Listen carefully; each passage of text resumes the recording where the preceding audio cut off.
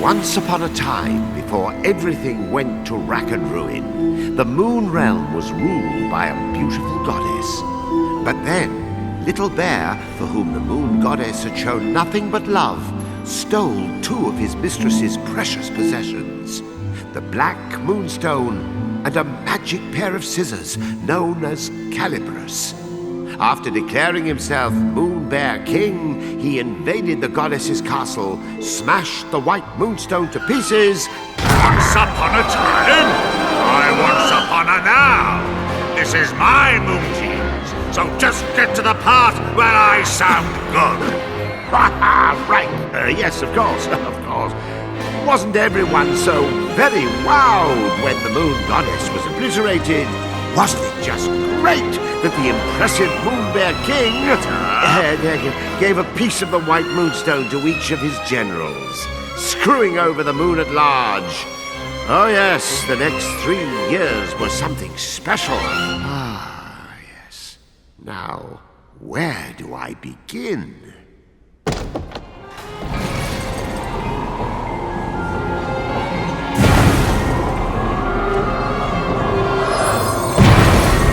He was the Moon Realm's ruthless new king, and intended to keep it that way.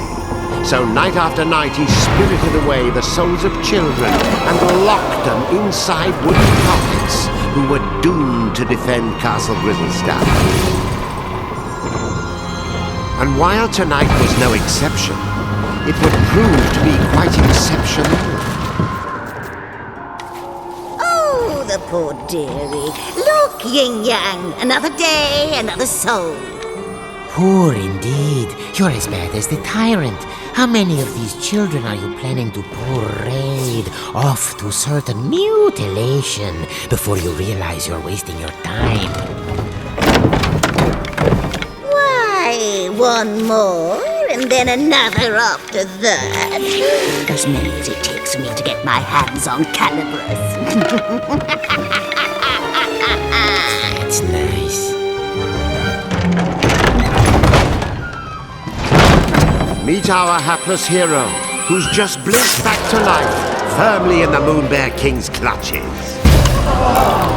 Kutaro, Kutaro, your soul was summoned here at my behest.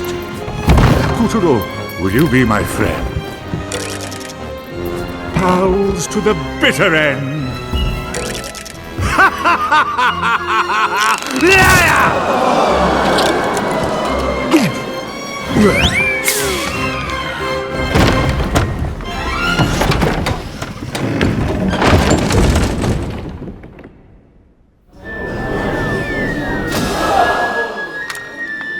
Lovely.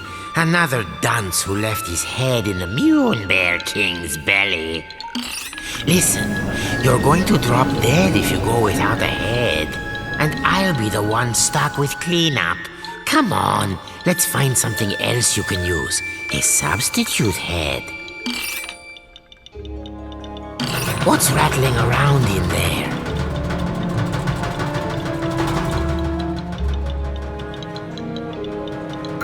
It's a head pot. Perhaps I'll just help myself. This should do nicely. Hey, you're all set.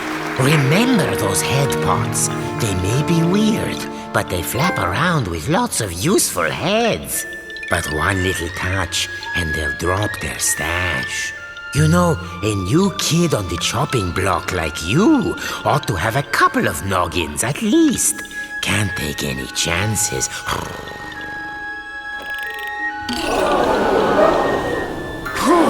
There's another one. See? Just like I said. Blast it! What am I doing wrong? Am I not powerful enough? Look out! If you don't grab them right away, their magic will fade and no more head. So remember, if you lose your head, pick it up post haste.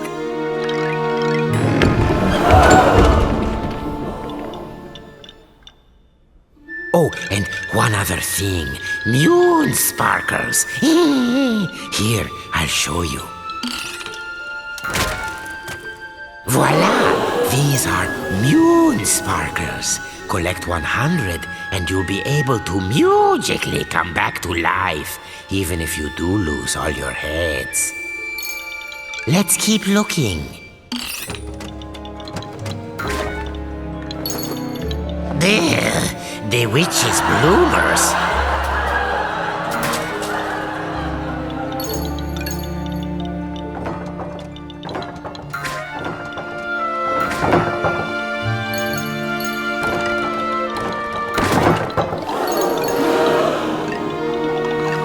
Keep your eyes peeled for Moon Sparkles if you want to stay alive. Oh, that Moon Bear King is always angry. Jehoshaphat! Oh, look there. You see that head symbol? Listen, every head has a little bit of magic to it. They react to places and objects that resemble them. Oh, why don't you just give it a try? Here, first choose the right head. Now, use the head's magic.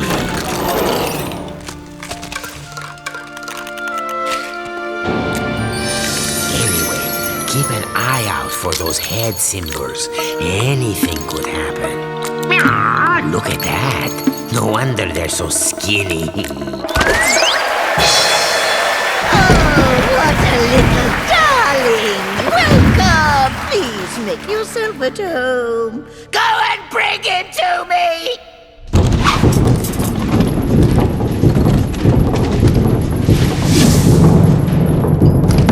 You'd better follow that fork. The witch doesn't take kindly to long waits. Hurry Watch up! that feisty fork. It's as wicked as the witch. Hey, I warned you. Remember to pick that up quick. No more. Pass through that shimmering gateway to proceed to the back of the kitchen. Now, make no mistake. Kuturo was not alone in his plight. The kitchen was already staffed by unfortunates whom the Moon Bear King had plucked from their beds.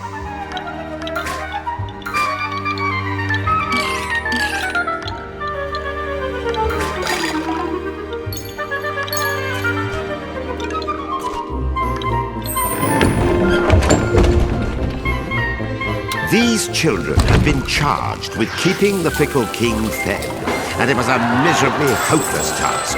After all, his appetite was as vast and insatiable as his lust for power. Careful. There's this thing about fire and puppets.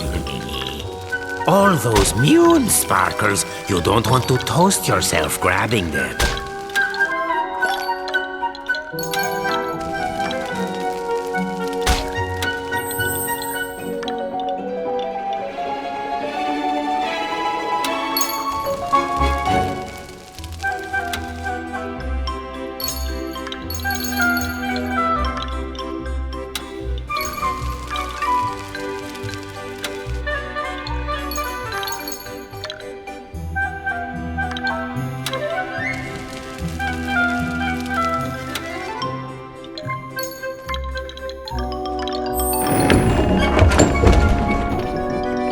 Imagine being one of these tykes and spending dusk till dawn getting kneaded and grated, peeled and parboiled, marinated, melted, minced and mashed.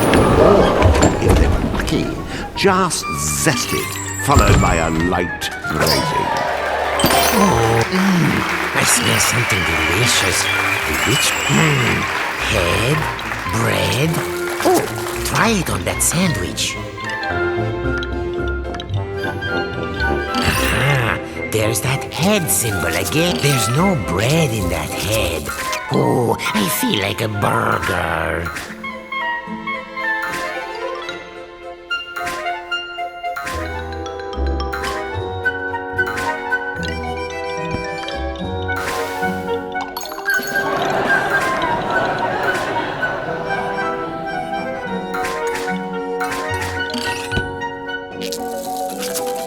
There's no bread in that head. Oh, I feel like a burger. See how using your head can change the world? And I do mean that quite literally.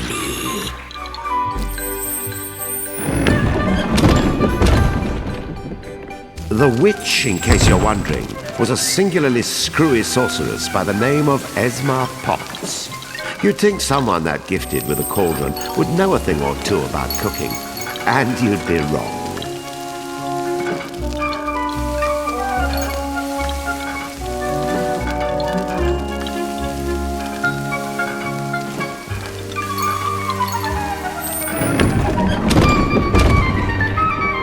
As for Kutero's catty companion, name of Yin Yang, he used to be the moon goddess's faithful feline. One might say his current mistress was a step down in some regards.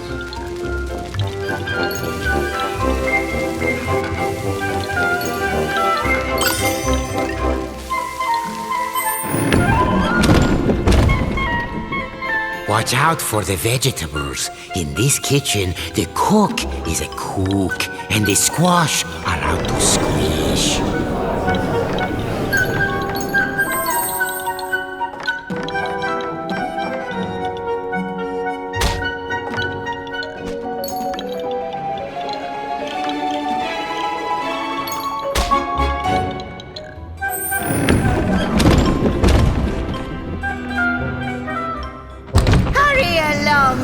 Dearies, because lazy boys are the first to get turned into grubs!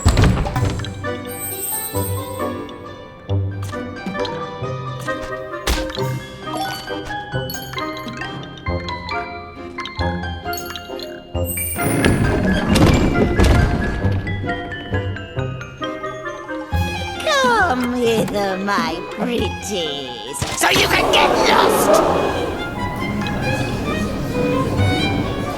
Yin Yang, open the windows! I'm risking a life from this 1, 2, 3. What do you think? Meowed by my cat-like reflexes? Ah! Where is the moon goddess? I demand to know where you have taken her! Unhand me, you louts! How dare you! That peppy princess ought to pipe down. Are you the new boy? I suppose you want me to get your soul back so you can return home. Well, not until you march those wooden legs up to the Moon Bear King's throne room and fetch me his magic scissors. You can do it. After all, you are a very special boy. Deja Mew. How many very special boys are we up to now? Yin Yang. You can keep him company.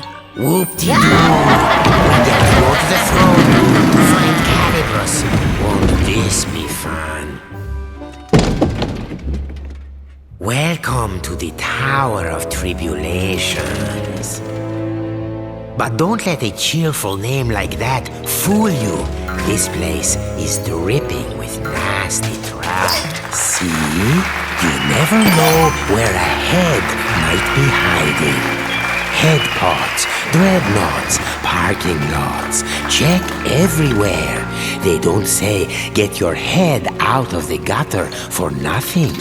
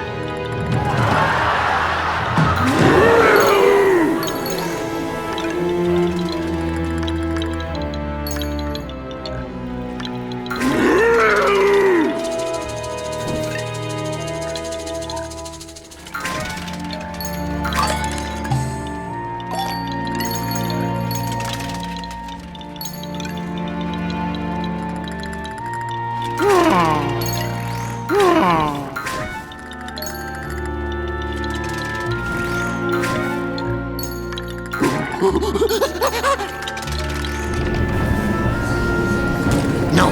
good. We have a spherical situation. Duck for your life before we get bowled over. Still in one piece?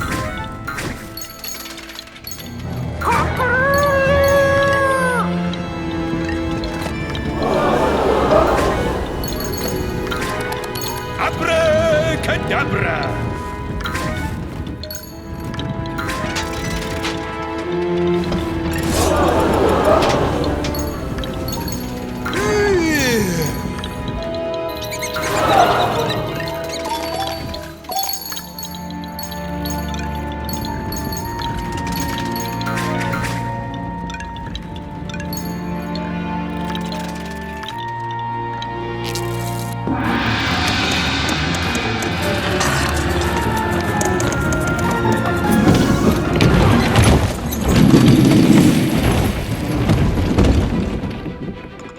Kutaro had been snatched away by an enormous arachnid.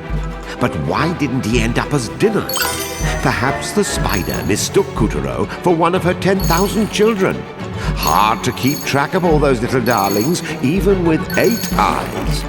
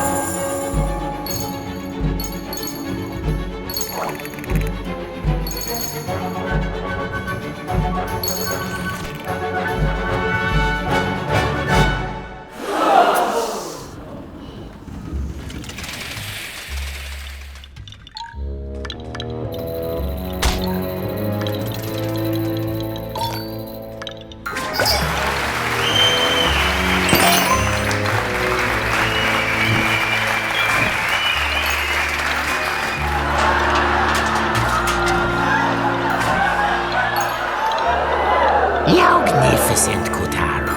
There's the entrance to the throne room. No one has ever made it this far.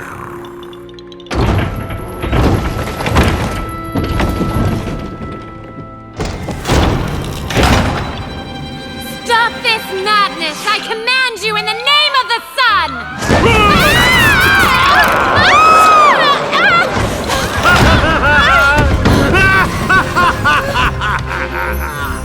Oh my gosh, are you crazy? Do you know who I am? Dad's gonna have a supernova! Wait, sire. What if she's right? The sun does have a burning temper. Ha! What can he do? I've got his precious daughter! Well, of course you do, sire. And even if you didn't, your majesticalness is more than enough to eclipse the sun. I've prepared a very special room for you, my dear princess. So please, I insist, take a long rest. Meow. What luck. He's left Calibras unattended for once. Kutaro, you are one lucky person.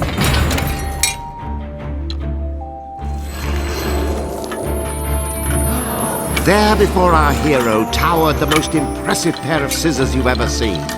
The legendary Calibras. But Calibras was bound fast by vile vines, the twisted offspring of the Moon Bear King's twisted magic. Kutaro, meet Calibras. Calibras is a cut above your average scissors. He used to serve the Moon Goddess. Step forward, boy, and take your destiny in hand.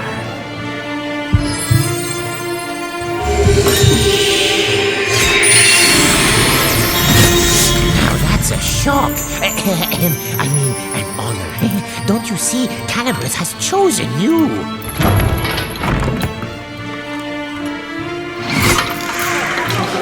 And so Kuturo's fortunes were starting to look up. After all, he was now the proud owner of a pair of enchanted scissors. Still, it wasn't all good luck. Remember, Calibras belonged to the Moon Bear King.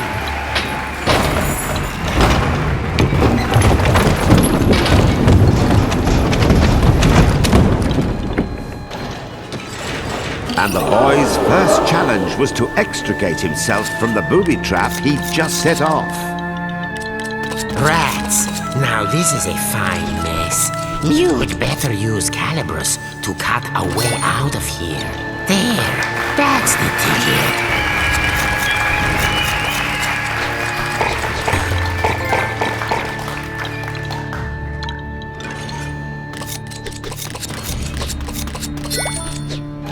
Nicely done, Kutaro.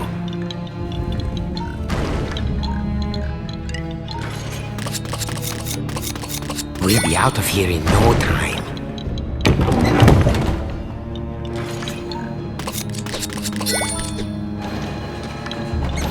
Yes, you know what to do. Oh, scissored like a true wizard.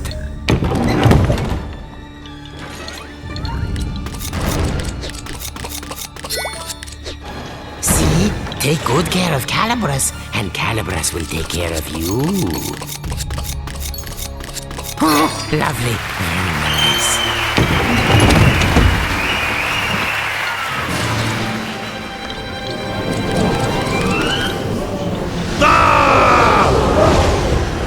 Who dares lay a hand on my property? My traps! How did you get out? Wait, how did you get in? You wretch! What have you done to my throne room? Guards! Apprehend that thief! Deftly and darkly, the grubs descended upon our trembling hero. But locked within each of them was the soul of a child, just as scared as him. That's it. Very heroic. I'll pop your head clean off your shoulders! Get caught, and you'll be grabbified, just like the rest of these poor I want children. that sticky-fingered scoundrel's head!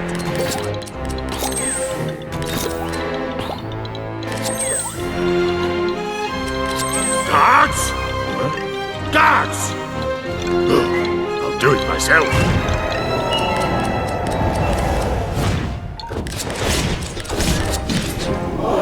It was a weaver. Of all the Moonbear King's nightmarish magical creations, weavers were some of the nastiest. This was Kuturo's first ever real dose of fear. But to escape the weaver, those fears would need to be conquered. As the clash grew even clashier, the boy slipped, sliced, and sundered with the cold realization his life counted on it. Success! The Fell Weaver was no more. With the legendary Calibras firmly in hand, Kuturo had taken the first step of his grand adventure.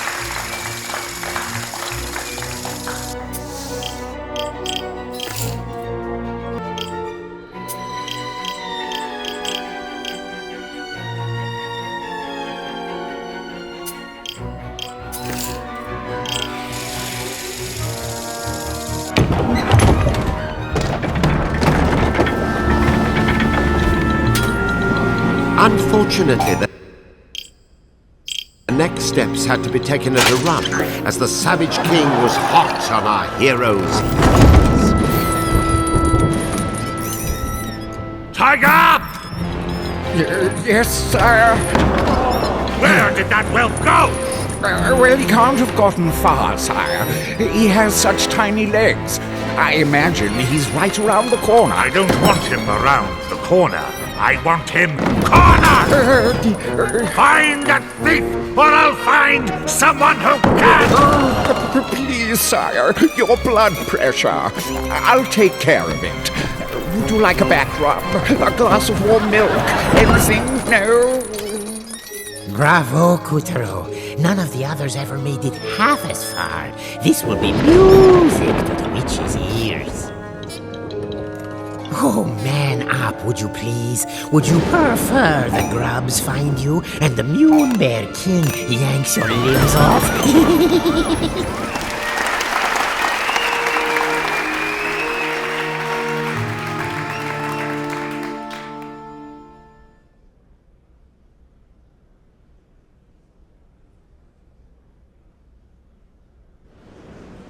With a flash of Calibris, Coutreau felled the frightful monster and freed the soul of every last child in the fiend's clutches.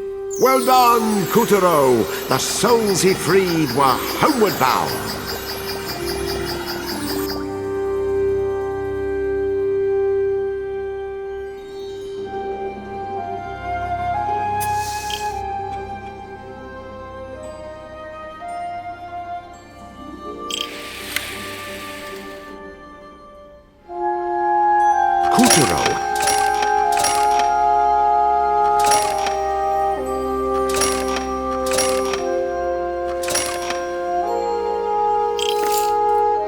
Coutreau had obtained joint. Let us continue our adventure.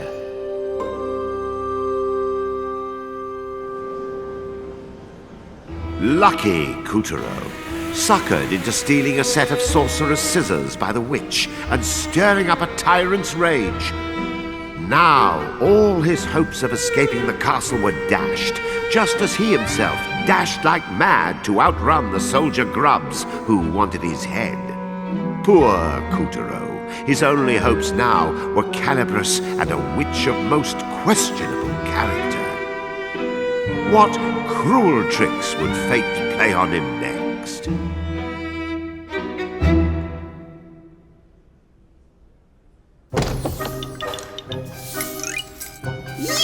You pussy-footing wussy cat! Where were you? I ought to fudge! Brownies! It can't be! Did you forget you sent us off in the first place? Yes, Calibris chose him. Finally! Those legendary shears will cut right through the Moon Bear King's lackeys and set the Moon Realm free!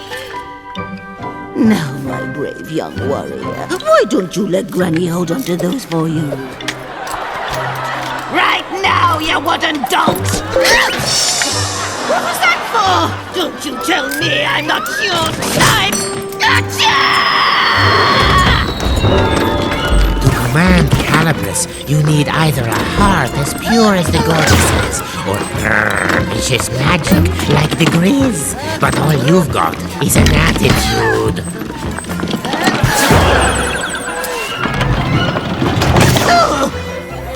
Oh, nuts! You keep Calibris. I know you'll take good care of it for me. I smell him. That's the pungent stink of a scissor thief. Oh, General Tiger, sir. How kind of you to drop by to check on measly old me. Gosh, I just don't know anything about Mr. Thief, but if I see him, you'll be the first and last to know. And this egregiously foul odor must be witch stink. You are certain he's not here?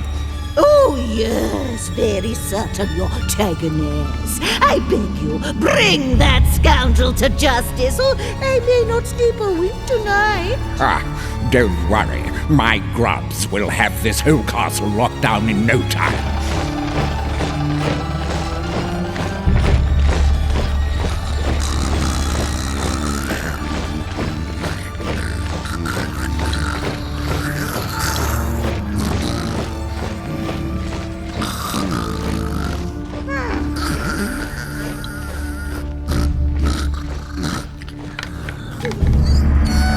After all, we can't have anyone crashing the prison towers and making off with the knight's powers, now can we?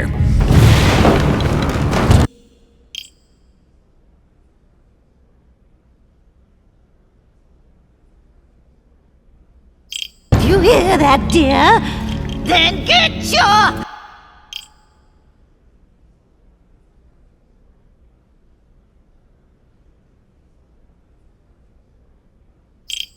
in gear!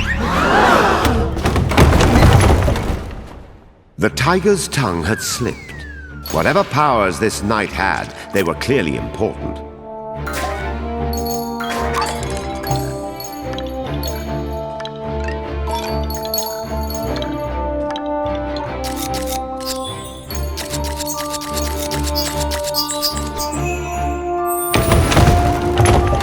The castle walls didn't come with stairs.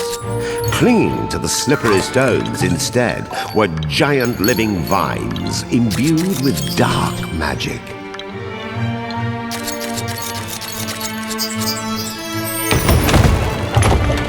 Snipping, cutting, slicing through the vines with Calibris, Kuturo scrambled up and up. Onward he must climb.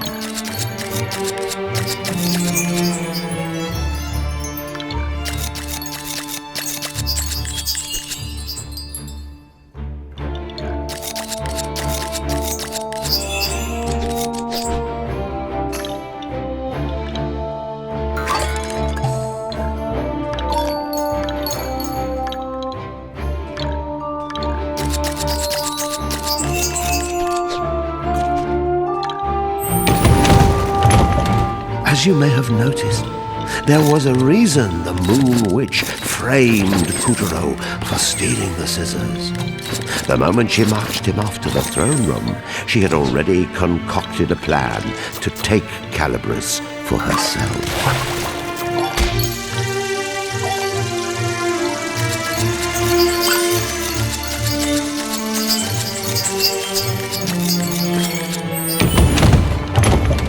Despite himself, Kuturo was growing excited. What kind of awesome power could this knight in the towers have anyway?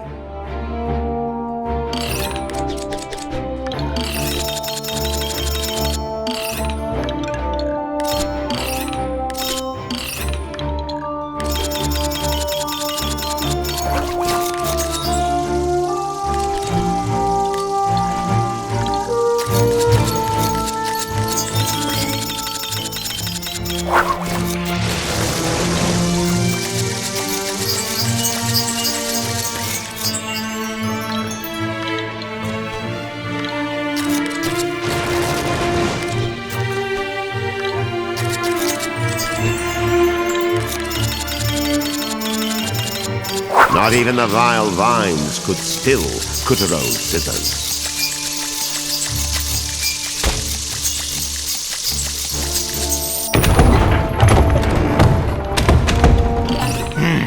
We'll have to use these for stairs. Just cut along the seam.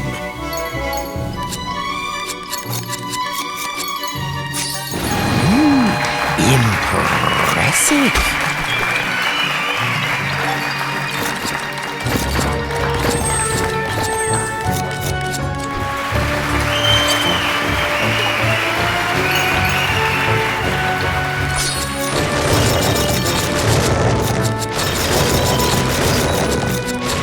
Thanks to Calibris, not even the steepest tower walls could stop Kuturo.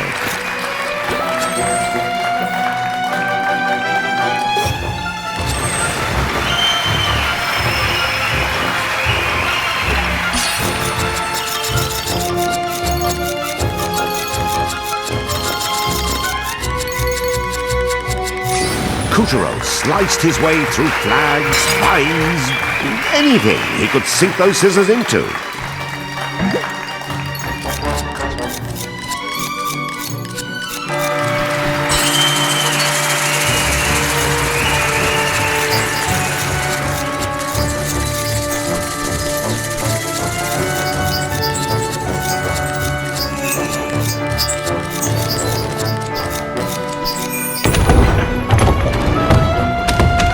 Not everyone took its sitting down when the Moon Bear King rose to power. Many tried to oust the tyrant and bring back the goddess. One or two of them even survived. But the goddess's mightiest champions all fell, and their powers were locked away in secret, well-guarded places. Now, where do you suppose the knight's powers are hiding? Tower top security was tight. The Weaver patrolled the smoke-ridden sky, swooping and slicing at anything that moved. These towers not only defended the castle walls when the Moon Bear King rebelled against the goddess, but during the ferocious final fight, they also went on the attack.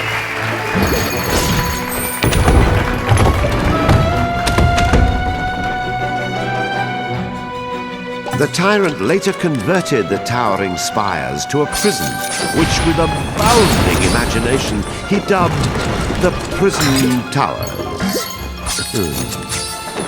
The crushed forces of the Moon Goddess were detained at His Majesty's pleasure to starve, rot, and generally suffer. Only their armor remained to tell their terrible tale.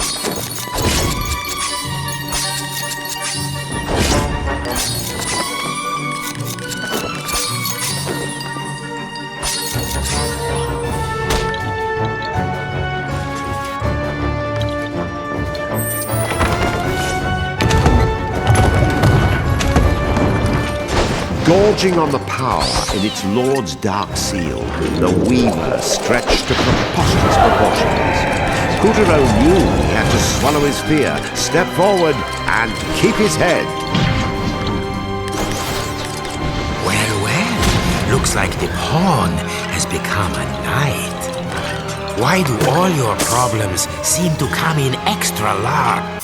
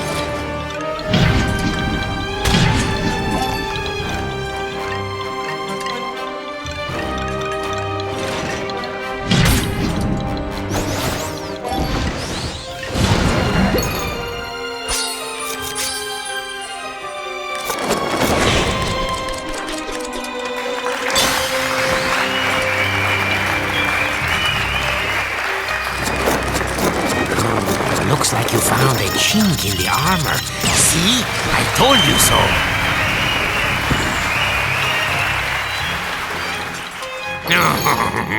Just your luck.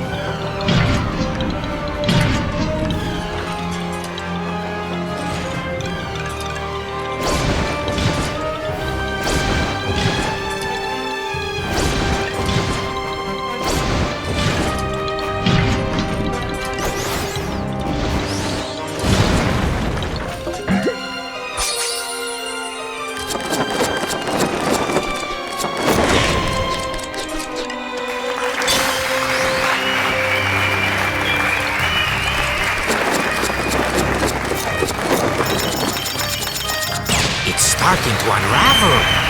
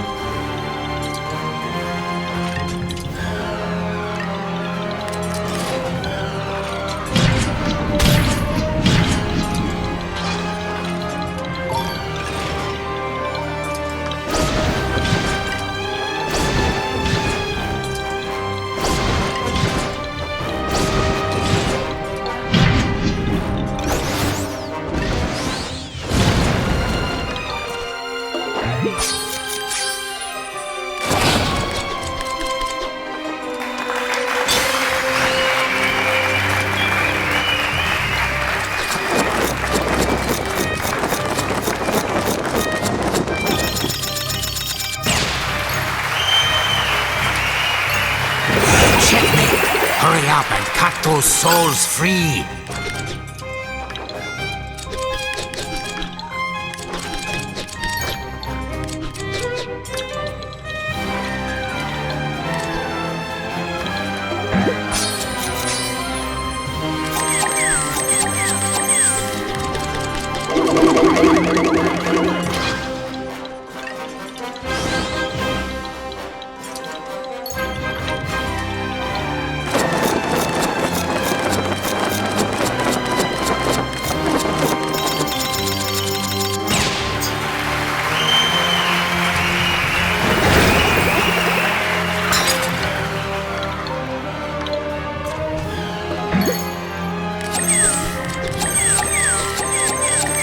That's it! Well done! After the formidable adversary was vanquished, an old and scratched-up shield appeared before Kutaro. Could this be the power he sought?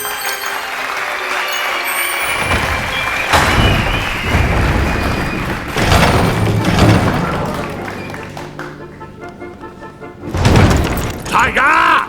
Quickly, you fool! He's going to find the Knight's shield! How could he possibly know it was in there?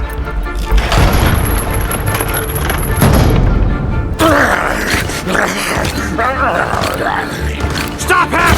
If Kutaro makes off with the shield or the Sun Princess, mark my ground. No! Rip that bit of moonstone right out of your mouth! When I find that idiot who blabbed about the night in front of...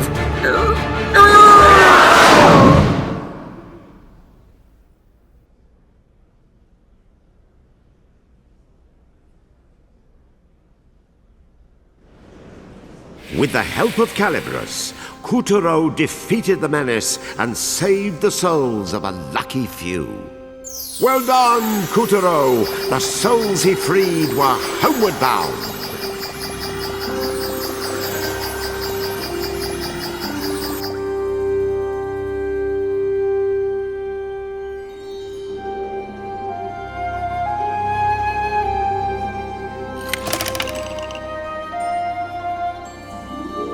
Kutaro had spied an old shield in the prison tower, but Tiger was hot on his heels. Where were the knight's powers? Who was this princess that had been lost?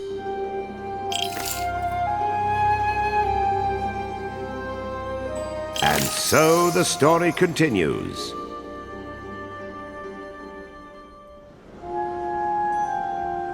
You'll recall that even after the Moon Goddess was defeated and her legion was put to rout, her loyal subjects tried to resist. 4 champions, ever faithful, rose to their mistress's cause. Over a period of weeks, they concocted an elaborate plan to lead a pathetically small but equally valiant army against the Moonbear King's castle Grizzlestein. Did it work? Well...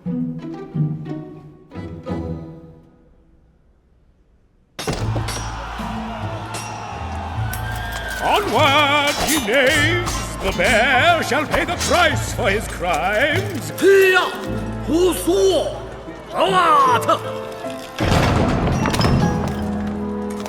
were hopelessly outnumbered, but so desperately did they fight, so brave. The tyrant himself finally deigned to confront them. You fight well, dare I say, skillfully. But alas, that shield will not protect you from me! Coward! And that was the end of that revolt. The Moonbear King used his dark magic to lock the 4 champions' powers away, and all would-be challengers to his throne were wiped from the face of the moon.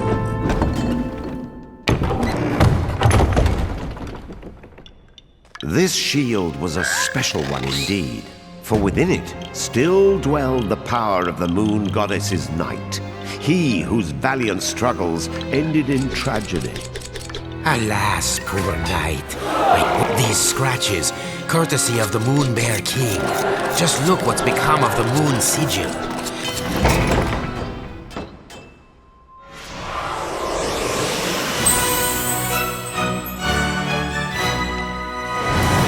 At last, Kuturo had claimed the knight's powers. Woohoo! Why, you've done it, you sweet little muffin. Try those powers out! Oh, very good.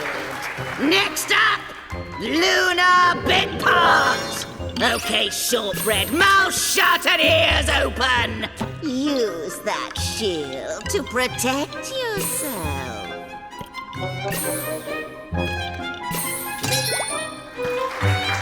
That's my clever boy. Remember, you can fend off nearly any attack, great or small, just as long as you don't get smooshed in the face. Lunar Glove! Now fend this sucker off!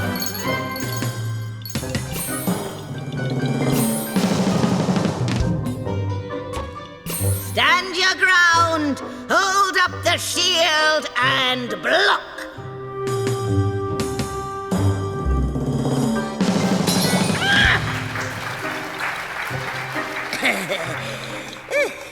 There. You see? Some attacks can be turned against the attacker.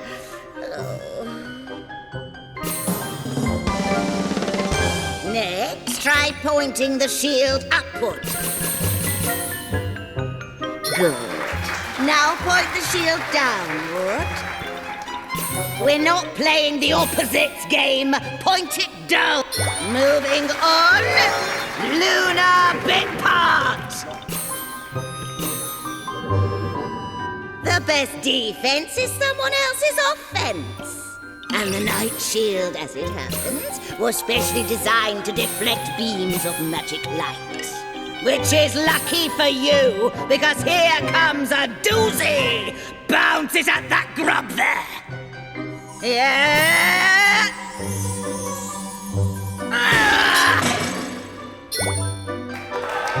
Kerplowing!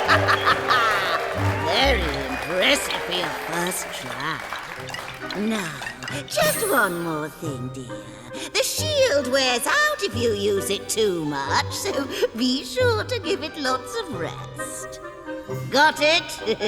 Then get lost. Oh, look! The witch conjured up an exit. How sweet. Sadly, not all the castle's puppets were having the same luck as Kuturo. Winken, Blinken, and Nod here tried to make a break for it. And got broken for their trouble. The Moon Bear King's overblown guillotine was waiting to reduce all such traitors to scrap. Yeesh. Stay on your toes if you want to keep them. Looks like you need a head to get ahead. No, the witch said you might need to give the shield a rest.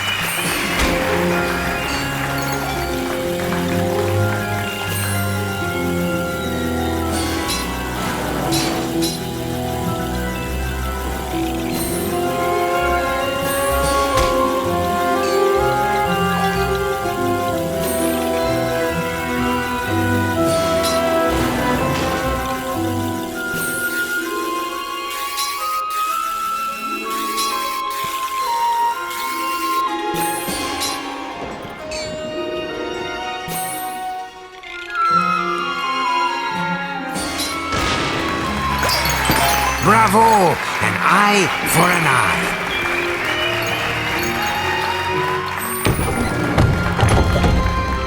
Climb on up, Kutaro. Colorly eclipsed, the shimmering gateway has been swiped.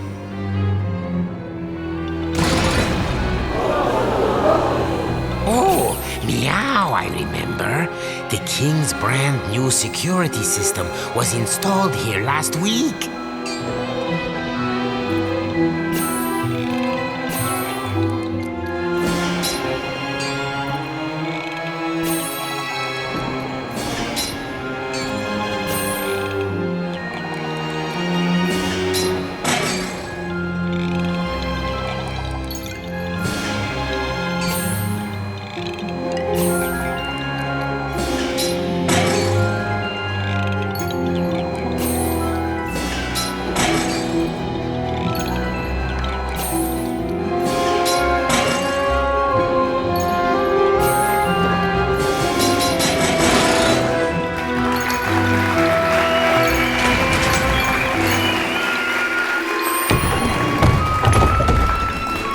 Here, the shimmering gateway abruptly ended.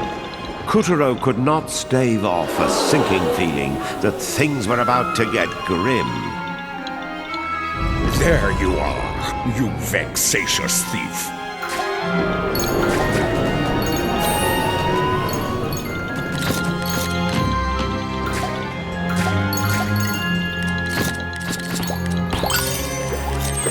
Here, help me sharpen my claws.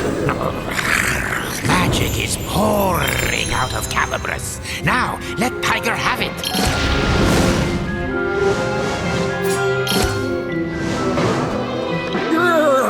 I'll get you for this. Mark my words.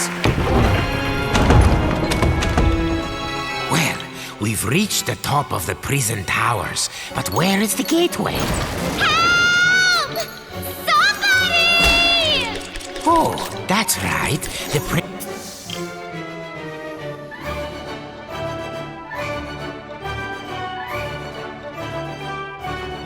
princess is being held here.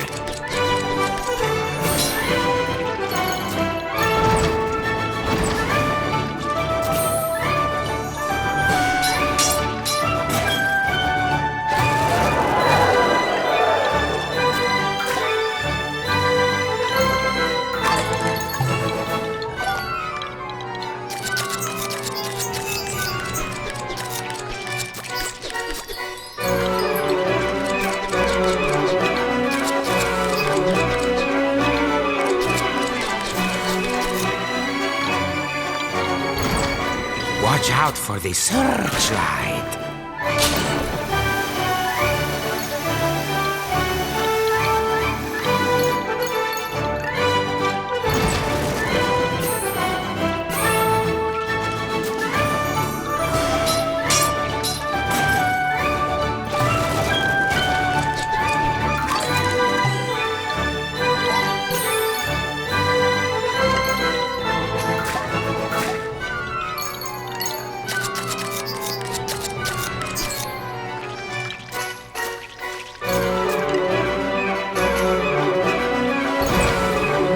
Was it the knight's soul within the shield, or something else stirring?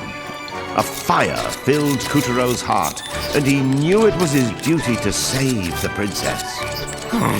Just what is it about damsels?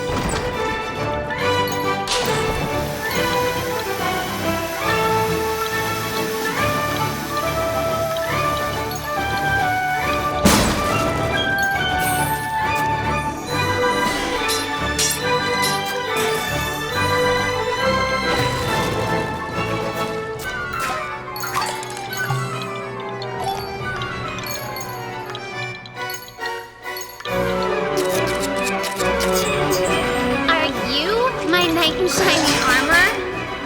Get me out of here! Now! Ah! Wait, that's not the Sun Princess. She's not even a lady. At best, she's a lady in waiting. Kuturo was disheartened, but his sense of chivalry would not let him leave the Oh lady my gosh! behind. Get me out of here!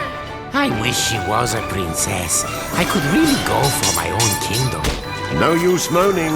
A hero never leaves a lady behind. Chop chop! Come on!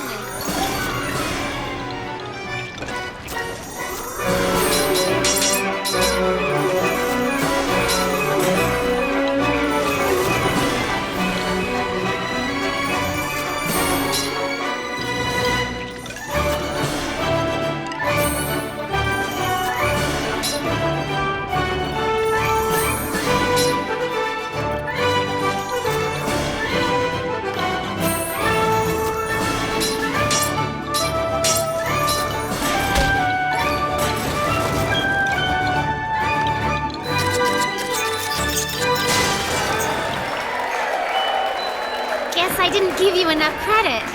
You're like a hero or something, right? Questing to save the princess? Why else would you have Calabrus and the Moon Knight's shield? Well, you're about 3 feet too short and 3 hours too late. But thanks. Like, seriously.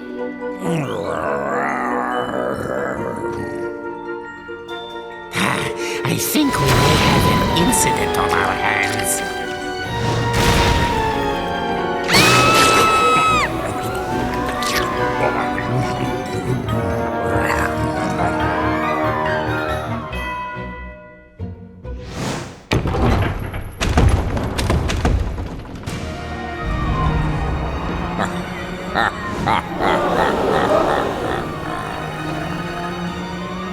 See that fang Tiger is flashing? That's a piece of the Moonstone. Without that bit of dental work, he'd be a scaredy cat and no better.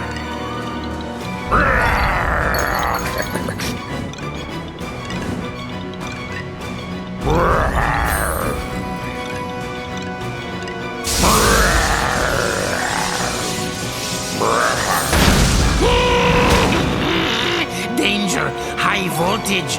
Good thing my paws don't touch the ground. You'd better try to get some air.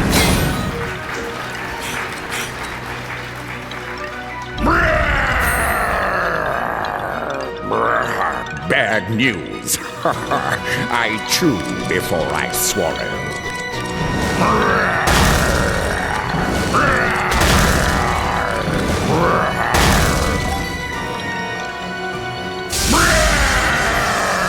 Ready to become sawdust?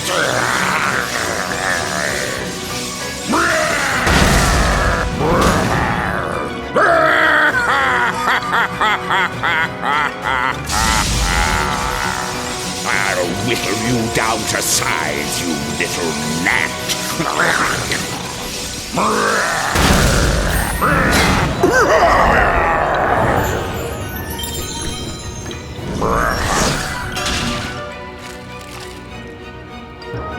Oh, so close.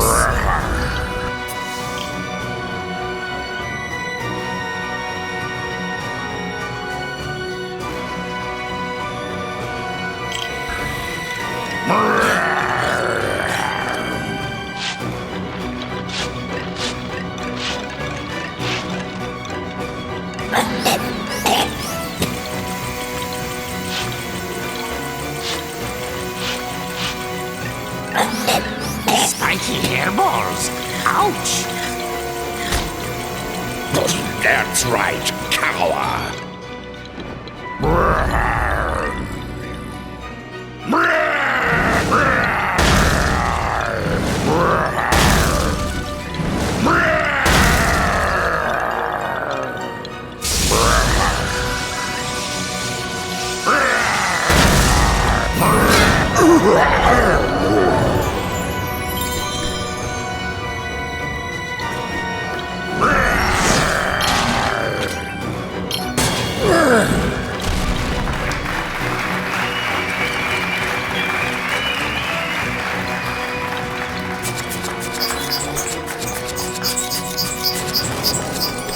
Stop that, you runt! Keep your filthy mitts off my fan.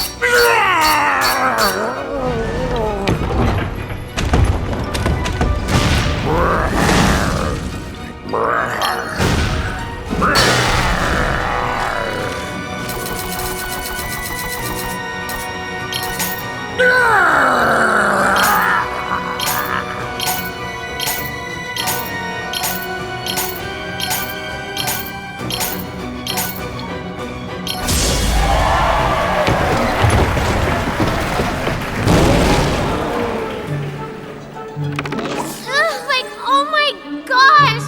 That was so totally gross! I'm covered in tiger slobber. Do you have any idea how much I pay already for dry cleaning? Ugh. Oh, hey! Thanks for the help. What was your name again? Kotaro. Kotaro, huh? Right on. I'm Picarina. On behalf of the sun, let me say thank you.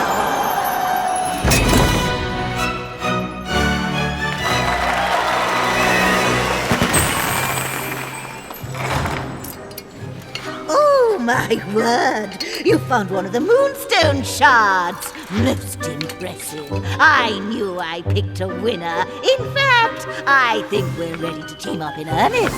Who's this little soubrette? One of the Sun Princess's retinue. Where's your mistress? Like, I gotta tell you, it's not like you're anybody special, am I right? Oh, my thought! It's the tyrant! Run for your life! Give me back my scissors! I'll chase you to the end of the moon! This world belongs to me now! You'll never be safe, ever!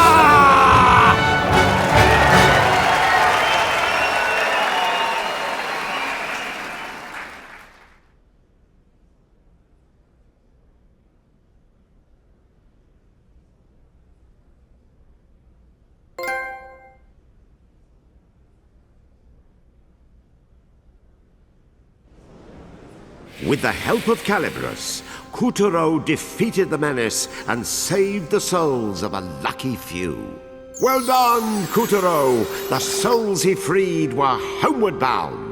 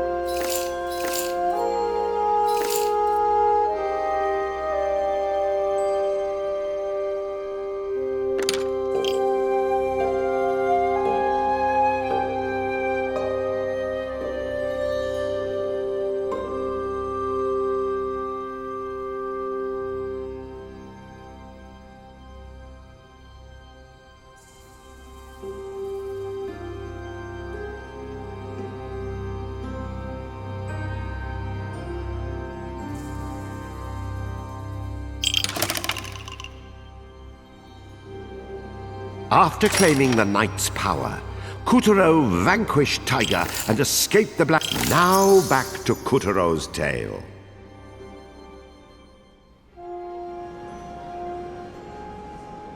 At long last, Kuturo and his new friend Picarina were free of Castle Grizzlestein, borne to safety by the witch's magic. Our fugitives needed a safe place to hide, and so they chose Castle Waxwane, the same flying palace from which the moon goddess once ruled. In those better days, the White Castle was resplendent, a sight to behold. But the tides of darkness had since dulled its sparkle and loosened the stone of its walls and columns.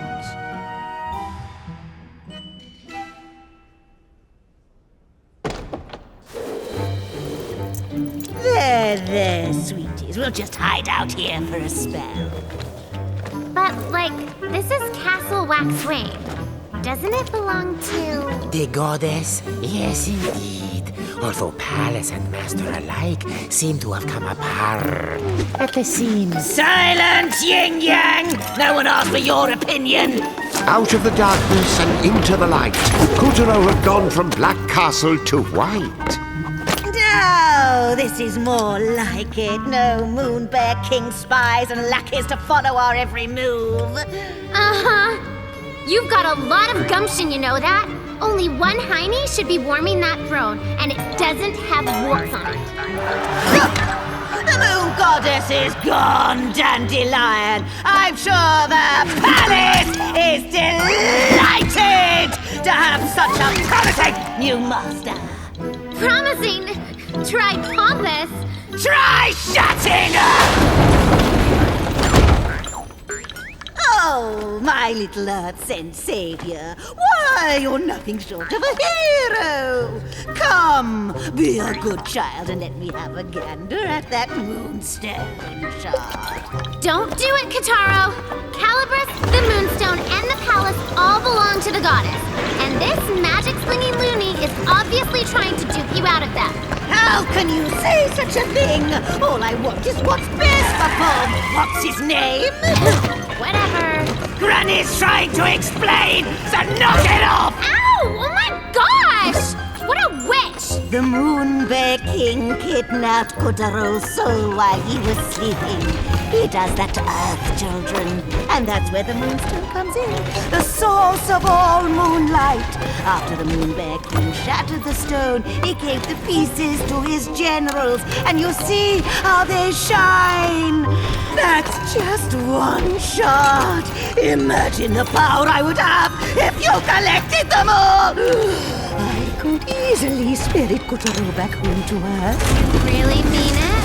It's in your best interest too, my sweet. Didn't you say the Sun Princess was searching for the Moon Goddess? Yeah. Why? The Moonstone is a symbol of the goddess's power. Restore the stone, restore the goddess. This could be your big chance. You should start in the Moonwood. General Rat has another Moonstone shard, and you're going to get it back. I still don't trust you. You're using Kataro, and I am so going to prove it. You'll have to catch him first. Hey, Kataro! And remember, you can tell a rat if you smell a rat. Go get him!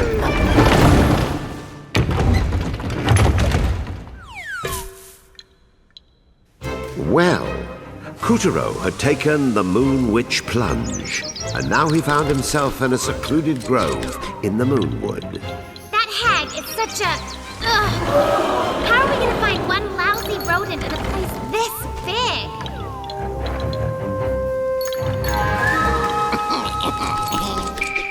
I love this forest. One gullible woodland creature after the other. What's going on? A splash of purple later, and the quiet, unassuming grove had transformed into a gloomy, reeking landscape of evil, dark horribleness. Once I darkify the Moonwood and offer it to the Moon Bear King as a tribute, I will be on Easily Street. So that's who did this. General Rat.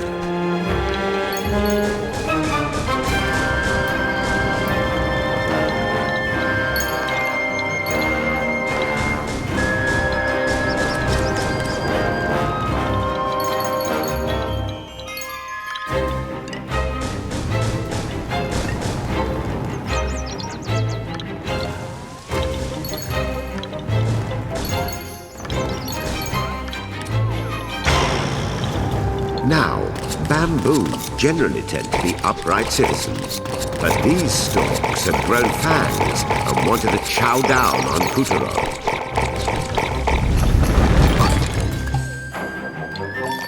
If I might share a bit of moon lore, have you heard this one? Once upon a time, there was a lineage of radiant moon princesses who began their lives as tiny babies inside bamboo stalks. But then, one of the princess's souls had a little mishap and wound up in a bamboo stalk on Earth by accident. Sort of the opposite of young Kotaro here. Forget about Kataro. How can you bring up radiant princesses and not mention me? Do your job, please. What? Ew! Gross! Don't question your Caterpillar! narrator. I'm omniscient. Holy binge eating. It It looks like that caterpillar we saw went to town on these bamboo stalks.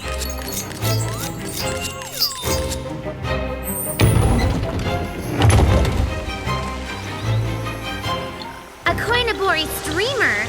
And is that a panda? It's playing with the bamboo. That's so adorable. Hey, look! Bamboo shoot! Whoa! Look at that thing grow!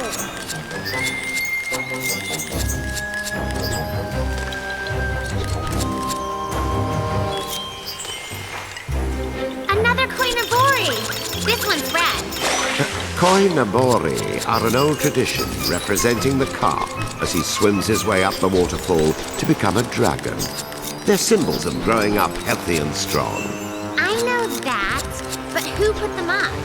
Oh, let's not get mired in details. Aren't you in a hurry?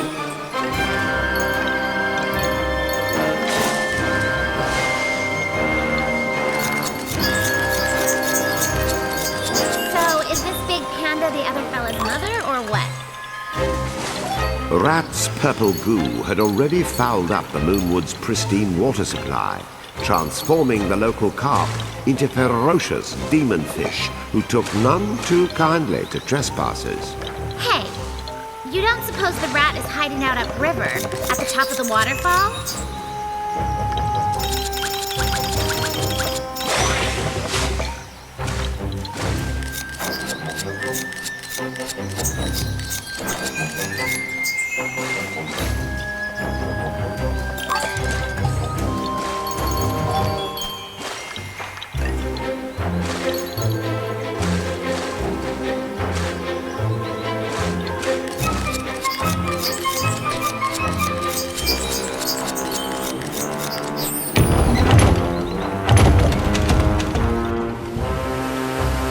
Kutaro arrived.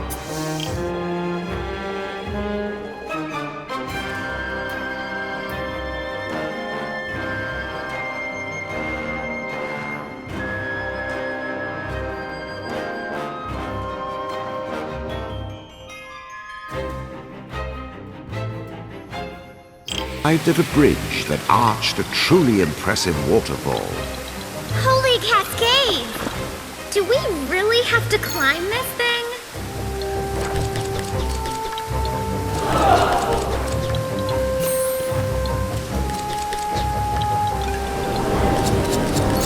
Keep climbing and don't look down!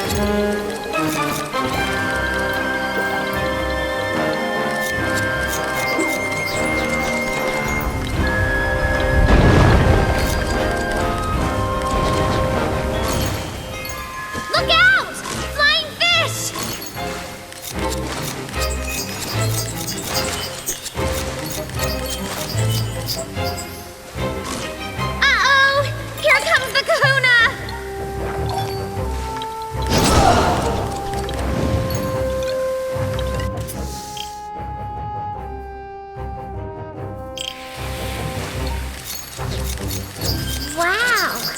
It's almost like pink snow. Is this pole for the streamers?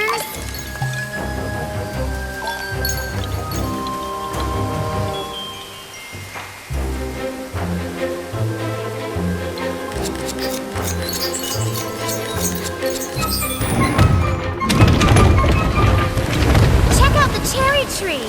And it's in full bloom! This is awesome!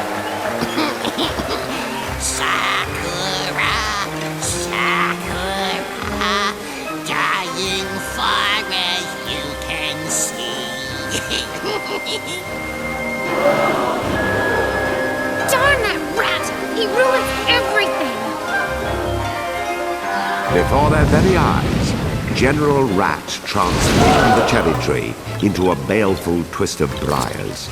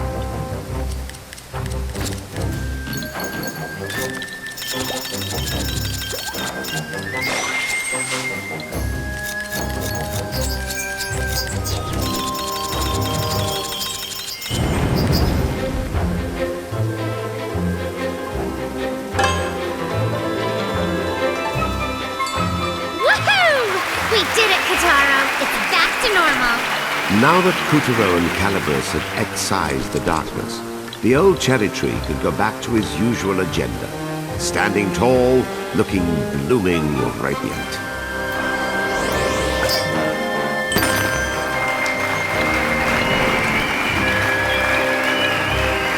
In the mystical cave behind the waterfall, our hero stumbled upon a strange scroll that could only be important.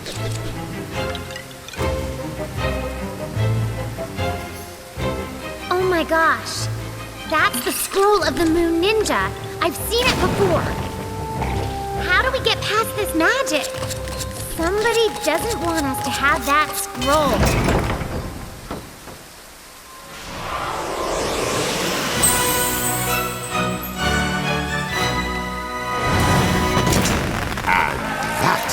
Was how Puppeteer acquired the ninja's powers. Nin nin. Nin nin. Ninja! Splendid, Puppeteer. Now you have the knight's powers and the ninja. Who turned out the lights? Luna Candela! Funny.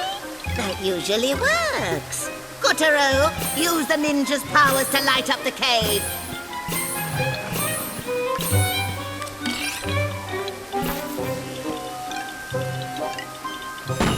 It's still dark. Do it again.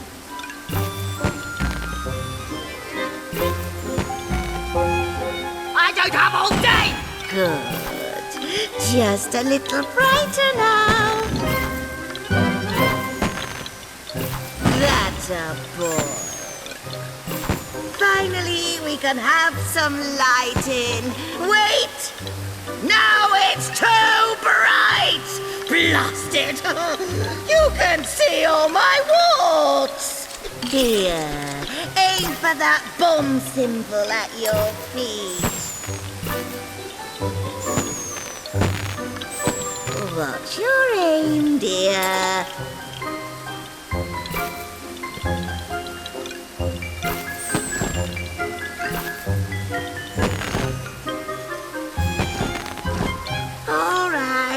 One final test. Hit me with a bomb. Din!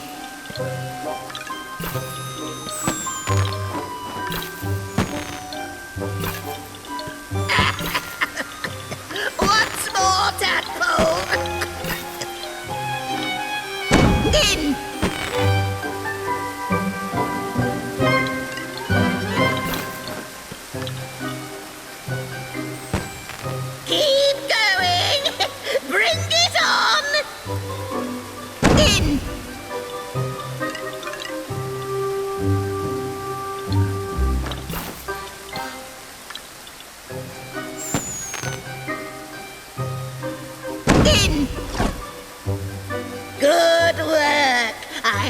hereby certify you ninja proficient.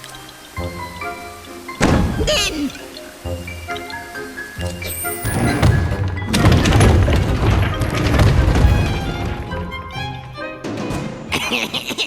The Moonwood Shrine.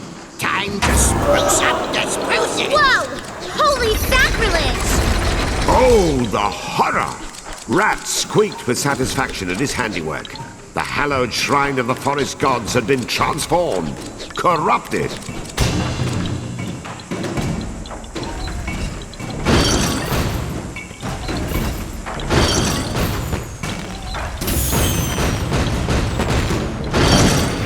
After him, Kataro!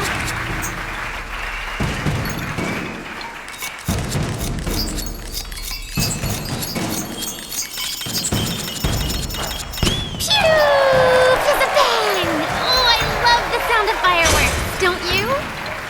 And so Kuturo snipped the ghastly lantern down to size and returned the shrine to normal.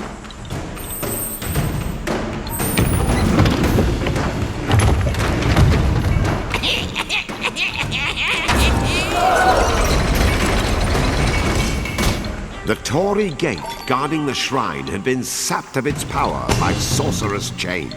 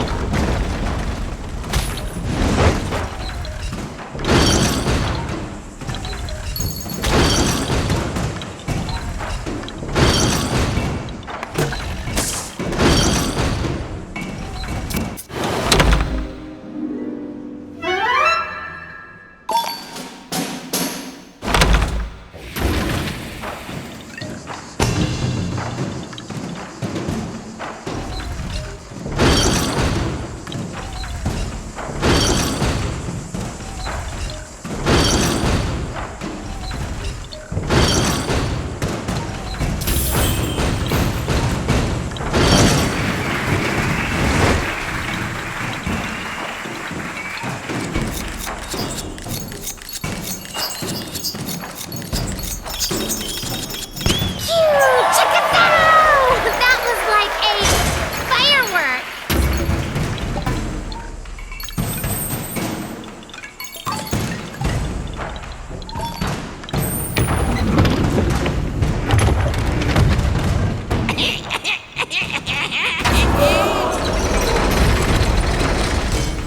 Kuturo used Calibros and the ninja's powers to fell his enemies and rekindle the shrine's power, one step at a time.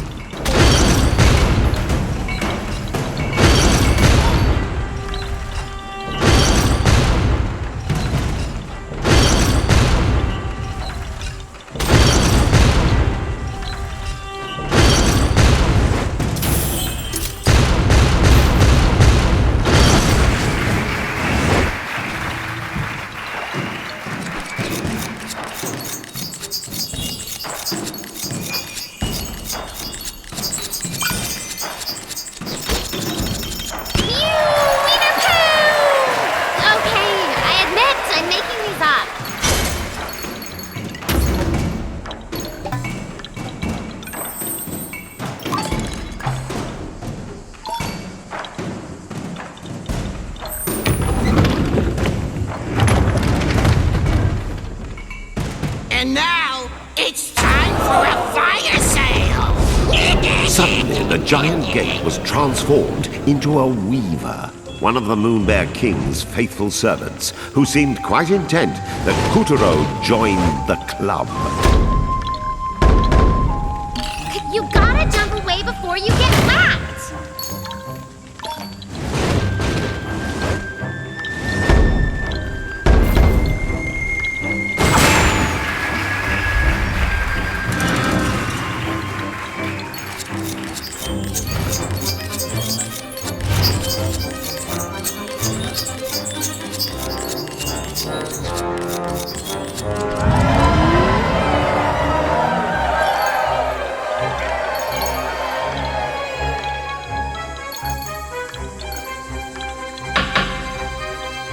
what a fight it was! As Kuturo dodged scalding flames and swinging deaths and leapt from Tycho to Tycho.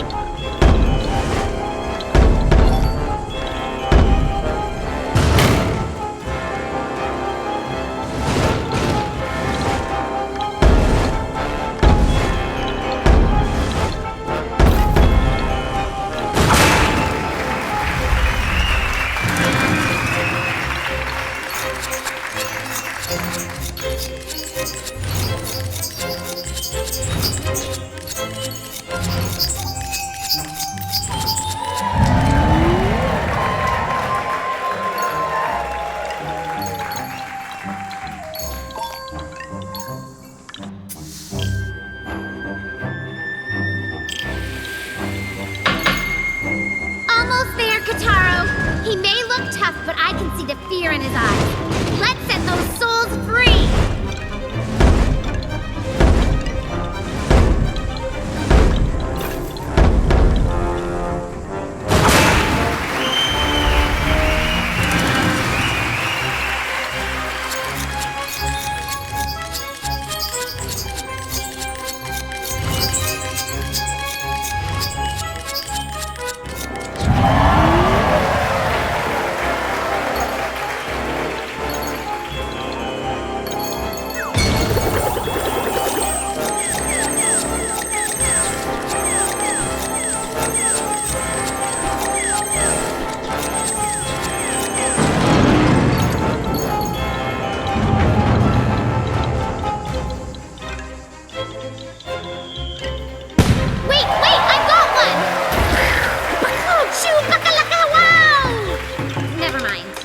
Well done, Kuturo! The shrine's weaver had been vanquished, and the souls of the children it held captive returned to Earth.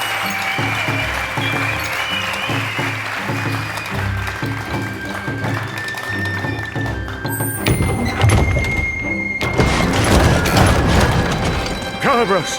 No! My scissors! I don't want to go back to me!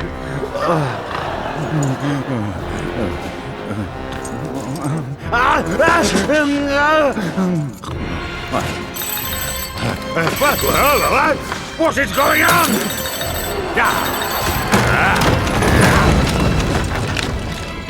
But this had better be important, or else.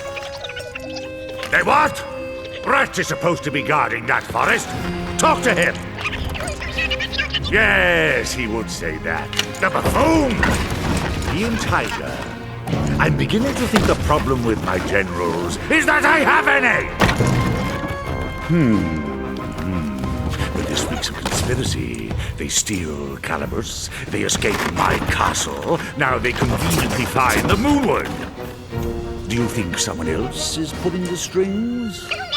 Right, keep a close eye on them. I shall take matters into my own claws.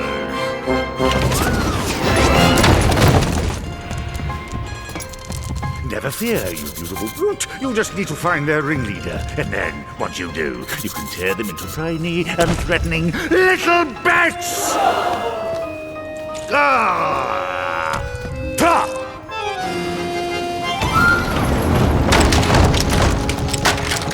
Put toxin production on hold. Kuturo has been spotted in the Moonwood. Then Rat has failed in his task. Say the word, sire, and I will strike your enemies down. Very well. Crush the life out of Kuturo, no matter the cost, and you will be well rewarded. The reward is in the crushing. Watch as I devour all that stands in my path.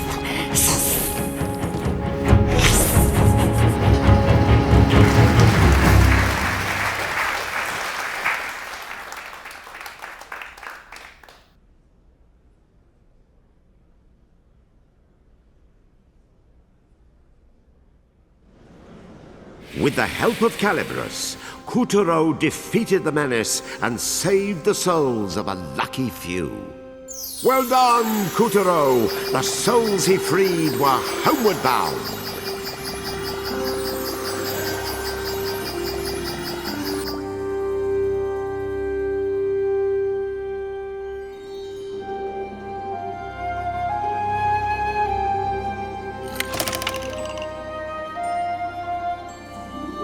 The Moonstone was Kuturo's only ticket home to Earth. Newly armed with the ninja's bombacious powers, Kuturo continued to scour the moon.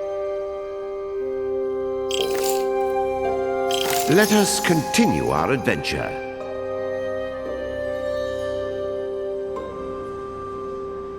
Ever since the goddess had vanished from her throne, the denizens of the Moonwood had hardly slept a wink. But then they received a visitor, a single smartly dressed rat. "Gather round," the rat said, and produced a purple elixir. "This tincture will cure all illnesses and stave off the tyrant's magic." And he offered to sell it to them for a reasonable price, as a neighborly gesture. The Moonwood's inhabitants were overjoyed and relieved to have such a good friend looking out for them. Well, the Moonwood is a mess, all right. But where's General Rat? There's still no sign of him. At least it's nice here. Finally a place on the moon that's not crazy. Hey, Kataro. Even if you clobber that rat and get the Moonstone Shard, you better not give it to the witch. I mean it. Seriously, that witch? She's just using you so she can get her grubby hands on the Moonstone. Or worse. Oh, yes, dearie. Give me the Moonstone. And your brains. Who knows what she'll do with that kind of power? You should leave the Moonstone with me. I can keep it safe. What? You wouldn't dare! That dipsqueak is even more shady than I am. Can it, Crone? No comments from the imaginary peanut gallery. Be honest, Kataro. Do you still not trust me? Because I think I could tell you something that might change your mind. Ready for this? My daddy is the sun. I know, it's like tragic. I'm a princess. I'm royalty. Then the Moon Bear King hits me with one lousy flash of magic. Poof, and suddenly, I'm just royally tiny. What? What's that look? I'm serious. I'm the Sun Princess. Princess. What? Hey! Princess, princess, princess, princess, princess. Stop that! We're southwest, yes, we're west. The princess of the sun is here. We're southwest, yes, yes, yes. The princess of the sun. No! Don't you dare go Sondheim on me! Oh my gosh, I will eclipse you!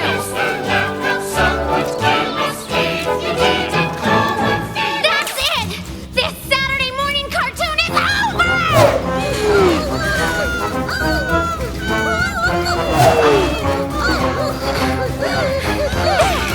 See, Kataro?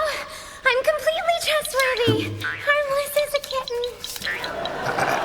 And so, with the vows of friendship renewed, Kuturo and Picarina, Princess of the Sun, continued their quest to find the shattered Moonstone.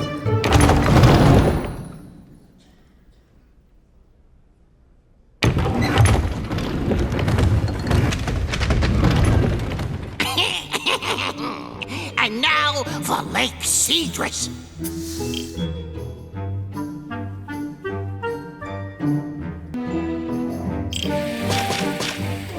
Kuturo and Picarina were still hot on the rat's tail when they reached the edge of a dim and darksome lake. Oh, please, someone, anyone, help! Save me from my predicament! What's that? Mayday! Mayday! They heard the shrill cries of a damsel in distress.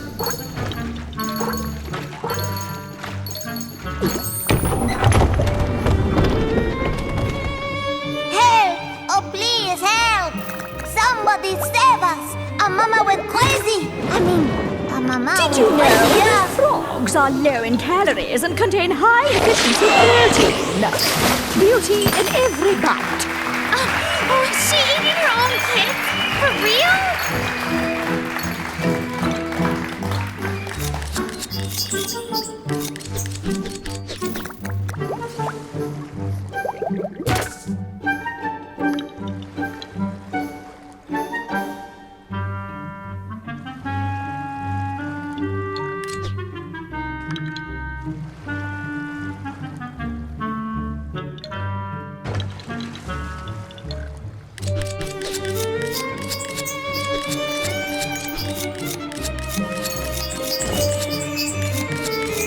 Living in the lake were adorable little creatures known as the Kapagairu, but the rat's toxin had triggered a most unpleasant metamorphosis, and the few Kapagairu who dodged that bullet now faced extinction at the hands of their psychopathic relative. Time for some calisthenics! Ugh, give me a break. In days of yore, the moon goddess herself took holidays to the lake, but you wouldn't know it now, unless her idea of a day off was frightful fishes, freakish frogs, and phantasmal vistas.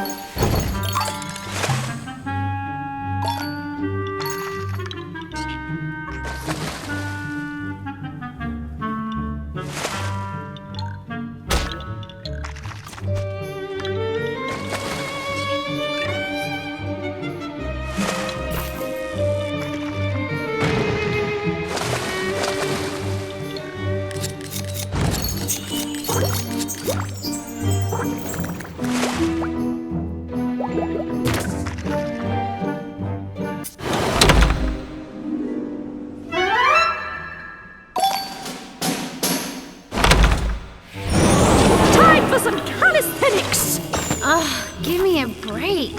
In days of yore, the moon goddess herself took holidays to the lake, but you wouldn't know it now, unless her idea of a day off was frightful fishes, freakish frogs, and phantasmal vistas.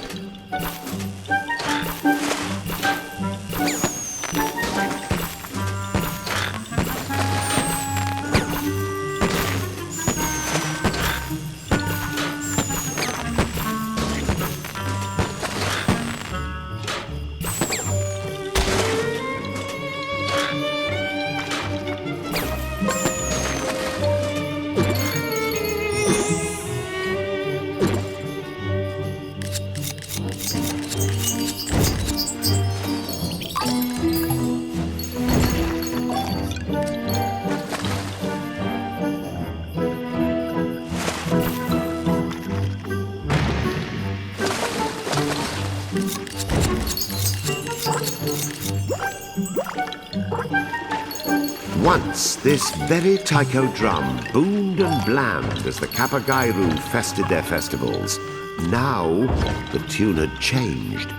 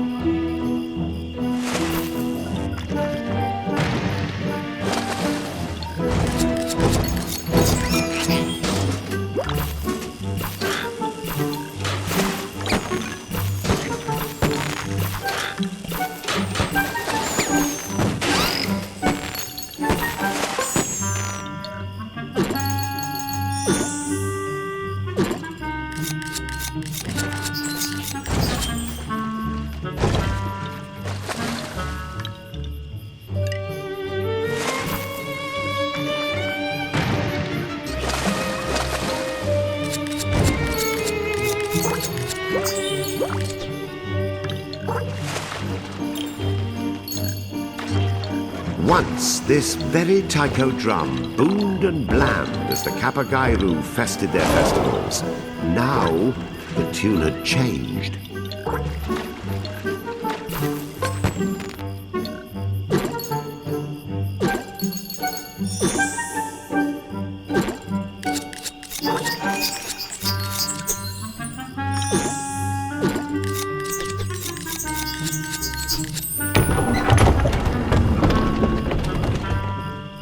you just picture it? The pristine water, like glass, nestled in a vast kingdom of green. It was the perfect getaway for two young lovers. The grass by the lake, soft upon the buttocks. Well, let's just say it was a very memorable honeymoon, even for a man full of memorable stories. But those vividly luscious days are lost, like frogs in a blender. When you get as old as me, and the days grow as weary and predictable as they do, you too will be longing for grass on your buttocks. You mark my words.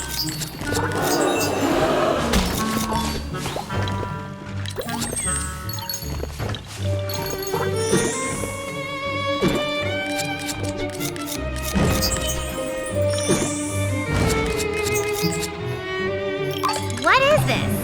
A statue? Looks like one of the Moai. Or is it supposed to be Buddha?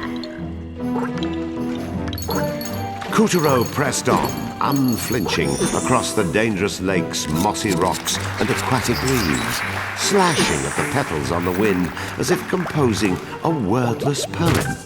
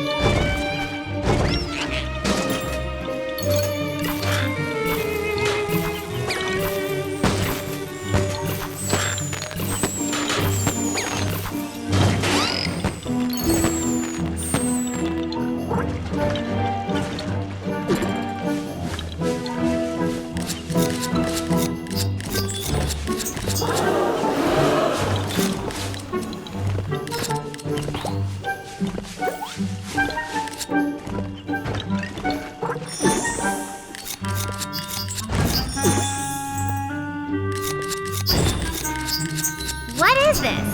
A statue? Looks like one of the Moai. Or is it supposed to be Kutaro Buddha? pressed on, unflinching, across the dangerous lakes, mossy rocks, and aquatic leaves, slashing at the petals on the wind as if composing a wordless poem. Onward our hero sloshed, noting with every sploosh that the rat's purple poison had been splotched all over the place like putrid paint. I had dreams once. I was beautiful once. Could you shut up once?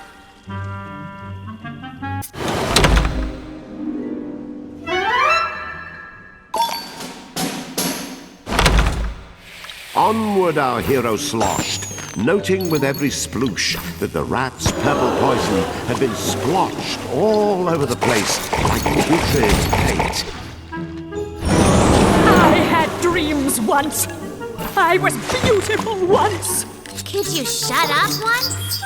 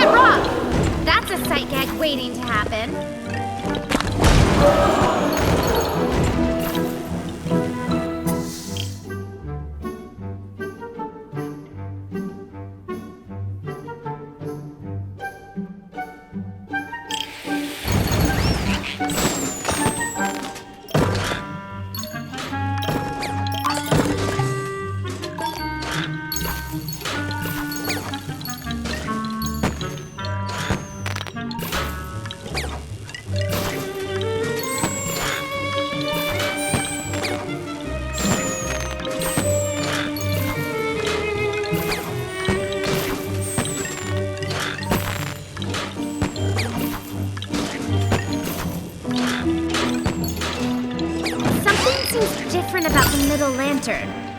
It almost looks like one of those paper ones.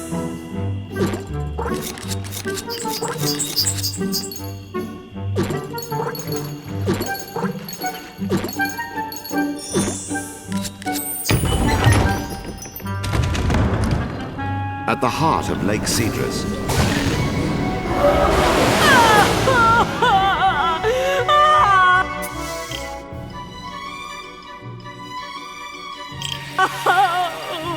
Curse that rat!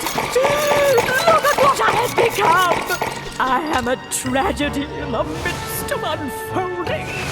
I hate to pick on the old trout, but aim for that brainless head of hers.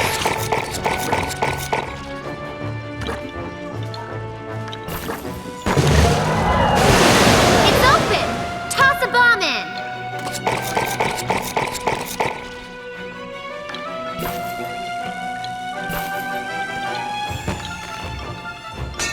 Yes! There you go!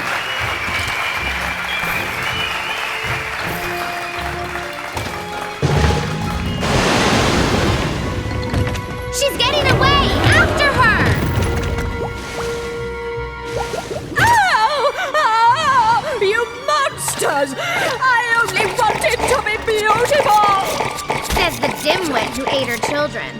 Go on, Kataro. Blow her head off again.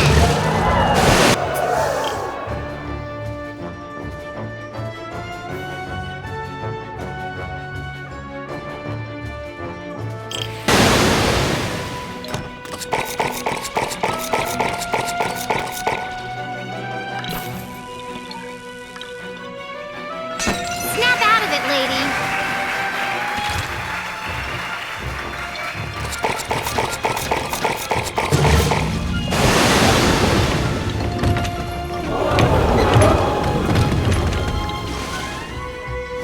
Day after day after day, saddled by croaking sprugs.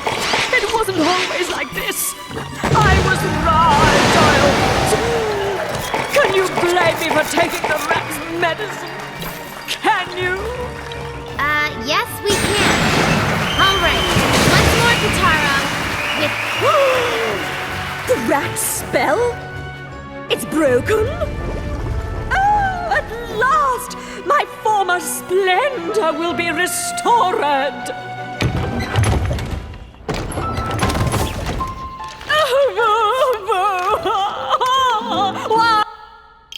That inside is rat! well, let that be a lesson. The next time something sounds too good to be true. Oh, curse you, rat! Curse you! You vile servant of evil! Like the Black Death you came and blackened the hope in us all, and then you killed us! You're kind of still alive, you know. Bill, what gives? Is Gloria off today? I can't work with this hand. Whoa, whoa, whoa, whoa, whoa is me! Oh my gosh, this is mortifying! Come on, Kataro. Wait! I'm not finished. The gods of the Moonwood, they are in danger. Grievous danger. You are doomed.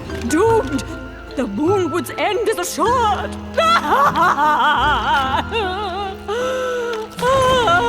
It's grievous, you ignoramus. Oh, that's it! Stop everything! Jeez, lady. Who flushed your muse down the toilet? Curtain! Bill, get her out of here. I'll summarize for the audience. Okay. So, basically, me and Kataro are The Cedars! You must find Mother and Father Cedar at the center of the forest before... Shut up! Me and Kataro have to save the Moonwood's guardian deity. Whose roots stretch beneath the whole forest. Yes. Oh, line. If Rat convinces them to drink this nefarious elixir... Wait, okay. We're done. Next scene. Yes, Kataro, they love you. Now walk! We are doomed! The forest shall rot, the birds shall chirp their own obituaries. The cataclysm is upon us. One more.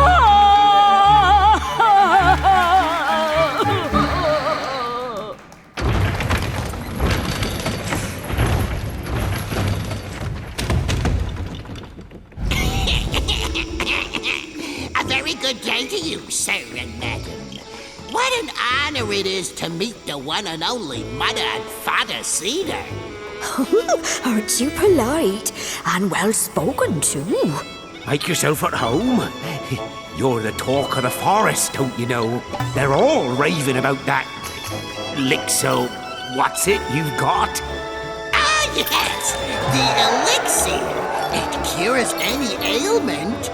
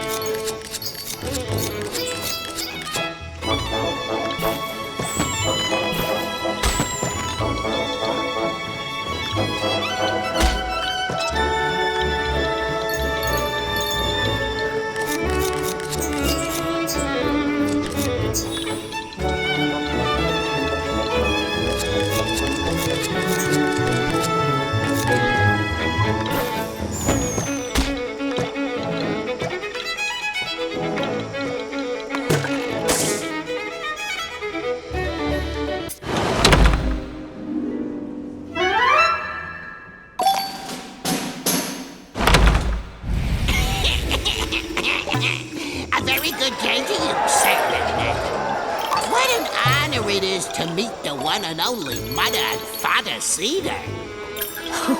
Aren't you polite and well spoken too? Make yourself at home. You're the talk of the forest, don't you know? They're all raving about that elixir. What's it you've got? Ah, yes, the elixir. It cures any ailment.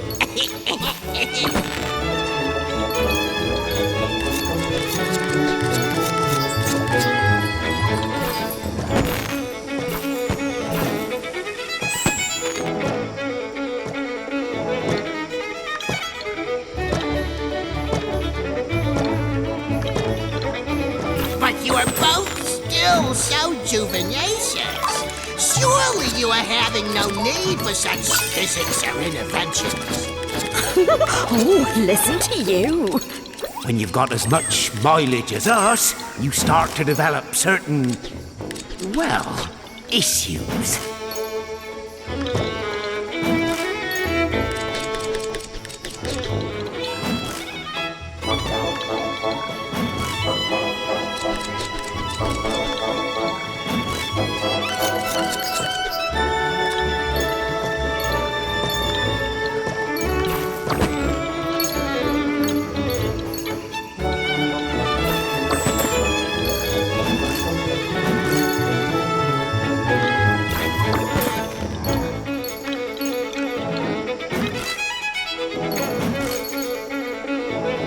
Do tell, sir.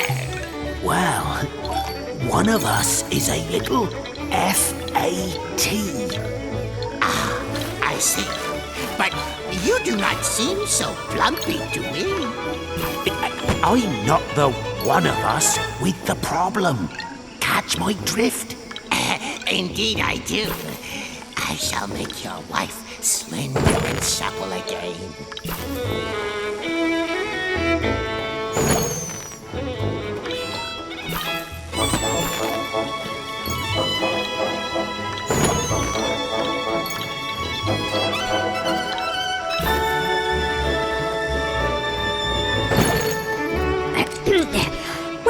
while you're catching his drift. Yes, madam? Do you smell that? Yes, madam. What is that fragrance? It's not me. Guess who it is? Saying no more. I can make your husband's crags smell as fresh as the cool breeze.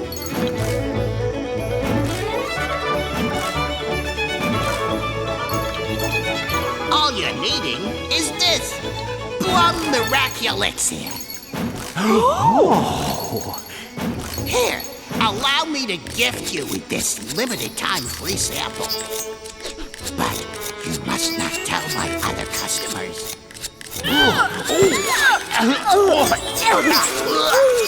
Somebody call 911! And now, the moonwork is doomed! Oh! Cease! Desist! Will no one get this grisly goop off me? His treachery laid bare. Rats sprayed Mother and Father Cedar with a revolting violet gloom. Silly travelers! Your forest is belonging to the Moon Bear King now! A few well-placed bombs should blow all that goop off.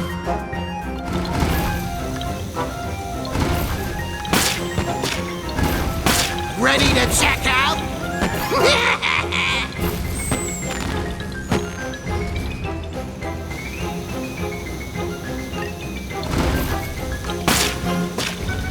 For a limited time, buy the one, get one, no, two free, while supplies last.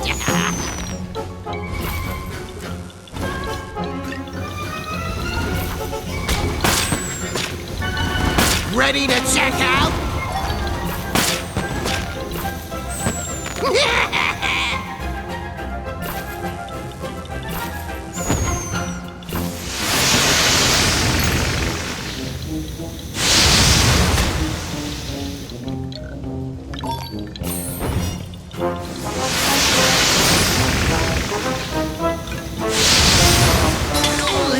I'm only making the living! Get it off my husband!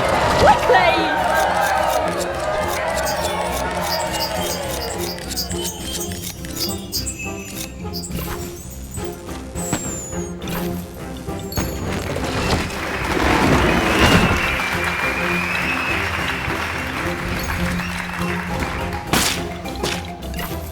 For a limited time, buy the one, get one, no, two free, while supplies last.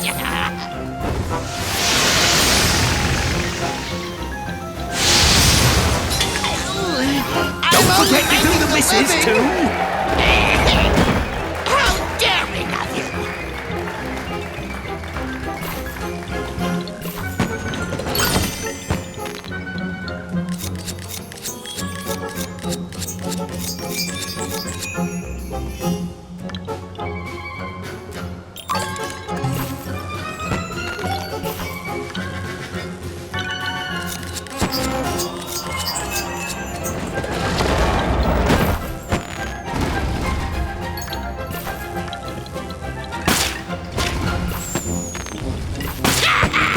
I am slashing prices!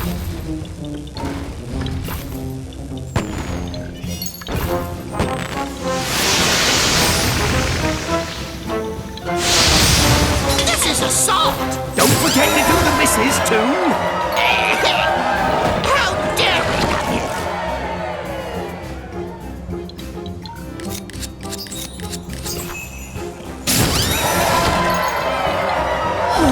Thank you, dears. We feel better already. I curse at you!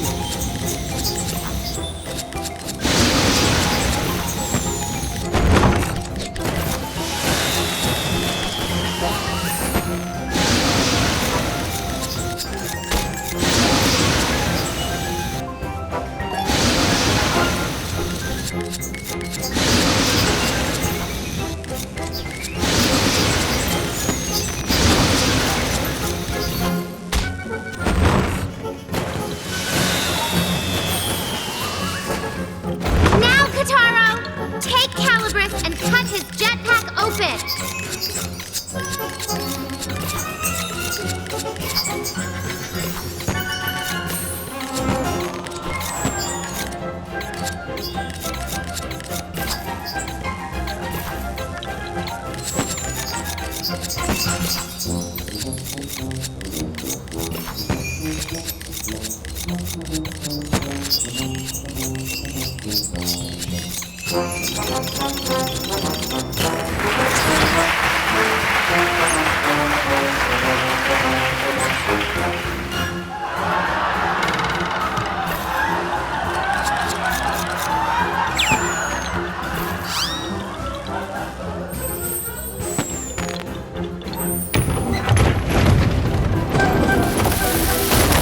Wait, please! I beg of you to spare my life! Let this loser have it, Kataro. He's hurt enough people. I had no choice! That unscrupulous Moon Bear King made the threats to me. He said he would bite off my head if I did not corrupt the Moonwood. I am meek and powerless and had no choice but to obey. Oh, how sweet. The poor little rat. We never even considered he might be a victim too. Rotten Moon Bear King. No respect for middle management. But that's just our opinion. You don't have to punish the creature on our behalf. Oh, what kindness! What mercy! Oh, I am touching deeply, truly. If you let me squeak by, I will give you whatever you ask. You need only name it. Well, how about that, the licksamacornet that's supposed to help with the missus's FAT problem? Yes, the elixir. We've tried everything to cure my husband's pit odor. Nothing works. Just take a whiff. Then I've only got a surprise for you. Come on round. And welcome to the Rat Race Shopping Channel. Whoa, what is going on? Mother and Father Cedar, how would you like to be getting your hands on this Plum Miraculexir? Getting the stinky pits in old age? Never the way. Well, perhaps. Too much chunk in your trunk? Never to fear. Oh. With just one gulp of Plum Miraculexir, you can kiss the problems goodbye. Ever wonder how the Moon Bear King got so strong? It's plumb simple. Curious why the Moon Goddess was so beautiful? It's a plum secret. Guaranteed by the Moony Mage administration or your money back. Oh, but it must cost a fortune. It does. But today is your lucky day. For a limited time, we're offering a 90-day free trial. It will not cost you a dime. Not one dime? But you had better act now. This offer ends as soon as our program is over. Grab that phone today.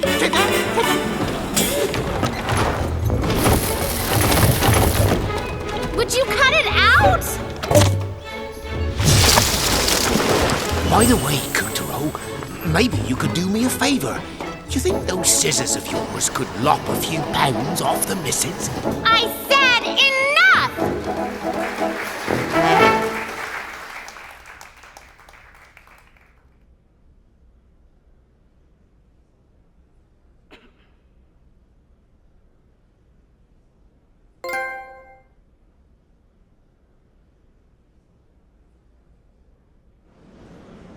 With the help of Calibris, Kutaro defeated the menace and saved the souls of a lucky few. Well done, Kutaro! The souls he freed were homeward bound.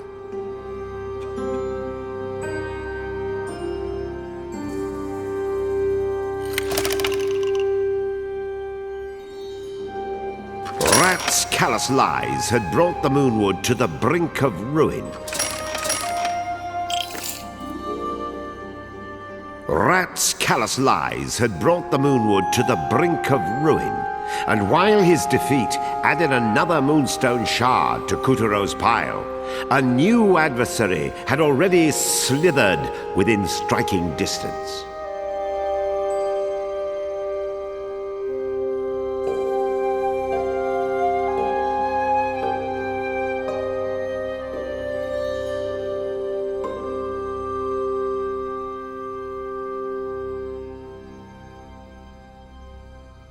And so the story continues.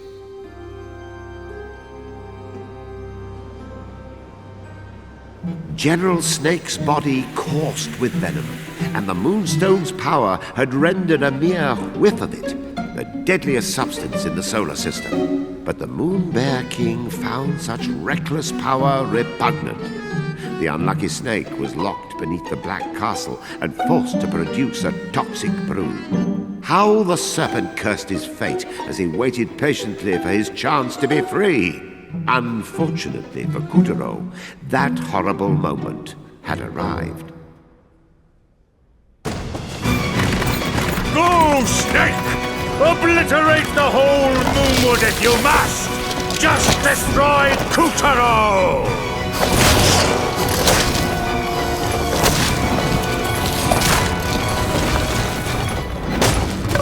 Slithering scourges the Moonwood! Help us! Kutaro, you have to stop that snake! Wait! Hold the horses! I am a bystanding innocent! Taro! Come back! Look out! This way! No! Snake! For crying out loud! I am on your side! It's me! Rat!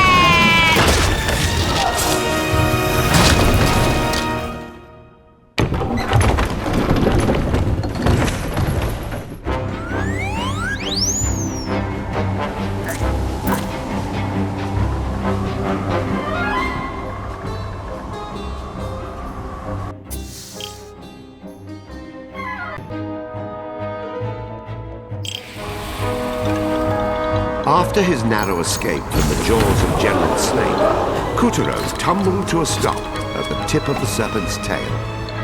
Come on, Kutaro. Let's go rap on this reptile's head.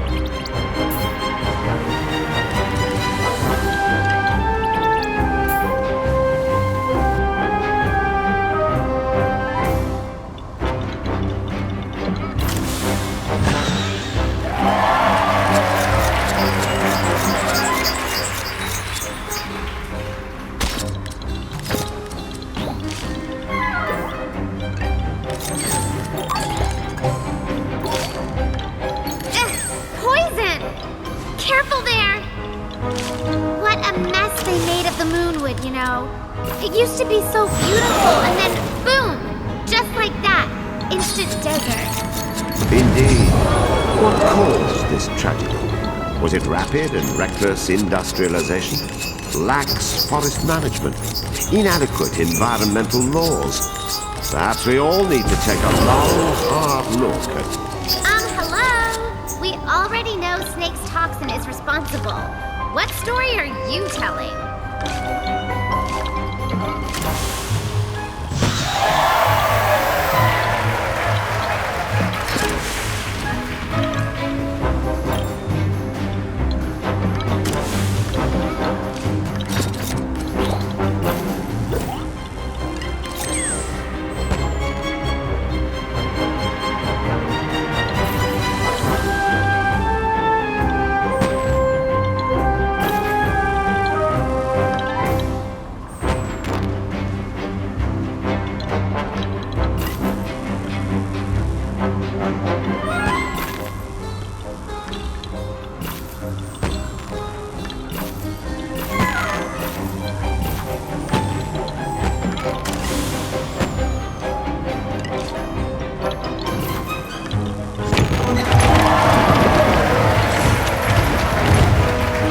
Kutaro dashed along the length of Snake's undulating body, skipping over spines, blowing off a scale or two, plowing past poison, cutting through clouds, and wasting a few waves of sand.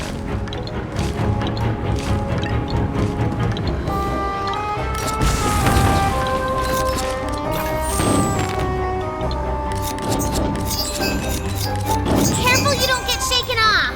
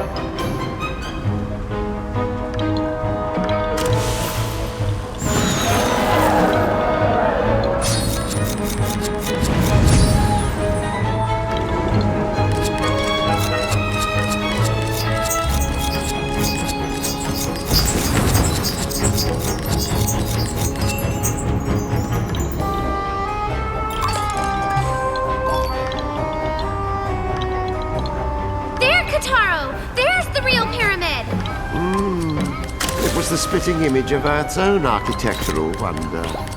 What secrets lay within? Tomb of an ancient moon pharaoh?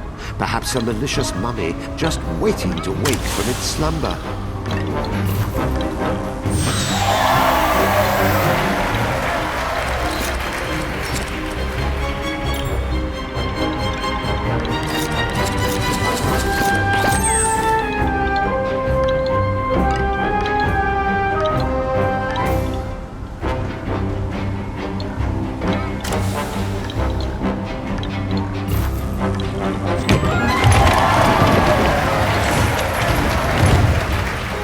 General Snake's toxin had already killed off a third of the Moonwood, and would soon reach Mother and Father Cedar's haven at the heart of the forest. If the toxin reaches the cedars, it's all over. We've got to whack the snake now, before the whole Moonwood dies.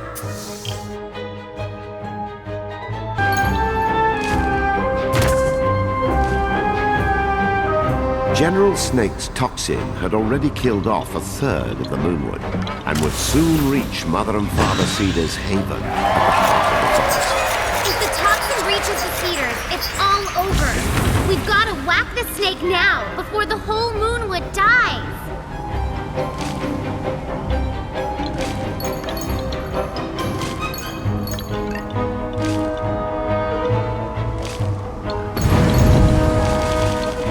I could seriously do with some new scenery. Snake, clouds, desert, more snake. Ugh. Whoa!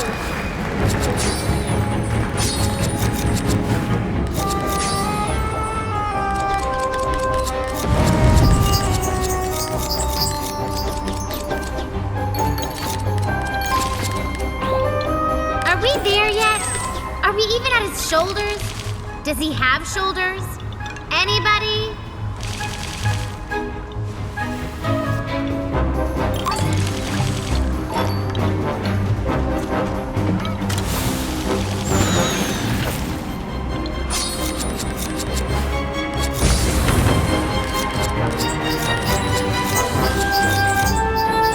Oh, come on! Where is the stupid snake's head? All of a sudden, the stupid snake's head came into sight. Ah! We're done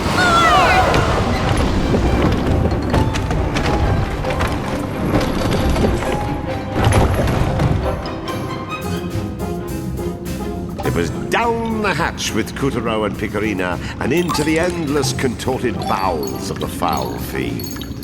Well, we're alive. But look at all this toxin. One wrong step and Help! I cannot swim! Please! my chicken is up. I repent. Please save me. You had this coming. Look at what you did to those poor folks in the Moonwood. I know. I'm full of the remorsals. Just tell me what you want. I will do anything. Good. Kataro, jump on his back. The rodents are ticket out of here.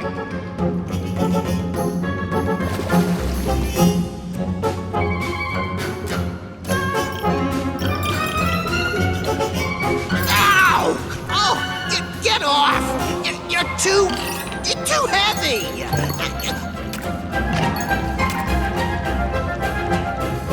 Oh, make it stop! Whatever Snake had lunched upon earlier, it came floating along now in the form of broken bones and brains. Even these would soon be digested and absorbed. I am melting! I am being digested! Silence! Oh, Please, Ow! I'm not liking the taste of my own medicine. It's in my eyes. Ugh! What is this trickling up my nose? put a sock in it. Kutaro rode General Rat down the serpent's slimy channels, grateful for the first and last time that his conveyance was full of hot air. Help! Oh, please, help!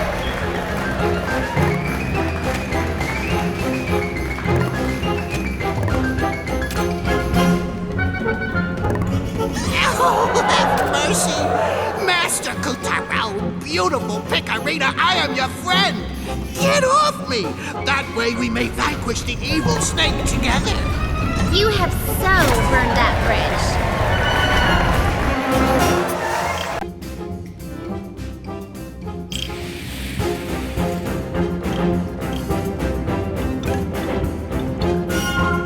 Please, Ow! I'm not liking the taste of my own medicine.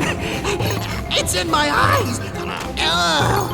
What is this trickling up my nose? Put a sock in it. Kutaro rode General Rat down the serpent's slimy channels, grateful for the first and last time that his conveyance was full of hot air. Help! Oh, please, help!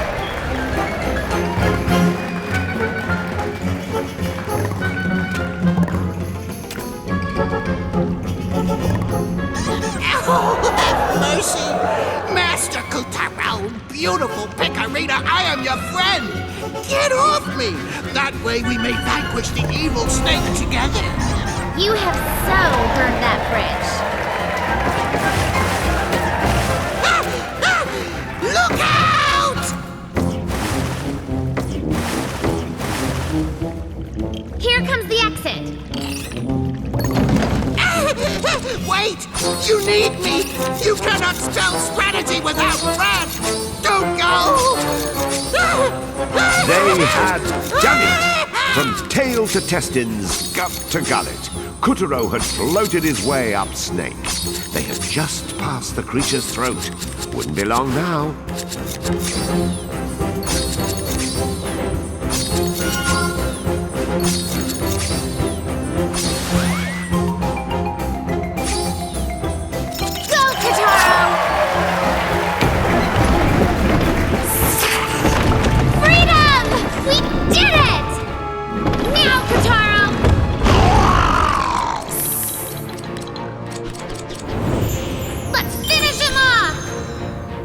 This time, I'll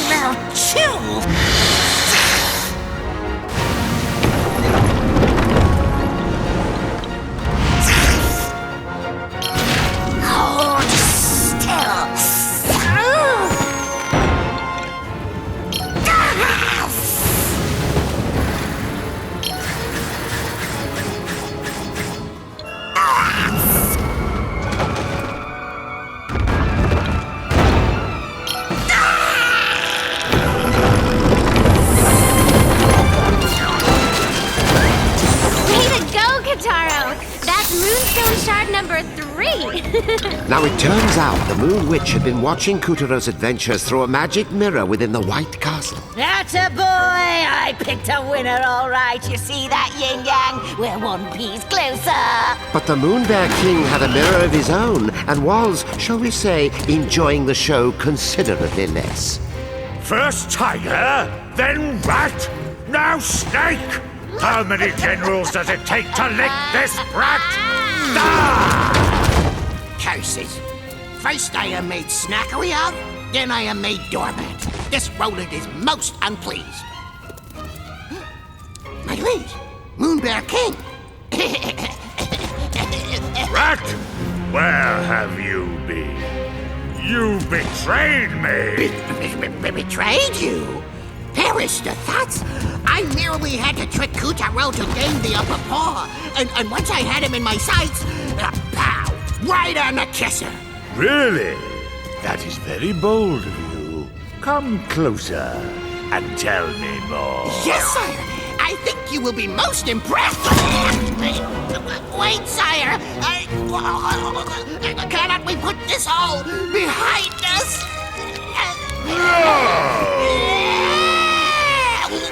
Well, you can't lie your way out of everything.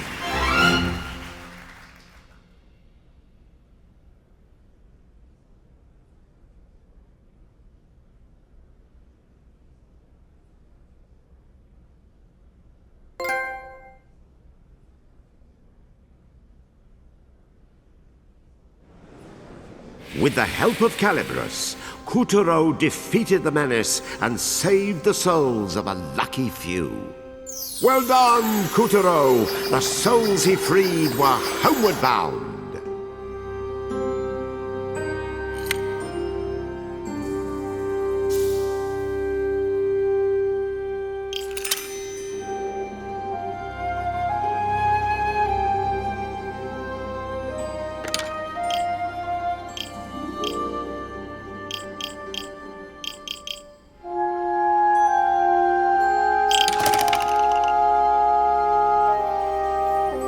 Kuturo emerged victorious from the belly of Snake, whose attempts to blight the Moonwood had ended in a nasty case of indigestion.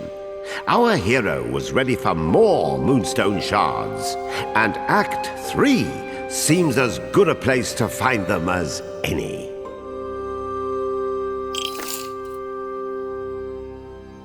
Now back to Kuturo's tale.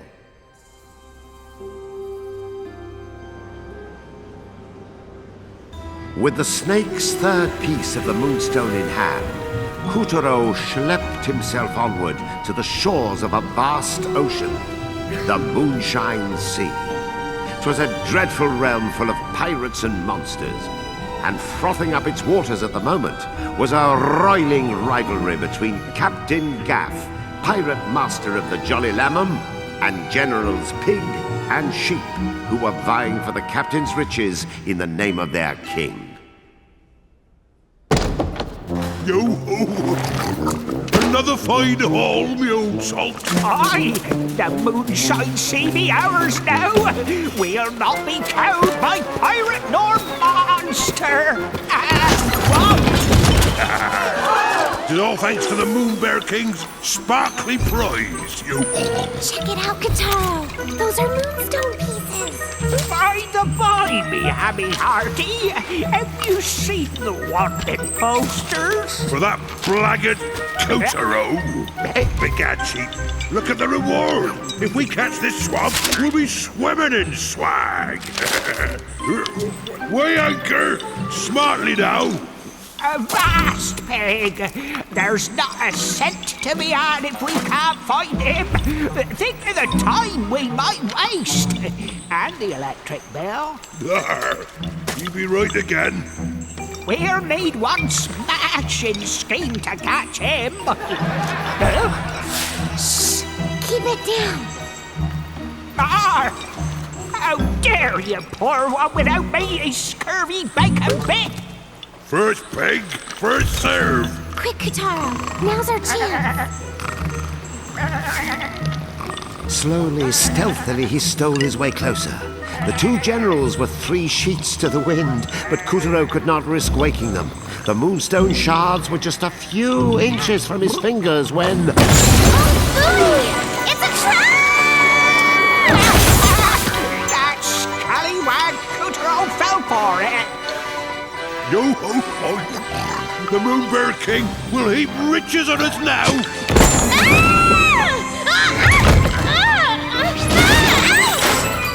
Ew! What is this smell hole? Our hero had fallen, quite literally, for a ruthless ruse. And now he found himself wriggling around in the darkness. From the briny smell and lurching floor, he knew he must be trapped inside a ship. Release me, you hornswogglers! Did you hear that? I better use my light and have a look around. Release me, you hornswogglers!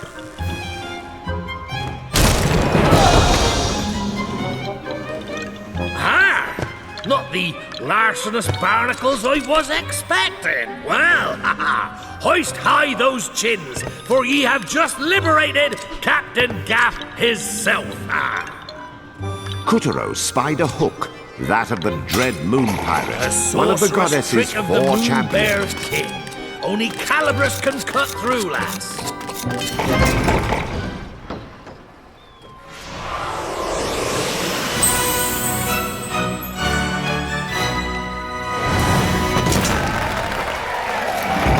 Scissor me timbers, the real Calabrus.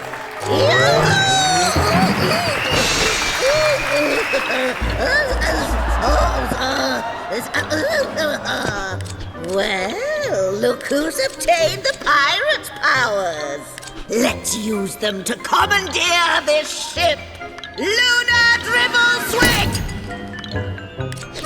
There. See the golden hook on the left of the helm? Use your hook claw to grab it!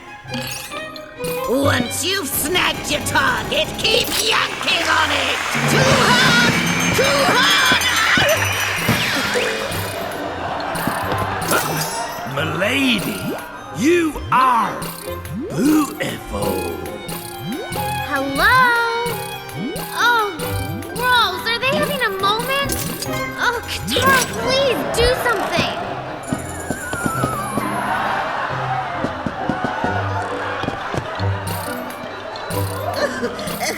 Well, as you can see, you can move anything that's got a hook. Try snagging this wrench. A good yank will dizzy your foes long enough to finish the job.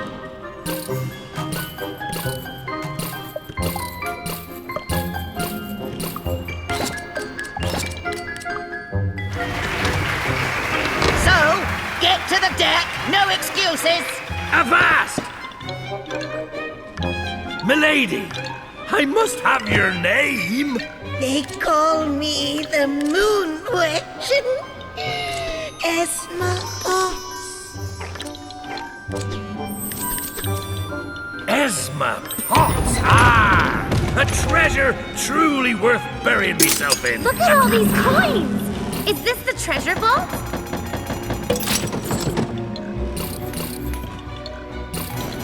Are you trying to die wealthy? Jump!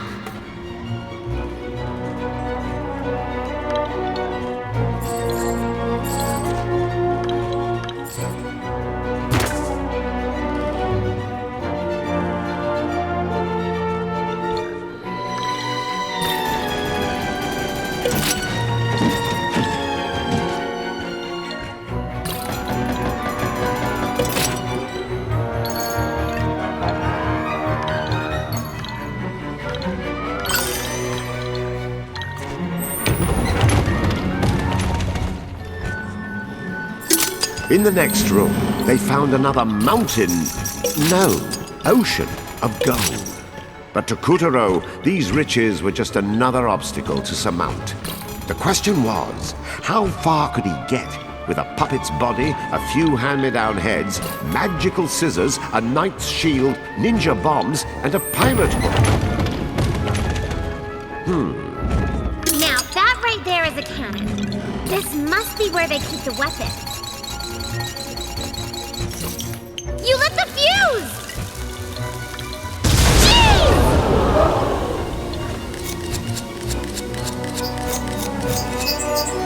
We must be right under the main deck.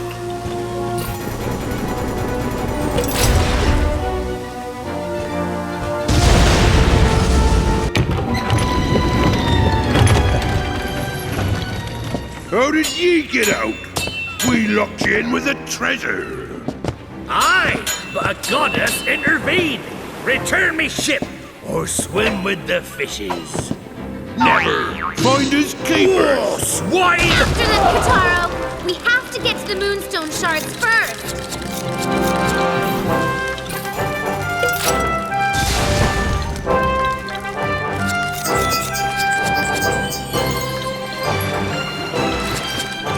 A shark! How did a shark get on deck? Generals Pig and Sheep had been using Gath's ship to capture marine life and test out a malevolent magical oil.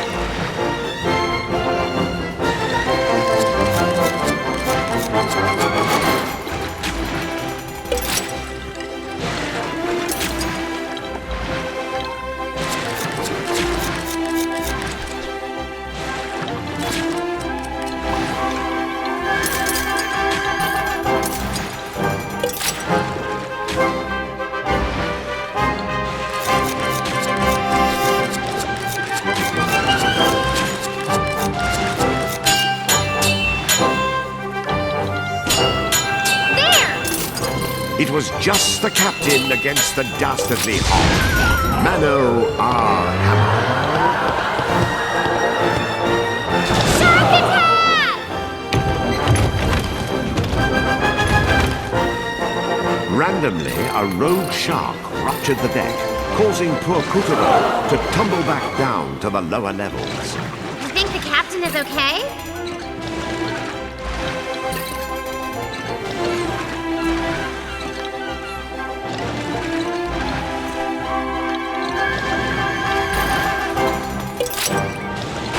Below deck, more sea creatures were being held captive and subjected to unspeakable experimentation.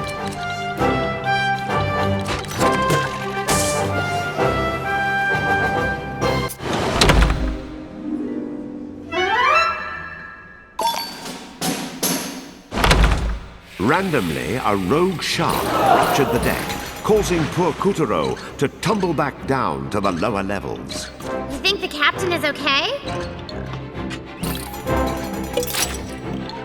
Below deck, more sea creatures were being held captive and subjected to unspeakable experimentation.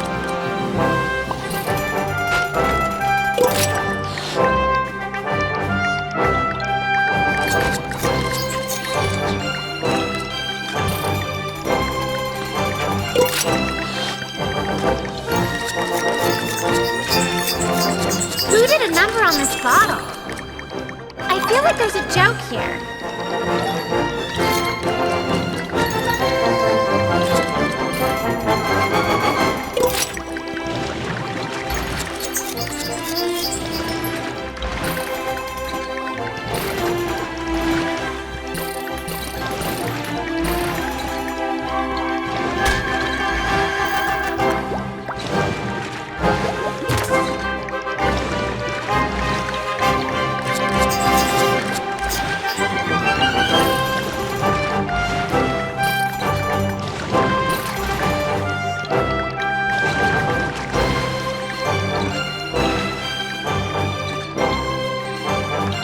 Here we part ways, sheep. Only buxom beauties be worthy of the captain's embrace. Embrace this! You need a hand, McHardy. We better get back up there. As the crackle of gunshots and clangor of crossed swords issued from above deck, our little hero raced through the ship's bizarre interior with all the resolve he could muster.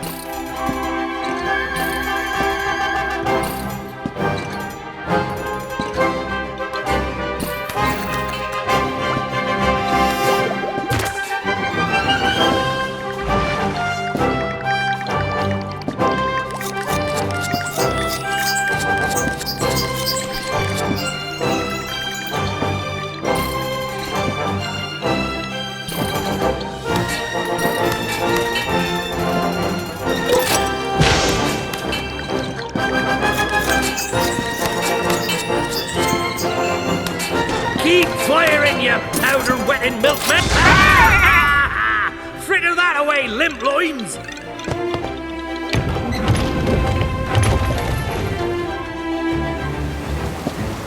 The ship rocked and seas churned as Gaff cornered the treacherous generals.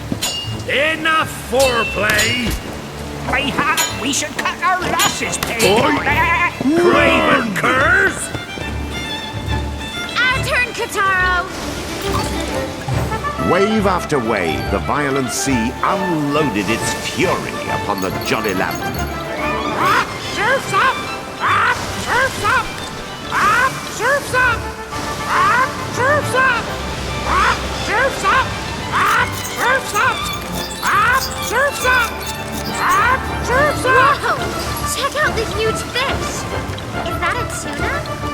Man, now I'm jonesing for some sushi. Give me a double order and I am set.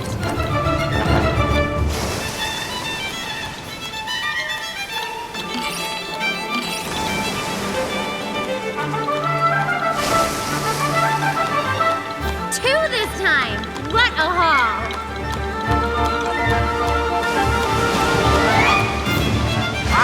Greedy lamb chop!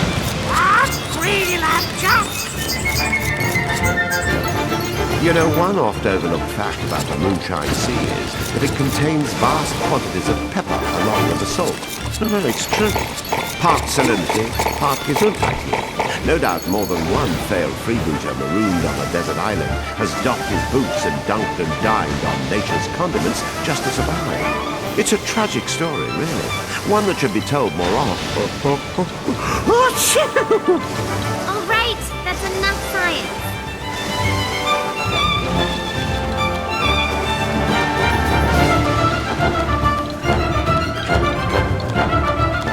Hey, it's a fishing rod.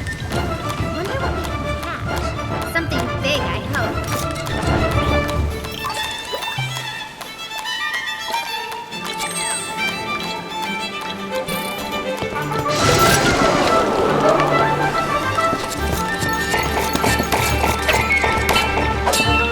Hey, no fair!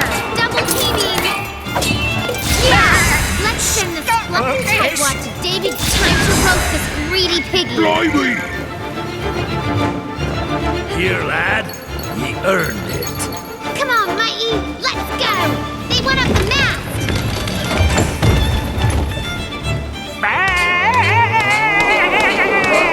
Prepare to die, Captain Goof! Ah! Suck on some seawater, you milk feeder! What? Huh? Yeah! Try me for toys! No!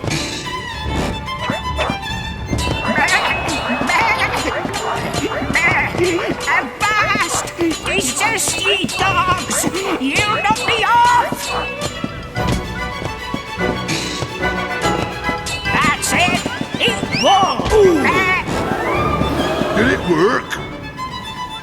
A noble try, swab, but you've left me yearning for more! Get off me, me putrid monster!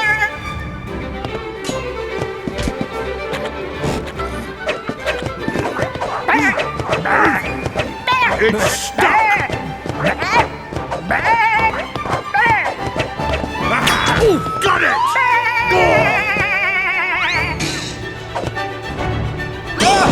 Shark! Stay away! There'll be no profit in chasing us! Ah, but I mean to sink your booty! Begad, there seemed to be no heights to which this mad melee would not climb. This is so getting out of hand. Ooh, well, we have to get those moonstone shards. So let's buckle up and buckle down. Foul mouth! Foul mouth! Foul mouth! Foul mouth!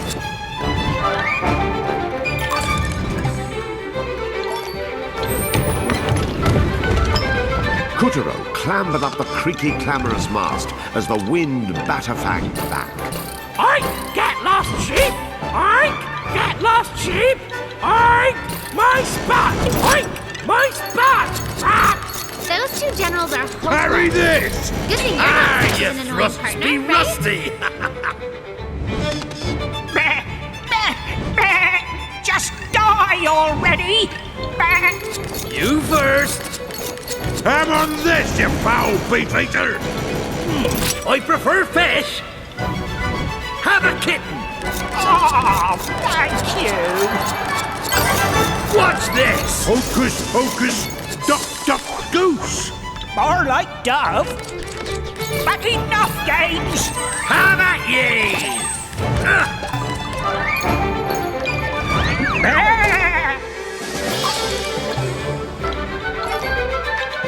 There must be something. Anything! Ye can't run forever! Whoa, whoa, whoa, whoa!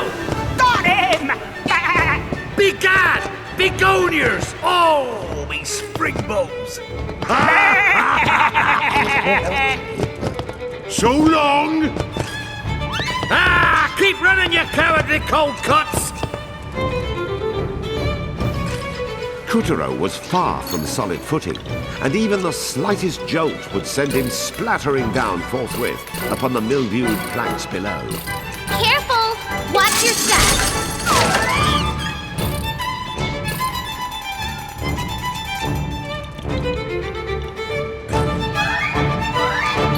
I know! Try to tilt things in your favor, then jump!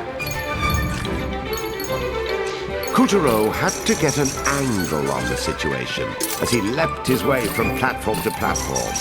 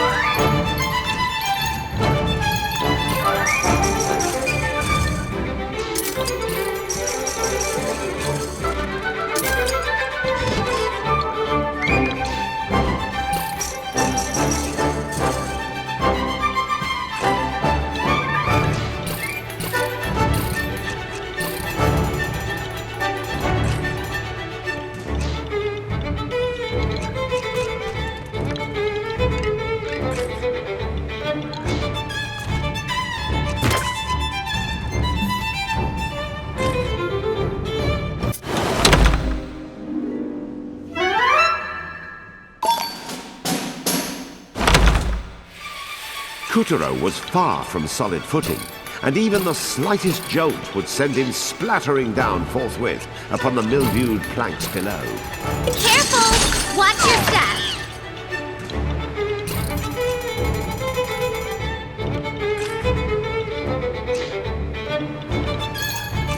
I know!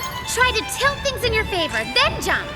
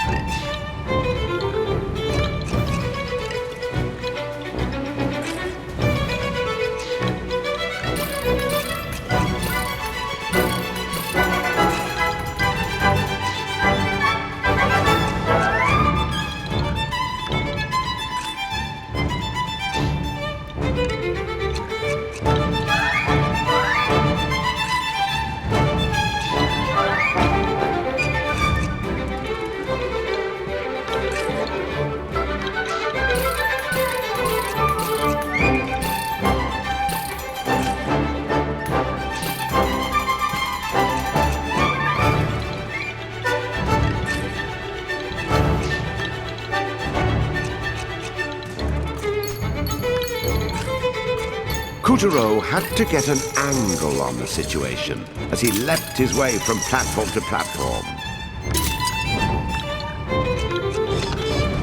Whoa! Oh, that gave me a heart attack.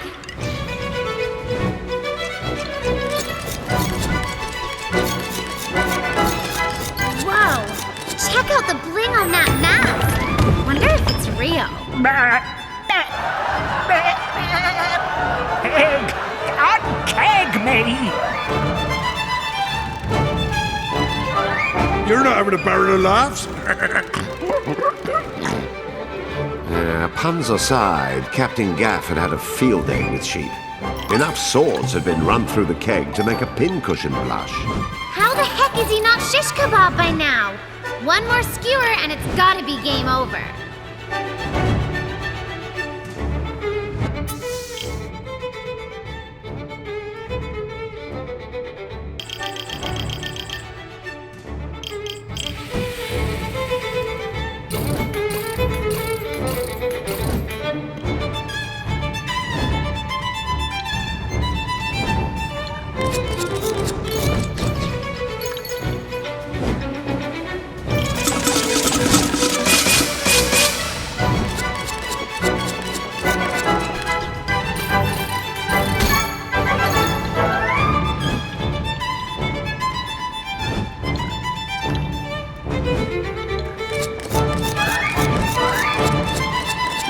Poor Pig wasn't having much better luck with his barrel.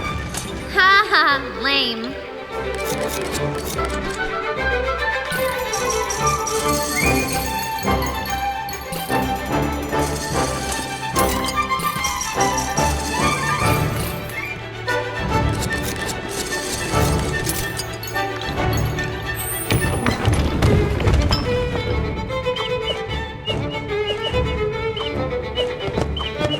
Ready to surrender? I can do this all day. He'll not live out the day. What? We call for a little help. Ready? Aim! I didn't say fire! Get back here! Trouble had materialized on the horizon and was making Swiss cheese out of the Jolly Lammon's sails. Holy holes! We could be next!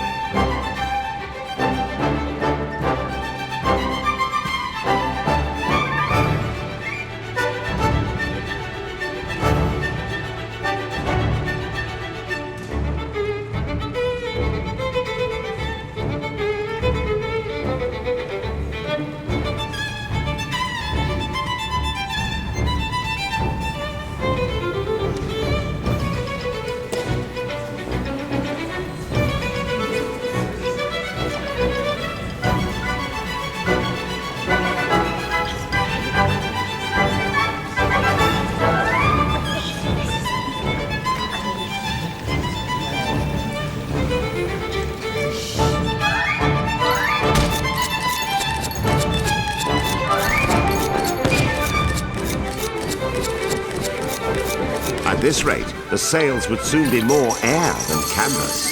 Hard to starboard! Rack the oars! Aye, steady as she goes. Wait a moment. Do you even know what starboard means? What? I just wanted to say it. The cannon sails were certainly taking the wind out of their balls. I mean, the winding balls were taking the sails out of their wind. Oh, whatever. Flying cinders meet flammable sail.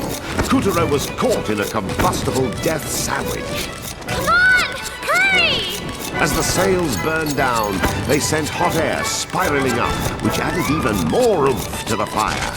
Kataro, you have to keep moving! Really, it was a sort of a race, except instead of a checkered flag, Couturier was getting waved along by a toasty, char-spangled inferno.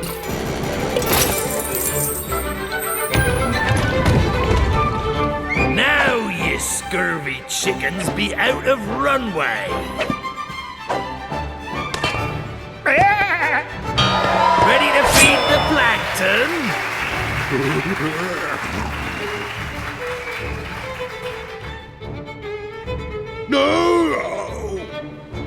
Pig! Ah! Pig! Stay with me!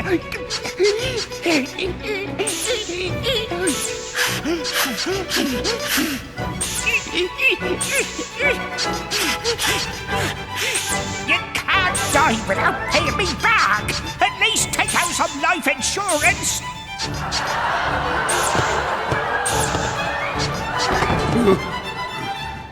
Boots off me treasure, ye dog! You can settle your accounts in the next world!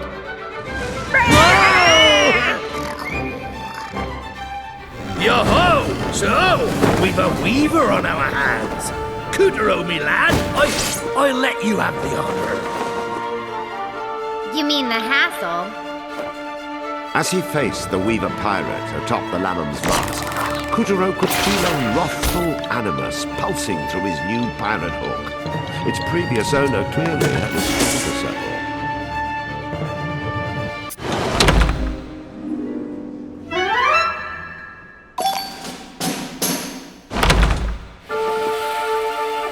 As he faced the Weaver pirate atop the Lambam's mast, Cootero could feel a wrathful animus pulsing through his new pirate hook. Its previous owner clearly had a score to settle.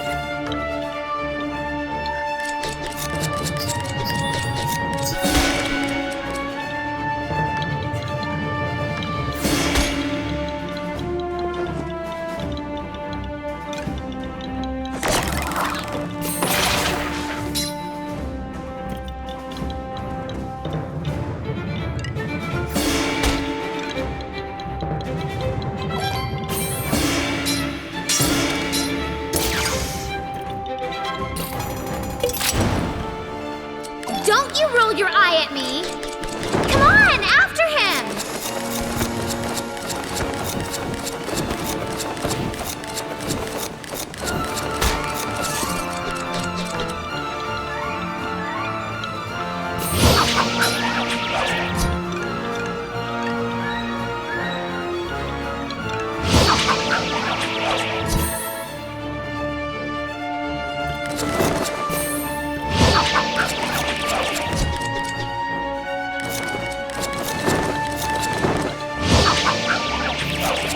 The Jolly Lambam's Jolly Roger was a sign of independence, a declaration of skullduggery to the open seas. Only one there could have weavified the skull and crossbones and taken over the ship, and it wasn't Winnie the What's-His-Face. We'll show that tyrant. Today he's gonna fly a white flag.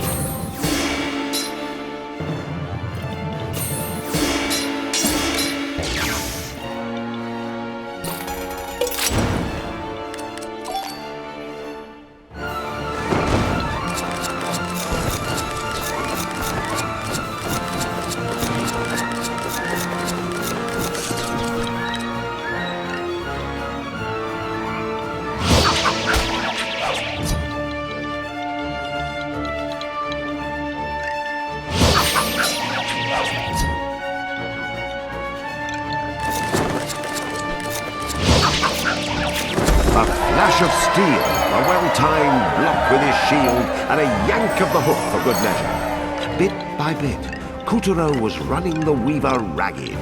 Someone, somewhere along the line, had replaced our scared little boy with a fine young hero.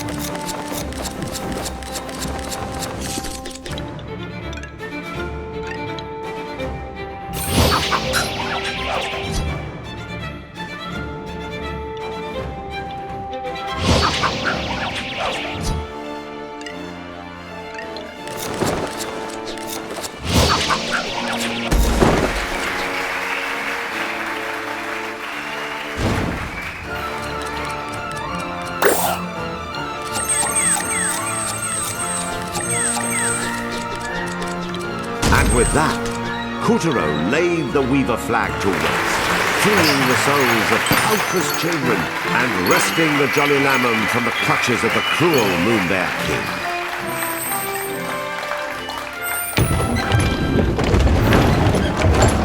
End of the line, you bilge-sucking livestock! I'll see you to Davy Jones! But first, I'll have back me treasure, along with me ship. Zoinks! We'll never give it back! Not even a piece of eight! Gold and silver be a heavy burden when you're sinking. Captain Gaff's sword darted like lightning as he swashed pigs' buckles and fleeced sheep's philality. Avast! Me treasure! That's money, you raving lunatic! Could we please avast forward to the part where you cough up your moonstone shards? Never! We'd sooner be shark bait! Ahoy! Moby! What the? Shiver me timbers! Hey! That's cheating, you scurvy whatevers! Darn it! We can't let him get away. Captain, is your ship submersible? But of course, me beauty. When a lass wants to submerge, Captain Gaff and the Jolly Lamb are happy to oblige. Really?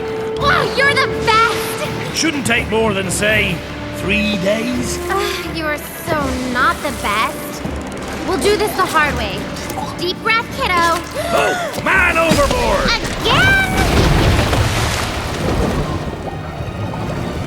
And so, with the footprint of urgency firmly impressed upon his behind, Couturier was off to the foul abyss of Davy Jones's locker to bring pig, sheep, and their vessel the Moby to justice.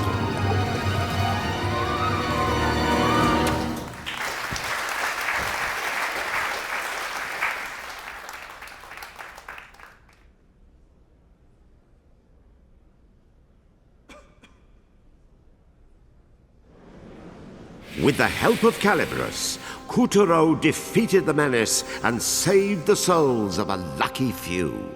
Well done, Couturier! The souls he freed were homeward bound.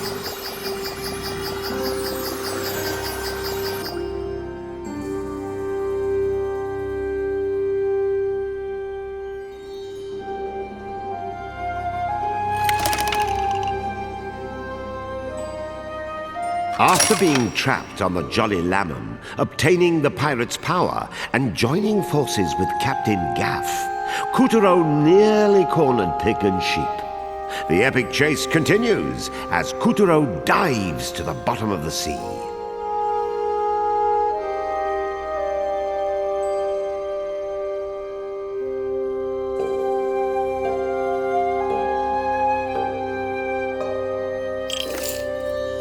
And so the story continues.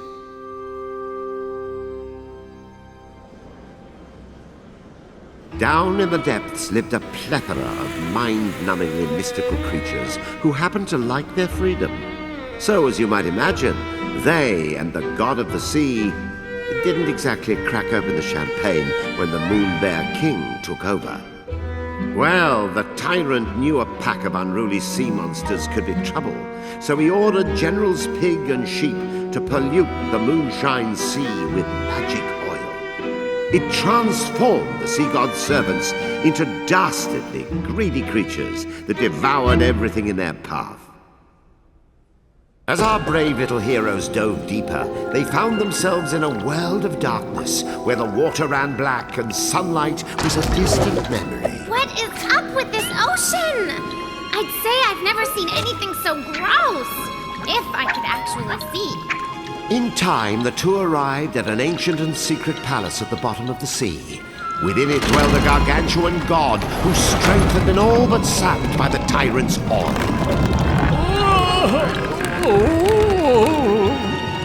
Where are we?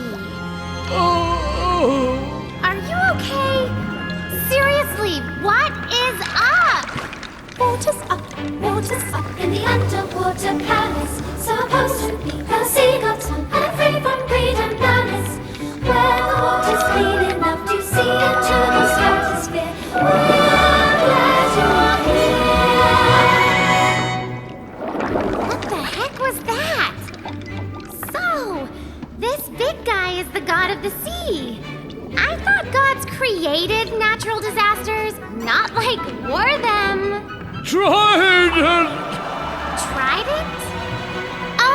pointy spear.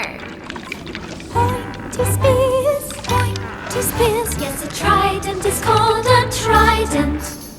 Triple wound and extra wound, the seagulls pride and joy. And pointy ears are something else. A trident could banish evil, but it's gone. The moon bear king, yes, the moon bear king. Knew the trident had been stolen, and his oil springs made the ocean black as snow. And the sea couldn't even stop it, 'cause his towers, they were gone.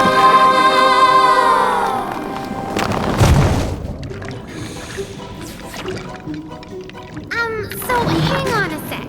Who stole the trident? Must have been that pig and the sheep, right? The Kraken! Kraken, Kraken, Kraken, Kraken, Kraken, Kraken, Kraken, Kraken. Oh, the legendary horror hound who chills my scales. Sees the trident with the force of 1,800 tails. Kraken, Kraken, before every other monster plays. A hero with scissors. Hero, the scissors, the saber, he's a wizard. The Calibros, Calibros. Bushwhack, Bushwhack. The Prado!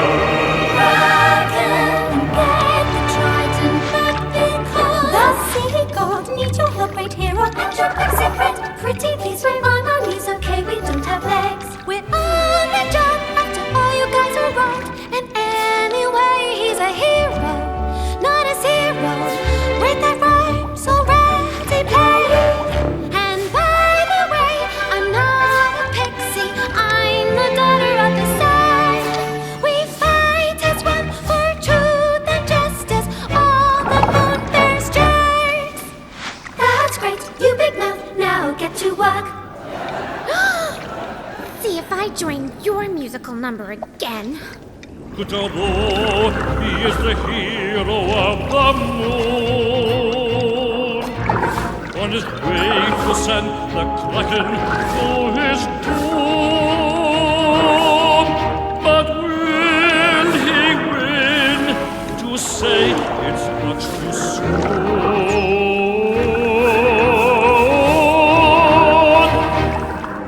Kutaro, he is the hero of this tune.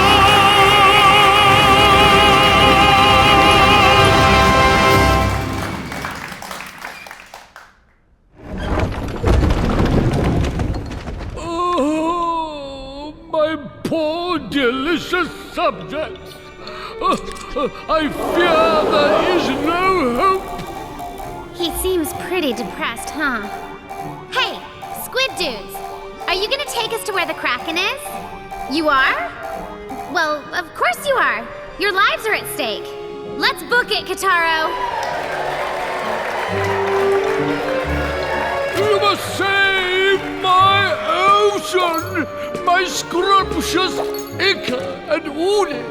My Ikura and Abby! And especially my Toro! Oh, and don't forget the Anago and Hotante! And all the other edible white fishes and other fishes! He sure knows his sushi menu. That's my kind of god. I think the squid on point is showing us the way. Attaboy! Give that squid a cookie!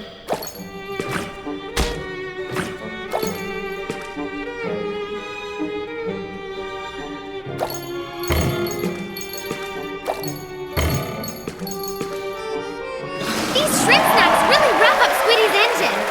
Lucky, I would give anything for one mouth-watering meal. I can't get my mind off all that delicious sushi. Or maybe some calamari.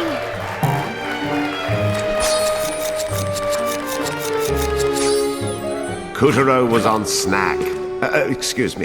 track to finding the Kraken and stealing back the god of the sea's trident. It was a worthy cause. Picarina could picture the clam bakes already. Hey, we're not in this for the seafood. We're in it for some big fat moonstone sharks. Oh, I mean, we're in it because it's like the right thing to do, yeah? Nice try, darling.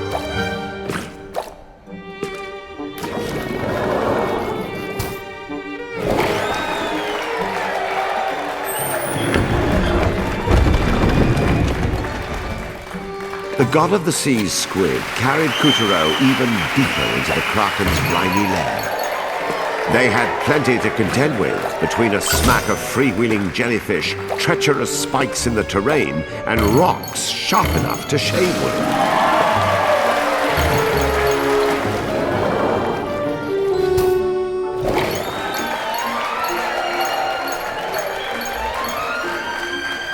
As he went deeper into the trench, Kuturo noticed the marine life was getting just a little bit more freaky. Just then, a ferocious fish with a built-in headlight and a nasty set of gnashers decided to crash Kuturo's cruise. It's an anglerfish! Ooh, Kuturo was in hot water of his own. One after another, he was beset by murderous deep-sea menaces. A crab! Oh, I love crab! Oh, but I love everything!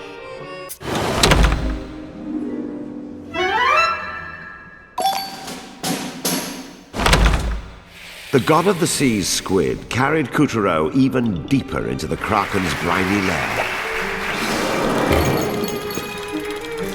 A crab! Oh, I love crab! Oh, but I love everything! This is tearing me apart! I want crab, I want anglerfish! Why can't I have the whole menu? The menu was tearing Kuturo apart too, but he fought on, hoping to reach the Kraken soon.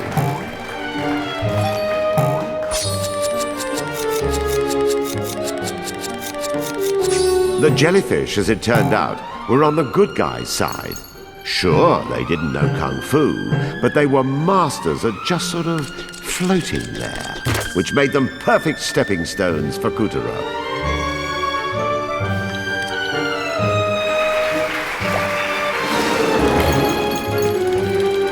A crab! Oh, I love crab! Oh, but I love everything! This is tearing me apart! I want crab, I want anglerfish! Why can't I have the whole menu? The menu was tearing Kuturo apart too, but he fought on, hoping to reach the Kraken soon.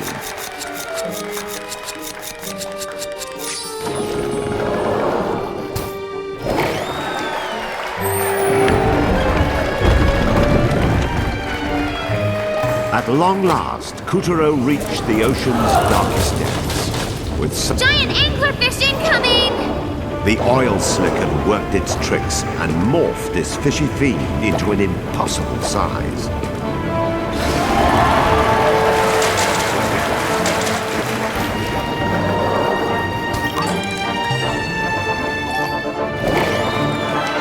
The battered remains of a sunken ship lay on the ocean floor. A squadron of squid squiggled solemnly nearby, as if paying their respects to the souls the wreck had claimed. This mast looks ready to teeter over.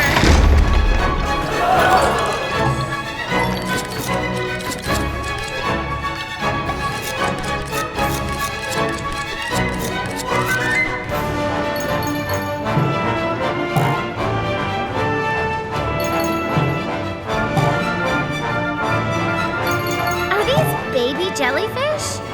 Oh, they're so cute!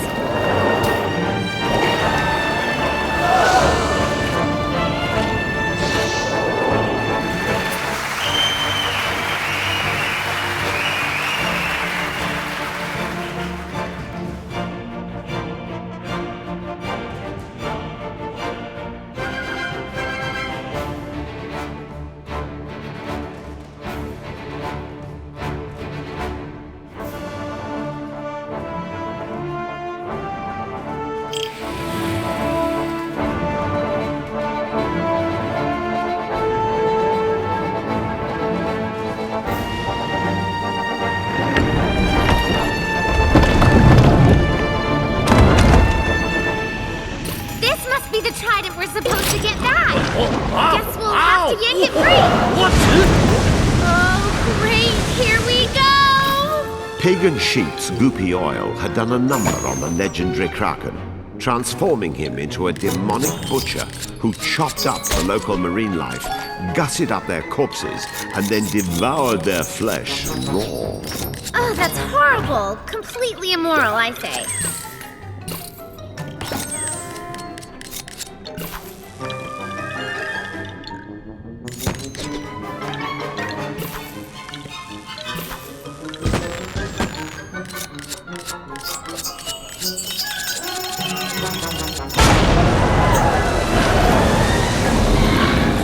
Hey, Russia! You thief coming right up!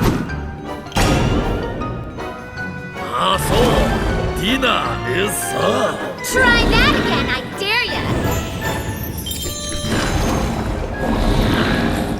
Hey, Russia! You thief coming right up! Oh, and another! Why, you? Let's go! Ha! We're going to land one! No! Oh, ow!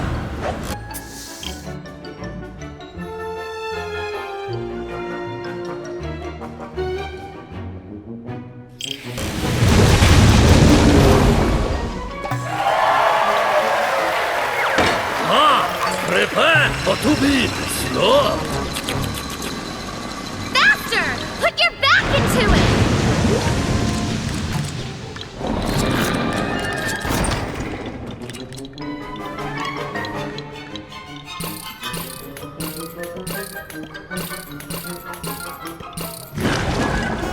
Hey! 3 daily catches! Extra spikes! Oh, look out! Dodge that sushi! Oh, a bite of more than you can chew! All right, you punk. If you want to play dirty, we're gonna start cutting more legs off.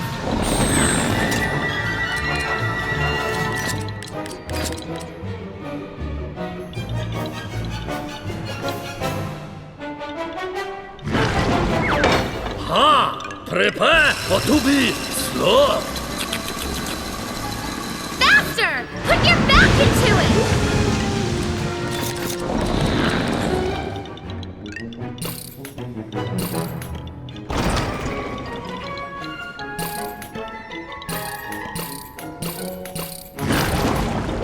If it ain't weird and wild, you won't find it on Cracker's menu! Don't step on the wrong sushi. He's trying to trick you.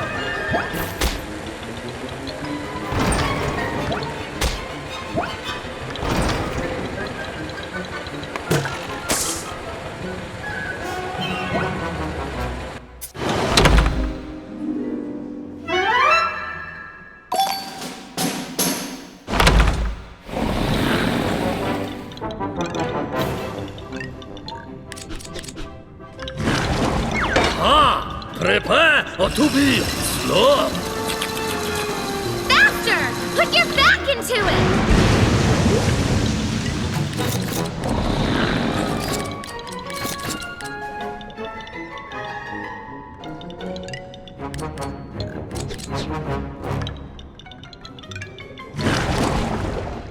Hey! 3 daily catches! Extra spikes! Oh, look out! Dodge that sushi! Ho, a bite of more than you can chew!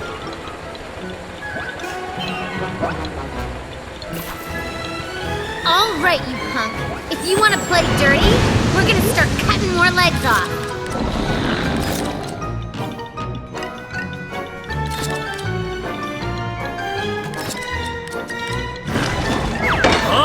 Prepare to be slow. Faster! Put your back into it!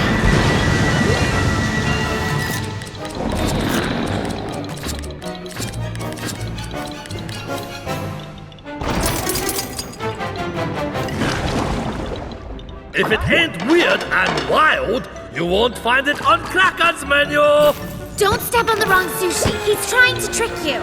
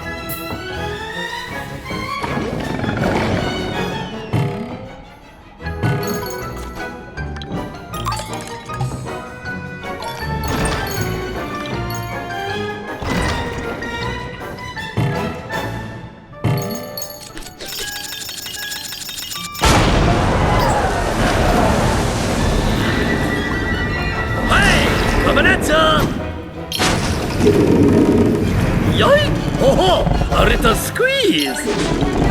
Oh, slippery brittle eel! Aye! Ow! Ah! Feisty one, eh? Ah! Ah! Just one more leg. Let's finish him. Ho ho! The oil gives my sushi extra body and sheen. You're not selling shampoo.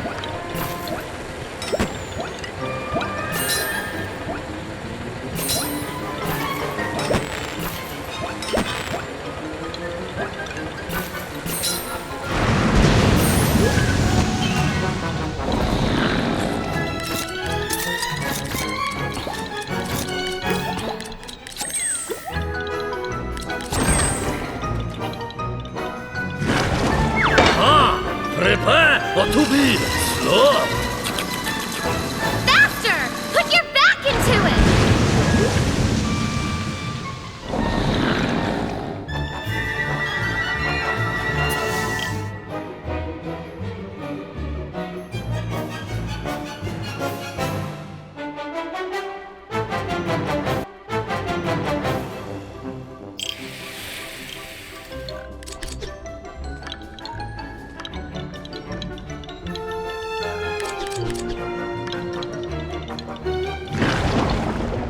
Did I mention I spit in the rice? Oh, that is disgusting!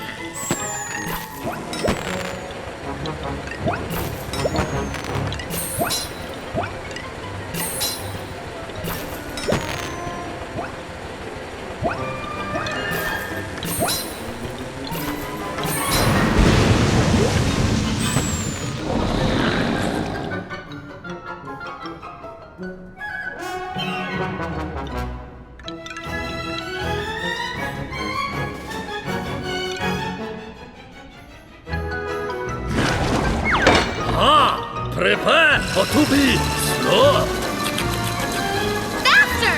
Put your back into it!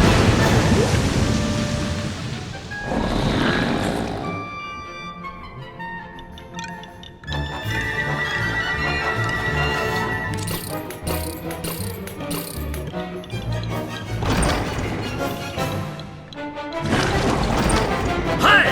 3 daily catches! Extra spikes!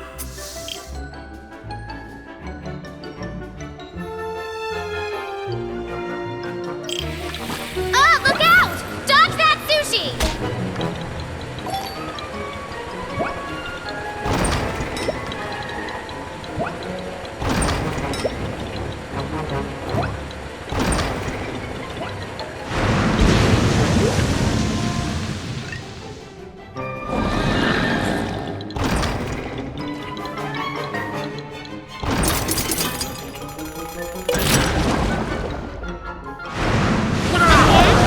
This is not how you get clientele. I'm calling the Better Business Bureau.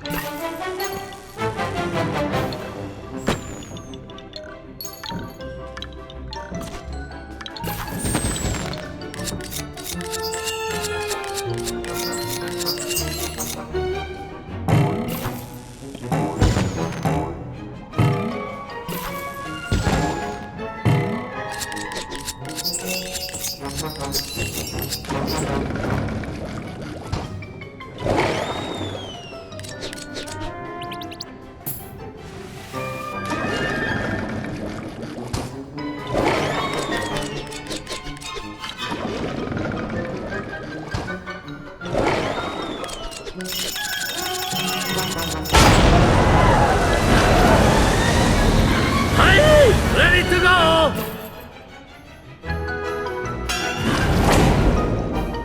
Go fish! Try that again, I dare ya!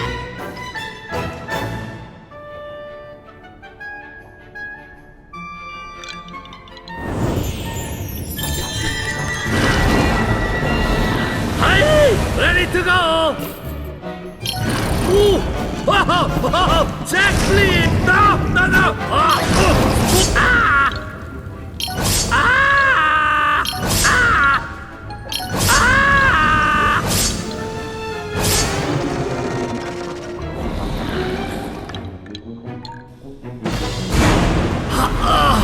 I guess you want to take out, huh?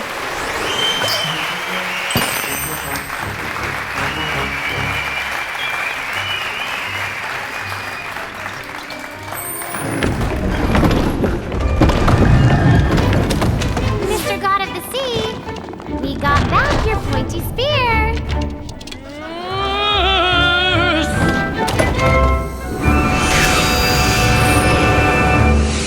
Pointy spear, pointy spear. Yes, a trident called a trident.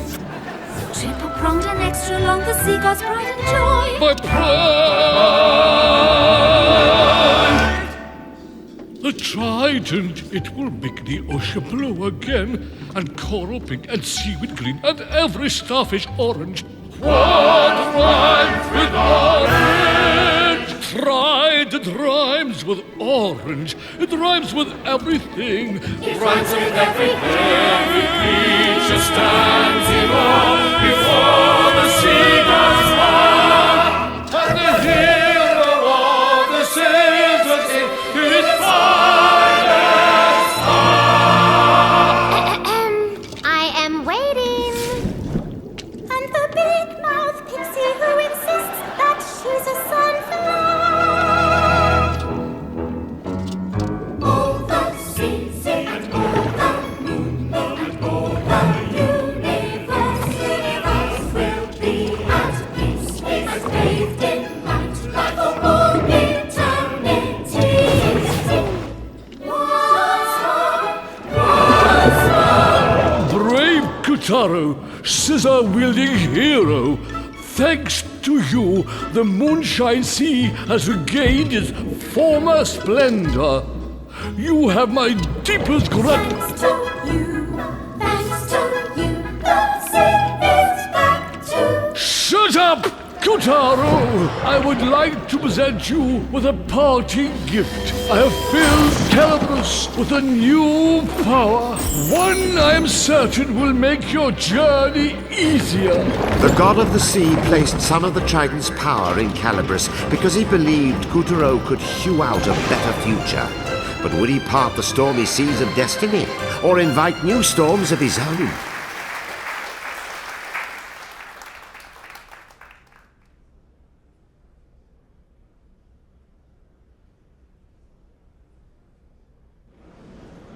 With the help of Calabas, Kutaro defeated the menace and saved the souls of a lucky few. Well done, Kutaro! The souls he freed were homeward bound.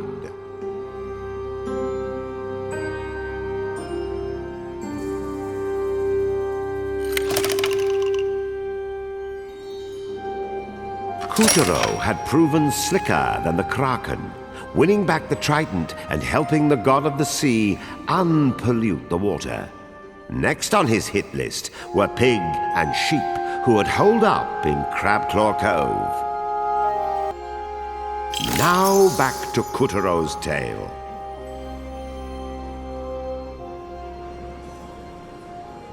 Who needs catamarans or jet skis when you've got a ballistic squid? Kutaro had a new sense of purpose as he rocketed towards his enemy's stronghold, Crabclaw Cove. This hideout once belonged to Captain Gaff and his swarthy band of sea dogs. But just like his ship, it had been lost in the battle against the mighty Moby. The island's namesake, a claw-shaped rock at its peak, had just poked into view as Kutaro and Captain Gaff reunited for one last battle. And this time, the clincher was sure to be a pincher.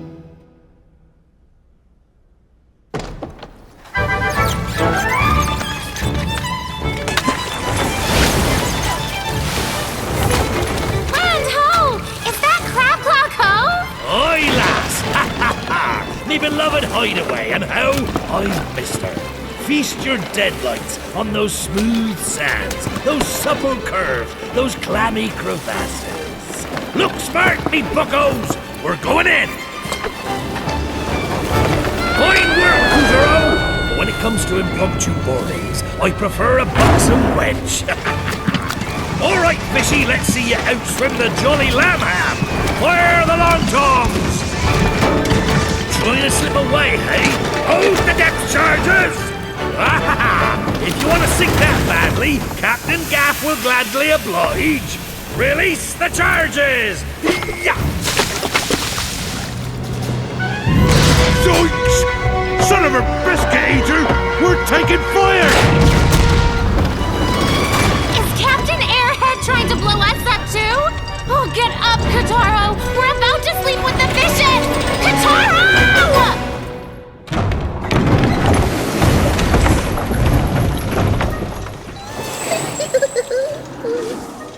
I see you've powered up Calabrus, my sweet. Try cutting that! I said cut the fish bones, thick-skulled whelp!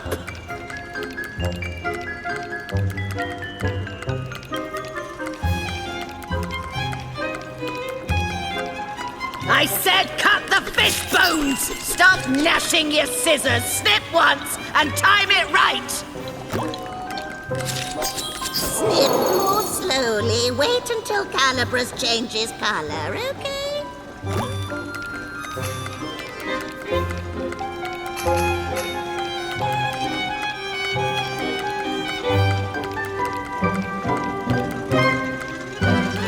Hands off the inner tube!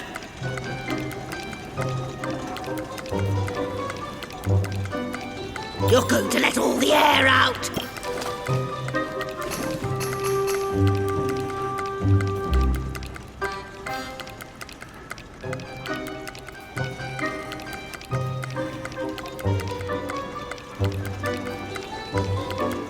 I can't swim, idiot! Lunar Kazoo!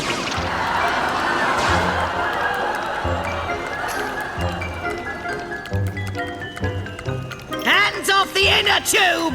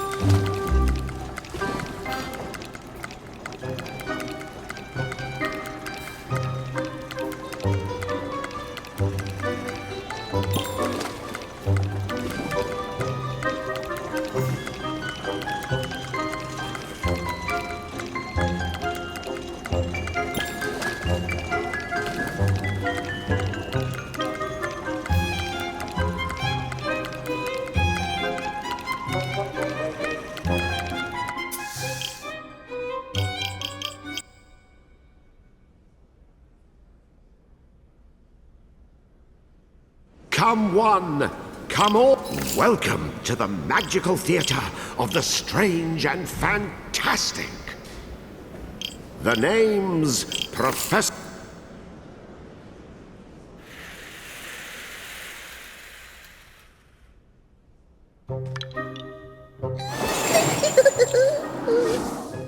I see you've powered up Calabrus, my sweet.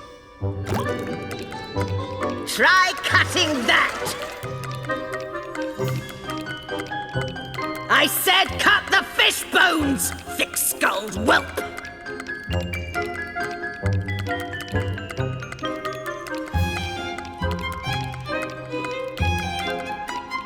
I said cut the fish bones, thick-skulled whelp!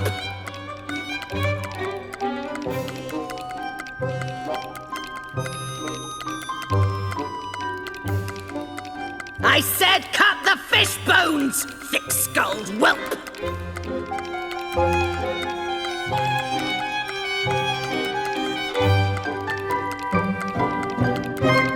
I said cut the fish bones, thick-skulled whelp!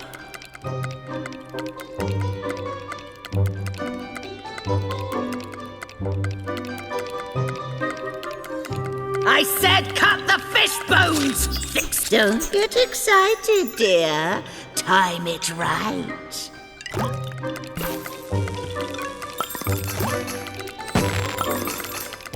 I said stop! See how Calabra's changed color?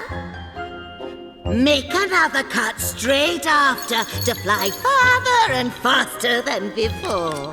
Stand over here where you belong. It's all in the timing. Snip, snip. Got it? Then see if you can reach me over here.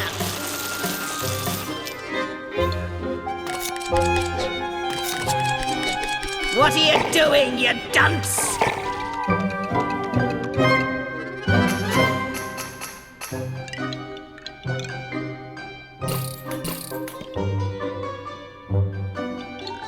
I'm waiting, dear. Now come and get me.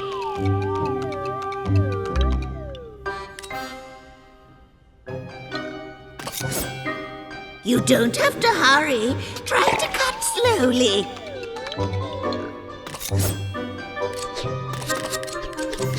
You don't have to hurry. Try to cut slowly.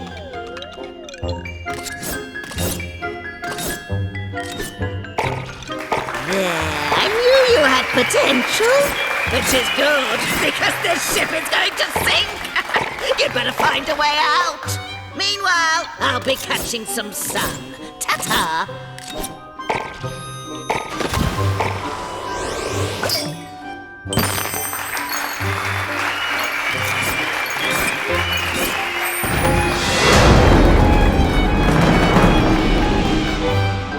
Meanwhile, the Jolly Lamb was still lambasting our hero mercilessly. A dead end! But I bet we could slice through that sticky stuff.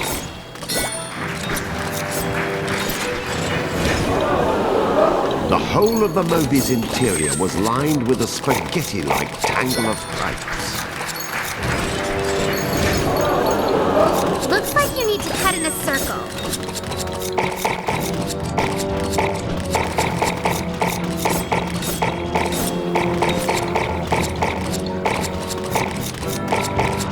Nice work! Perfect. A sub within a sub? How does that work?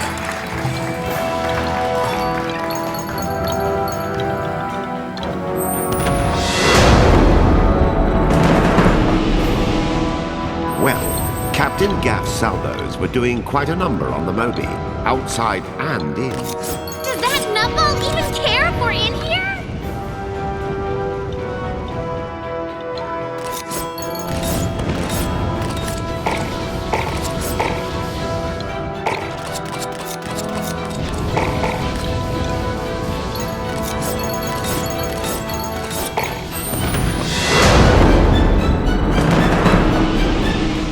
The Moby had turned into a deadly inferno.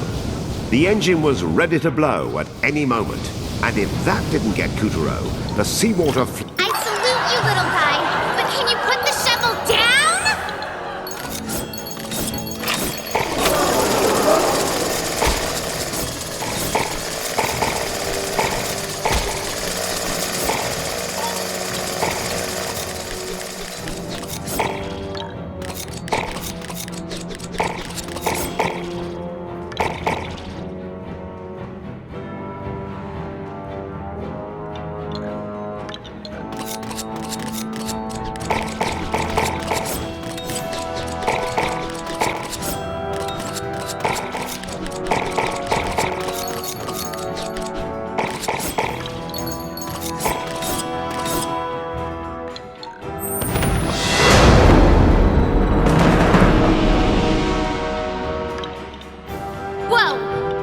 What's with the funky machine? I wonder if that's a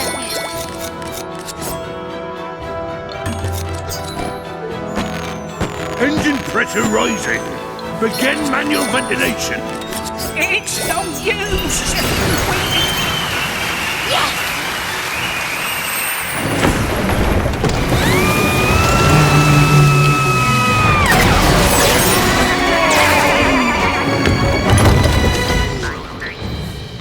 Yeah! The last I saw ye swabs, you were sinking, and now you be falling out of the sky.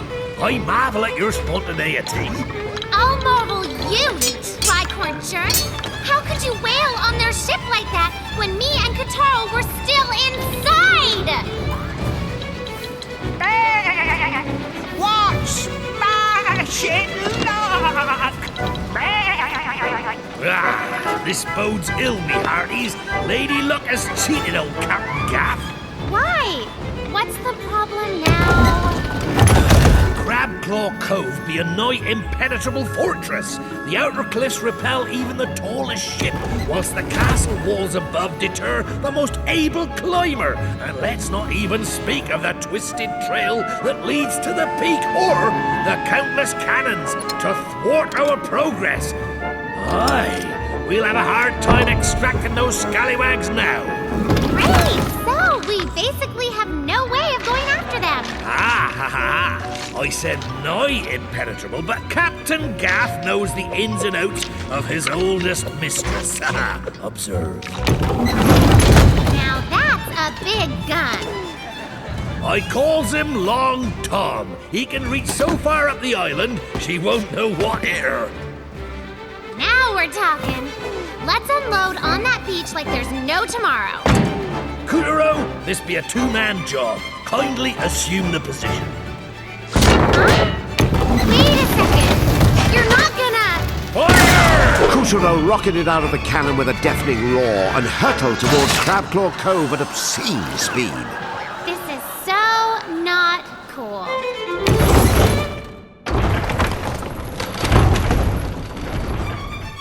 Ah, Crabclaw Cove. The Crabs! Crabby wabbies! The claw-shaped island was once home to a fearful band of... Aren't you the cutest little crabby wabbies? a fearful band of crabby-wabbies and... Oh, would you stop confusing me? A fearful band of pirates in the service of Captain Gaff. That was until Generals Pig and Sheep moved in.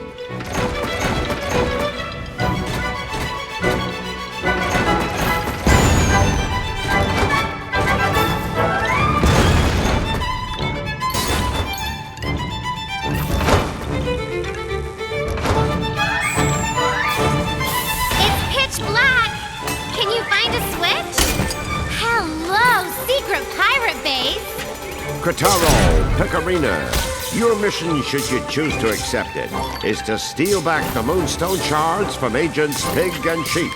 This message will self-destruct in... Ow! Hot! Smooth.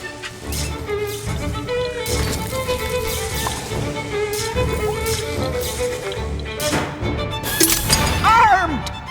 Now die!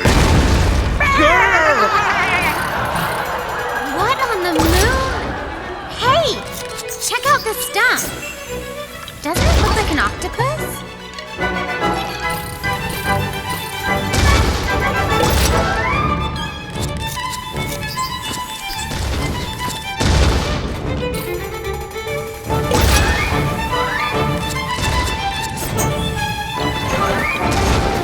Man, all these banana peels.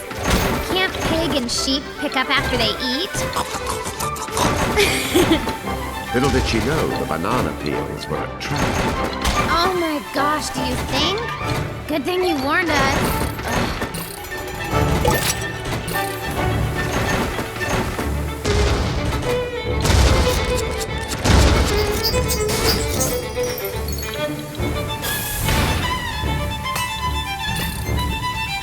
The grey pipes plastered all over Crabclaw Cove's inner sanctum made it look like it was designed by some sort of wacko steampunk marine biologist. Welcome to Hotel World Domination. I guess this is where Pig and Sheep built their sub. How did those klutzes do it? They didn't. You see, the Moonbear King had another general, one slightly more adroit when it came to matters of technological nature. Thanks, but it was a rhetorical question.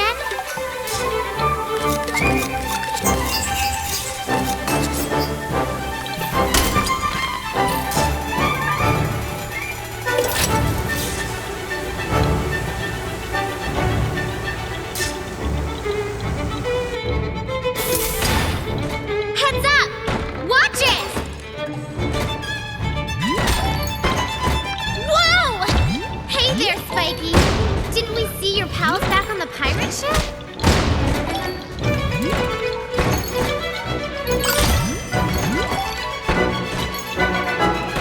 Between the cannonballs, crumbling paths, heaps of swords, and falling powder kegs, the fortress of Crabclaw Cove had proven to be a tough wench to tame.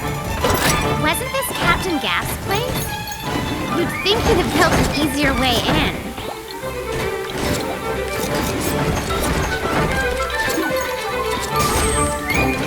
Five, 4, 3, 2, 1. Robo-Crab, or go! Hey, wait up!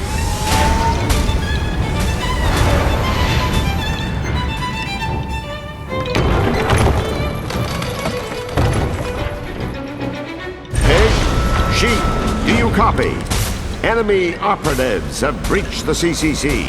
Take Robo-Crab Mark 1 and eliminate them before it's too late. Yes, sir. Yes, sir! Wait, since when are they the good guys? Sorry, I sort of nerd out around Robo. Okay, can we get on with it? Crabclaw Cove was where the generals had stashed their most amazing secret weapon yet. Couturier was in for it now. The fools marched right into Robo-Crab's lair! The bounty will be all mine. No! It's all mine! Look, there's screws in the crab's legs. Think you can loosen it? Yes! Weak point exposed! You know what to do! Our weak point! Sinistro Mecha Parapods damaged. Activate balancers. Roger!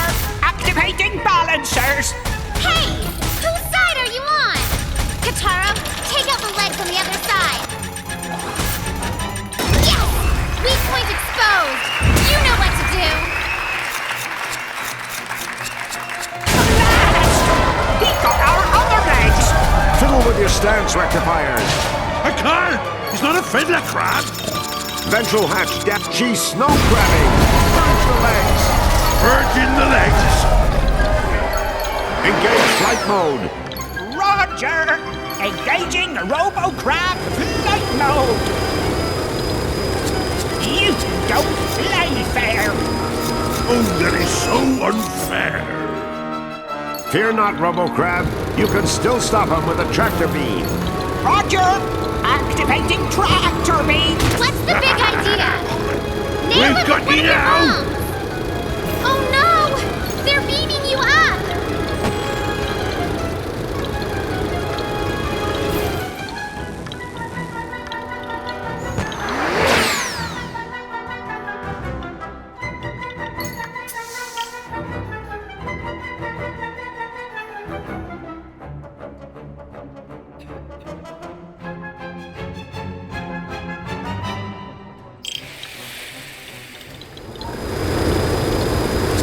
You don't play fair! Oh, that is so unfair!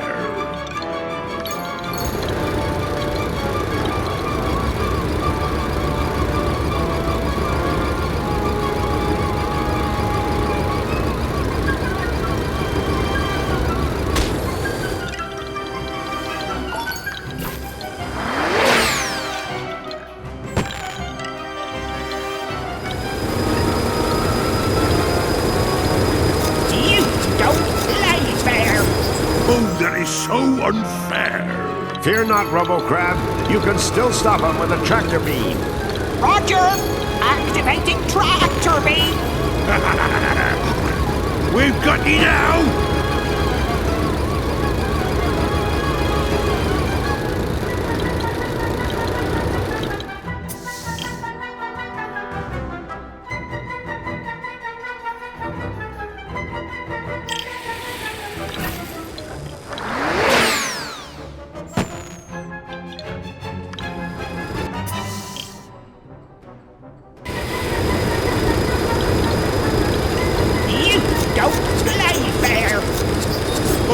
So unfair. Fear not, Robo-Crab. You can still stop him with a tractor beam. Roger! Activating tractor beam! Oh no! She's gonna blow! Fire erupted from the primary engine. Danger, Will Cravenson! Danger! Stay on him! I don't care if we have to drag Pig and Sheep out of the flaming wreckage! Someone was cutting through the thick plumes of smoke and closing in on Robo-Crab fast. That's right, it was Kutaro, slashing furiously with a mighty Calibros. Advance! Stay away! This robot was expensive! No! So long, sucker!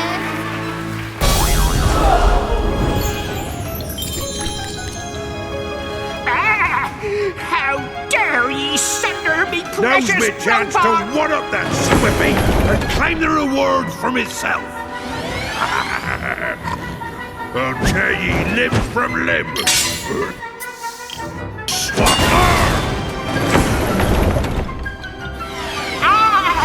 Have a taste of me 6-pounder! Don't even bother! You're outclassed!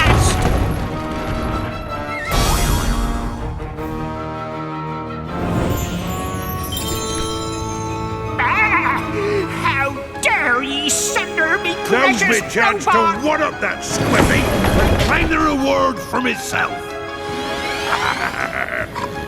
I'll tear ye limb from limb. How did ye block that, ye swab?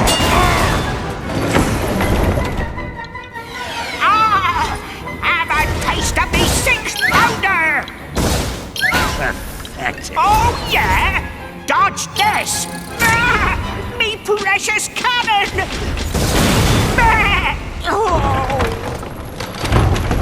Ahoy! Isn't that... The self-destruct button! Avast!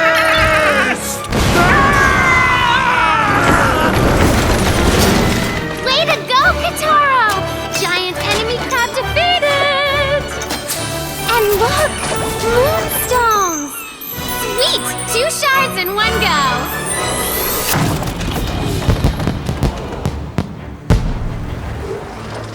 Oh, what lovely fireworks! Each a flower of sparks growing in the garden of our hearts. Don't you think, Captain? But who has time for flowers in the sky, when the flowers below be of such varicose beauty? 'Tis you that I wish to pluck tonight, my amour. And thus ends our tale of how the fetching Moon Witch and brave Captain Gaff found true love and lived happily ever after. The end. How dare you write an ending without me? This is my story. Curse you all! I'll teach you to make a fool of me! All of you! Especially you, Kutaro! I'll string you up if it's the last thing I do! It seems the Moon Bear King wasn't quite ready to live happily ever after. No, he still had lots of unhappiness to go round.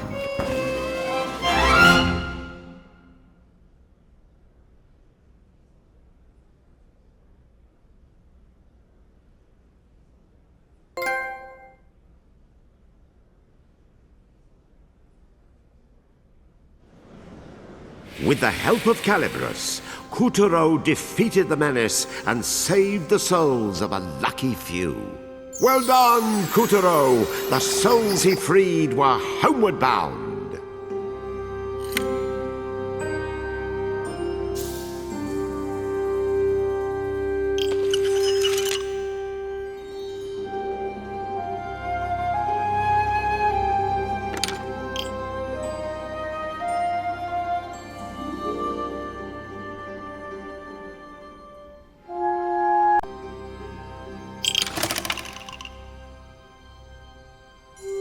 2 more pieces of moonstone jingled in Kuturo's pocket as he... Let us continue our adventure.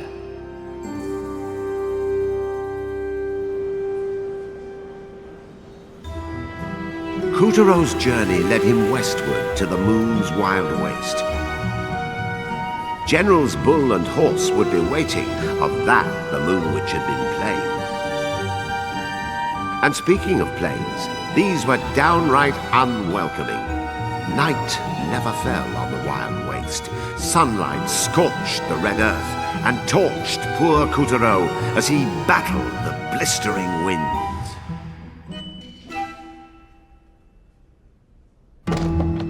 His wooden body crackled and snapped. He felt like a matchstick waiting to ignite. Soon he would go sunny side down. Kataro, straighten up. When Daddy gives people the look, he hates when you act all droopy. Now that they were en Route 66, it was bite the bullet or bite the big one.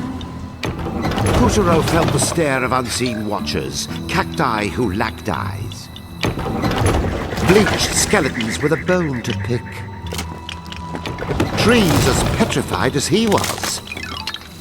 And disarmingly large monoliths. All were eager to add one perishable puppet to their ranks. Come on, wake up! You'll die if you don't keep moving. Kataro! Oh, Kataro! Hey, what's that? Kataro!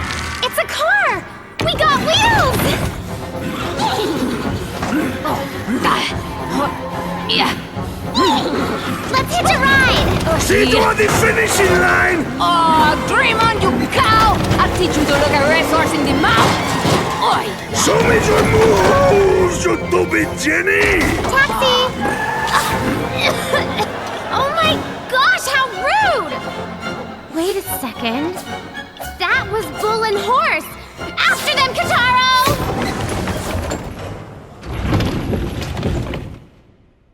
The 2 hot rodders had left the wild waste even wastier than before, carving a gruesome canyon deep in the earth and turning the cacti whacked up with one putrid blast of their dark exhaust. Well, shoot! So much for hitchhiking. Come on, hustle! Do you want to become cactus fertilizer? Head for higher ground!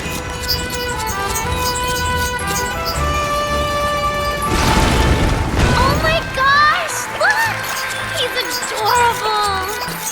A cute little prairie dog was peeking out of his burrow, but don't be fooled. This bloodthirsty rodent was a trained killer and tax evader. So what?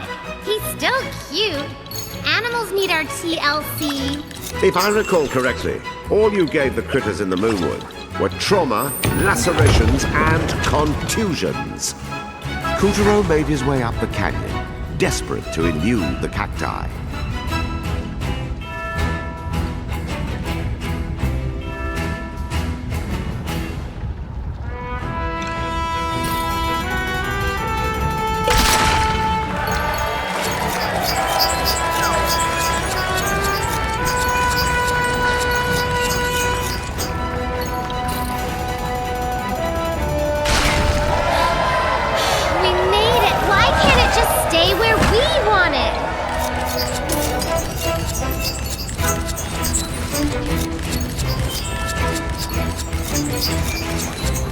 There are no cactuses to cut. So what do we do? The explosion rocked the canyon, loosening huge slabs of earth that began to tumble toward Kuturo. Dominoes! Ugh, it's always something.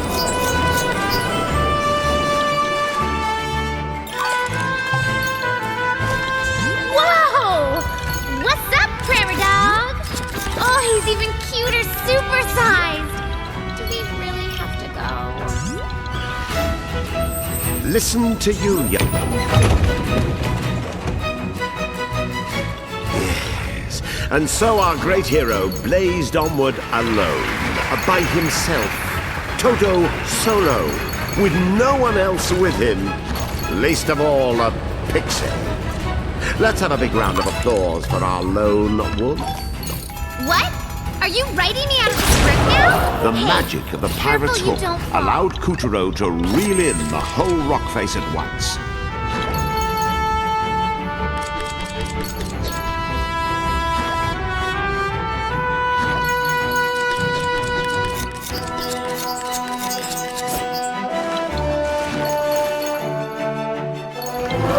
Inside appeared to be some sort of fossil.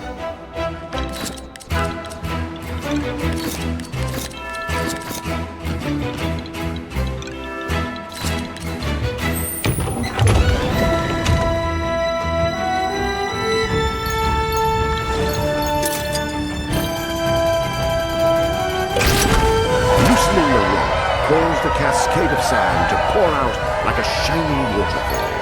Sure is pretty the way Daddy's rays catch it. Are those moon sparkles? Loosening the rock caused a cascade of sand to pour out like a shining waterfall. Sure is pretty the way Daddy's rays catch it. Are those moon sparkles? There was gold dust mixed in with the sand. Kuturo used Calibris to cut through the torrents of gravel, shrugging off the boulders that threatened to crush him. What new challenges awaited him? Our lone wolf blazed onward. He's not alone. I'm right here. Of course you are. It was just a figure of speech. More like a figure of doing it on purpose. Jerk.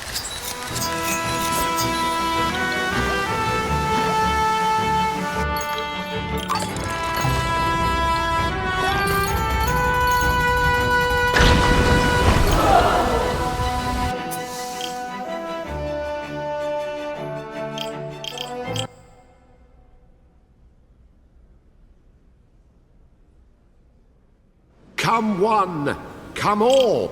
Welcome to the magical theater of the strange and Loosening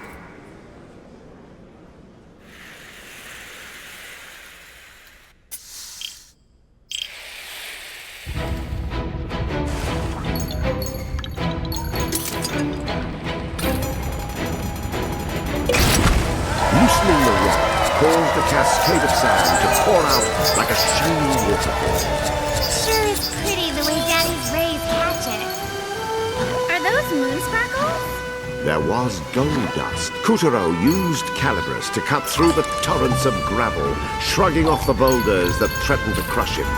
What new challenges awaited him? Our lone wolf blazed onward. He's not alone. I'm right here. Of course you are. It was just a figure of speech. More like a figure of doing it on purpose. Jerk.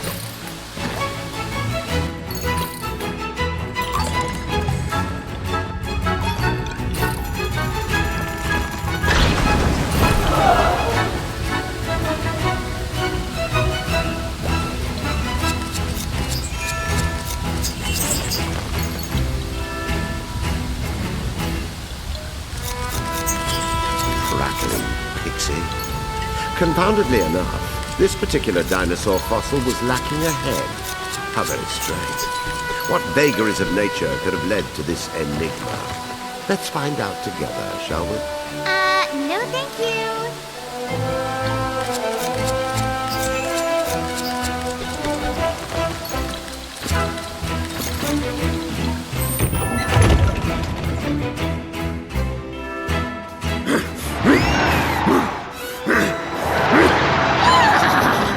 This one's in the bag! My bag, more like!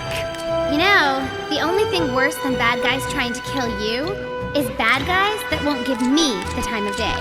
All that remained was a single golden buffalo skull. That's gotta mean something. Oh! It moved!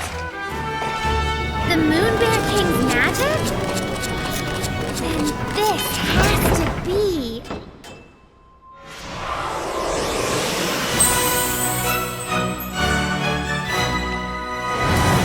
Locked within the skull was the soul of the wrestler, the last of the 4 champions of the moon.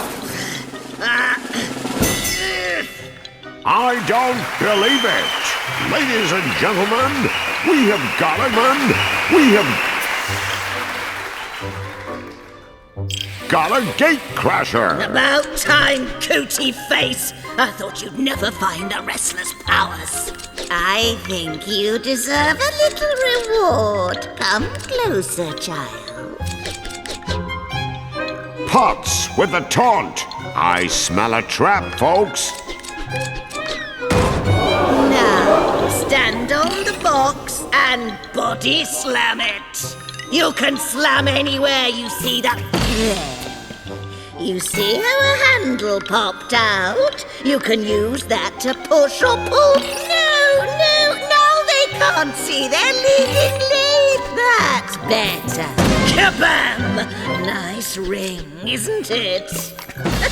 But just a little cramped. Now, step aside. Here comes the Esma Witch Drop! So, you want to learn a special move? Just get up really high before you slam to put some real oomph in it. Now, aim for me. I can take it. Luna Cactosa! Take a good look at the symbol in the ring. See how it's different from the one before? With me! Take it easy!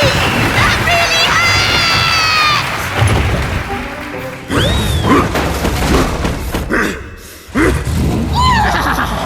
You can't even touch me! I win! The General's rampageous rivalry had reduced this small town smack in the middle of the waste to absolute shambles. But a new vaquero had moseyed into town. My gosh! Grubs were waiting for Couturier the moment he slipped in through the saloon's second-story window. Can you fix up the buildings? Otherwise, we can't get down the street. We can get onto the roof through the skylight!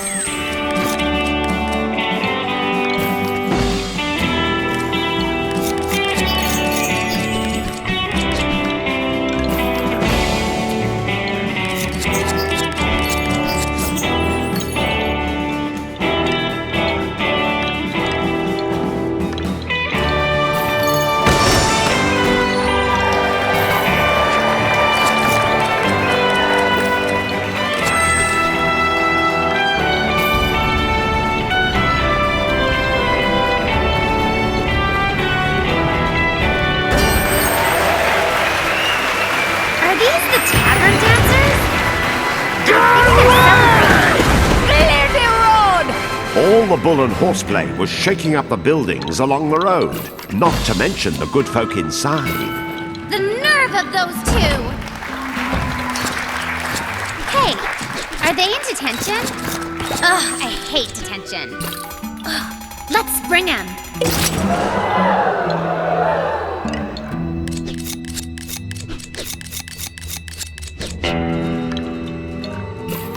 Oh, thank you! Free at last! There's still one more. What's the holdup?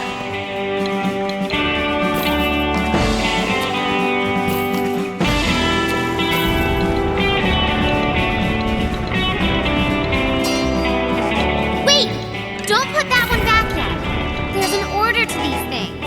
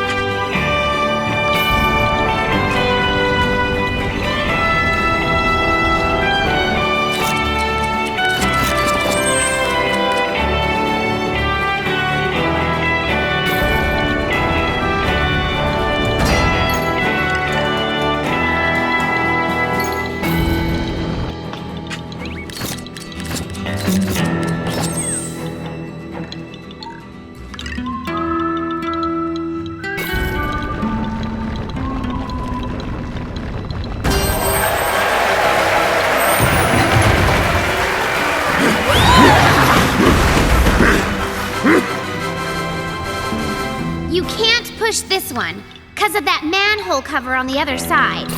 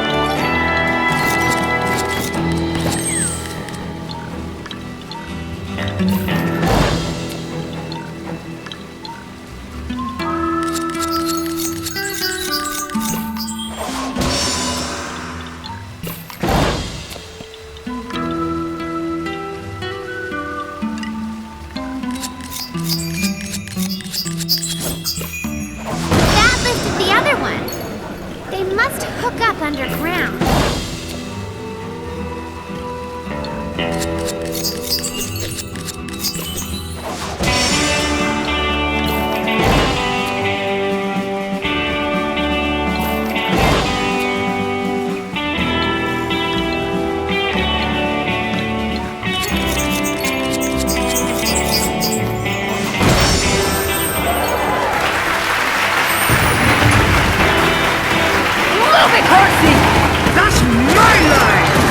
The toppled carriage was blocking the road. Hope you've got a bright idea.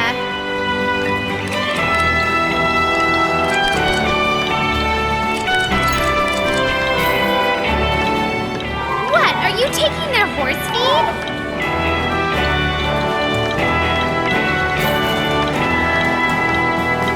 Looks heavy.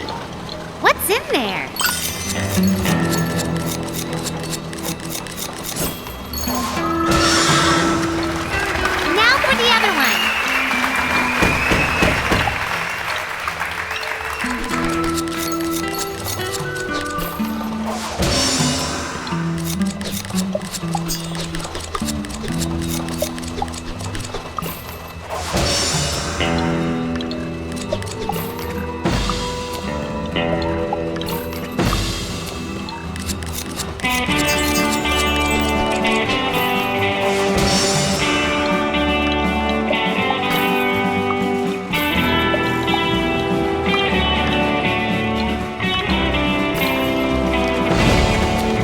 You're gonna have to find a way to slam from higher up.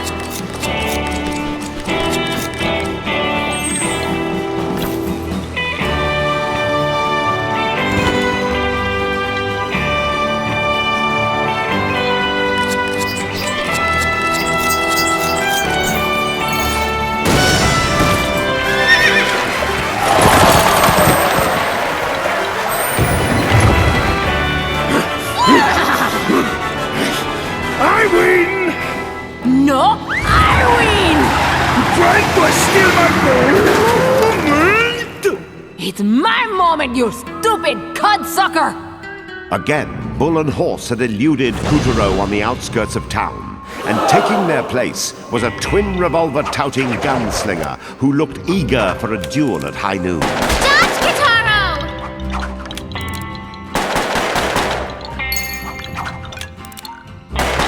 Body slam that fire!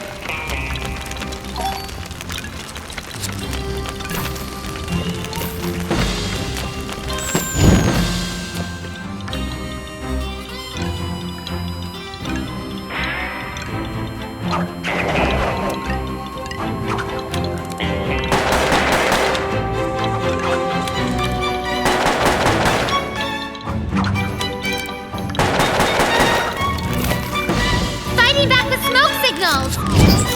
Look out! Sharpshooter!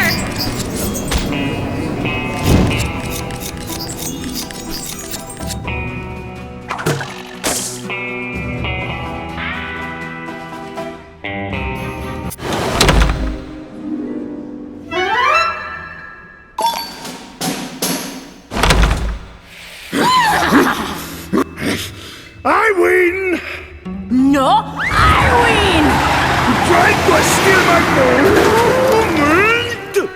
It's my moment, you stupid cudsucker! Again, Bull and Horse had eluded Kuturo on the outskirts of town, and taking their place was a twin revolver-touting gunslinger who looked eager for a duel at high noon. Dodge, Kitaro!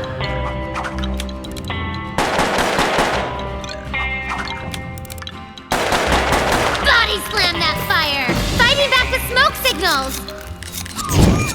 Look out! Sharpshooter!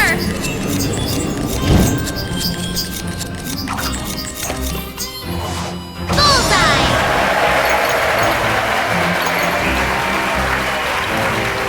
Now, slice him up. Cut off all those stinking badges.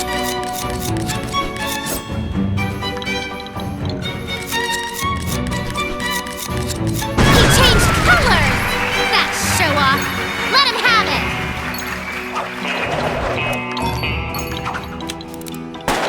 The quick-drawing Weaver decided to step up his game. The Weaver's guns belched fire.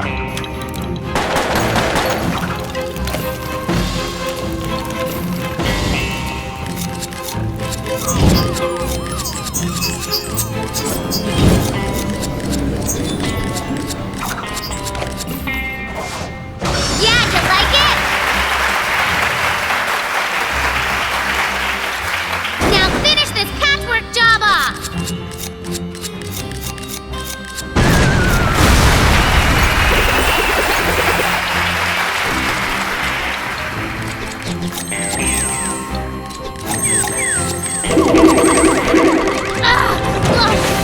Try again!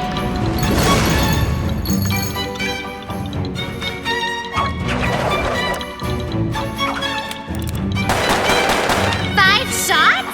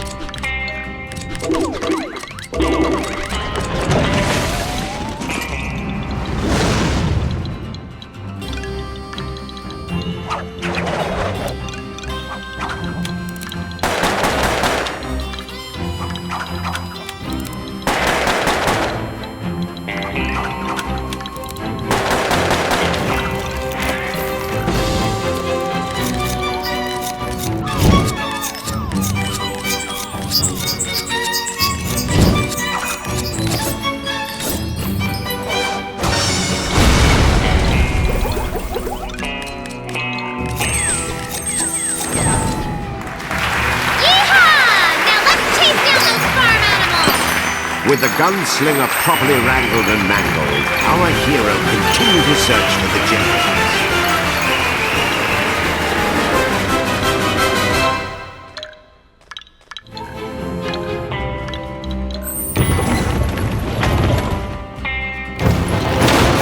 Now's our chance! Looks like Bull and Horse made a pit stop. This is it, Kitaro!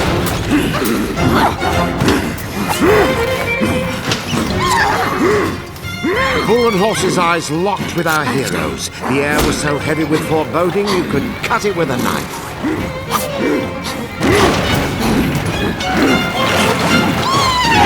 So, Horseface! Kiss my chicken fly! Please, I can run circles around you 8 days a week! What just happened? Kitaro, come back! Oh, that's gotta hurt.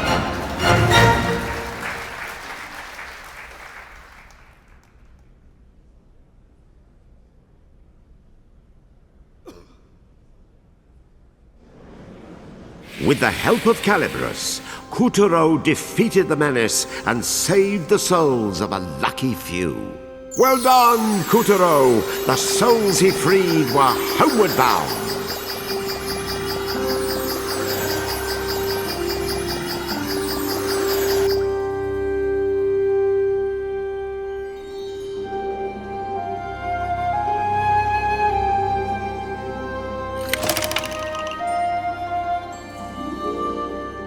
Bull and Horse's drive-bys had left the Wild Waste in chaos.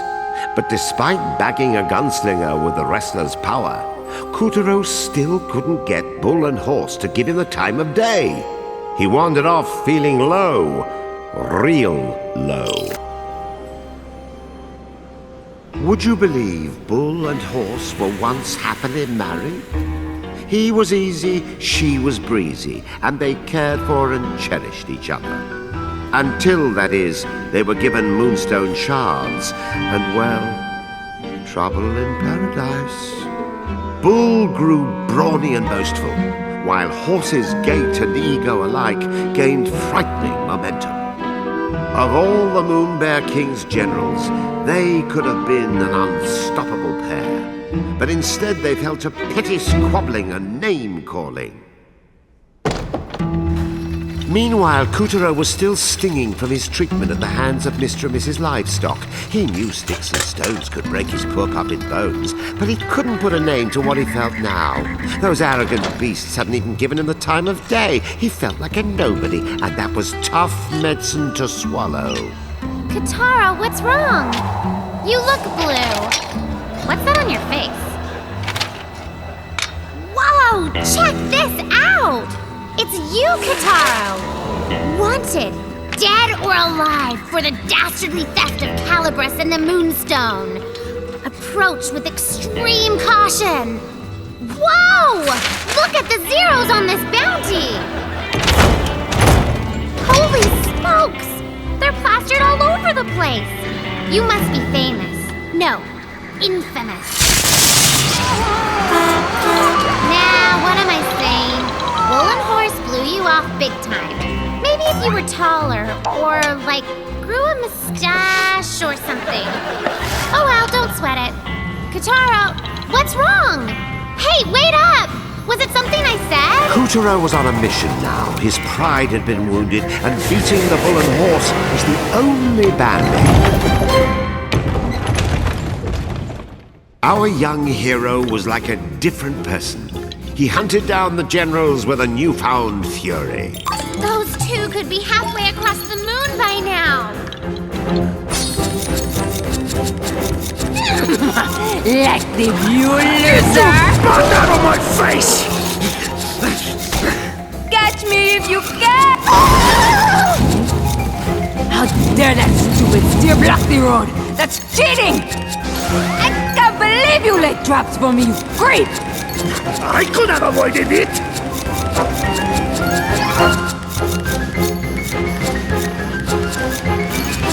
What's with those bikes? And why are they riding alongside us?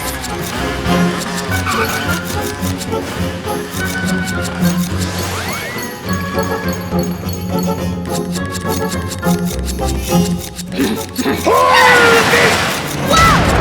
Those dummies took out the railroad bridge! Hurry up! The telephone poles are coming down!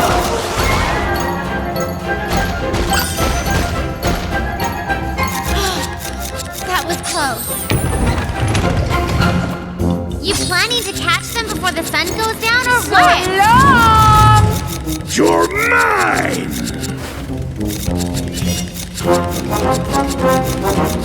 Can you give me a teriyaki burger, hold the meat? You mean like a bun?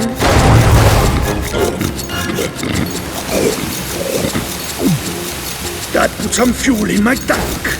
Dang! He gets good mileage. Out of my way! I got here first, you nut! Now's your chance! Slam him! Adios, jump! Horse got away! After her! Despite having finally landed his first hard-earned blow on General Bull, Kuturo still hadn't made a blip on the couple's radar. All their race.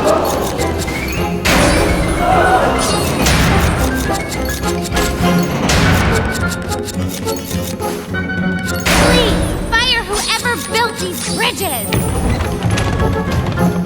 Kuturo had it up to here with being ignored. He was going to get Bull and Horse's attention. Violent fantasies flashed across his mind. An oil slick! Oh no! The tanker's caught fire! Run for your life! The hungry fire chased after Kuturo with the ferocity of a wild animal.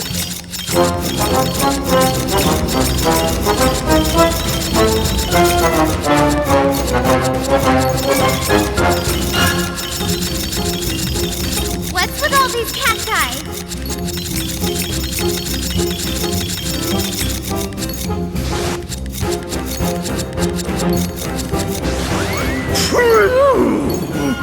I finally lost her. Not that I had any doubts. Let's knock this drunk cat over and set Bullhead for a loop. Nelly! Well, we lost Bull, but we gained a way forward.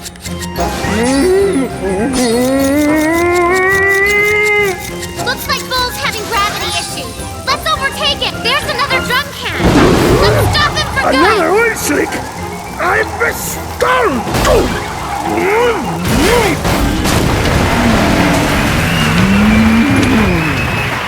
The blast had left Route 66 on the verge of collapse. Yes, the ground looked ready to do that thing where it crumbles just inches behind the fleeing hero. Look, it's Horse. She's still racing. I will win! I have to... Oh, she looks ready to keel over. Let's put her out of her misery.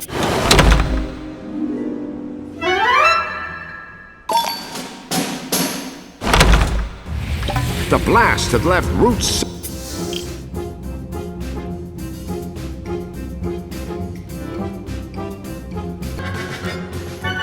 66 on the verge of collapse. Yes, the ground looked ready to do that thing where it crumbles just inches behind the fleeing hero.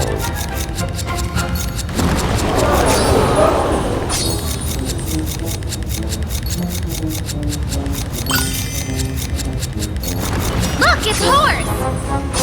She's still racing. I will win! I have to... Oh, she looks ready to keel over. Let's put her out of her misery.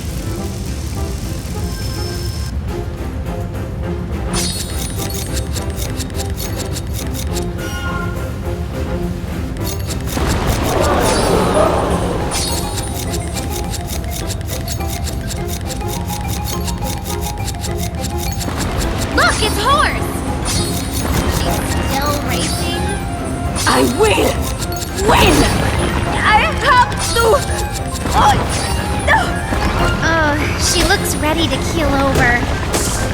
Let's put her out of her misery.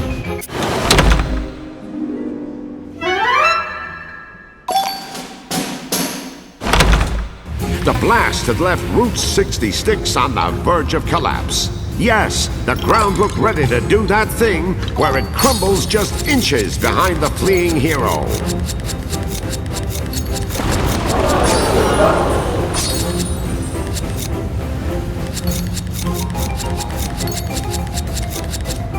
Look, it's Horse. She's still racing. I will win! I have to... Oh, she looks ready to keel over. Let's put her out of her misery.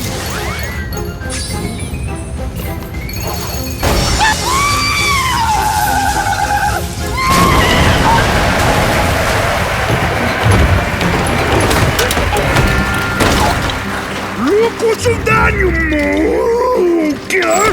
I was seconds from winning! How dare you make me forfeit the race? I was about to beat this bovine! Oh, yeah? Well, now you can fight Kataro instead. Fight this pathetic pipsqueak! Oh, maybe when he's out of diapers. What's the matter? Chicken?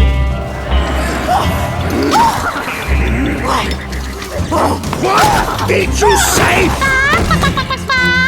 Gonna run back to your chicken coop? How dare you call me a barnyard animal? We'll pulverize you! First one to the train station wins! just a darn second. You're supposed to duel, not race. What's wrong? Throwing in the towel? Why even try when you know you're going to lose? You're a loser, Kutaro! They should call you I'm gonna lose, Taro! Wait! My mother doesn't follow Frutaro! Whatever! Fine. If you want to race, we've got one condition. You have to wager your moonstone shards. If Kotaro takes first, you cough up the family jewel. My moonstone shard? Real tiny. I'm not that stupid. You should be honored just to gallop with the big girls. Oh, I see how it is. You're the one scared of losing. Guess you better pack it in now, you pack animals. Wouldn't want to take any chances.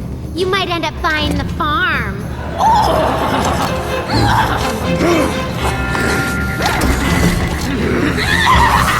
Fine! The moonstone! You got yourself a deal, sister! But when this is over, I'm going to wipe that smirk right off your face!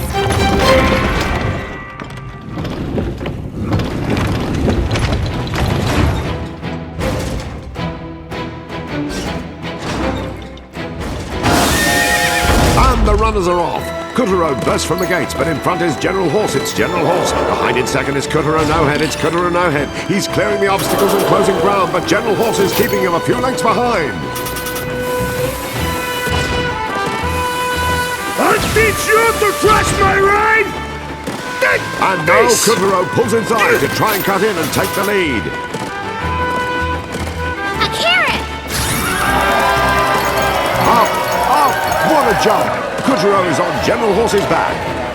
A horse is a horse! Of course! But this one's a train that's using force.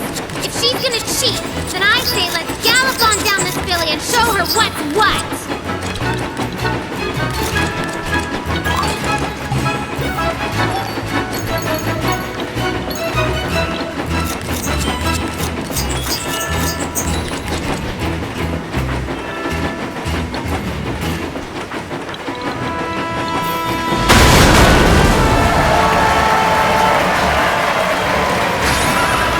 Burst of speed. Look at Kotaro go. He's going for broke. Jump again.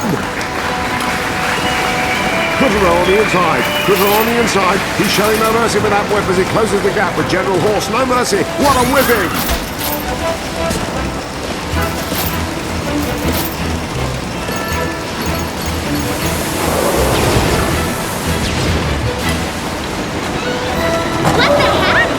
This is unbelievable, folks! A cattle car that carries lions! No tigers or bears? Oh my! An elephant too? Oh dude! A rainbow! If you didn't know any better, you might have thought Puccarino was on vacation. Excuse me for living in the moment.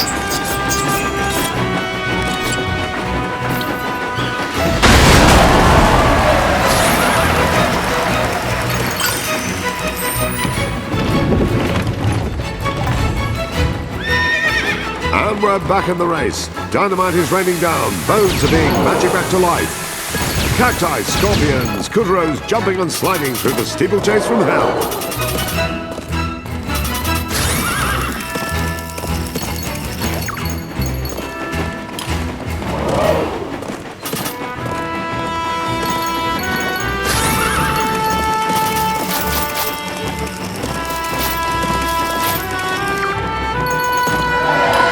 He's on the passenger car. And what better way to soak in the moonscape than from the lavish seat of a sound the whistle, stoke the coals.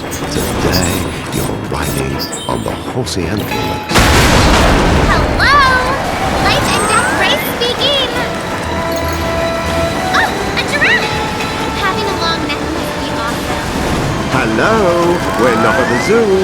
Life and death race speaking, right?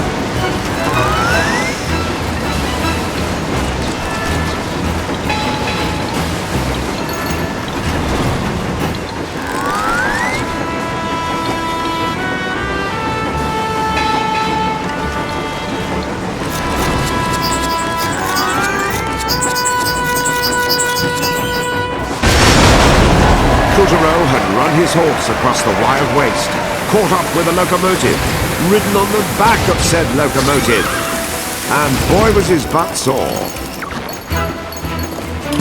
Look out! Boulder! A number! Bleached bones like sharpened fangs, scorpions, Kuturo's horse is on the bit as he shrugs off every danger.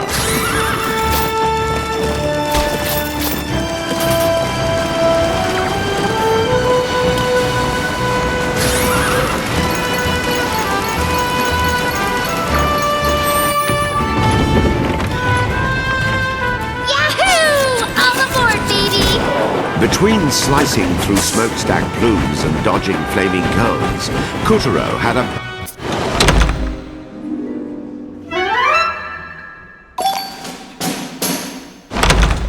Yahoo! All aboard, baby!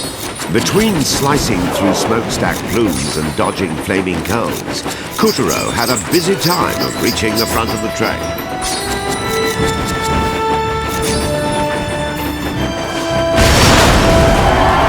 Yes, finally, Kuturo was aboard the finest train this side of Neptune. Oh, what I wouldn't give to be in his shoes. Horseshoes. Whatever.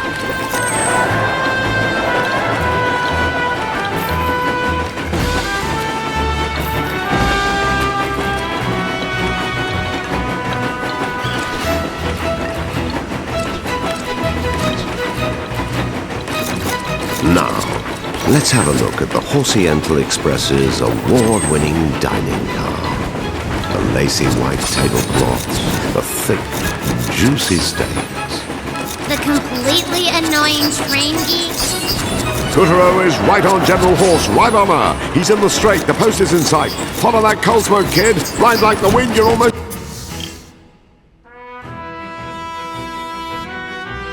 there! Go for home! You can do it!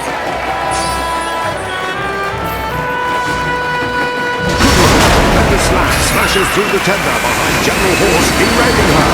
She throws the emergency brake as Kuturo overtakes her. First place, Kuturo. First place, Kuturo. Yeah! Who's your daddy? Looks like the town's celebrating. Thank you! Thank you!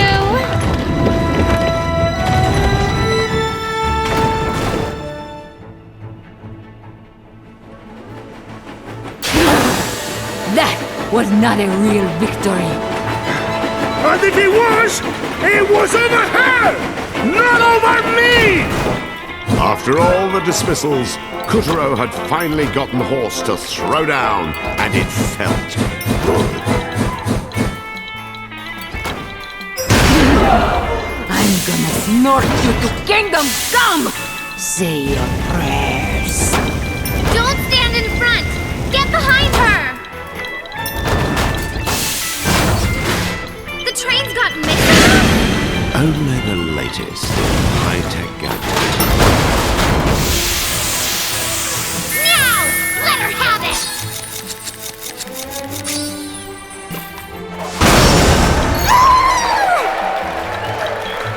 That hardly scratched her! Hit harder!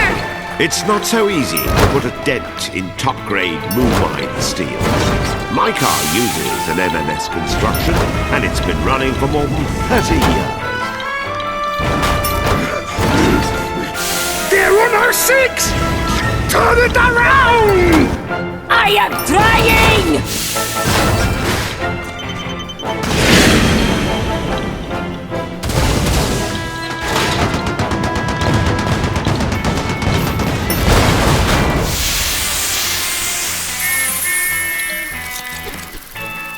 It's that yucky smoke! Watch the fire!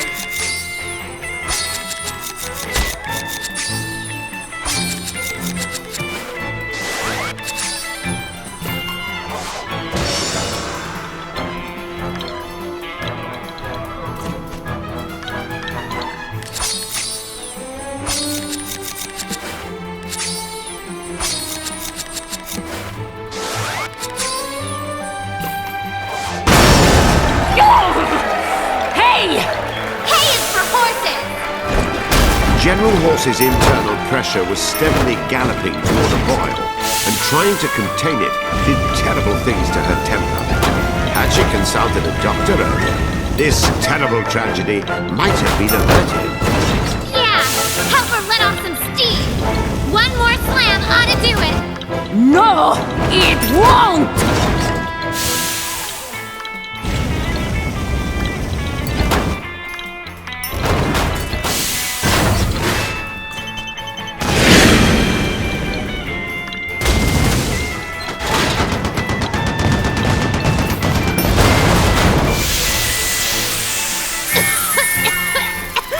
So much smoke.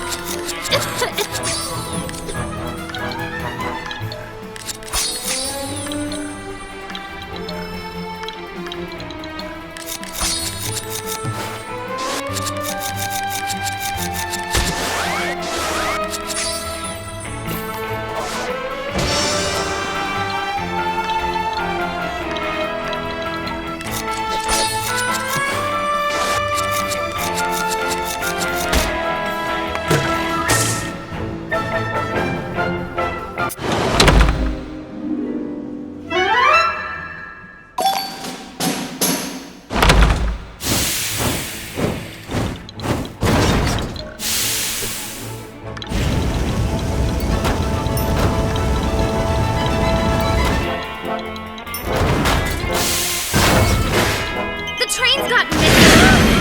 Only the latest high-tech gadget. The driver's seat even has a Now! Let her have it!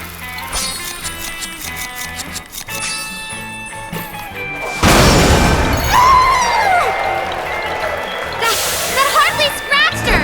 Hit harder! It's not so easy to put a dent in top-grade moon mine steel. My car uses an MMS construction, and it's been running for more than 30 years. They're on our six! Turn it around! I am trying!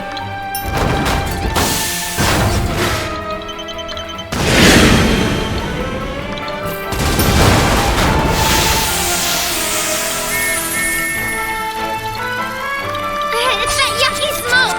Watch the fire!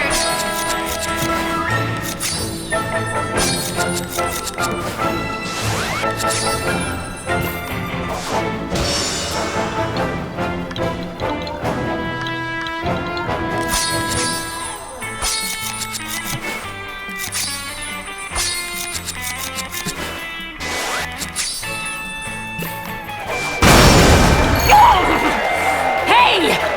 Hay is for horses! General Horse's internal pressure was steadily galloping toward a boil, and trying to contain it did terrible things to her temper. Had she consulted a doctor earlier, this terrible tragedy might have been averted. Yeah, help her let off some steam. One more slam ought to do it. No, it won't! So much smoke.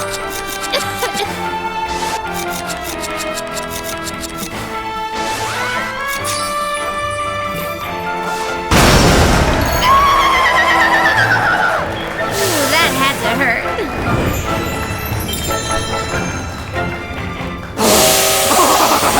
Now you really got me lathered! Prepare to die! Not missiles lost!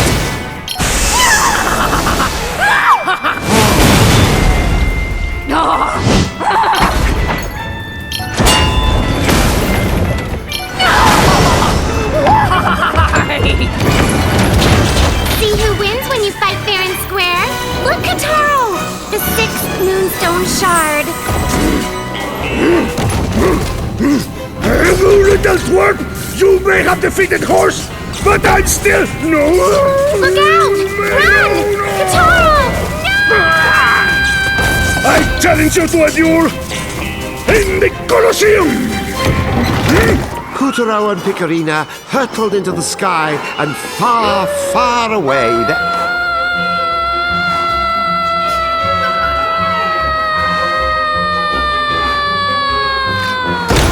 far, Far away they flew. Kutaro and Picarina flew far.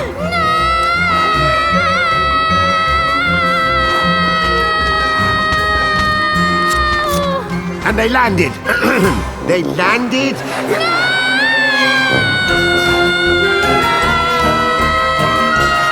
Don't land already! Oh, hey! Wow! I'm okay.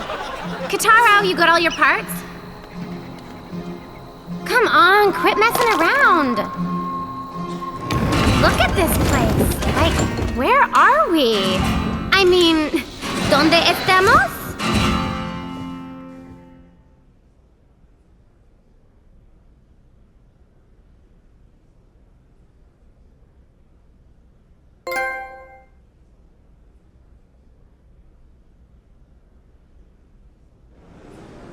With the help of Calibrus, Kutaro defeated the menace and saved the souls of a lucky few.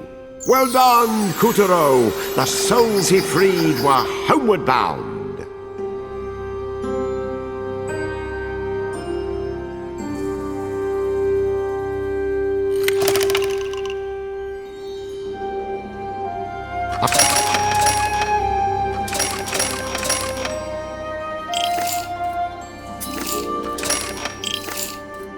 Let us continue our adventure.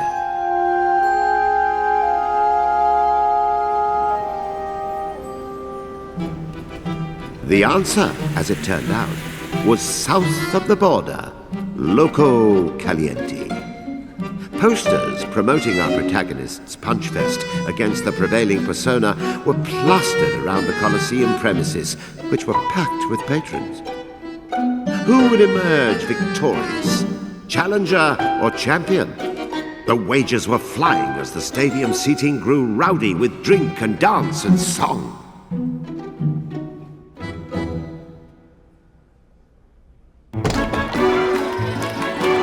Feel that electricity in the air? What's the occasion? Vamos, Kutaro! Ore, ore, ore, ore! Thank you. Just watch. We'll make tacos out of that cow head. Oh, you think it's funny? Better watch it. Kataro's thrown down against half the animal kingdom, and he's still undefeated.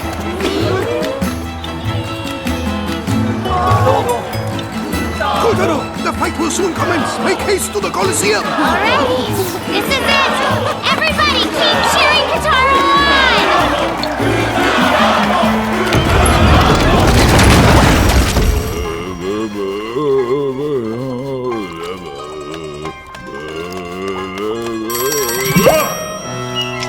I am trying to rub-a-dub-dub. Call back later. What?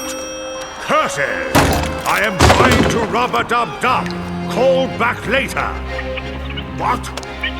Helios has been broken? Preposterous! Am I the king of fools?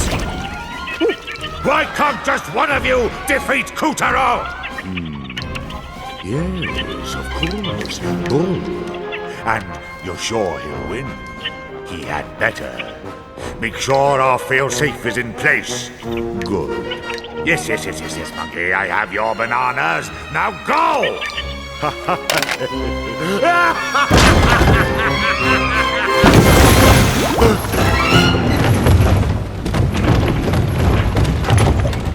A festival was underway in the village, and a whole host of decorations hung between the panels.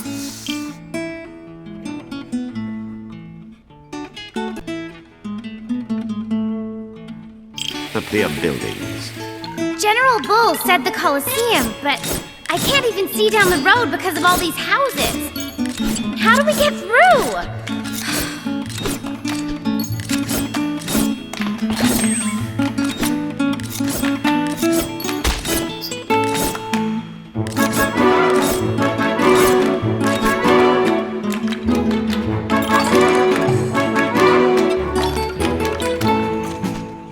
The houses in the village seem to have sprung up out of sheer necessity, with one domicile unapologetically standing atop another.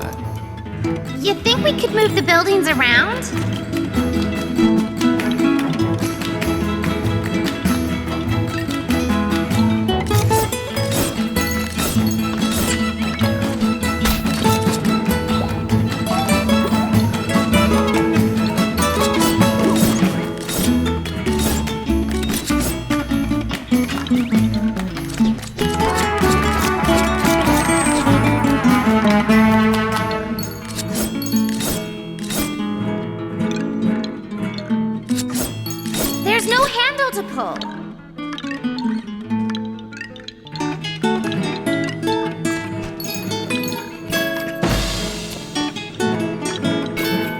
Kuturo wrestled with one house after the next as he made his way through the village.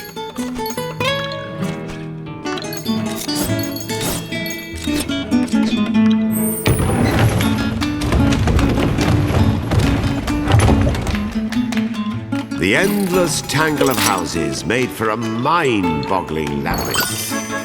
Which way is the haphazard Colosseum? scaffolding looked ready Since to I tip don't over. know, I vote for up.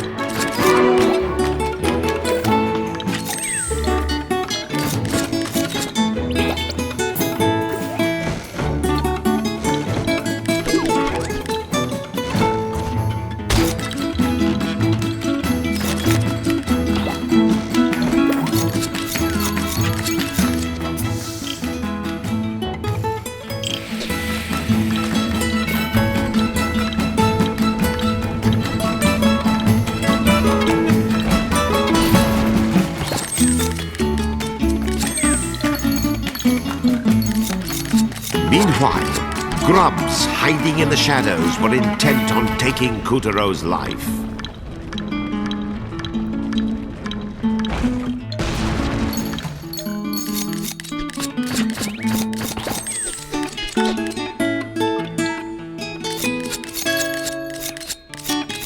Okay, it's a picture of a balloon. I love balloons. Look at them all, destined for greatness.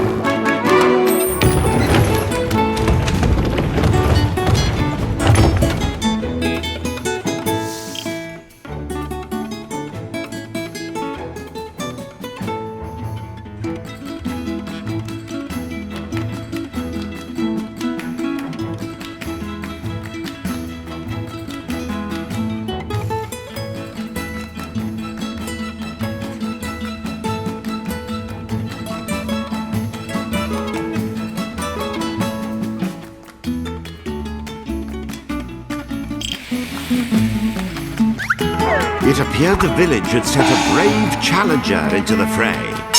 Wish him the best, and fight! Too bad. He should have just waited for the real hero.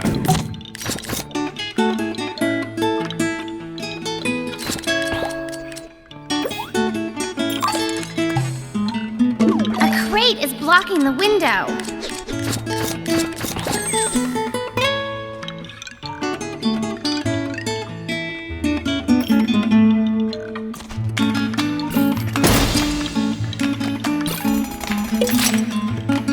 Another balloon. This could come in handy.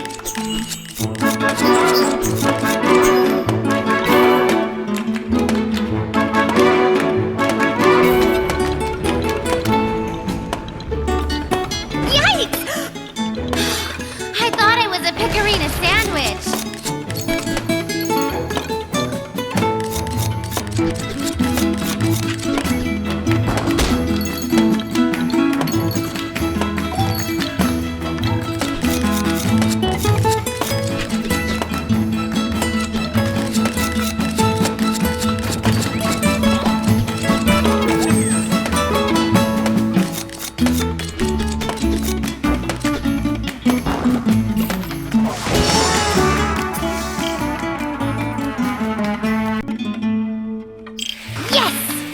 Adios, you pesky house.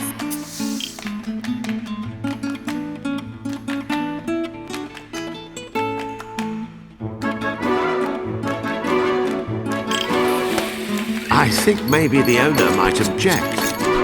To what? Getting a penthouse view?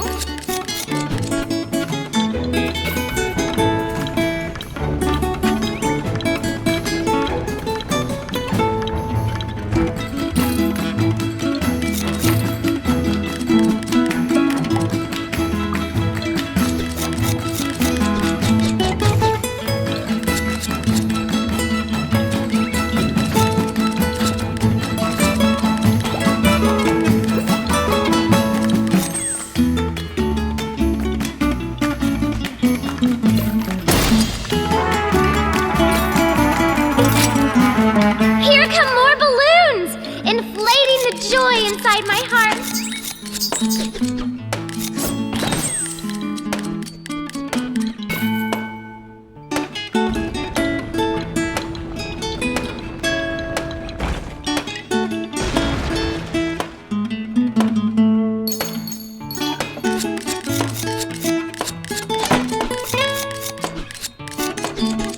A shimmering gift now!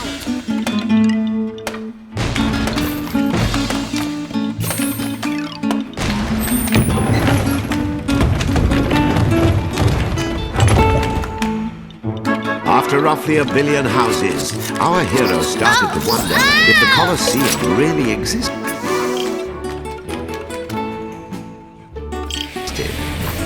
Look at these balloons! They're covered in spikes!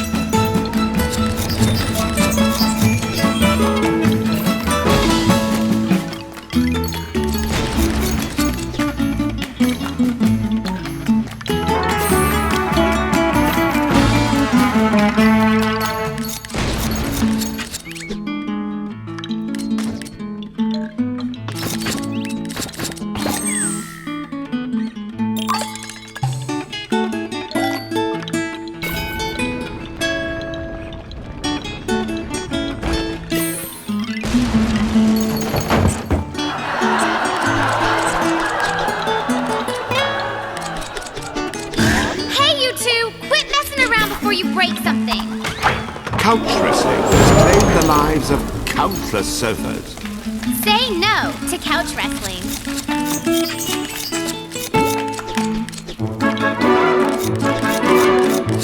No festival would be complete without a giant piñata. This ultimate party favor was packed with candies and toys and drew stick-wielding tykes like flies to honey. They can't reach! Do something! Children just love it when a piñata breaks. Aww, they're singing! The children's joyful song echoed up to the highest reaches of the sky.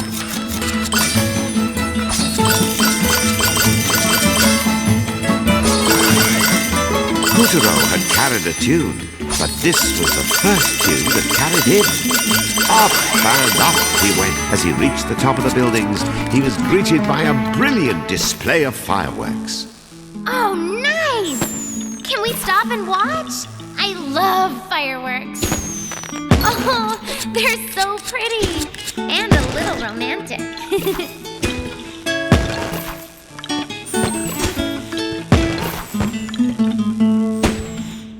And it's a time for today's main event. This one's going to be a slobber knocker between the reigning champion, General Bull, and newcomer, We can ride the rocket right into the Colosseum!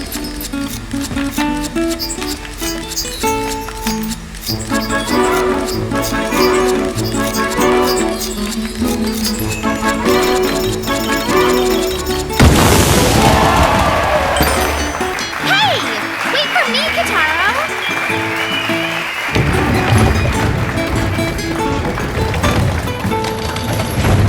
In the red corner, you know the champ. You will love Good Goddess Almighty, a brutal ambush.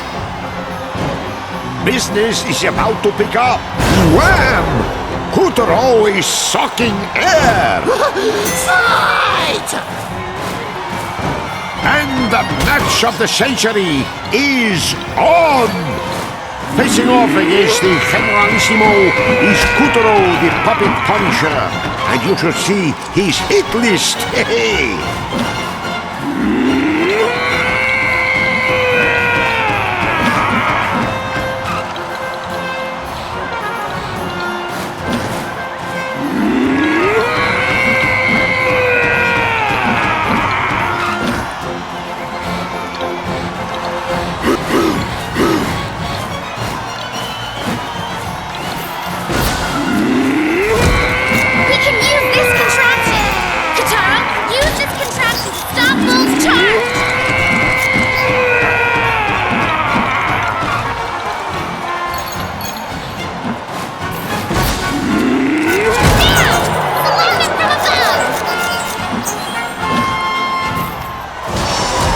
Kotaro might be going for an aerial assault!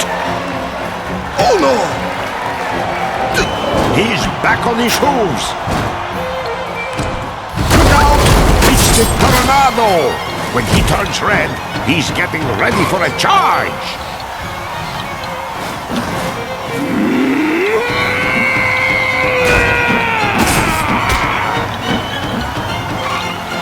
We are bringing you the MWF title belt live from the Coliseum that is packed to the rafters. And I tell you what, he doesn't even have rafters.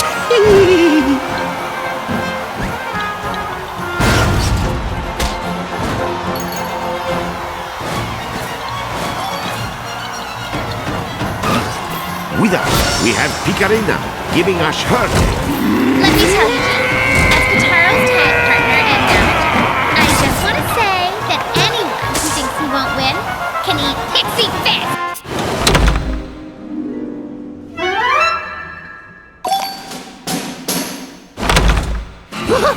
Fight!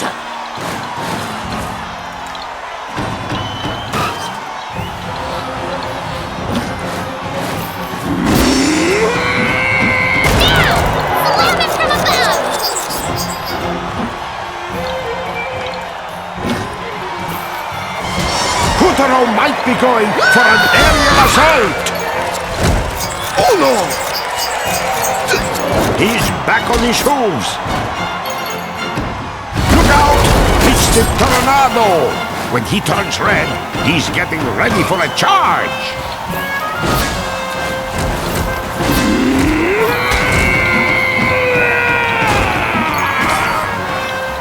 We are bringing you the MWF title belt live from the Coliseum that is packed to the...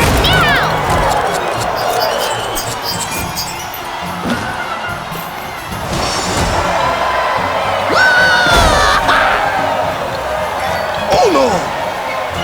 Dos! Oh! A 2.9 count! The champ clings to life like plastic wrap. Champ and challenger are whipping each other like government mules.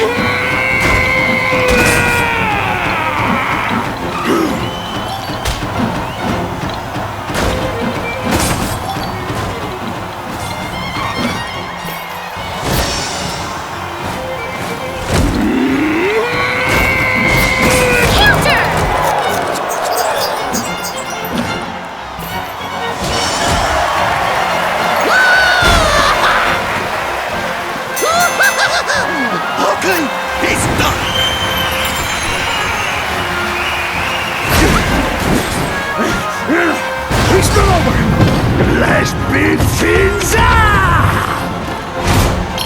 Away! Away!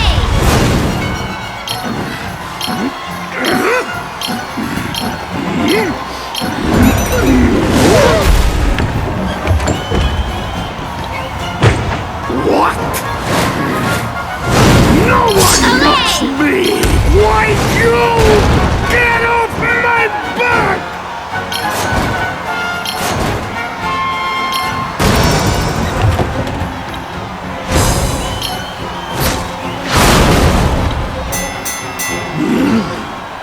You'll never Knockout! Kataro, you won!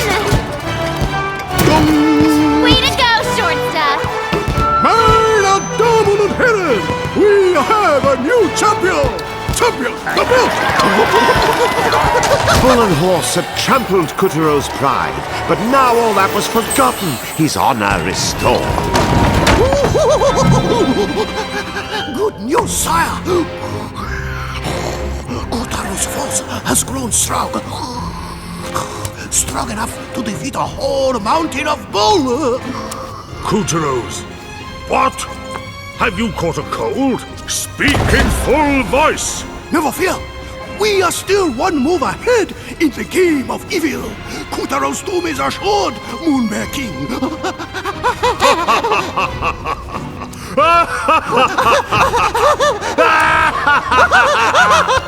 Yes, a tidal wave of cheering washed over Kuturo, and so deafening was the roar that he failed to hear the crack as Monkey hatched a plan.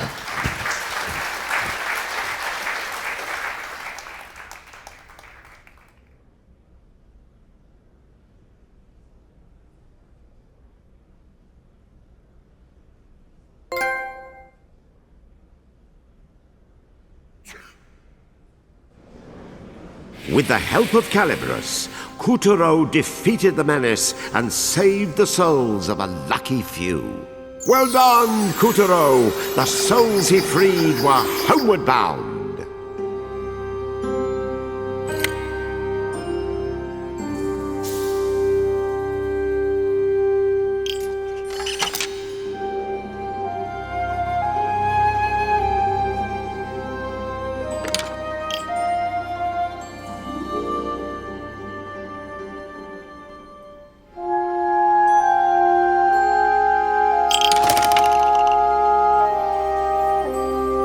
At last, bull and horse had been beaten, and Kuturo's pride restored. But pride comes before a fall, they say.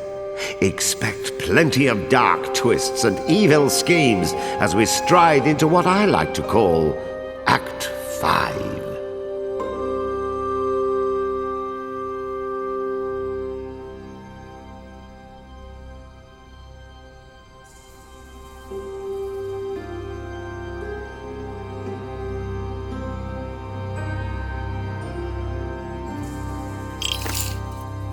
And so the story continues.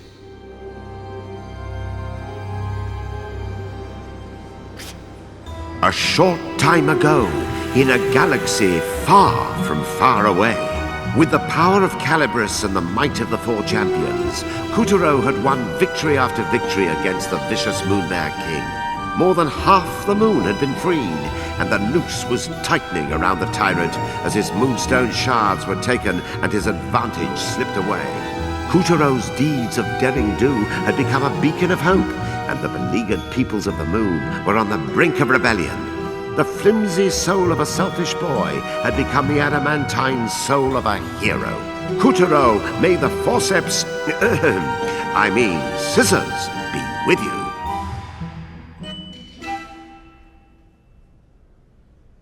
Kuturo and Picorina were winding their way back to the wild waste when they got lost in a dense forest. And as dark clouds settled in overhead, our duo found themselves longing more and more for the light of the sun. Yeesh, we're not in Kansas anymore. Hey, maybe we should, turn back. Yeah, getting lost would be a total bummer. Okay, back to the entrance. But alas, neither one of them had the foggiest idea from whence they came. Taro, you're not supposed to chicken out. You're the hero of the moon, the big cheese. You took that bull by the horns and won, right, champ? Surely Kuturo was strong enough to wrangle a couple of trees. Look, you've got a moon to save and a sun princess to please. So man up, kiddo! As if he had a choice. The only road was forward, or whatever direction they were facing. So our hero steeled himself and pressed on. The pale blue light of the earth, his only guide. Head! Head! Head!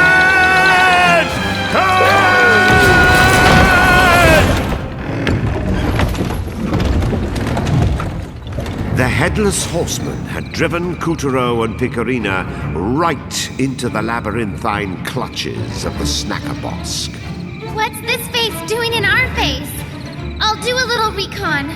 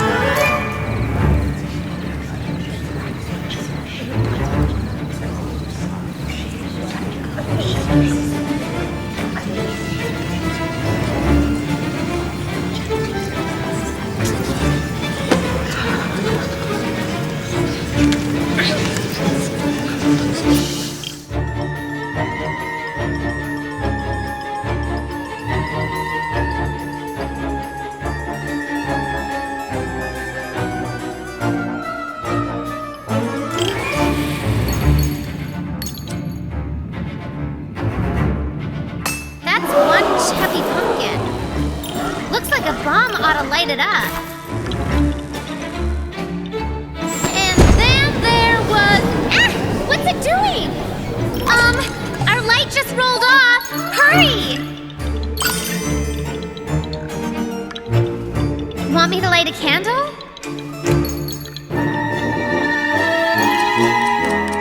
Even the candles are pumpkins.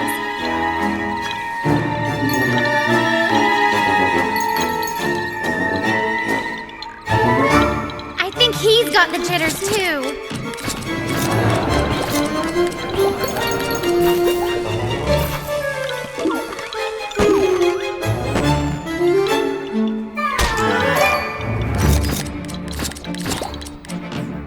Another one?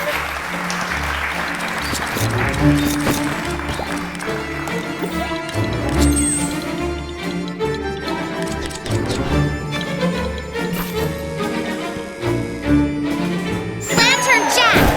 Watch your step, please.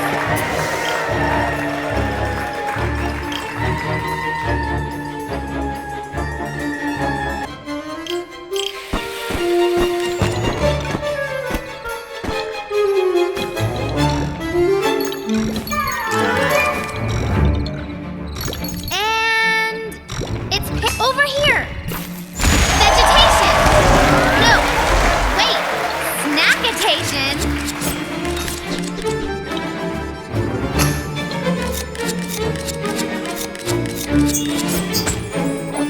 Here comes trouble.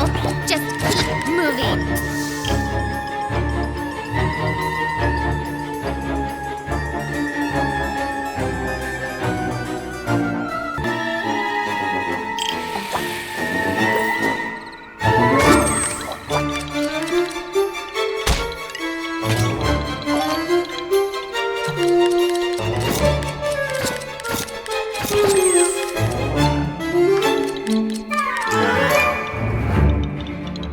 Katara! Poking on your six!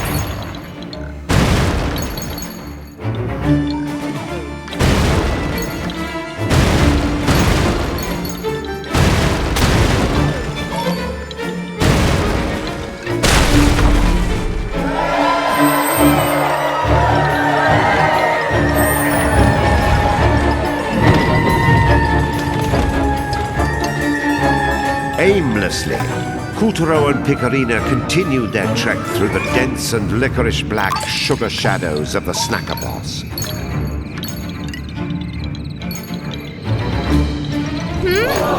Something's coming. Guess it hates the light. There's pumpkins and there's plumpkins. Wanna light 'em up?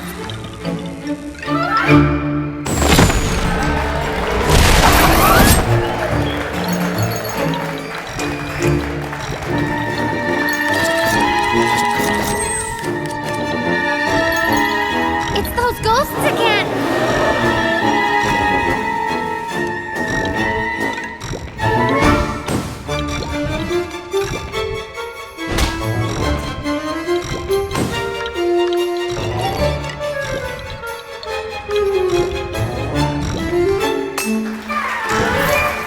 We're in business!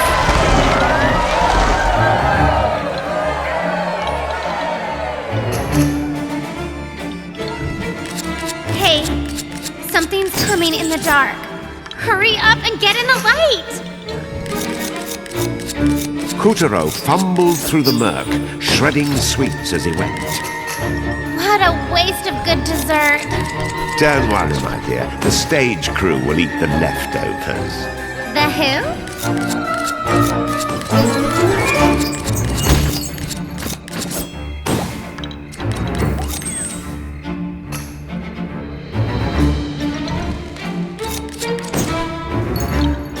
Chocolate bars!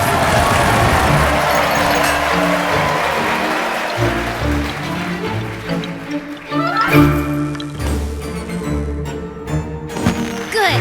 The light got rid of them. And who said pumpkins were just for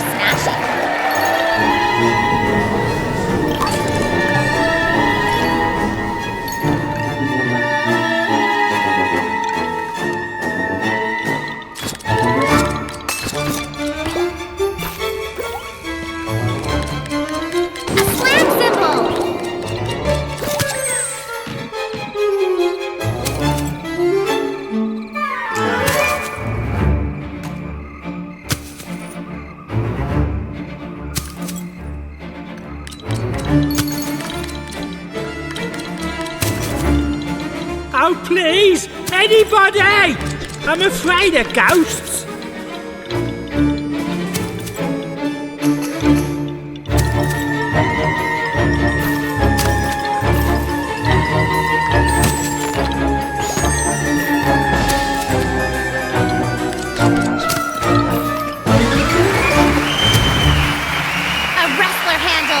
I bet he'd lighten up if we brought this card over to him.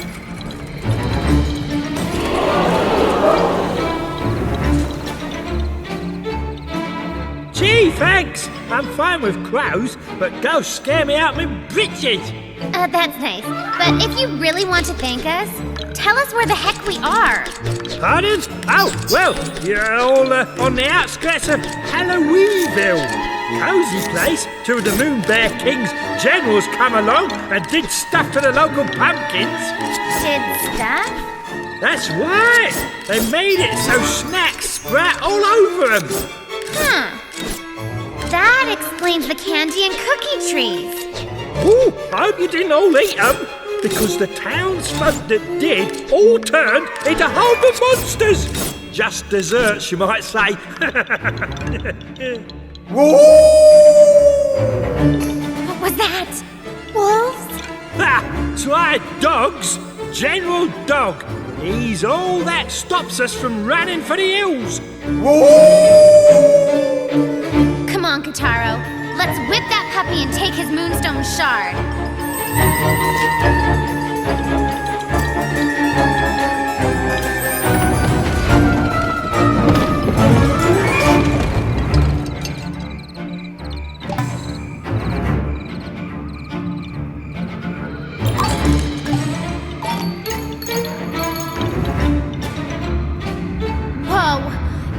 Droves.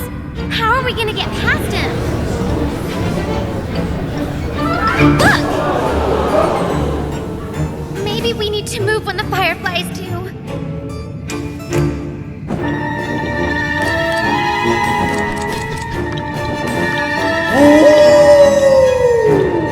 Eerie howls echoed through the Snacker Bosk's shadowy branches. Don't worry, Kataro. I've got your back. Our hero blazed on like a flaming pumpkin in the darkness. No chasm could razz him as he coursed past the dark monsters. He was going to get through this forest and put an end to General Dog.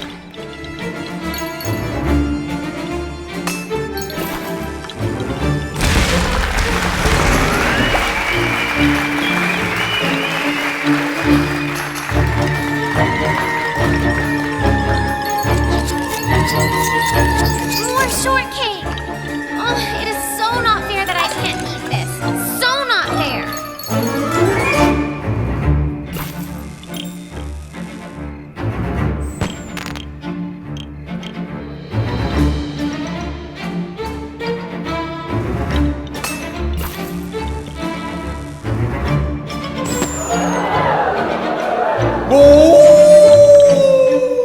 Man! The howls grew closer and closer.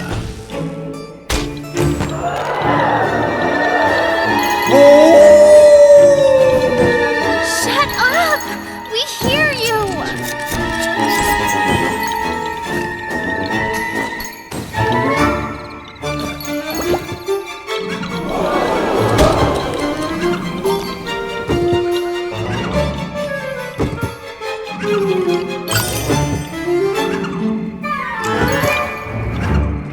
There's something up there.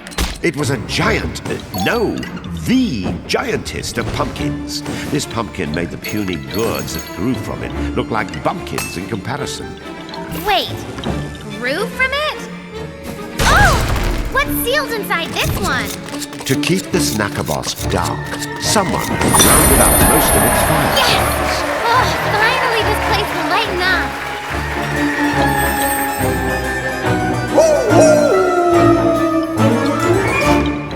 Because of the change in the forest, or in spite of it, a long howl issued through the trees. Just outside the bosk, General Dog stood watch like some great Stygian hound. You are firewood. So this is General Dog. Huh? Wait a second. He's on a leash. What leash? You know, maybe we should just ignore him. Yeah, let's go. Wait, don't go. Do you mind? We're in a hurry. All I want is for that nasty moon bear king to scratch my ears. Scratch this! Are we playing? Oh my gosh! Come on, Kataro. Please, just for a minute. No way! Look at me. You know, I think I'm a cat person. I am big and strong. If you beat me, you can have my moonstone piece. We'd get that anyway? I know you love me. Let me count the ways. Oh boy, she does. Could this quite possibly be the dumbest animal I've ever seen? What do you say, Kataro? Should we throw him a bone? I love bones. I think it's safe to say his brain's his weak point. Give him a thwomp!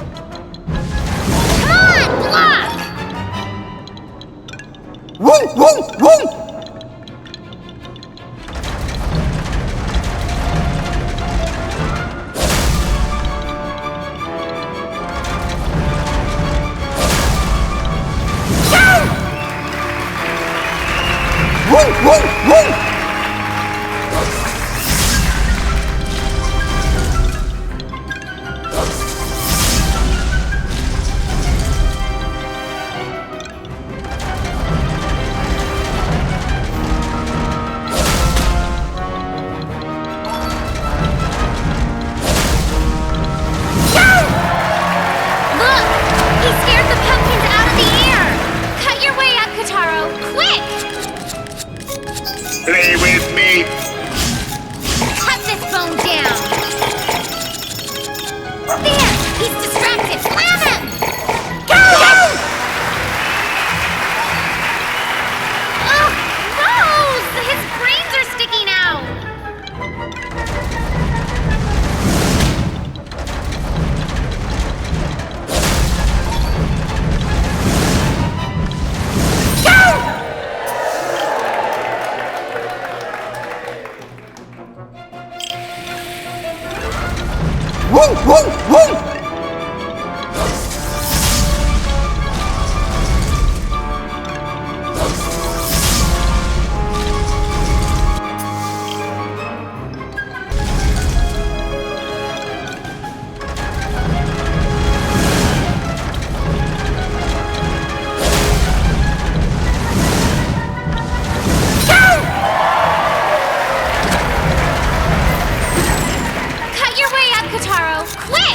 Come back.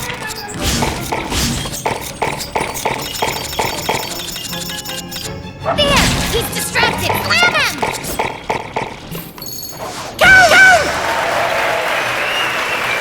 Now, Kataro, tie that nut's brains into knots. You shall not pass.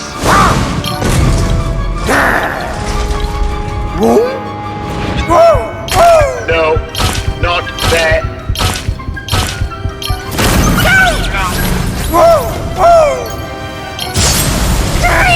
Happy dog mask, let's go for a walk.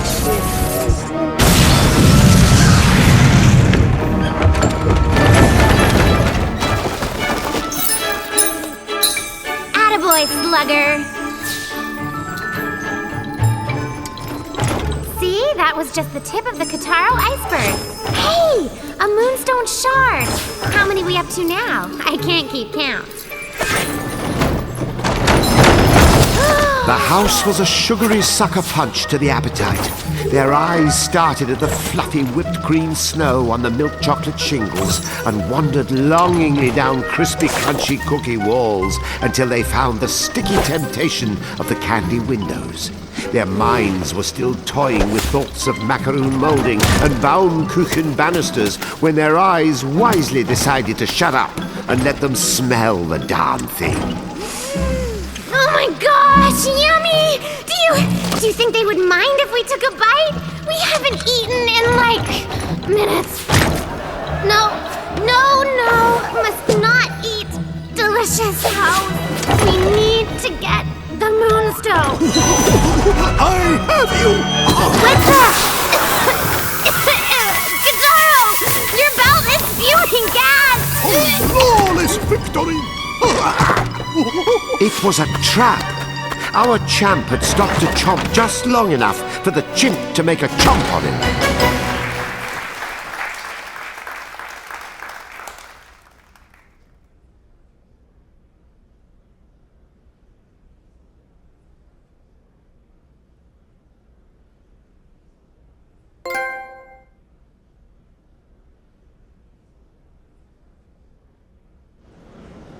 With the help of Calibros, Kuturo defeated the menace and saved the souls of a lucky few.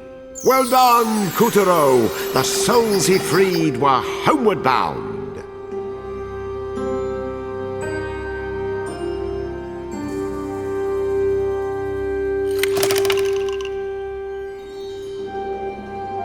After braving the Snacker Bosk and taming its watchdog, our hero finally met his match. A house of dangerously delicious confections. But try as he might to resist, Kuturo's fate had already been sealed by the belt about his waist.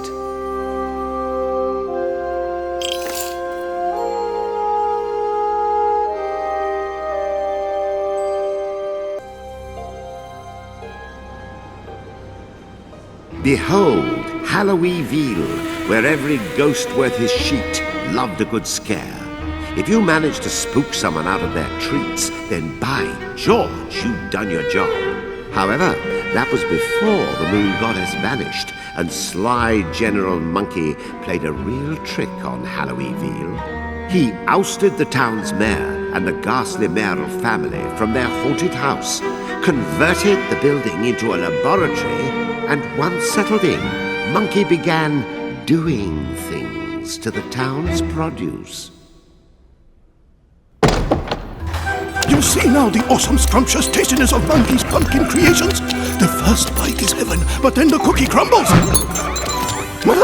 The moonstone shards are back in our clutches. The Moon Bear King will be most pleased. You'll pay for this. Give those back. Wait, I would be mad to give up this kind of power. Think of the experiments I could conduct. Not while I'm around. Round indeed! I, Monkey, shall use these moonstone pieces in my experiments. Now make like a banana and peel! You creep! Nobody cracks jokes like that on lives. I'll get you! Just as soon as I can find my toes. Oh, me ouch! Now that is perfect. Oh, you poor plump dears. What a shame on you for stuffing your piggy little faces. You can yell at us later. That ape ran off with our moonstone shards. This is horrible. Those stones have the power to restore magic and memory, but now you've messed everything up. Kotaro, you are a special boy, especially stupid. Stop lecturing us. Change us back to normal if you want our help. Oh, but magic can only undo magic. You may have been charmed into eating those sweets, but the sweets themselves were no spell. You pig out, you get fat. That's just nature. Wait, what does that mean? You can't fix us? We'll be chums forever? I said magic can't fix you, dummy. You got yourself fat, now get yourselves thin. But it can't be that easy! Oh, nothing is ever easy. And I'm gonna make sure this isn't. Ow! Stop it, you sweating porky time's a wasting. Oh, all I need is the Moonstone and Calibros. It's all I need. You know you could just give up and stay an ugly, pathetic witch forever. Yin yang!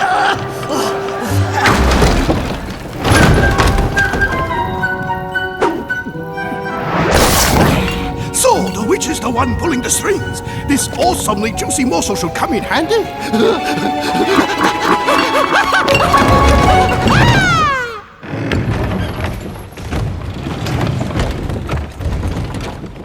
General Monkey's tasty trap had turned our poor hero into the Lord of Lard.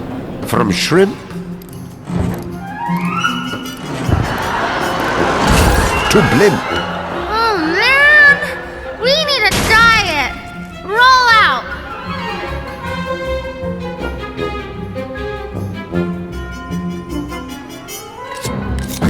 And did he ever? Sorry. Let's just say he raced into a slimmer future, flab jiggling in the winds of change. That's it, Totaro! You're getting thinner! Kutaro had plenty of pounds to spare as he demolished rock, bridge, and foe.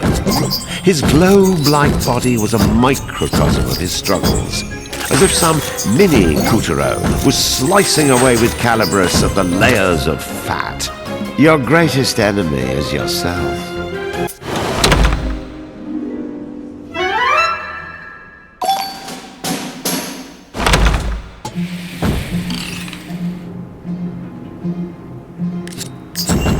And did he ever?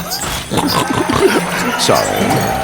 Let's just say he raced into a slimmer future, flab jiggling in the winds of change. That's it, Totaro! You're getting thinner! Kutaro had plenty of pounds to spare as he demolished rock, bridge, and foe. His globe-like body was a microcosm of his struggles, as if some mini Kutaro was slicing away with Calibros at the layers of fat. Your greatest enemy is yourself.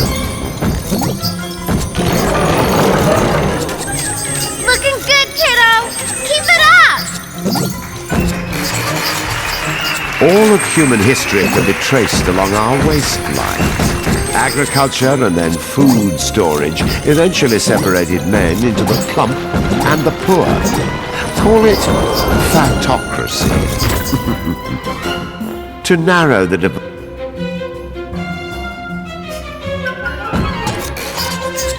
All of human history can be traced along our waistlines. Agriculture and then food storage eventually separated men into the plump and the poor.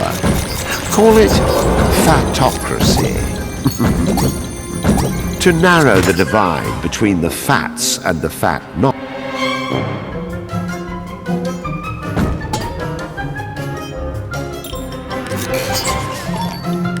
All of human history can be traced along our waistlines. Agriculture and then food storage eventually separated men into the plump and the poor. Call it fatocracy.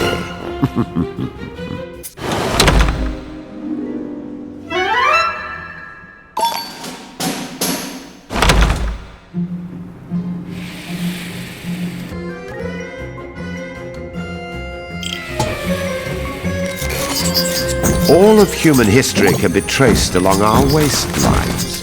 Agriculture and then food storage eventually separated men into the plump and the poor.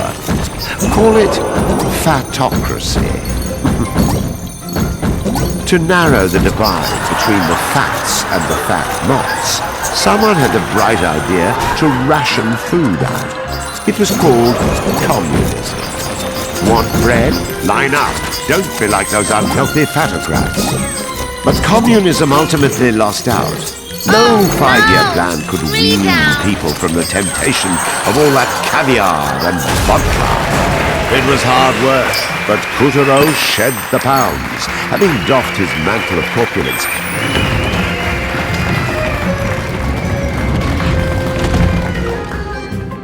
At the end of his pot-bellied stout-hearted slog through self-imposed emaciation, Kuturo had wandered right into Halloween-ville. Oh, this is much better. I can...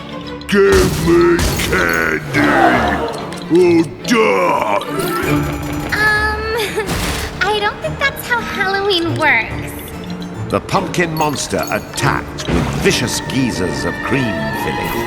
At this rate, Kuturo and Pecorino would be drowned. If we get the cream off the roof... Give me candy or die! I don't think that's how Halloween works. The pumpkin monster attacked with vicious geysers of cream filling. At this rate, Kuturo and Pecorino would be drowned. If we get the cream off the roof, we might be able to slam the house back to normal.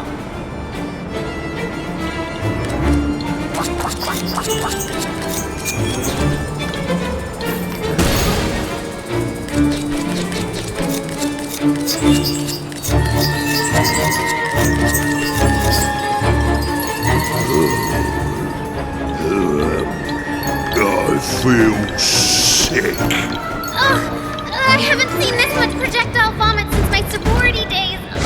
Get me out of here! You'll never escape. He's creaming the houses! Fix him so we can keep going.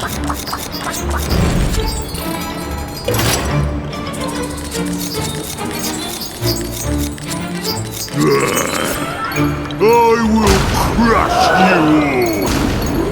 Oh no! The ground's collapsing! Hurry, or you'll end up face first in cream! There was no safe haven for our dashing duo. Halloween-ville was clearly out to get them. Is there no escape?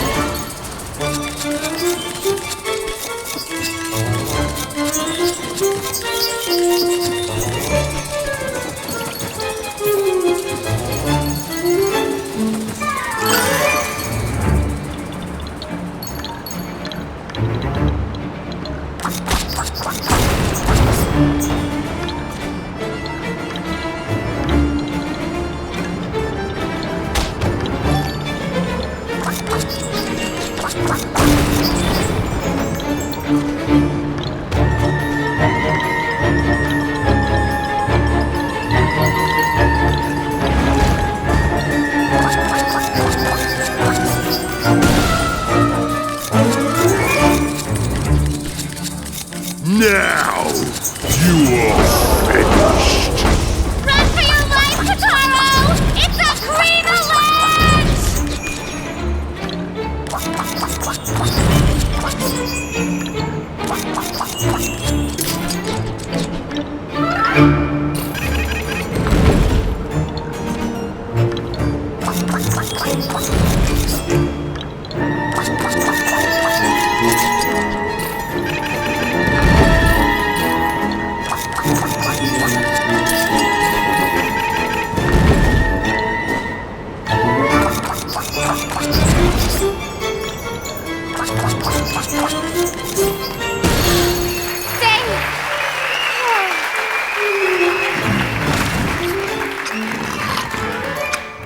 Yum. Or not! Thanks to Halloween-ville's lack of orthodontists, Kuturo and Pecorina avoided almost certain gnashing. I'll chew you yet. Are those gooey places cavities? That would hurt if you attacked them.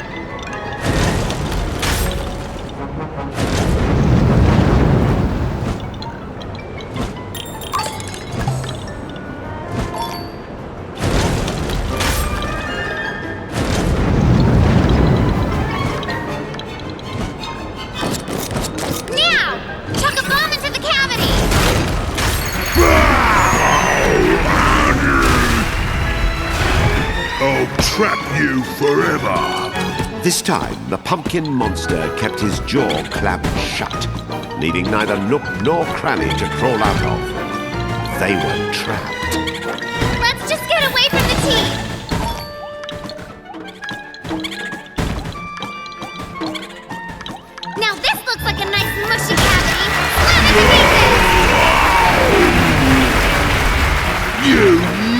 monsters! I guess the moral here is, think about what you eat. Otherwise, your food might kick you in the teeth. Actually, we get gobbled up a lot. Tigers, snakes, whales, and now a pumpkin. We see more action than a gastroscope.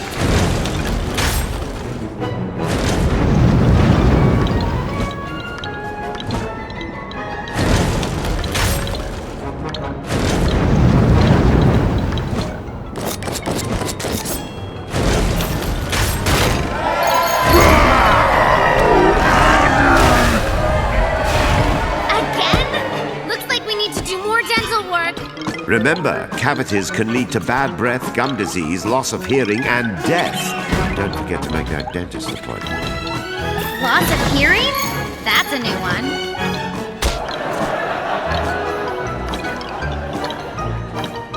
Here we go! Hello, cavity!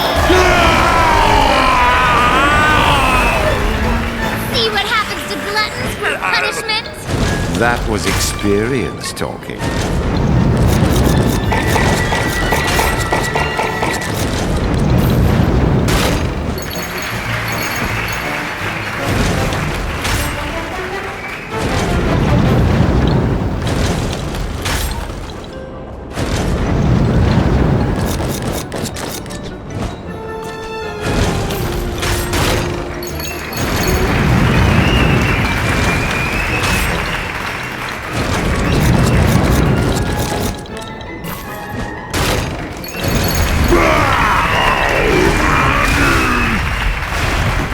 The battered cavities had only worsened the pumpkin monster's depravity. He was done savoring. This was one meal that needed to die and be forgotten.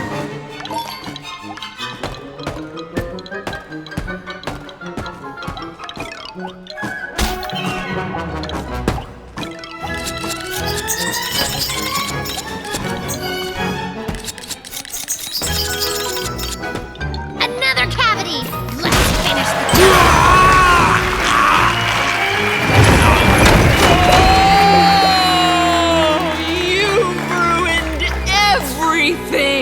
What? Hey! Whoa!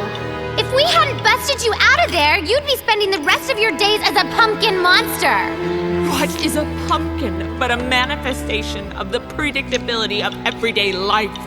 My soul will never be free! That's crazy talk! We just freed you big time. I am Nebula, Nebula Oblongata, existential wanderer of the cosmos of the soul, and yet prisoner of the fleshy coils of my impending adolescence. You're a ghost?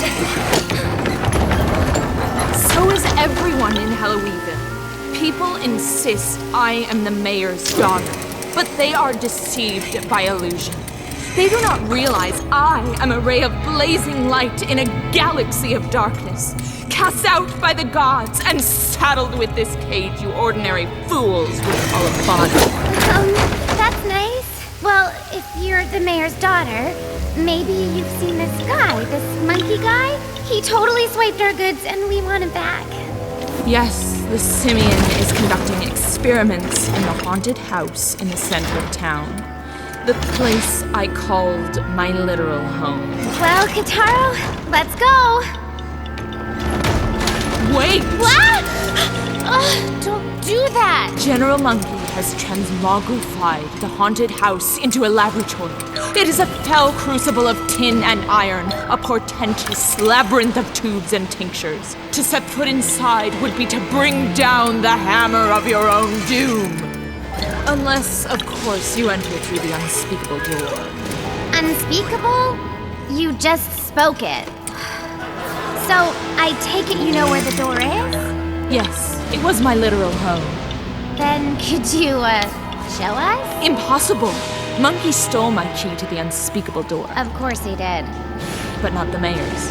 Okay, great. So, where's the mayor? In the one place where the haggard robes of mortality can be shrugged aside, upon the golden bridge that separates life from death. Right. And translation? The graveyard.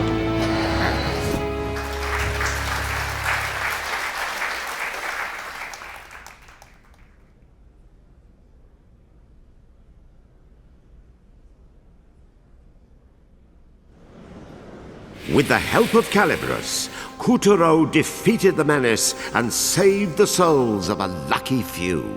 Well done, Kuturo! The souls he freed were homeward bound.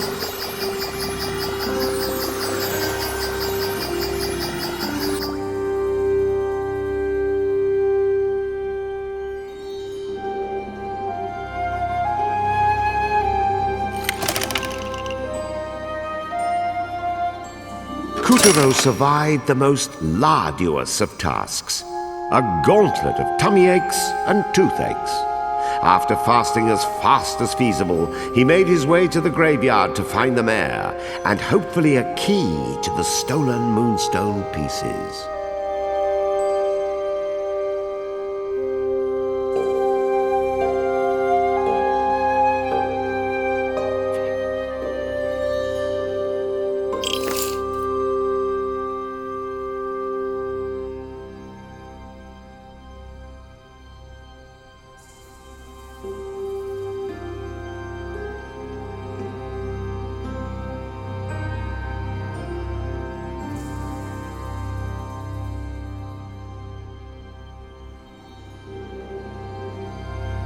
And so the story continues.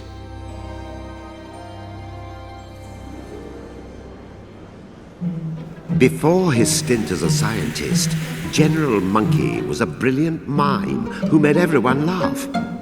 But being laughed at always rubbed him the wrong way.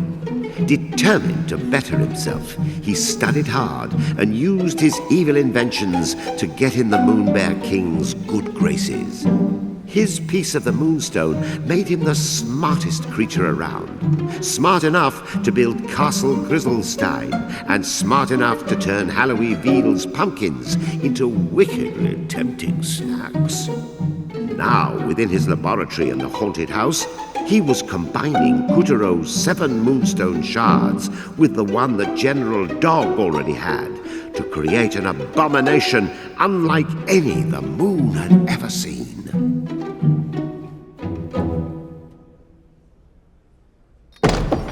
You know, moonfolk used to flock to Halloween Veal just for the thrill of it. Of course, once the Moon Bear King rose to power and real terror took hold, tourism took a nasty, nasty plunge. The ghost town turned into a, well, you know. Ha! You see? This place isn't so scary. Now, how exactly are we supposed to get in? Oh, mister! Hey, mister, could you unlock the gate for us? Ah! It's open.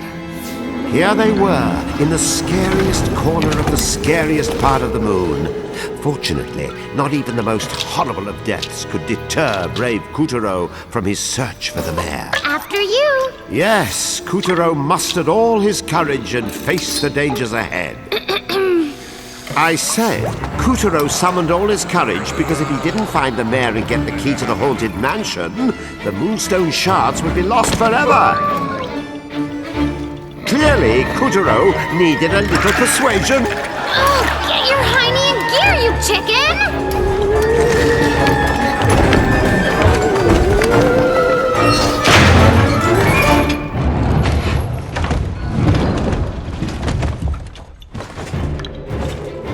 Dauntlessly, which means not in a scare. Kuturo strode into the graveyard as an eyes plaintive issued from the gnarled and eerie trees. Our hero felt a pair of feline eyes staring at him from the flat, glowing, burning holes in it. Someone had dug unpleasantly dank tunnels 6 feet under. We're not alone. We're not alone.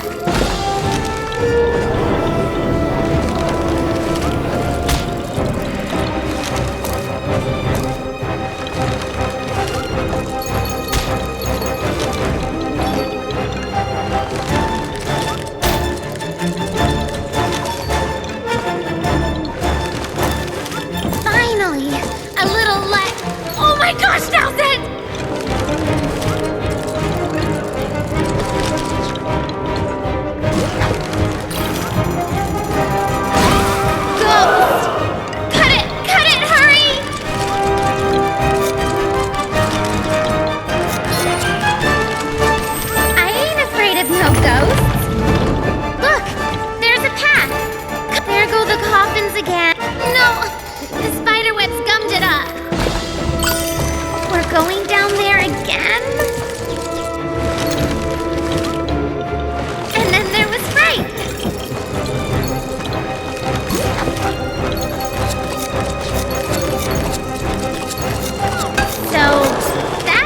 get it open.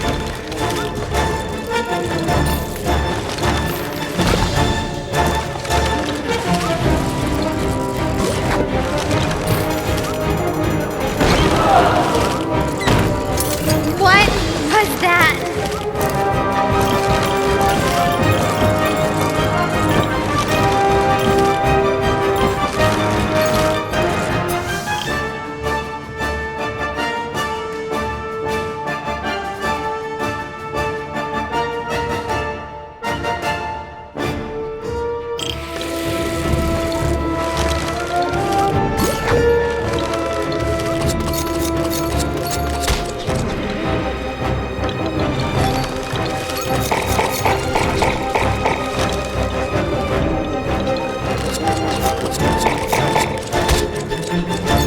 What a tangled web you cleave.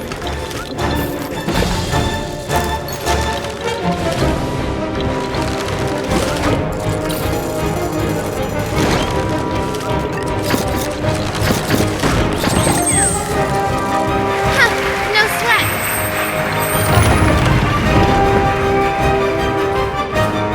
And then, in a cruel trick of hyperbole, Kuturo found his way blocked by a coffin of epic proportions. Yeesh, let's leave this one shut. Just that. Okay, a lot of that. Oops. Darn. Guess the coffin will have to stay shut. Oh well.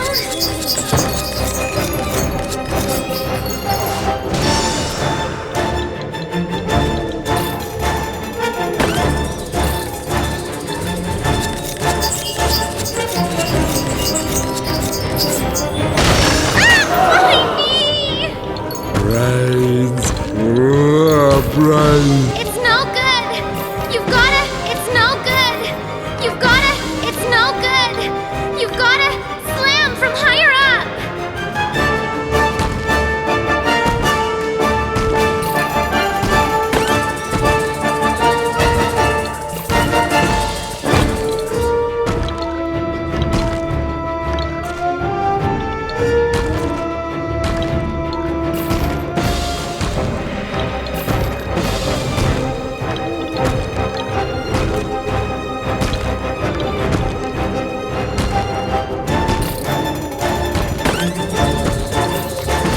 It's no good. You've gotta slam from higher up. It's smushed, but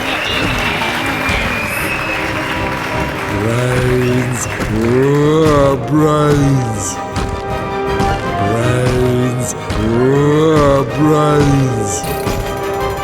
Brains. it's no. You've gotta slam from higher up. See that? From skelly to scully. Brains. It's no good. You've gotta slam from higher up. Is that it? Are we done?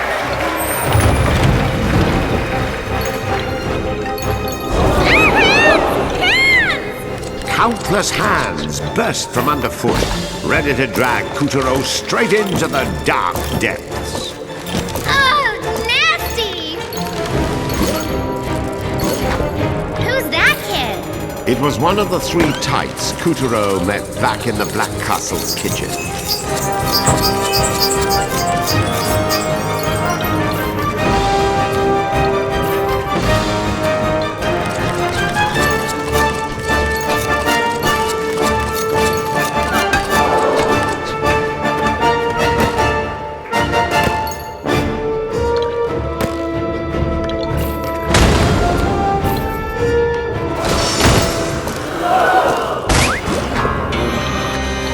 I want to suck your blood. I hear something. Ah! That's a lot of skulls!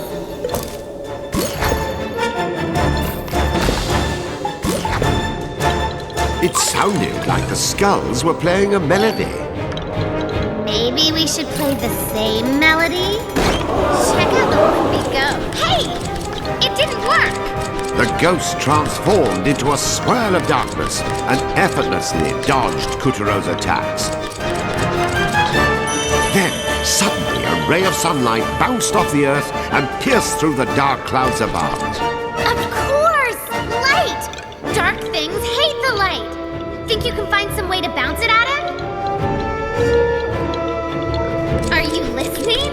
Bounce the light at it. No point, that's it. Solar. Now aim the shield. Now we can take it down. All that's left is the church. The mayor must be trapped in there. Ah! Bats! The cloud of bats swelling overhead swooped down and transformed into a horrible weaver.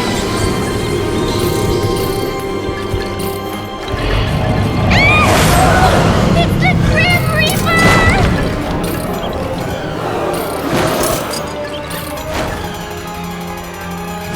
Is that an hourglass? What are you waiting for? Do the scissor thing! Earthlight! Now we're talking! Aha! I knew it! Hickorina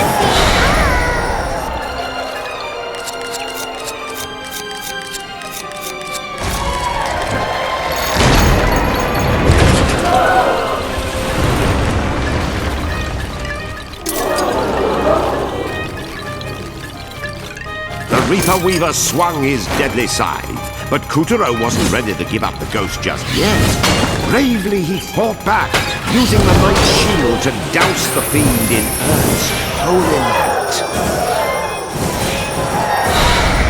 That's it, Kotaro! Slice away!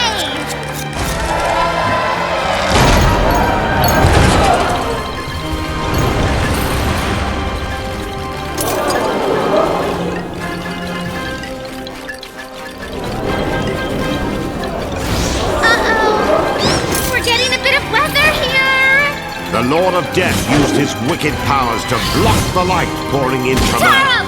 Stay hooked and jump over!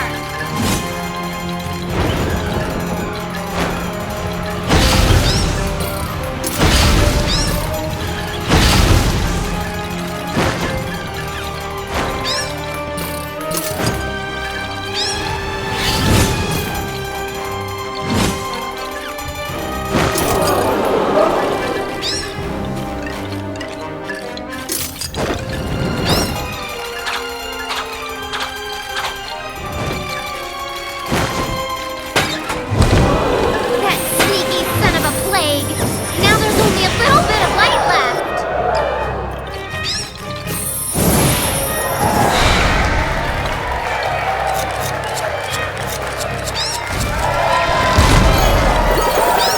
Now, Kotaro! Set those children free!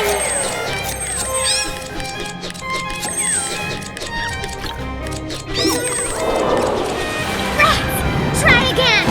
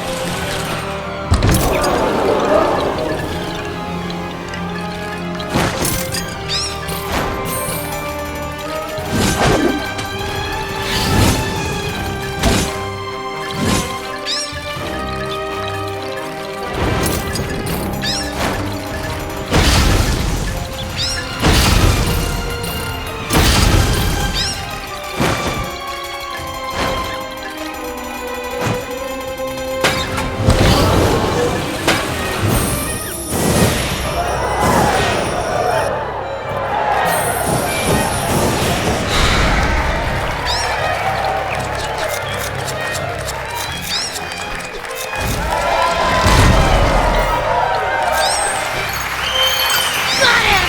Reaper down! With a macabre monster vanquished and the graveyard conquered, Kuturo was ready to continue his search for the mayor.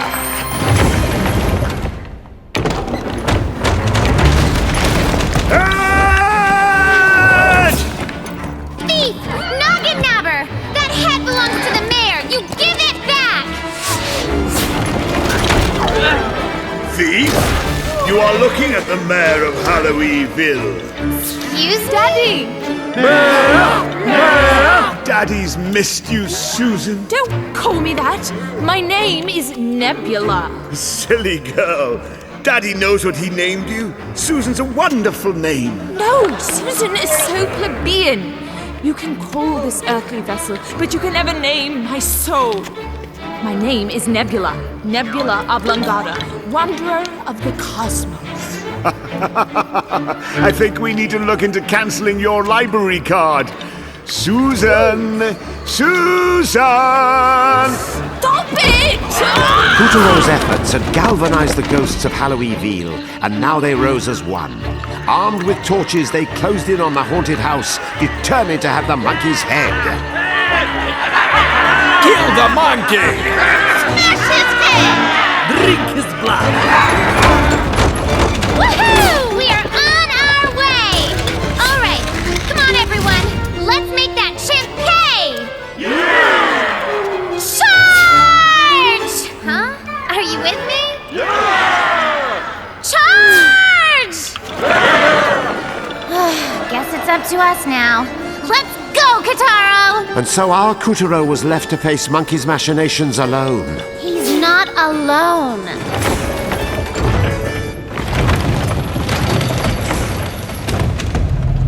Some might say the mayor's eldritch former estate made the perfect evil laboratory for General Monkey. The more he settled in, the more unsettling the place got. So, how do we get in? Huh? The front door? Oh, so I guess you want me to open it. The master is not seeing anyone. I must hear off you go. Let's use Calibus to cut our way around. There's gotta Ahead, be a way gleamed in. searchlights, and the crocodiles under the eaves had undergone some wicked brain surgery. What was a hero to do?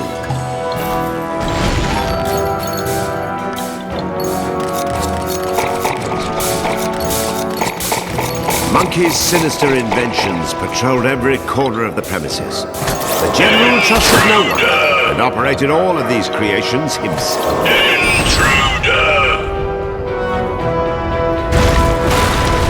I love a good renovation. Forget breaking in. Let's just break the place. But that's the mayor's house. Was the mayor's house. And so our hero, Kutaro, set about slicing apart the evil General Monkey's laboratory like so much paper. Removing this blight on the town was a just act, motivated by justice just begun. It's like a light switch. Balls of electricity. Don't touch.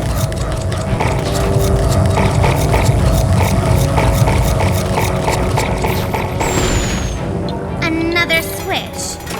I think you're safe while the gauge is green. The balls are multiplying.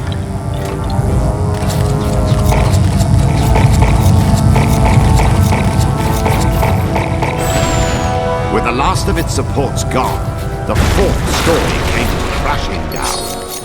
There are balls. You okay there, Robo-Jeeves? You don't look so hot. Kutaro sliced and diced the hapless building until it was hardly recognized.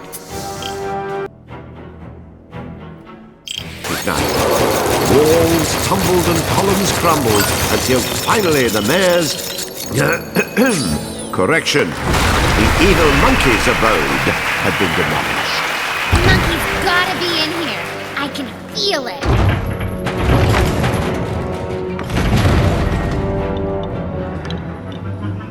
Show yourself, monkey! Give us back those moonstone shards you stole!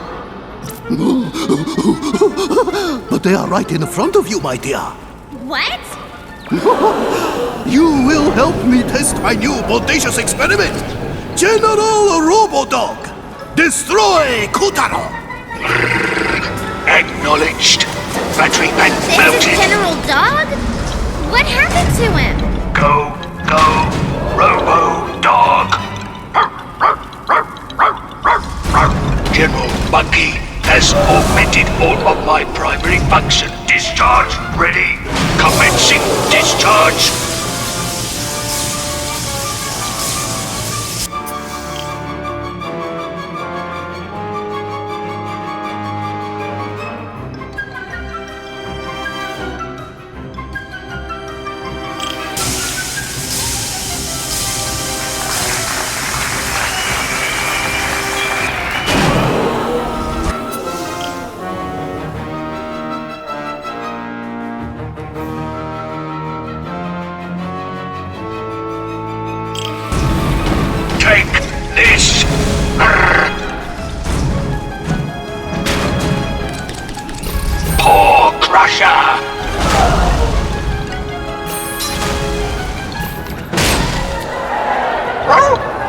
Short circuit.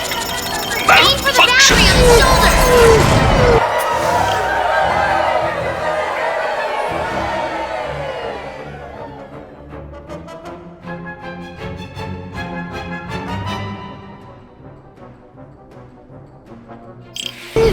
Power lost. He's weakening. Do the other one. Take this.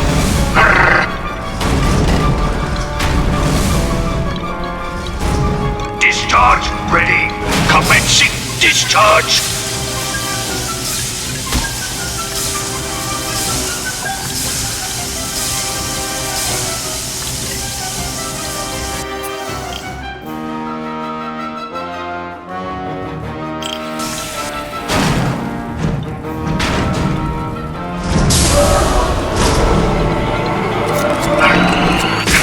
Firing laser.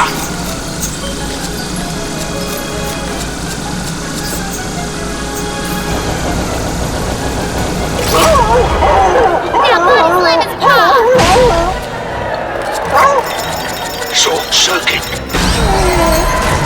Power low. Please recharge the battery. For once, I like hearing that. The moonstone pieces are still mine. Lord firing missiles. Above you! Dodge them all!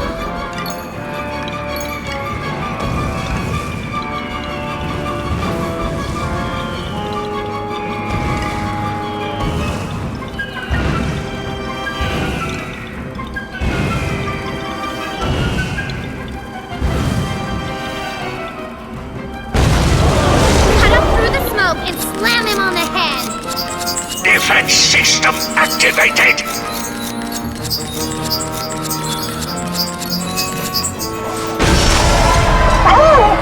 No! Not the moonstones! Good! Do it again!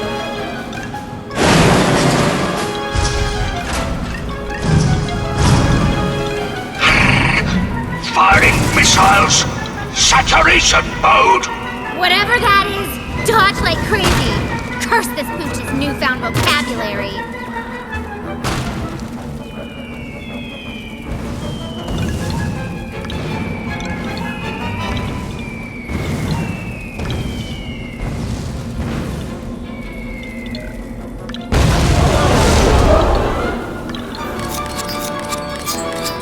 Defense system activated!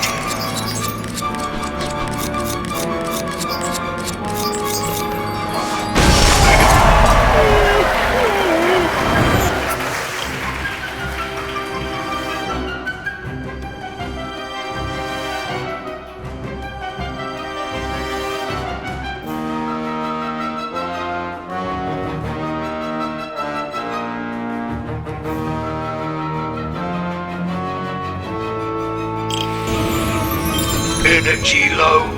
Flight booster activated. Launch.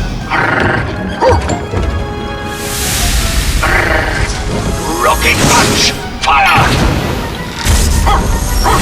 Fire.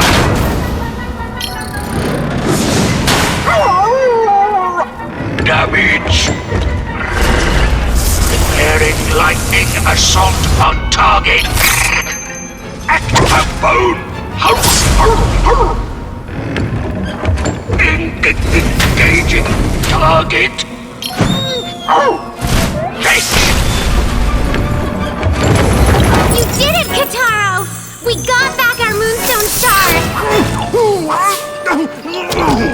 All right, Buster. Monkey see, monkey do. Wrong! We'll see who says who. What? Where did he? He's disappeared! Quick, Kataro, nab him! Darn! We had him right in our clutches! Dog had been tamed, and Kutaro was one Moonstone Shard the richer. But Monkey had slipped right through. But the Moon Bear King would not stand idly by. As our tale rockets towards a climax, the tyrant is already hatching a plan. A plan called Act 6.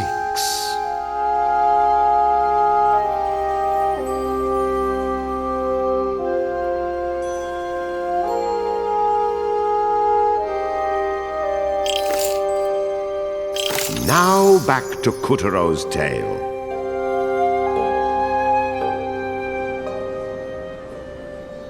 Thanks to Kutaro, the shattered white moonstone was coming together piece by piece. Meanwhile, the witch, Esma Potts, who apparently had no qualms about holing up in another person's house, stood before Castle Waxwane's towering portrait of the moon goddess and said, Just you wait! Soon I will be the goddess! And the smile playing on her hideous lips gave way to a chilling laugh.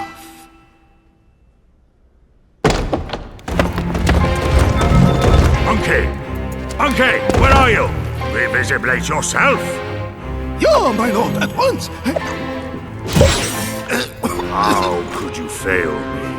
You, of all my generals! Your mistakes have cost me the upper hand. If he gets the rest of the White Moonstone, and he has Calibras. Oh, wait! I know who it is! Pulling Kutaro's strings! What? Who? Tell me! I can't breathe. The Moon Witch! Esma Potts! Potts? That hag from the kitchen? She is at the White Castle, guiding Kutaro from there. That's what she thinks. I'll destroy them both. Puppet and Puppeteer. But how, sire? Simple. The clock tower in the land of time. Pick up, you useless pups! What are you waiting for? Yes, sire! Oh, nothing like a spot of Copernican artemisia to pass the afternoon. Yes. I can't tell whether it's the smooth, herbaceous flavor or the distinctive biscuity nose, but something about it does tickle my fancy. Who calls during tea time? No manners at all. Oh, please, excusez-moi. A rabbit and rooster's never-ending tea party? Say again. Moon barking? Sire, Lord Master, yes, hello. Why haven't you and the chicken taken over the land of time? That clock should have been fixed ages ago! My word, tempers fugit. Has it been 3 years? Time is running out, and you were supposed to catch it! Never you fear, your Highestness, it is under control. That's right. We'll have that Chronopoly for you in a macro jiffy. Move it! I want that clock to get me right now! Oh, la la la la la!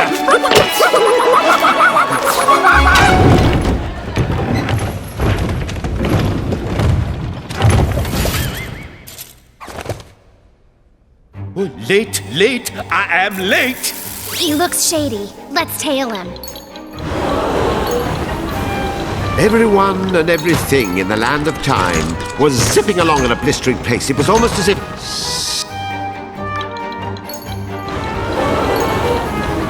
Everyone and everything in the land of time was zipping along at a blistering pace. It was almost as if... Too much to do. Why won't he sit still? Time, it said.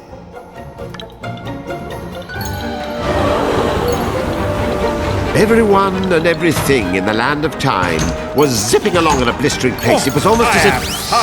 Far too much to do. Why won't he sit still?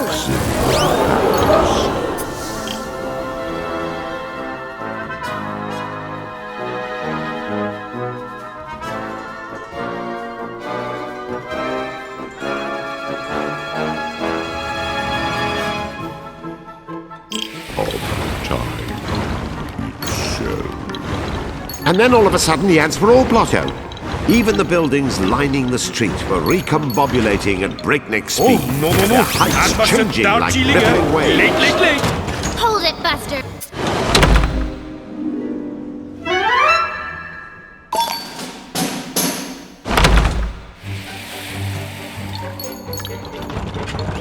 Oh, no. I mustn't Darjeeling. Late. Hold it, Buster. You work for the Moon Bear King.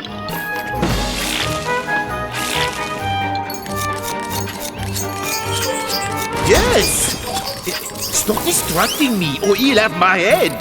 Well, that proves it. Come on, he's got a piece of the moonstone.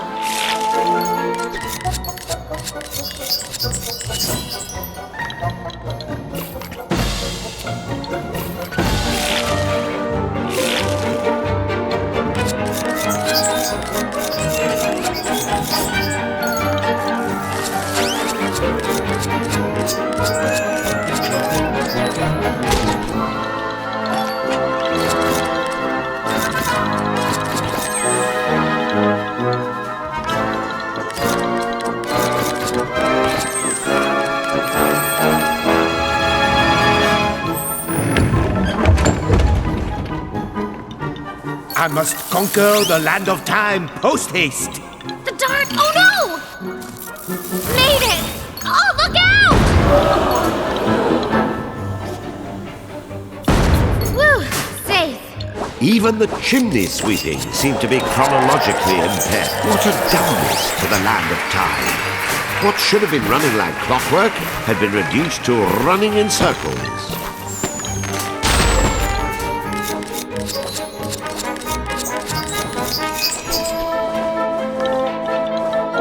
I must fix the clock.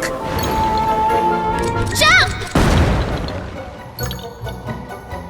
Again! Uh-oh! We're out of buildings! Who needs rooftops when you have playing cards?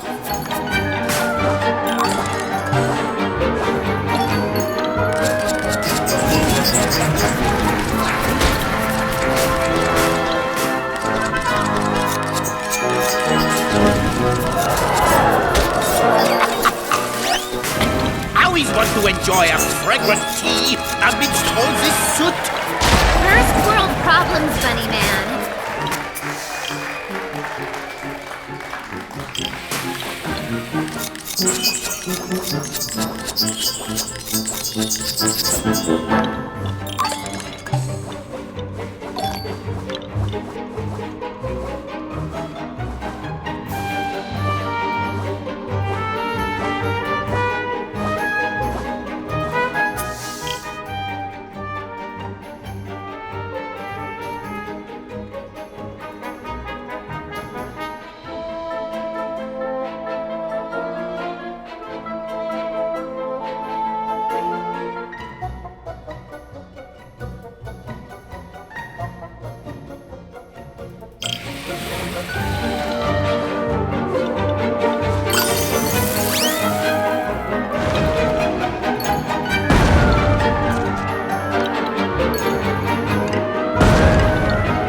By popular demand, I shall traverse these precarious cards atop a unicycle.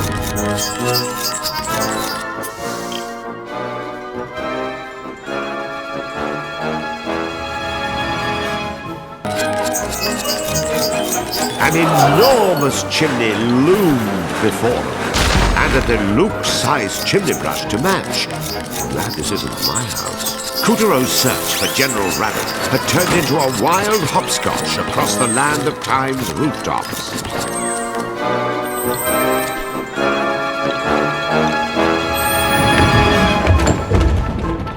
The flow of time has a pronounced effect on any city's skyline as the past is dismantled, the present constructed, and the future imagined.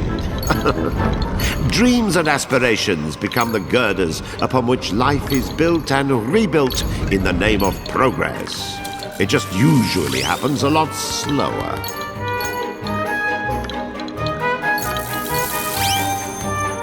Like everything else around here, the shooting stars weren't exactly shooting straight. They'd lance across the sky one moment, only to stop dead in their tracks the next. Of course, it made it much easier to wish upon them. You could probably sneak in multiple wishes. The locals were true romantics, peering through their telescopes and trying to count the stars as they blinked by, which took patience with all this chimney smoke in the way.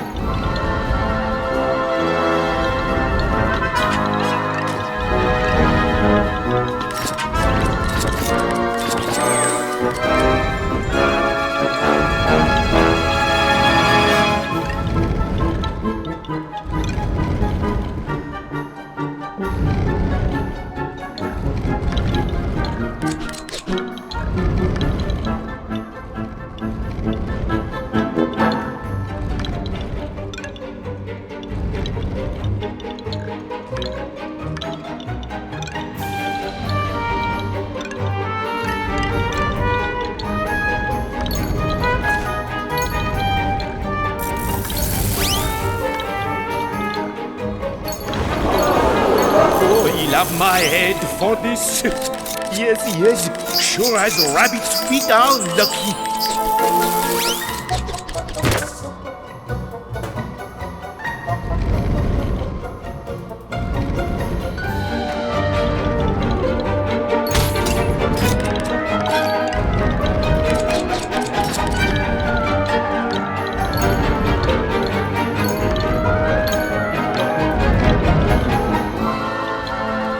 The locals were true romantics, peering through their telescopes and trying to count the stars as they blinked by, which took patience with all this chimney smoke in the way.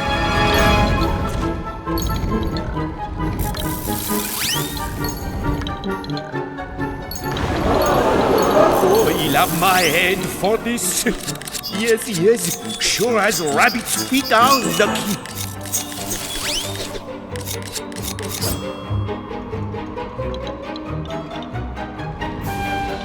Like everything else around here, the layout of a house changes to its appropriate form with the passage of time. The larger the number of your family, the greater the number of rooms in your house. Then, of course, you no longer need the rooms if you no longer have your family. The house is too big. Without a family. What was wrong with me? What happened to you? Actually, I don't really want to hear that.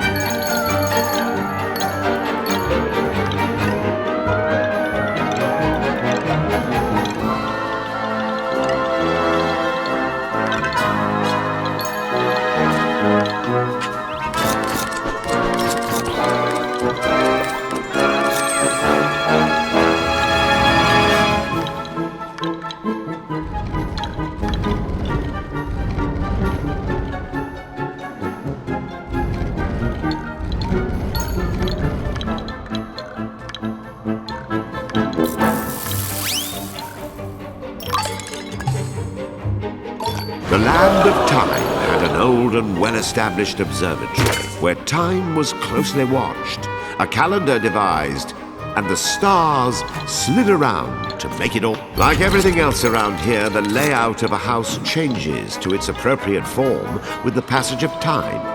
The larger the number of your family, the greater the number of rooms in your house.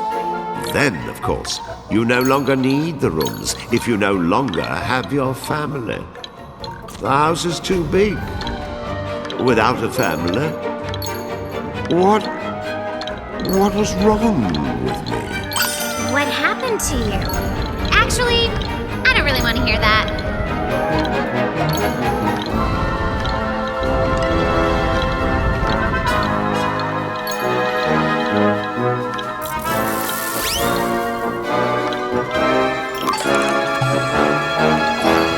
land of Time had an old and well-established observatory where time was closely watched, a calendar devised, and the stars slid around to make it all work. A gravity-magnetational temporospatial anomaly. Yes, this all seems correct. And right on schedule. 1, 2, 3, et voilà! Whoa! Into the wormhole and on to the halcyon past. That hocus pocus loony! Don't let him get away!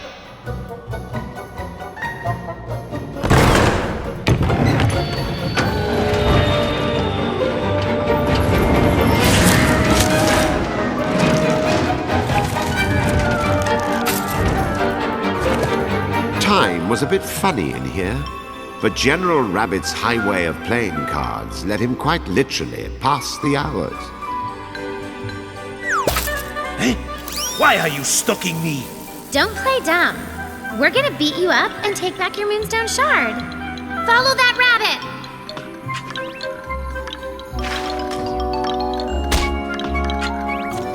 I thought diamonds were a girl's best friend. A fair weather friend, maybe.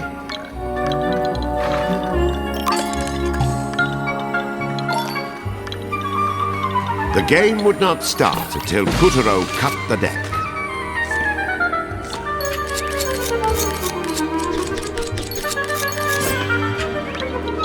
Bit by bit, sand drained into the hourglass. It was the future slipping away, piling up to form the past.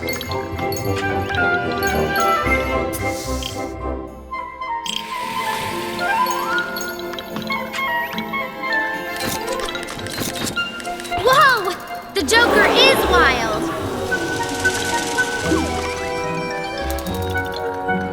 Ugh, these stupid cards are in the way! Waiting is unfortunately part of the game, but a good card shark uses that time to plan his next move.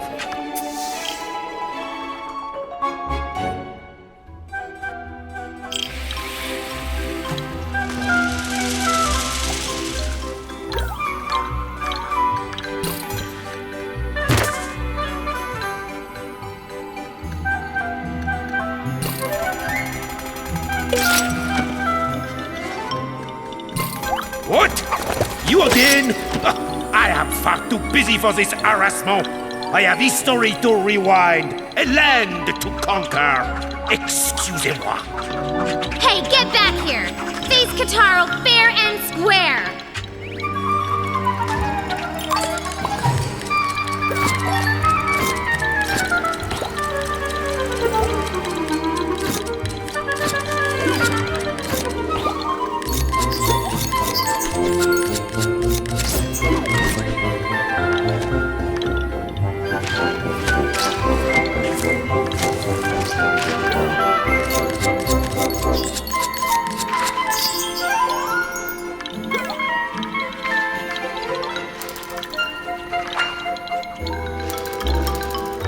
Our hero soon encountered everyone's favorite card trick, the buzzsaw. That's not a card trick!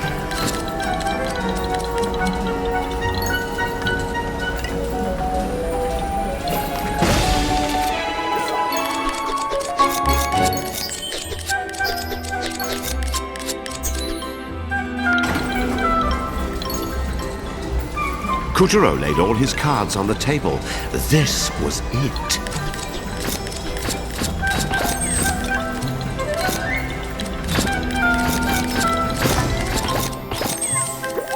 A fine hat trick for Kuturo. This is our stop.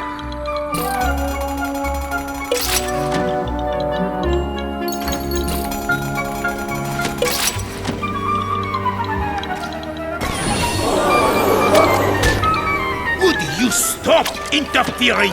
I have to go back 3 whole years before I can fix that blasted clock.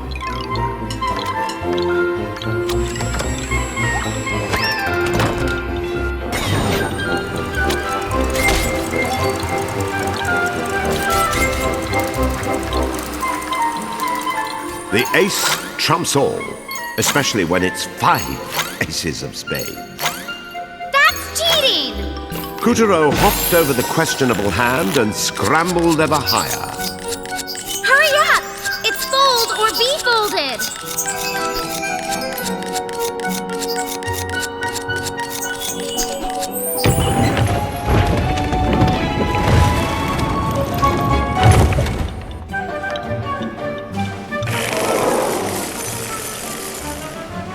Ladies and gentlemen, the wait is over. Monsieur Lapin's magic show is about to begin. First, flip a card, any card.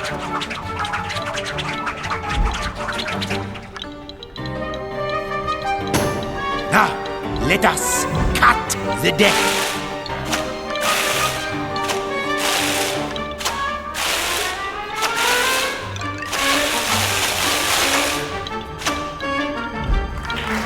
Flip again.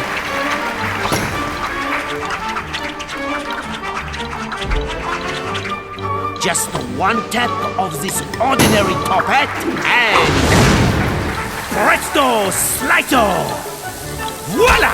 Oh no, the hat is gone. Ah, or is it? Shuffle. And again.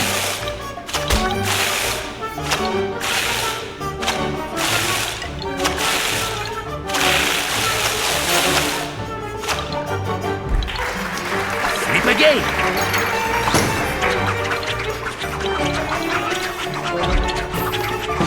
Just one tap of this ordinary top hat and presto slicer!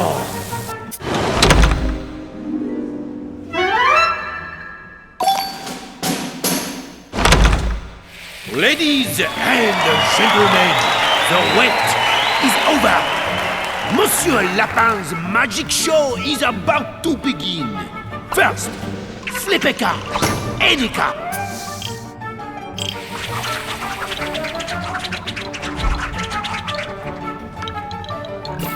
We'll have to fight magic with magic, card for card.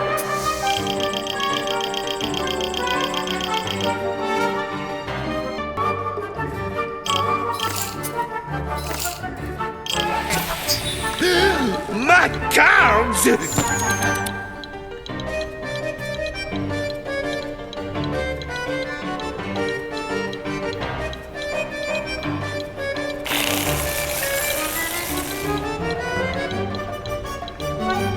Flip again!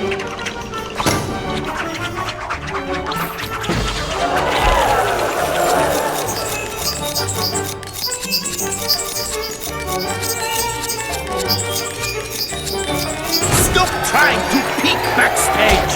That rope looks ready to snap.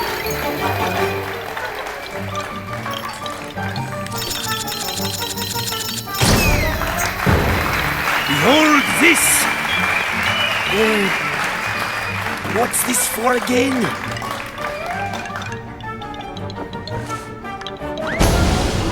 How dare you leave me in there to walk? Ooh, that's got a sting.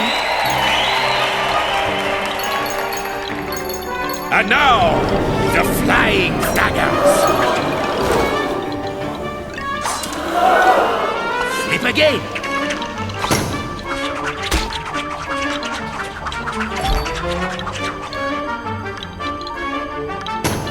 Now, let us cut the deck!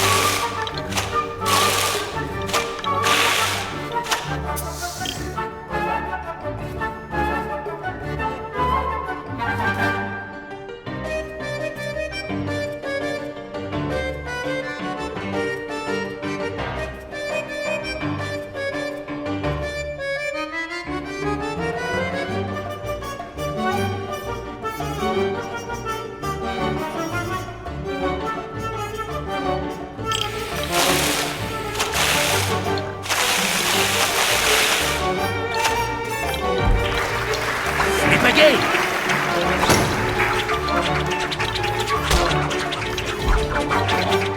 Just one tap of this ordinary top hat and Presto, Slito! Voila!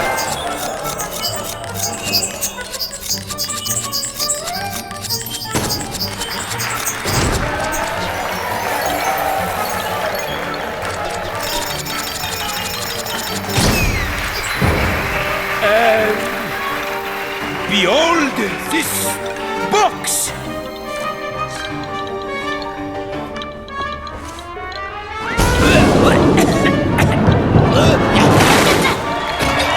Nice escape there, Houdini.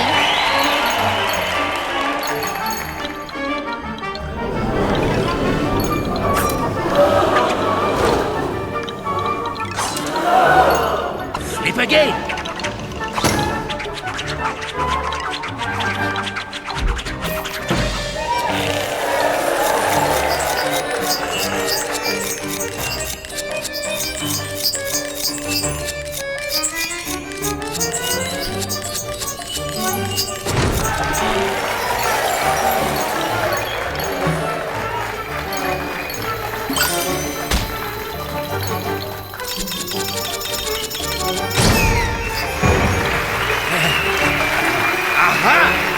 I was saving this!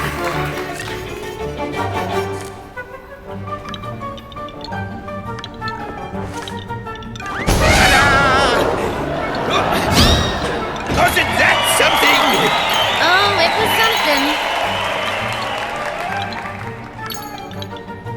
Next up... Oh, wait, no. There is it! Lost it! Huh? Am I out of tricks? Fine! You leave me notos, gladius auriculus! Yeah! Time to disappear, you pest! My magic hat! Wait! Time out! Stop!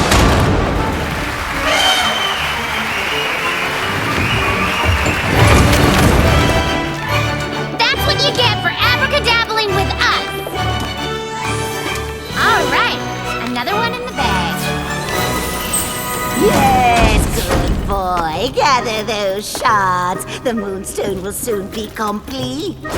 Completely mine! And once I'm the goddess, this palace and all the moon shall obey my every command! Now, dear, the witch has finally cracked. Aha! Me buxom beauty Esma Potts. How ye shiver me timbers when you dance like that. Maybe we all have. Kotaro, find those last pieces, oust that Earthside usurper, and make room for me!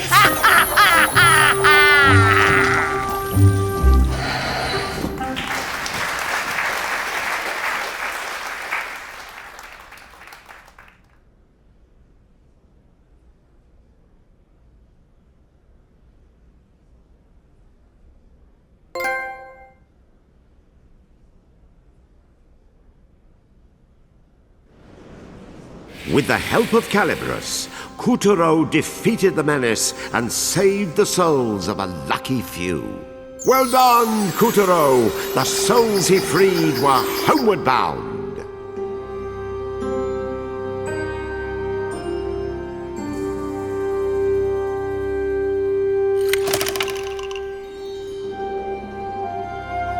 Our hero's rabbit chase led him deep into the chrono-illogical land of time. Meanwhile, the Moon Bear King was on to the witch.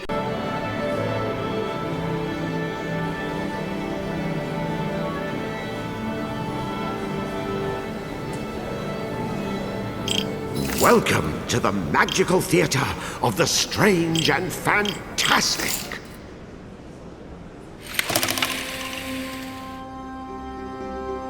Our hero's rabbit chase led him deep into the chrono-illogical, and so the story continues.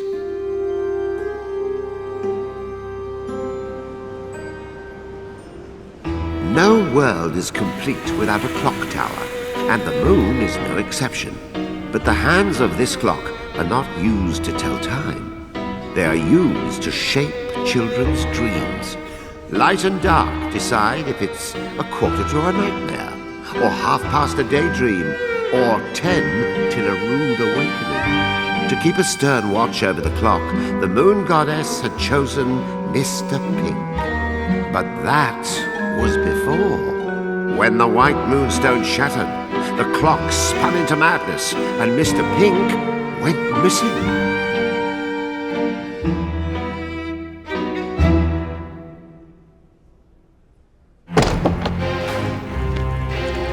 To bear or not to bear? Who is she, this witch who's after my moonstone? Why does she oppose me? She didn't have to steal Calabrus. She didn't have to pick on me like this.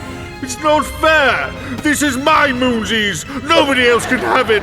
Not that mean witch, that awful hag. Whoever she is, she's mean and I hate her. Have I seen her somewhere? Yes, that would explain it. Who is she? Where have I met her before? Wait. Yes, Rika. Of course. You're done, hag. Checkmate!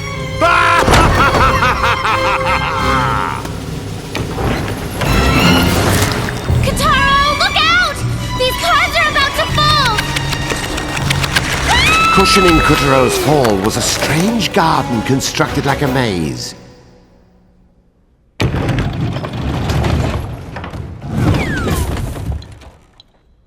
Primly precise hedges were prankishly preventing Kutaro's progression. Of course, Kutaro had prudently become pre-equipped with the proper prudence. Really, I hope you're happy with yourself. I went through all that trouble to hide myself, but what's the point exactly if you're going to march into my garden and mercilessly slip away at my disguise? I might as well be wearing a lampshade. I mean, I'd probably itch less, not that you care.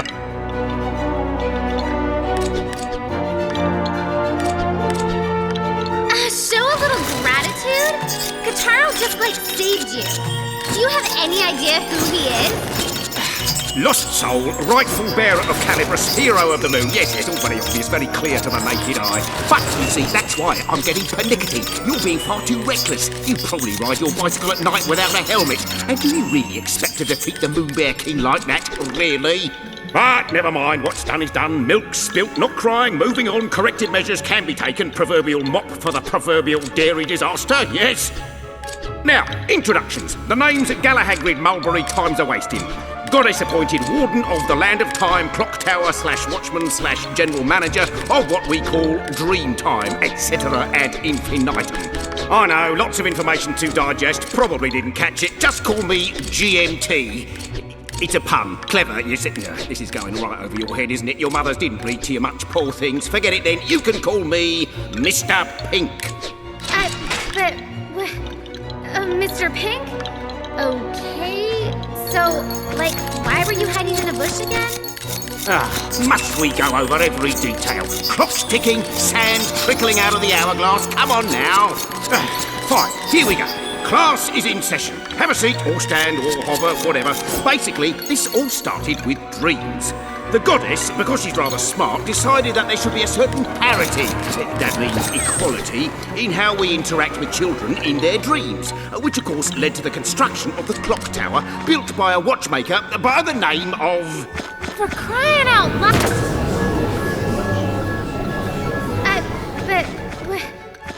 Mr. Pink?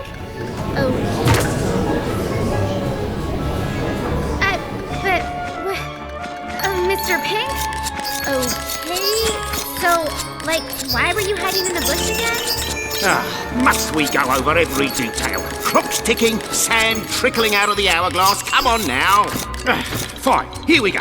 Class is in session. Have a seat, or stand, or hover, whatever. Basically, this all started with Looks dreams. like you'll have to slam the goddess, from higher up. because she's rather Looks like you'll smart, have to decided slam that there from should be a higher certain parity.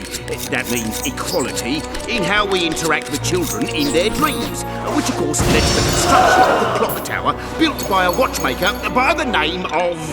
For crying out loud! Can you just give us the abridged version? You talk faster than most sane people think, and we've got a lot to do. Shameful, simply lamentable, the attitude of our young people today, shrugging aside the weighty implications of their history and heritage, demanding instant gratification, reading spoilers of movies they haven't yet seen. Dreadful, this kind of rapid culture death. Just give the Moon Bear King the edge, you know? No, us dying of boredom will give him the edge. Come on, don't tell me the great Mr. Pink doesn't know how to be concise. Get with the times! You're a bird. Don't you know how to tweet? 140 characters or less. Go. That clock controls when children dream. Stop. Only I can operate it in the goddess's absence. Stop. I hid from @MBK to keep him from using it for evil. Stop. 140! Well done. So, the Moon Bear King is after your clock. Wait, what does he want with a clock? Can't he buy a watch? I have to explain that too? All right. 20 words or less. He wants to permanently stop the clock hands at midnight, but he needs me to do it. Great. That does sound bad. What happens if the hands stop at midnight? Dreamtime will be frozen at the darkest hour, never to flow again. In short... Yes, please. Oh no! Mr. Pink! Harry! If the Moon Bear King uses me to stop that clock, we're all...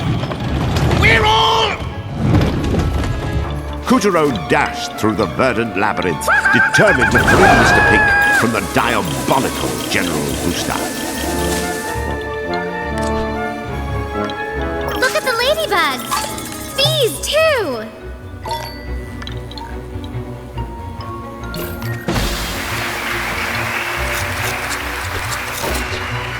Quickly, lad, you must emancipate me, which, as you know, more or less derives from Latin, meaning deliver from the hands of. Idest, you must free me from General Rooster's talons. Hey, he doesn't have hands, and thereby render me liberated. Yes. Now, The land of times, freedom may Topiary seem Garden was a subjective, magical however, place.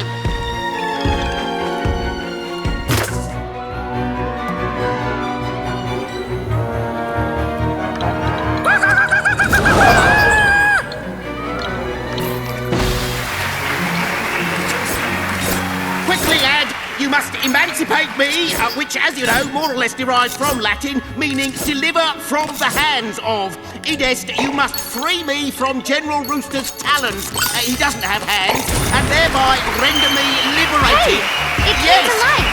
Now, freedom may seem subjective, however... The land of times, Topiary Garden was a magical place. Hey, Gags, can't you move any faster? I am in trouble, you know. I mean, you've got stumpy appendages, but a bit of urgency ought to compensate for walking rate. Unless you've already written me off as a disposable character. Yes, well, I have a few things to say about that. Oh my gosh! Talk, talk, talk!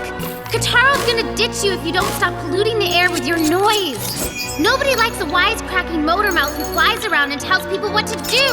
Trust me, I deal with people like that all the time. I have a feeling our beloved audience knows exactly what Picarina is talking about. On through the verdant labyrinth, Couturier dashed as Mr. Pink... What in blazes is taking so long? It's your fault I'm even in this predicament, The garden you and your... stretched snip, on snip, snip, endlessly. why don't I slice up Mr. Pink's we've disguise and upgraded ruin to it? dinosaurs. Couturier found himself astride a Triceratops, second only to the T-Rex on the dinosaur top 40. There's a top 40? Have you got your ends and your means mixed up? Because in the end, you need to rescue me, and that means you have to hurry. Do you see what I did there? Would you just shut up while Kataro hooks you loose? Alas, the twisted topiary topography was making Mr. Pink's rescue rather difficult.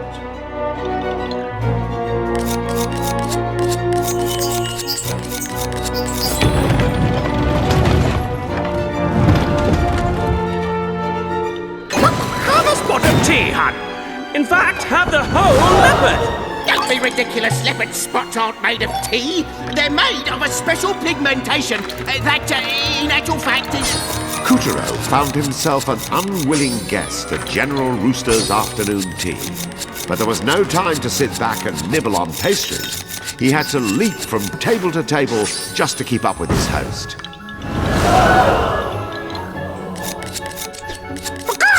Go on! Don't let the tea get cold! You have all the time in the world! Oh yeah, tons.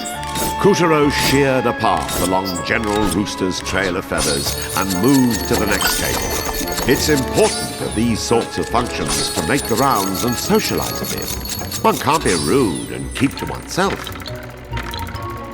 Biscuits and fruit, cold cuts and scones. It all looked scrumptious. But a party is more than just eating.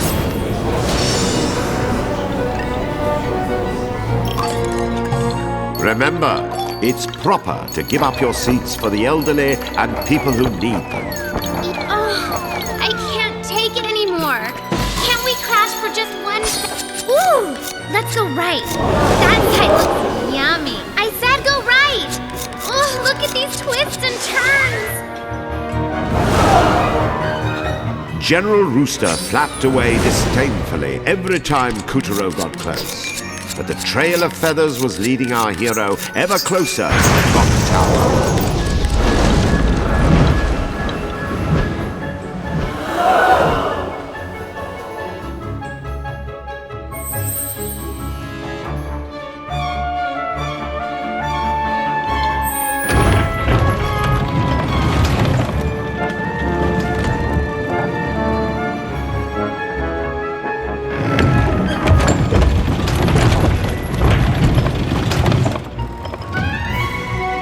Couturier's wild rooster chase had led him to Mr. Pink's place of employment, one magical clock tower at the heart of the Land of Time.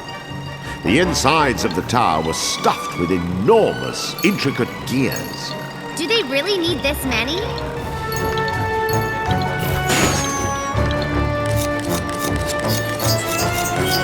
The gears mesh together in order to transmit torque. You see, they're finely tuned to make sure that the hour and minute hands of the clock rotate at steady, accurate pace.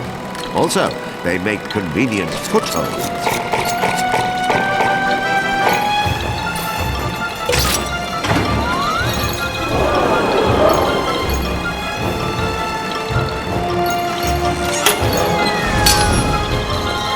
The Land of Time's clock used a magic pendulum which always kept perfect time and never had to be wound. It was scientific perfection. You just said it was magic. I'm just trying to create a little atmosphere, all right? If you want to be strange, go ahead and put every little storied detail under a microscope, really. The rest of us will be having fun. Thank you.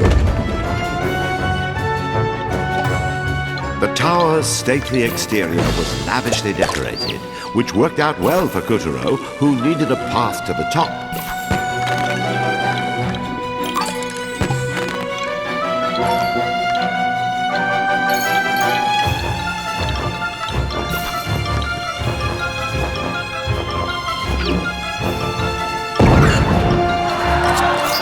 Hey, why don't you use them to cut a path up? Heads up!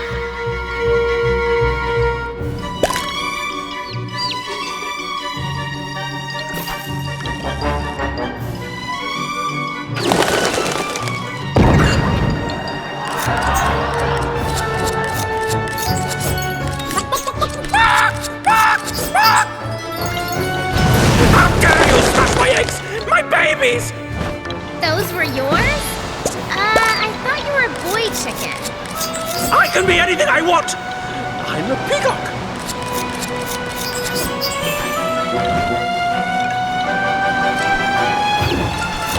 You did it again!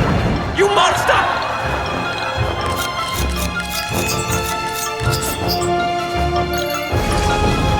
Couturier was hot on Rooster's tail as the general tried to fly out of reach. Rooster's foul flapping created powerful air currents that whisked our hero further and further up the tower.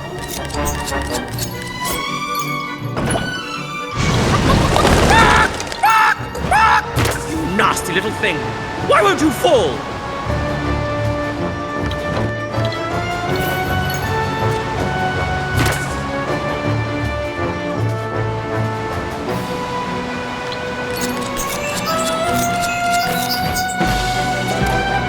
My babies! You little jerk! Every egg of mine you smash, I'll smash back on you tenfold!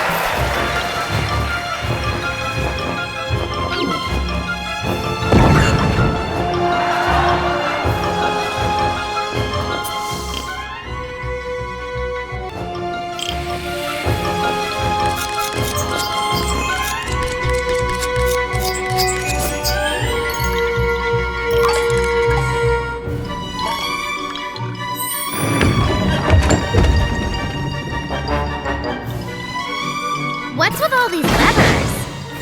It worked! Flip all the levers!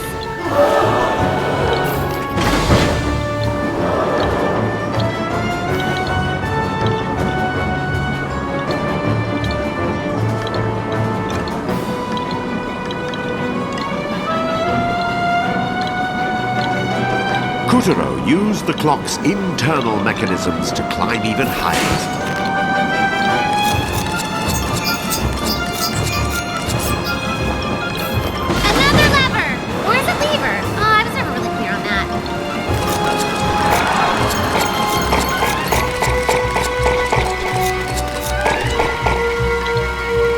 Kutaro swiftly calculated gear rotation, spring recoil, and pendulum arc, using the power of mathematics to cross the tower. Kutaro thrust his way past the endless machinery that worked tirelessly to keep time.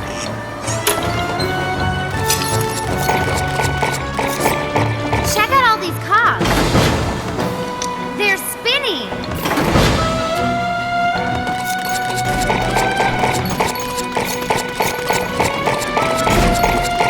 Kutaro's innate sense of rhythm allowed him to cut his way safely past the obstacles.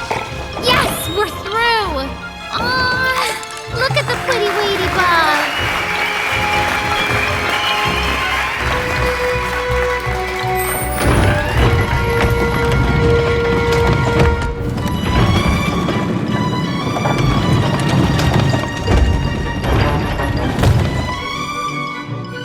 After a long clamber, Kutaro had finally reached the top of the clock tower.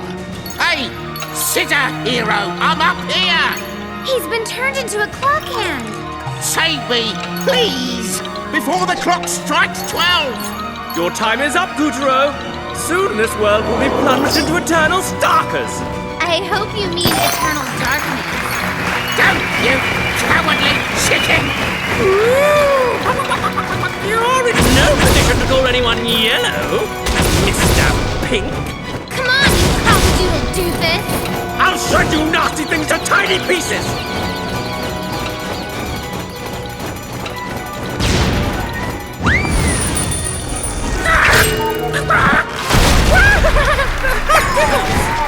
He flew the coop! After him!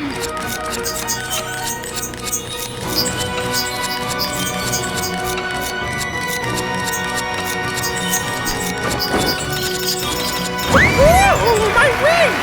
That's it! Now chop off the other one! But the clock hands were lurching ever closer to midnight. If Kutaro didn't hurry, the crazed Chanticleer wouldn't be the half of his problems. Stop messing about, you fool! Did Calibras choose you or not? Undo the ropes that are binding me! How can we with this Puppeteer in the... Don't let him get away!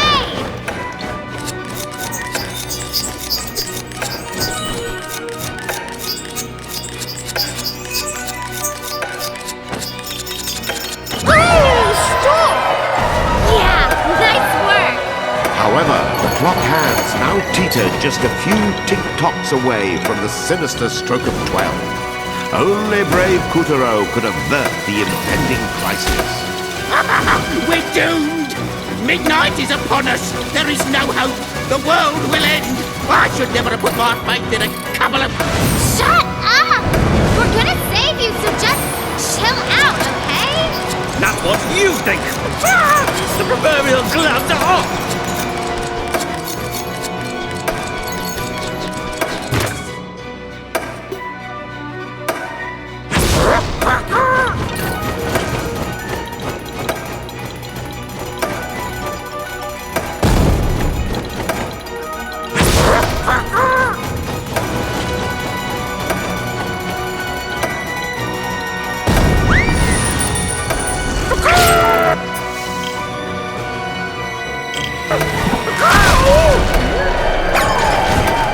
Almost there. Let's pluck this turkey till he sings.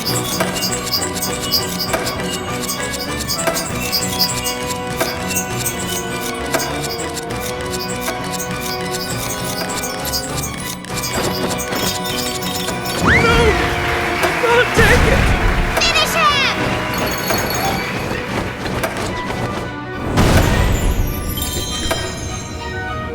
He's on the ropes!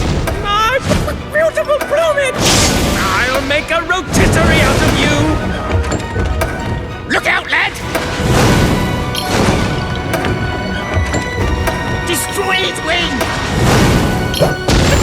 Marvelous and timely hit! Hurry! Time is running out! Up with the crab! So hot! Yes! Well done! Moonstone Shard, check. Clock under control, check. Nice job, Kitaro. Hello? What are you doing? I'm over here. Would you help me, please? Thank you! Hold on, we're coming. Wrong again! Come on, we're busy. No! What? No, you can't! Monkey saw his chance and seized it. As the clock struck 12, Dreamtime lurched into its darkest, most terrifying hour. Kitaro, look! The Earth! You see, Kotaro? Now children everywhere will be locked in an inescapable nightmare. Their souls will be ripe for the harvest. They will make my master invincible. Dragon, come forth! Open the gateway to Earth! Bring me those children's souls!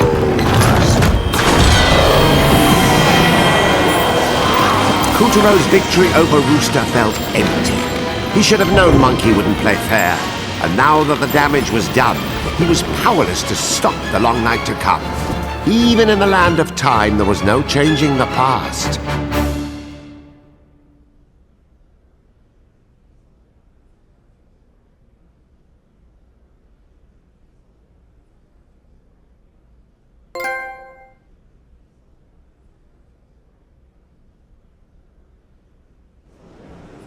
With the help of Calibros, Kuturo defeated the menace and saved the souls of a lucky few. Well done, Kuturo! The souls he freed were homeward bound.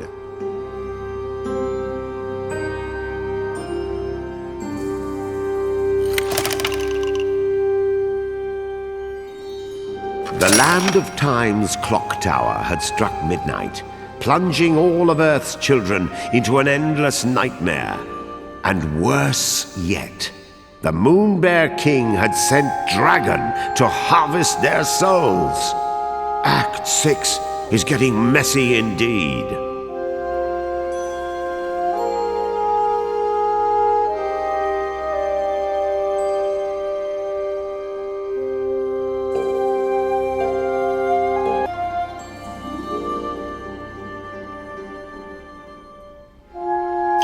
Now back to Kutero's tale.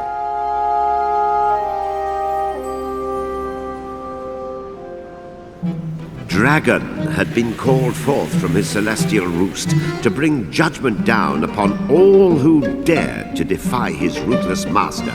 And it was none other than Dragon who spirited away the souls of children each night on the tyrant's behalf.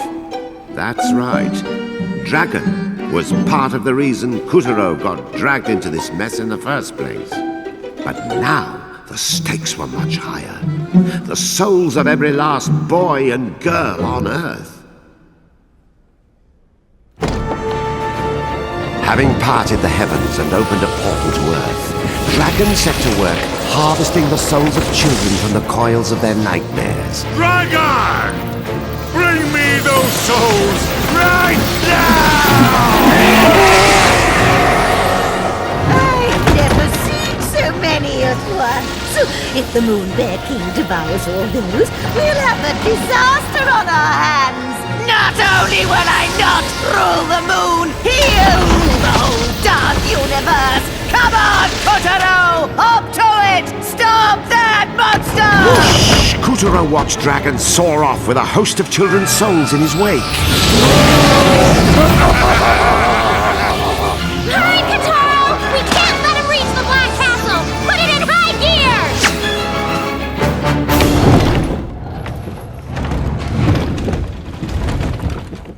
With Picarina at his side, Kotaro hopped astride the newly emancipated Mr. Pink and raced after General Dragon. By some miracle, they caught up. We have to stop him, no matter— Hold on! Dark clouds hung heavy over the Black Castle as General Dragon hurtled home as fast as he could. Mr. Pink skimmed along the dragon's back as Kotaro held on tight. I suppose now would be a good time to lay down the facts. Well, there's nothing to lay them on, but metaphorically speaking, you see, I'm primarily an academic. I look after a big clock for a living. Man, if I knew spicy food would shut him up, I would have ordered some buffalo wings hours ago. Dashingly, Mr. Pink leapt over Dragon's blade-like fins. Bolts of lightning struck and missed. Storm clouds shocked in vain. Nothing could stop them as they raced up the writhing dragon's back to the heavens.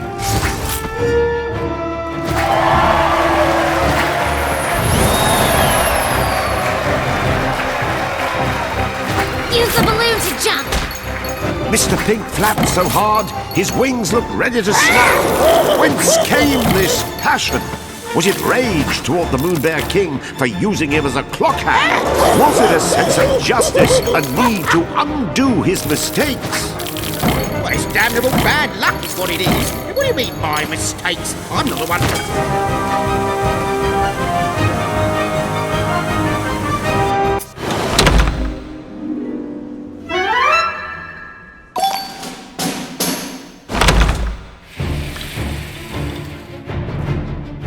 Use the balloon to jump! Mr. Pink flapped so hard, his wings looked ready to snap. Whence came this passion? Was it rage toward the Moon Bear King for using him as a clock hand? Was it a sense of justice, a need to undo his mistakes? Well, it's damnable bad luck is what it is. What do you mean, my mistakes? I'm not the one who broke the clock. Besides, the warranty ran out ages ago. That's right! Damn the lightning death that was raining down on him. Mr. Pink was determined to set things right. That's not what I said. Don't fabricate stories.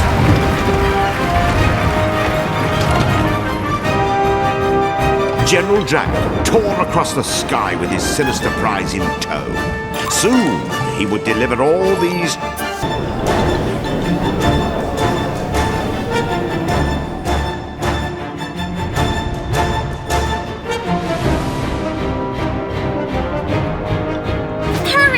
You want the Moon Bear King to gobble up the soul of every last kid on Earth? You say hurry like I'm not already hurrying, which I am, by the way, but I am a flamingo, in case you haven't noticed. Flamingo power!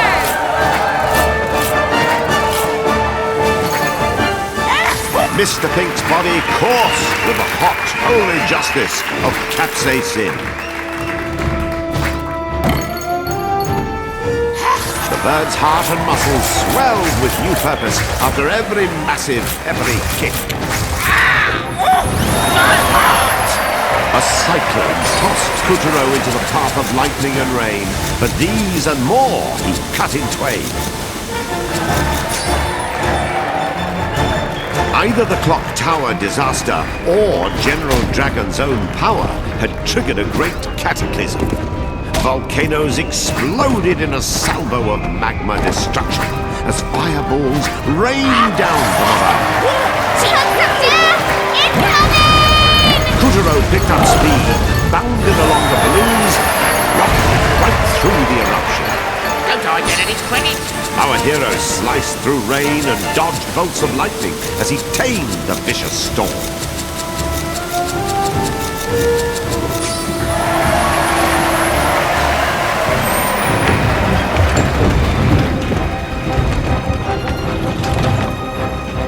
We need to get through these clouds! It's your head that's in the clouds if you expect me to fly when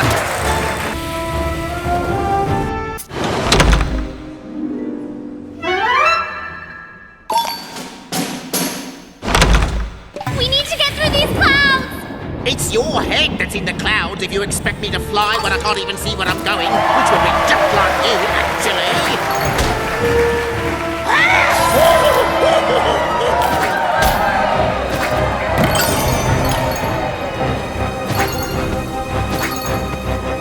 The dragon's trunk was coiled.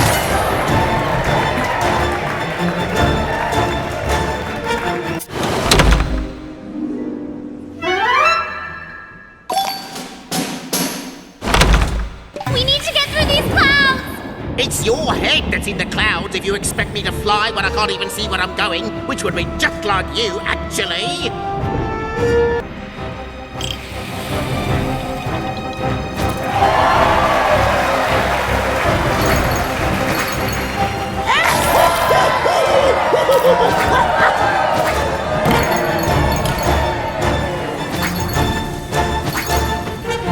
The dragon's trunk was coiled around the clouds like a snake's.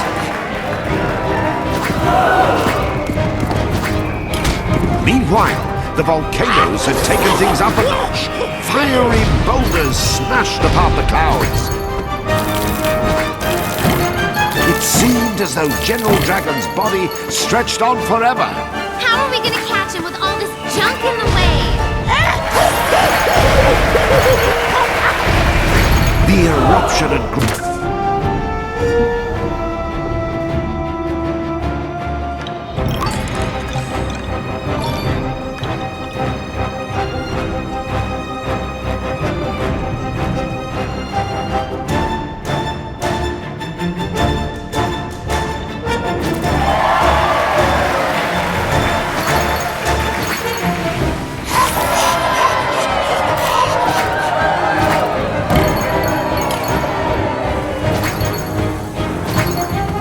The dragon's trunk was coiled around the clouds like a snake's.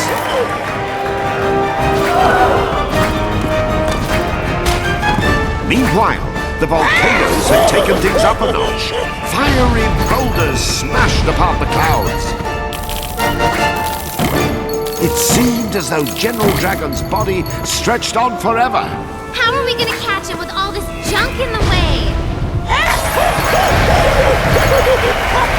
The eruption had grown so intense, it seemed the whole sky might soon be snuffed out. We gotta improvise. Kataro, just start hacking off pieces of dragon. That's it. Love it. Clean off.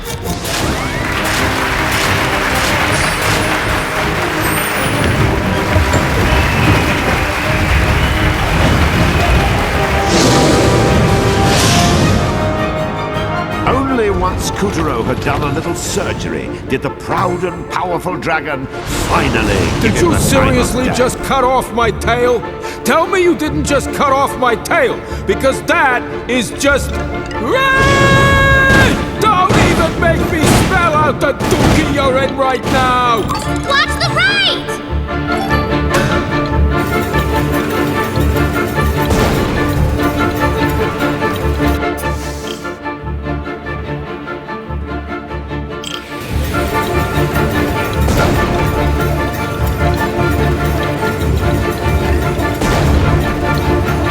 I grew up with the sun, and you're trying to burn me? Right. Yeah, right. I'll just smash you instead. Watch the right!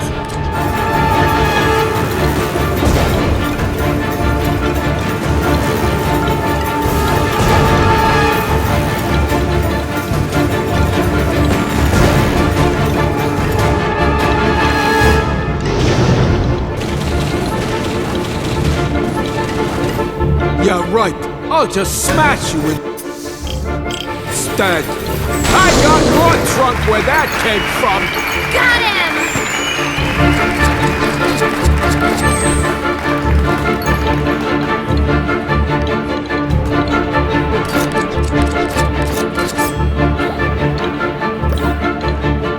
Our hero dodged searing balls of fire and danced between Dragon's razor-sharp scales as they battled atop the clouds.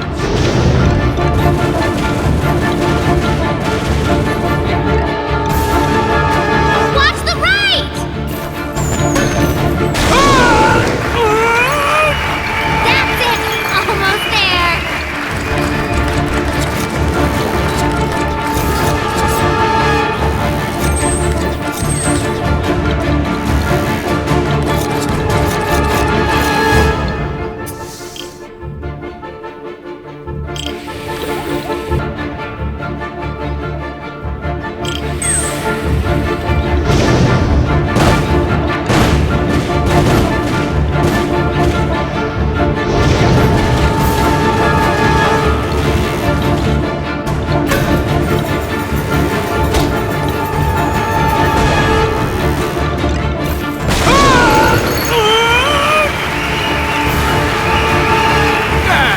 Whoa, kid! You bother me! He's on the run! Cut along his body to catch up! Calabrus was tougher than steel, and Kuturo was gaining ground on Dragon in no time.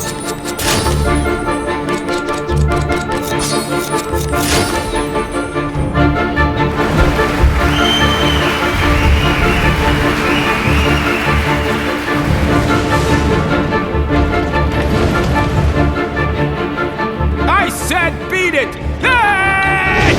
Yeah, go ahead and run. You're just too chicken to fight the Taro, coward. You wanna just let me finish this job for the Bear Father, huh? I just gotta drop off these souls, and then I can tear you into weedy little pieces, okay? Kotaro, drag his body down!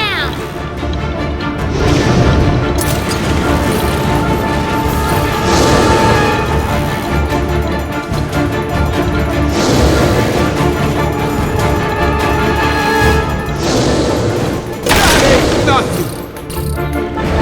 Almost there!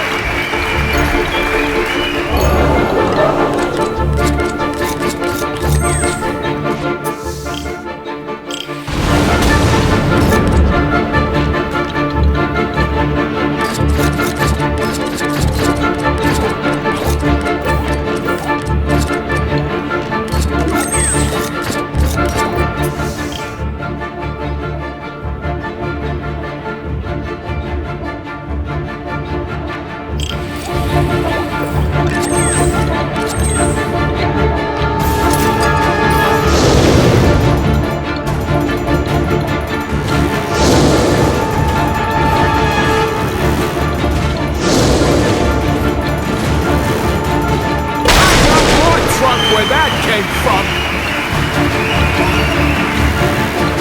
Oh, you're really busting my scales here. Hey! Are you a dragon or a fraidy cat? After him, Kotaro! Kuturo sliced right through Dragon's thunderclouds as he raced across the ether.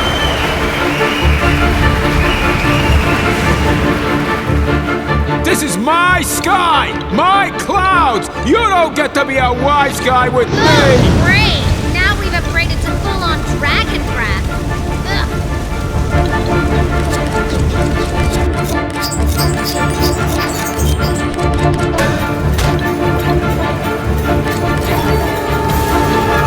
I got more trunk where that came from.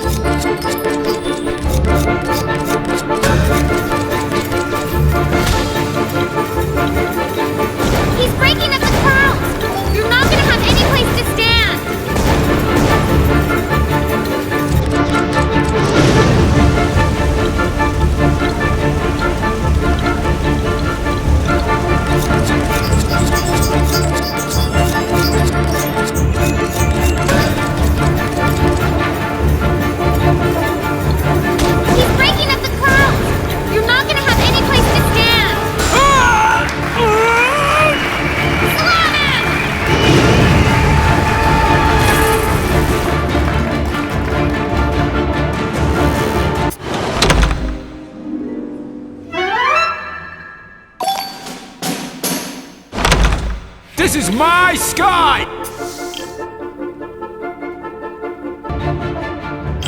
Now we've upgraded to full-on dragon breath.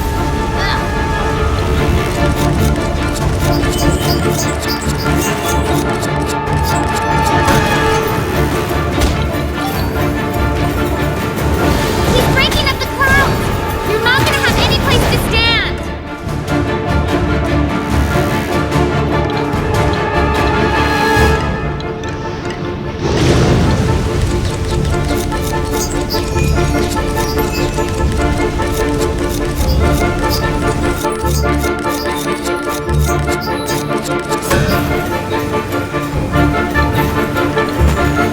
Oh, you're begging for some hurt!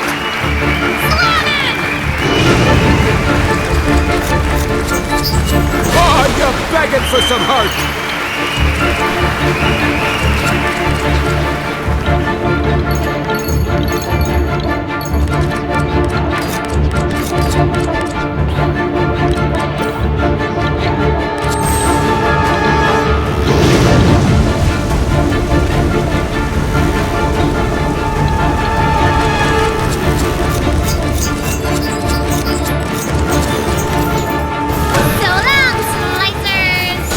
More trunk where that came from!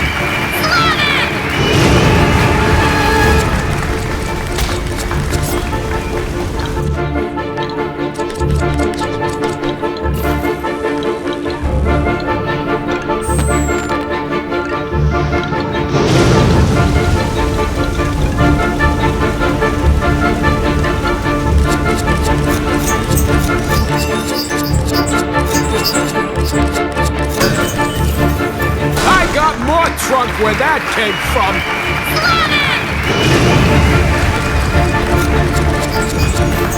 Oh, you're begging for some hurt! You wiggly rats! You're dead meat!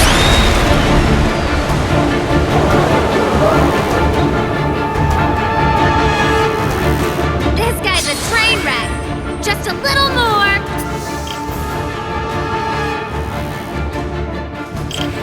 Kutaro clipped through clouds and lunged over lightning bolts. Look out for the gap in the Score clouds! to settle with Dragon. You've got a dragon to catch!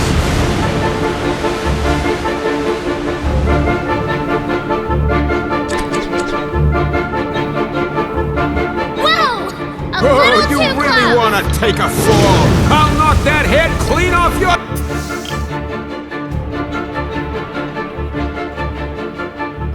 shoulders! You're trapped, Kotaro! The only way out is up!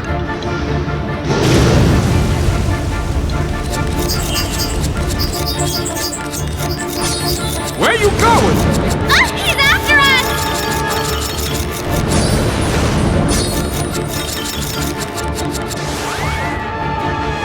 Slam him, Kotaro!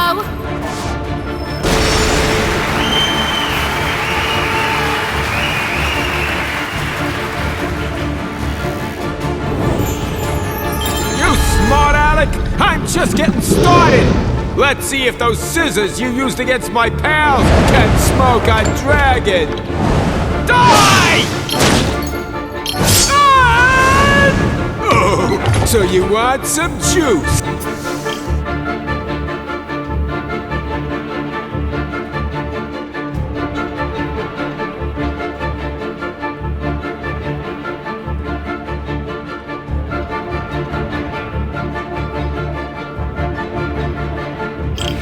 That what you want? Have some of this! What?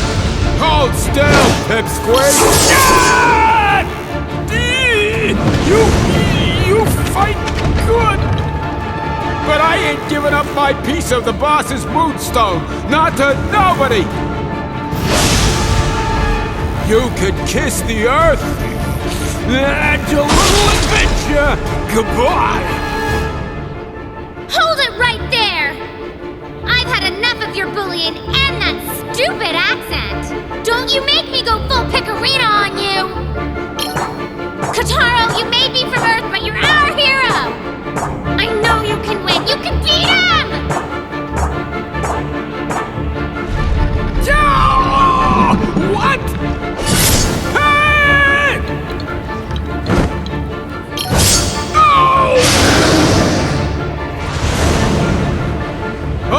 right, kid. Let's settle this like men. Dragon Man, bring it on! You got me.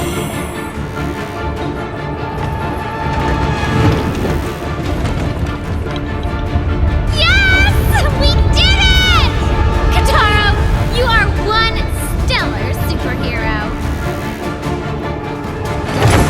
After an epic battle, the wicked dragon had been slain, and the souls of the children were free once again. Kataro! Another piece of the puzzle! Just one more shard! And Monkey's business is no match for ours. Hey! Wait just a solar second! We beat Dragon! What gives? You're too late. All you did was ensure the gateway between the Earth and Moon stays open. Now, I need only wait. Soon, the Moon Bear King would possess a more terrible power than ever. But Kataro risked everything to stop the dragon. It can't have been for nothing. No, it's too soon to give up. We've still got the Moon Goddess. If we put the Moonstone back together, we can bring her back too. And with her on our side, that half-baked grizzly is toast. We've got to stay positive. Let's go find Monkey and make him cough up that last piece. That's right. You'll get your goddess. Now would you just hurry up? Goddess or no goddess, the tyrant's too strong now. If we get the Moonstone back, Mew should send Kotaro home where he belongs. Don't be crazy! Why would I ever do that? Kotaro is our last hope, especially mine! You release me! Let me go right now! I've got you now, man! You've stuck that warty nose of yours in my business for the last time! Yowzers, this is terrible. With the dragon down and one Moonstone shard to go, Kotaro was certainly on a roll. But with the witch in the tyrant's clutches and the power of countless souls at stake, it seemed the rolling would be uphill from here on out.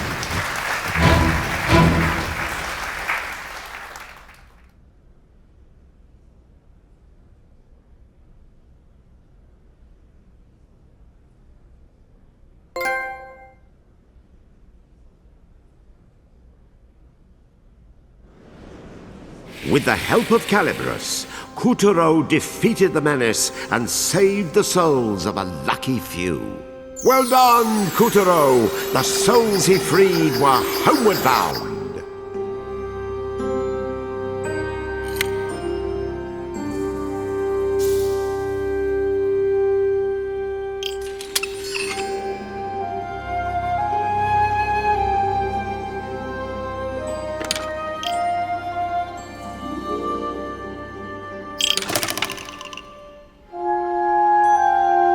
Kotaro had decommissioned Dragon, but now the Moon Bear King possessed a dreadful power. With the witch in captivity, what was a hero to do? The stage is set for the final act in Kotaro's saga.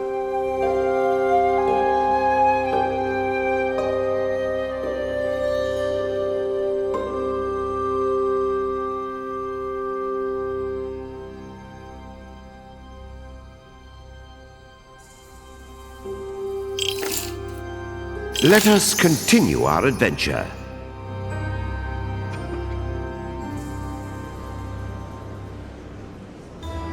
Hot on General Monkey's heels, Kotaro and Picarina stumbled into a steep, snowy mess of peaks called the Mean Moon Mountains. The last Moonstone shard was all Kotaro needed to free his soul from its puppet prison and return to his home down on Earth. But our hero remained troubled as he climbed.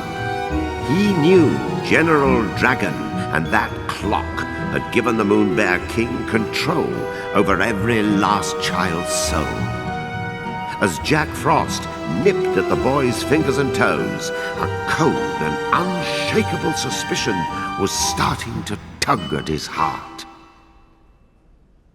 Wait, Your Highness! This is one terrible mistake! looks especially lustrous today. Spare me the theatrics. I know exactly who you are. Then get your grimy paws off me, Guppy! You thought you could pull a fast one on me, eh, Granny? But you were wrong!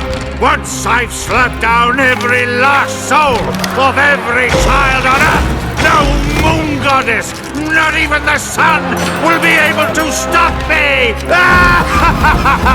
Utero still can! Calibros chose him for a reason! The power of the 4 champions will see him through to his final task! He's going to restore the White Moonstone and bring light back to this realm, you poor, stupid bear! I can't wait to watch him knock the stuffing out of you! Shut up! Bring it on, Kotaro! Bring him down, Kotaro!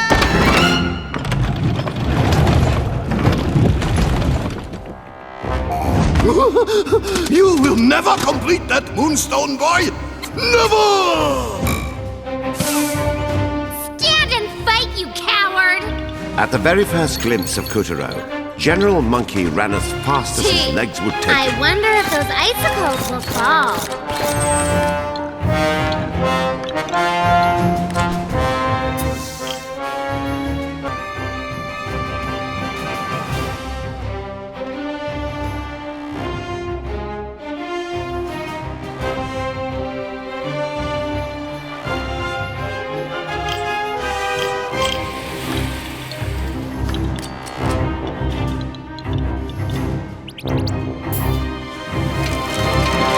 Careful you don't slip on the icy patches. Whoa! What is that? Sure is wobbly. I hope it doesn't collapse. Oh, I hate high places. But you can fly! Whoa! Watch your step. We've got slippage. Yeah, just stay calm, dear. Slow and steady wins the race. No, it doesn't.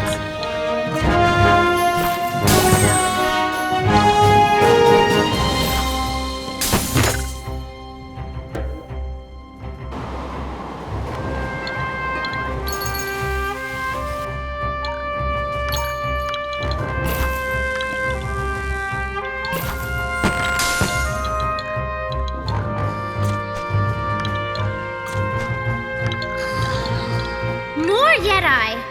These guys are sound sleepers. Well, who says Yeti can't hibernate?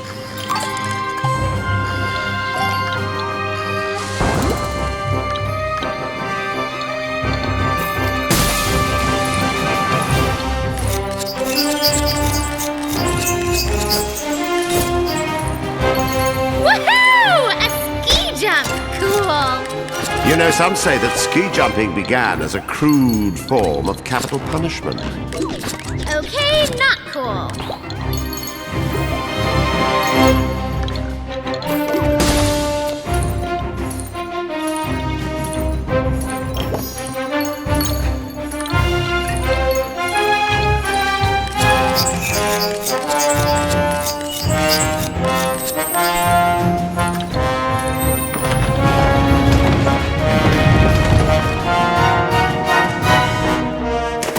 You will never catch me!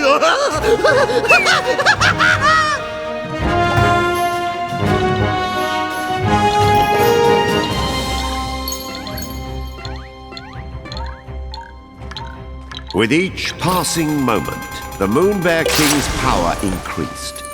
The mountain was a stubborn, snowy sentinel, but Kotaro forced himself to trudge on.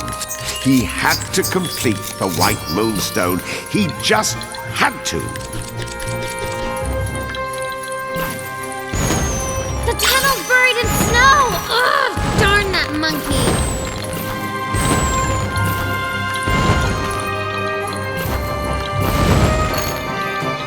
General Monkey was a crafty one. He knew he didn't have to fight Kotaro. He'd already won, just so long as he kept the last Moonstone shard out of reach. In the end, it wasn't brute strength or poison, but ingenuity that was giving Kutaro the most trouble.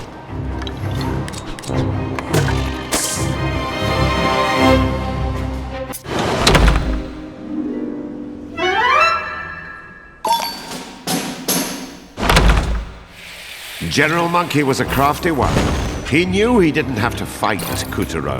He'd already won, just so long as he kept the last Moonstone shard out of reach. In the end, it wasn't brute strength or poison, but ingenuity that was giving Kutaro the most trouble.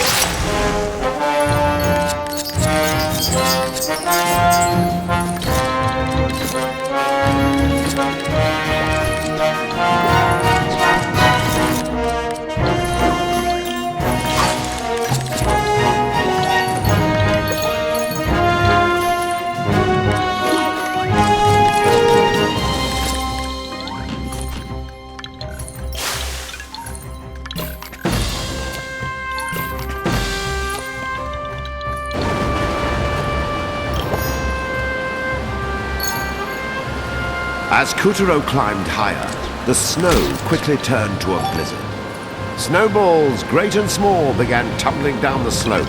A gift from Monkey? Who knows?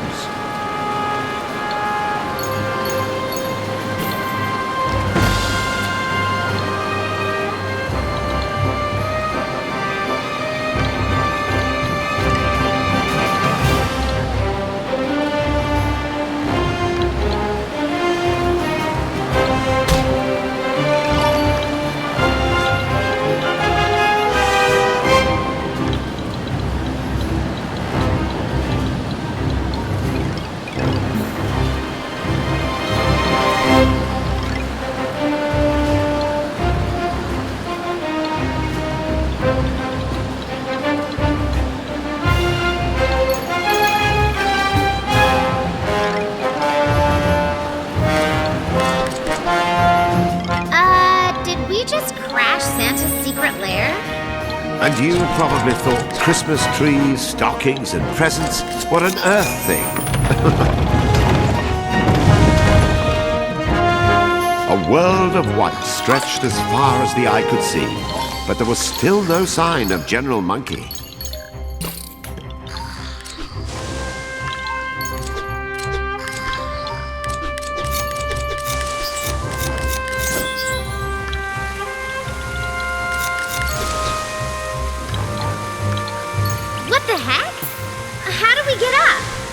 General Monkey's down escalator only went in one direction. Down. Into the abyss. Fight it, Kotaro! Keep climbing!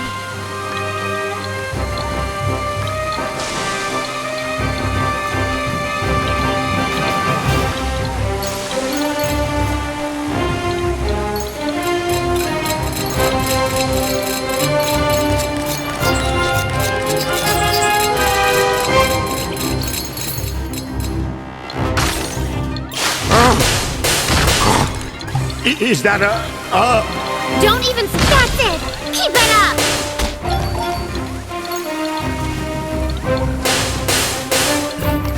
The crack's getting bigger! Almost! Yes! Take that, popsicle!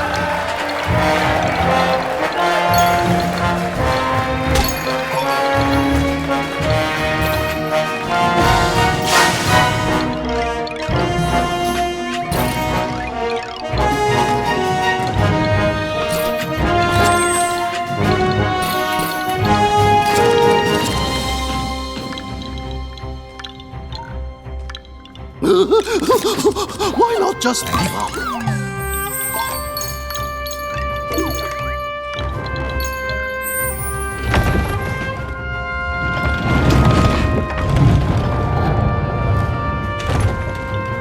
Kutaro followed General Monkey right into the icy maw at the mountain's peak. Say your prayers, Ape-Face!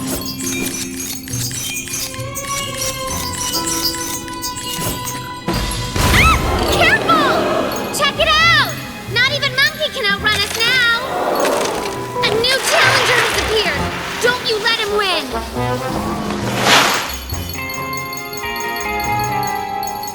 Poor Kuturo just wasn't able to catch any air.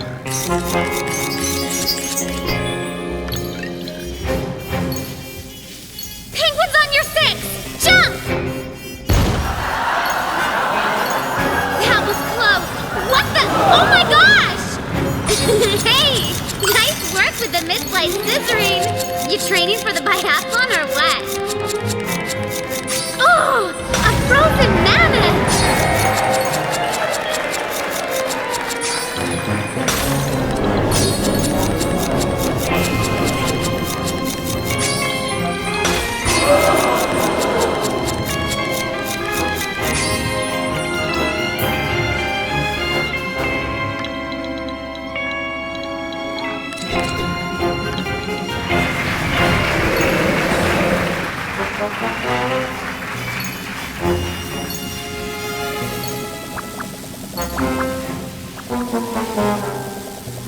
What? Is this a team sport now? Oh, we made it! Ah! Our heroes tumbled from the frigid peak into a scorching volcanic crater. Extreme!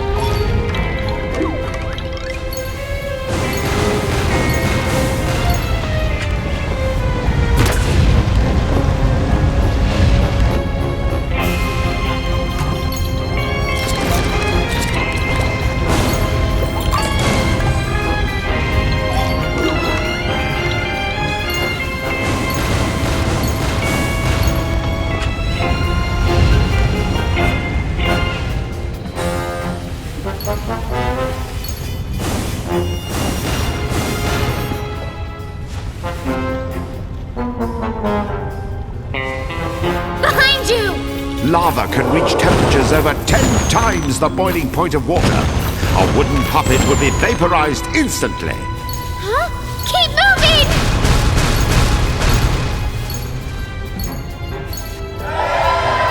Kuturo weaved his way through the bursts of hot magma.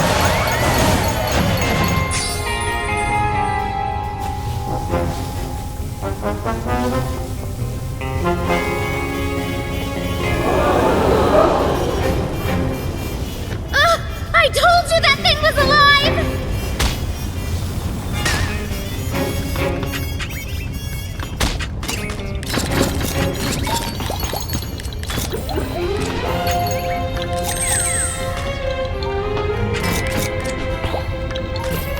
You can't run away from us now, monkey! You thought I was running away? I was running toward! A rocket? You had a secret rocket? He also had a secret volcanic base designed to hide the secret rocket. I mean, what self-respecting mad scientist wouldn't? But gravity was no match for Kuturo as he sheared through the stratosphere and up into outer space.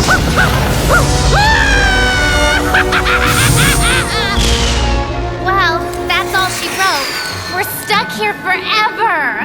This looks like fun. Can I play? Do we look like we're playing? Wait, Yin Yang, how'd you get up here? Forget that. The witch has been snatched by the Moon Bear King. You have to save her. Save her? You're kidding, right? Why would we? She was gunning for the Moonstone right from the start. At least now, she won't get in the way of reviving the goddess and sending Kataro home. You know, I think you're missing the litter box for the droppings. Hey, we've got two things to worry about. An ugly monkey and the Moonstone. Is the witch on that list? No! Now help us!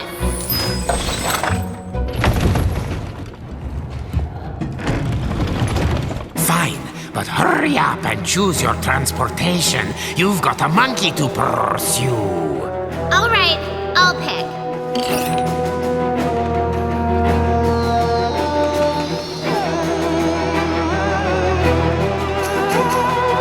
Flying is for the birds. Meow. Okay, all set. Gotcha now, monkey. We'll chase you out to the ends of the universe. Good for you!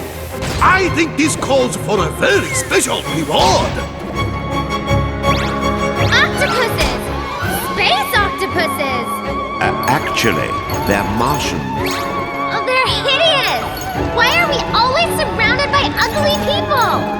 On behalf of the Magical Theatre, I would just like to apologize to all our guests for that completely inappropriate comment. I wasn't talking about... Kuturo had reached the asteroid belt. But that's strange. Isn't it supposed to be between Mars and Jupiter? Hello, land of dreams! Let's be a little flexible here, all right? Oh, would you just surrender already? Surrender this! There are no ups and downs in outer space, only gravity. You might even say there's no such thing as left, right, forwards, backwards, yesterday, or indeed tomorrow. It's squid! Martian squid! No. Octopi are from Mars, but squid are from Venus. Welcome to the warp zone. Whoa, so dramatic.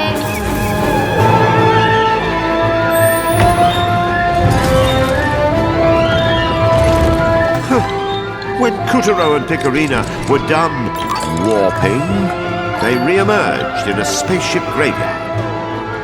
These marvels of science and intellect have been mangled by destiny into mere shadows of their... Ew! More Martian and Venus, or Venusian. Even their name is ugly. They're lost in space. Have some compassion. I'd get lost too if I was that gross. The space type...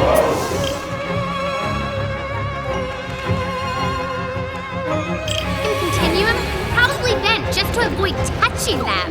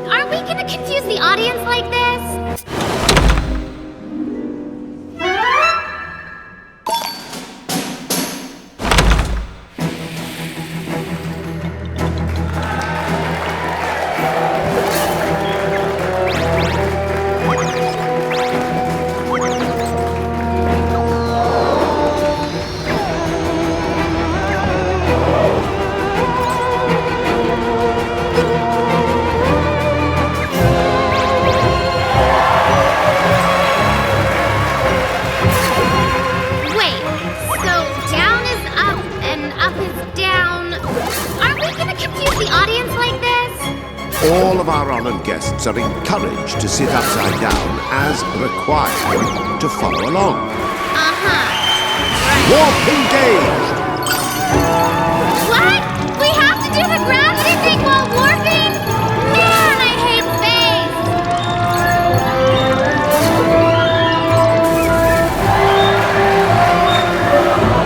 This asteroid belt shall become the belt of your graves!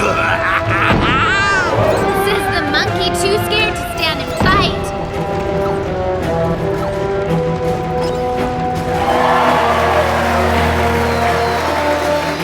Okay, we're almost caught up.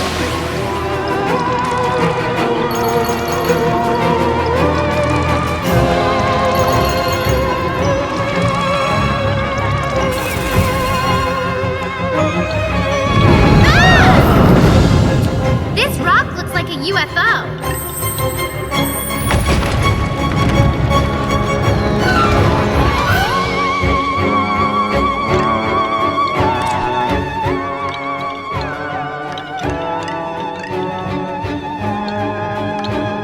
the line, champ. It's game time. I'm weary of dealing with you simpletons.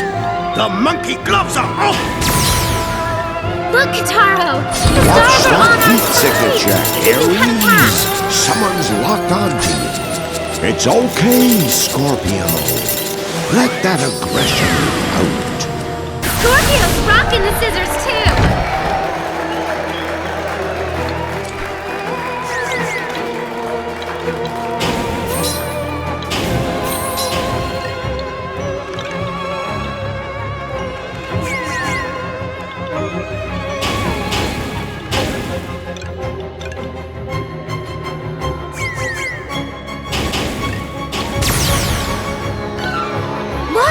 There's no shame in going in circles, Cancer.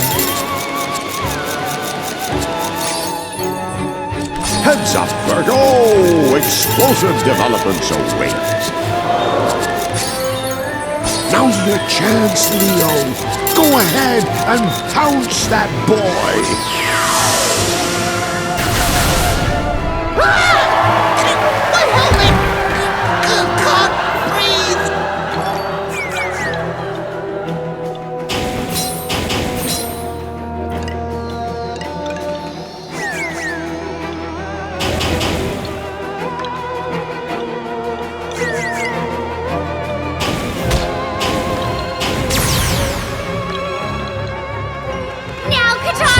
May take you the long way, Aquarius, but you'll get where you need to be.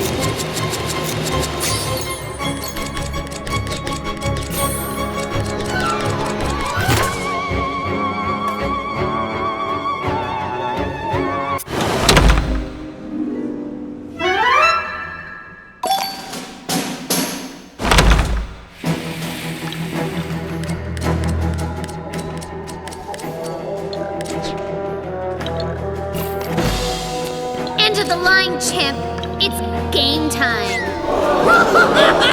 I'm weary of dealing with you simpletons. The monkey gloves are off! Look, Kataro! The stars are on our heat side! signature, Aries! Someone's locked onto you. It's okay, Scorpio. Let that aggression out. Scorpio's rocking the scissors, too!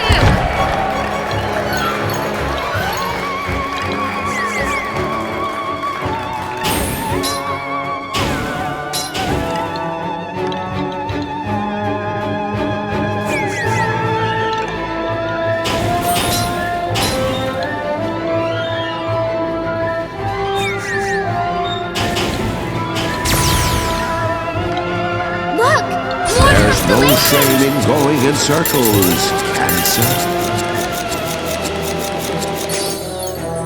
Heads up, Virgo! Explosive developments await. Now's your chance, Leo. Go ahead and pounce that boy.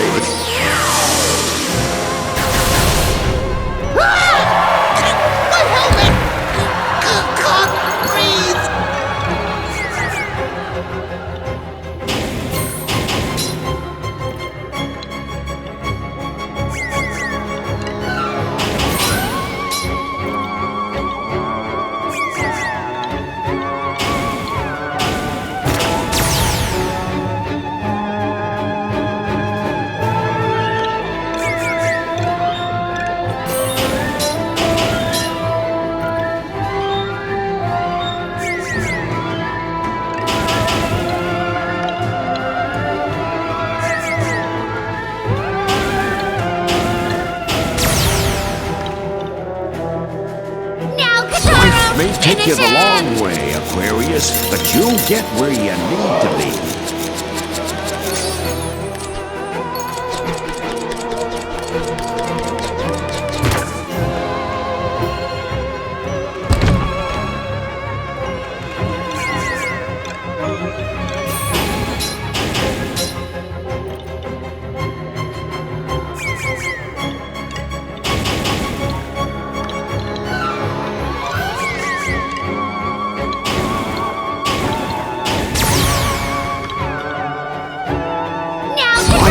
Take you the long way, Aquarius. Aquarius, but you'll get where you need to be. Go on, Pisces. Dare to be twisted.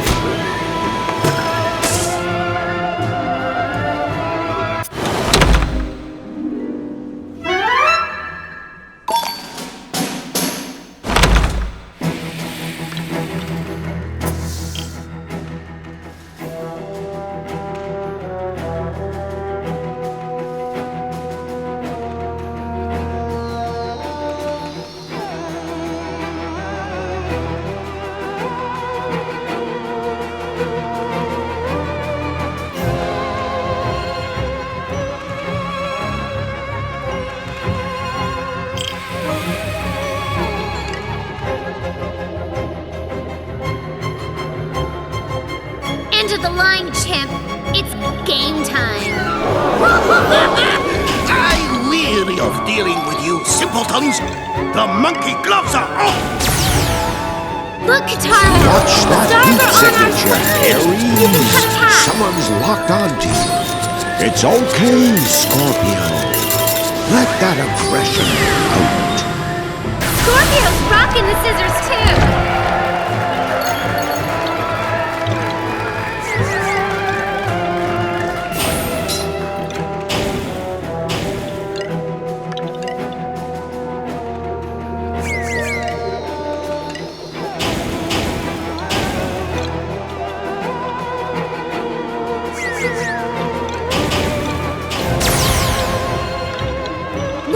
There's no shame in going in circles, Cancer.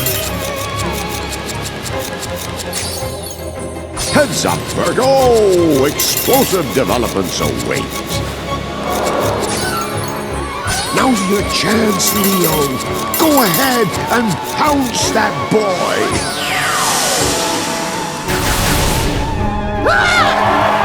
My helmet!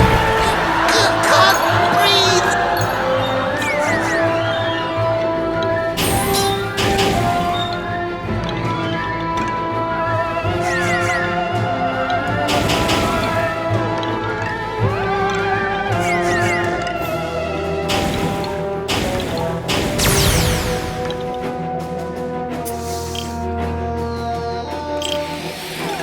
Life may take you the long way, Aquarius, but you'll get where you need to be. Go on, Pisces. Dare to be twisted. When life gets hard, Capricorn, remember to cut yourself a break. Keep it real, Sagittarius, because he's about to fall for your arrows.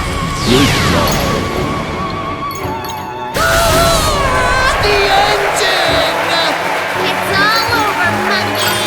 Now, where did I leave off? All right, Taurus. We're done.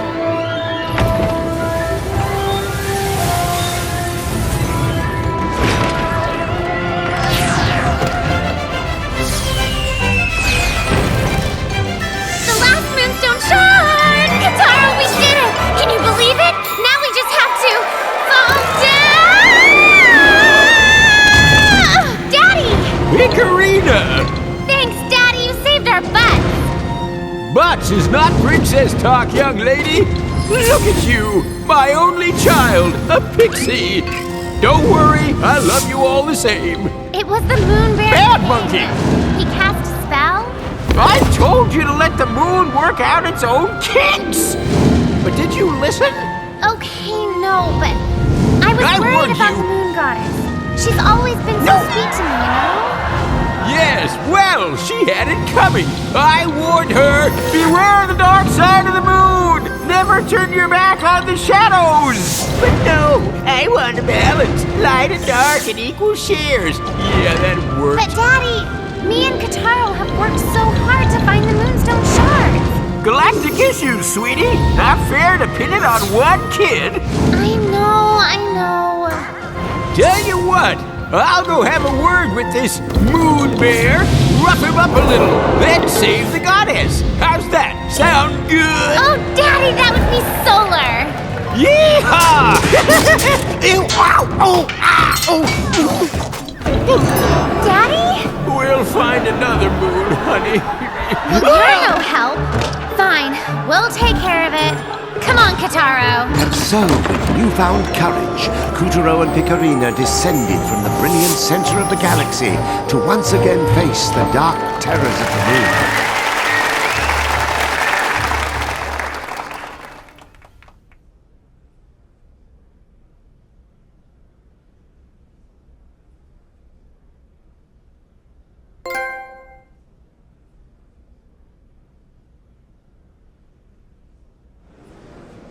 With the help of Calibros, Kutaro defeated the menace and saved the souls of a lucky few. Well done, Kutaro! The souls he freed were homeward bound.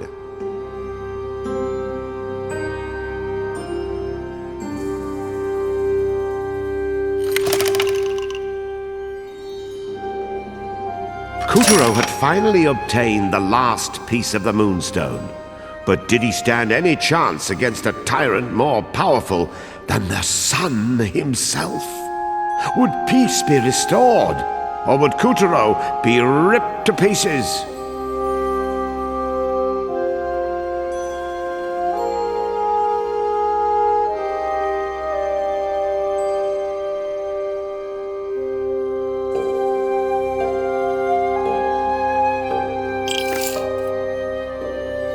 Now back to Kutaro's tale.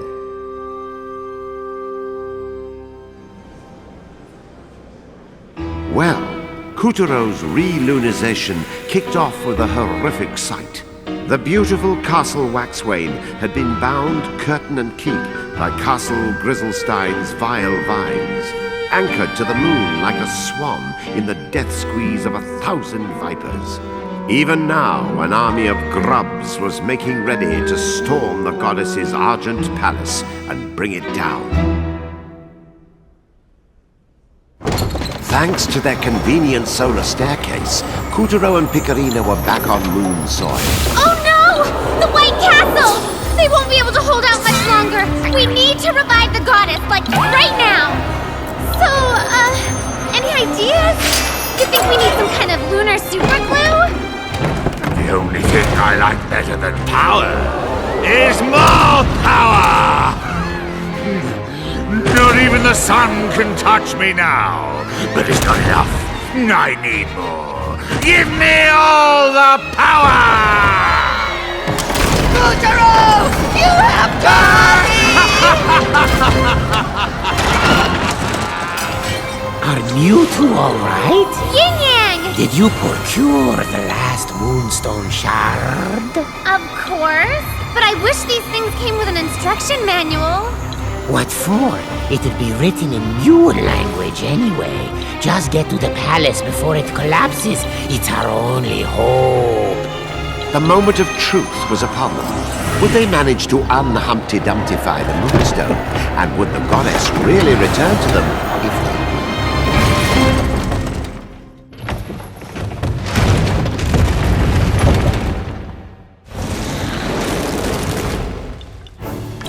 Kutaro and Picarina had reached the roots of the vile vines entangling the White Castle. We're just gonna have to trust Yin Yang and get inside the White Castle. Cut a path up along that gas coming out of the vines.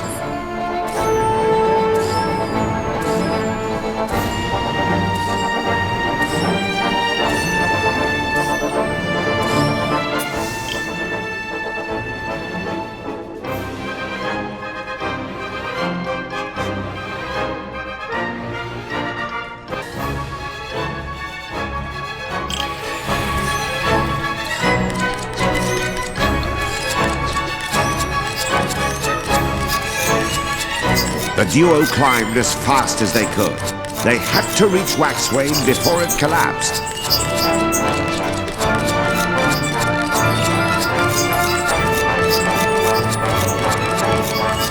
Oh! The monstrous vines blocked Kutaro's every move, as if they had a will of their own.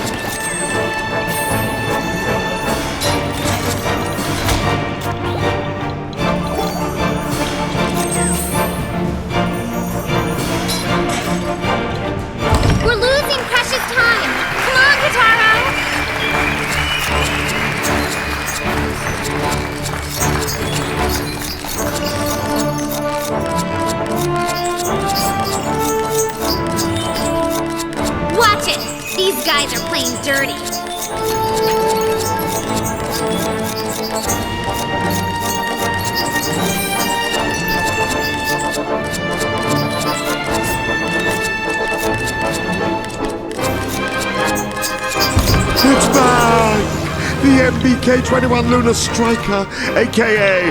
the Bear Striker. Oh, would you look at that mobility? The supple wings, the beauty of... Get a room with it, why don't ya? We're trying to shoot The it death down. ray-dealing foul flowers were clad in armor as thick as a Kuma 1 tap. Foul flowers? So that's what they're called. Why'd you wait to the end of the story to tell us?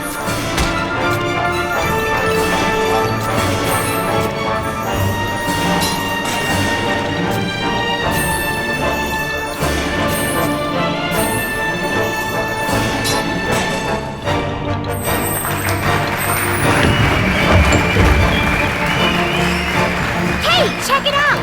That's the White Castle just above us! We're almost there!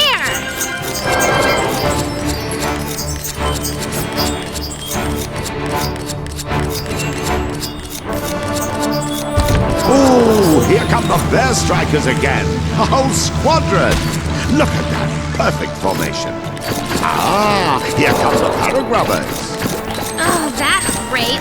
We're gonna need every tool in the box.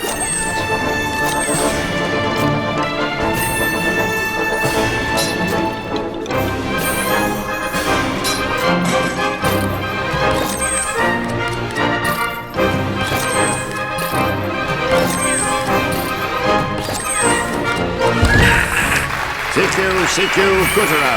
Proceed to point whiskey on the double. Over. Roger that, weirdo.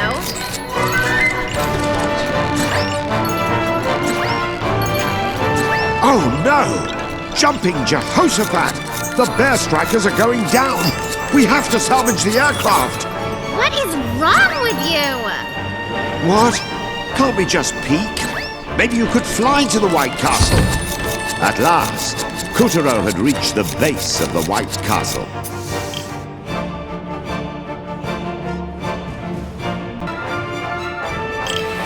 But how much castle was left?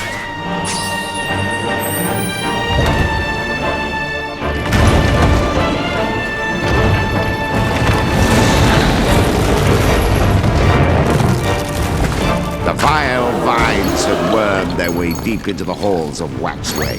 There wasn't much time. Just make a break for the top. We have to put the Moonstone back together. All at once, the Moonstone charged in. Maybe we're supposed to plug them in like this. Okay, let's do the other 11.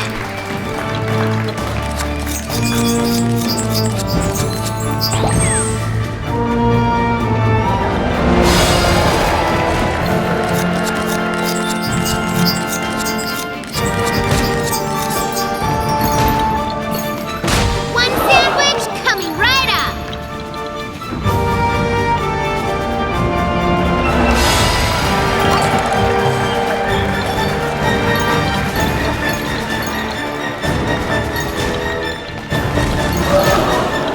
Ugh, that's nasty! Get rid of it!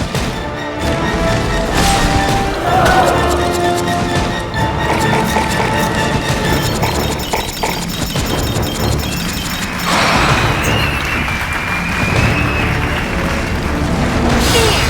We lit up another shard.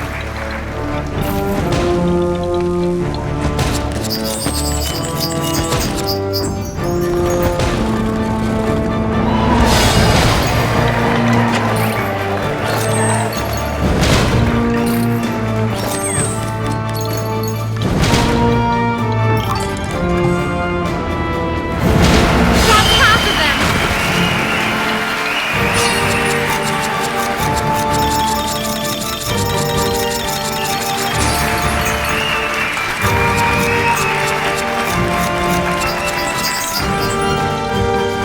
Is this a cow?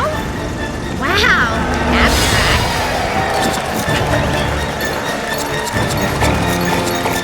More vile vines are in the way.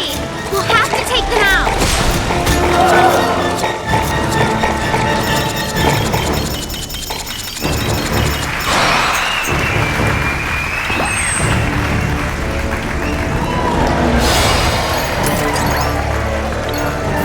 I think you gotta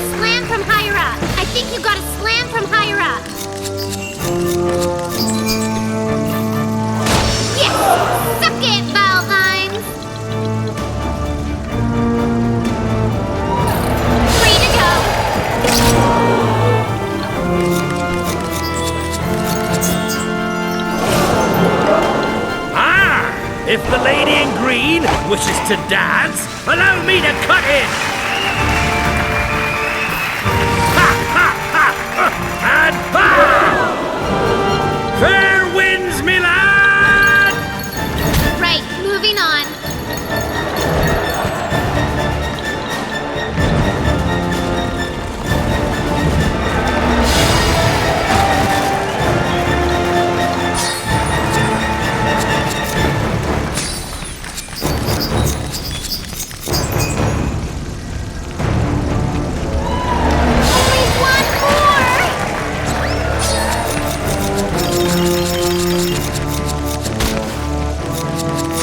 Okay, that takes care of all of them. The castle's much brighter now, but it didn't fix the moon stuff part of the Waxway pictures could not... Oh, what now?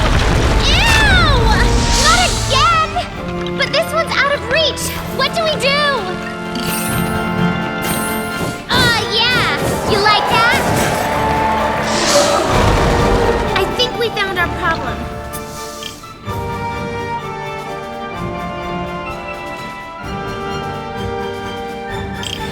Let's go take it down.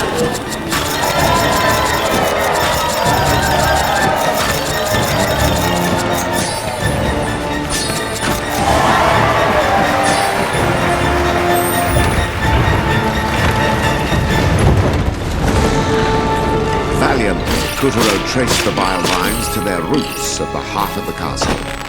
This is just plain nasty. Anyone can grow vile vines at home. Just leave them in dark places with plenty of moisture and foul odors to feed on. We're trapped! Oops! Gonna have to try it from higher up.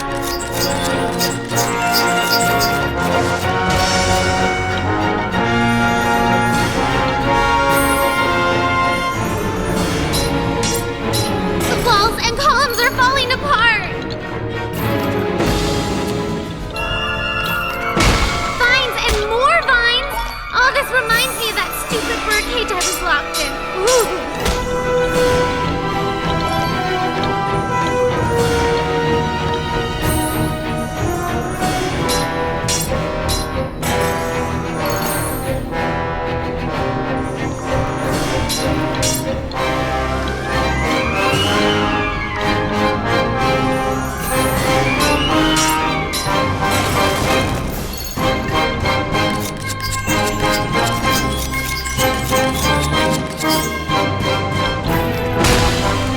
Vile vines have two bulbs. You need to take special care when transplanting.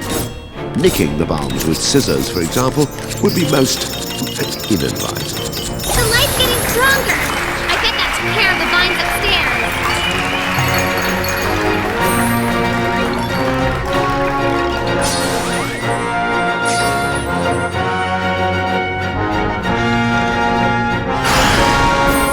Creepy!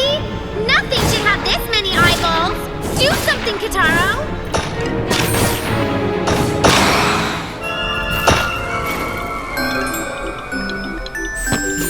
A merry-go-round? This used to be the animal children's playroom. At least until the vile vines got to it and turned it into the most depressing amusement park ever. Let's take him out and play on the merry-go-round! Please!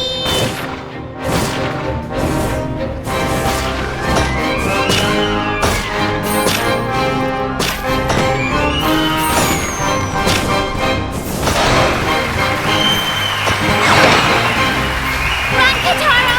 They're trying to suck us in! Faster! Fight it!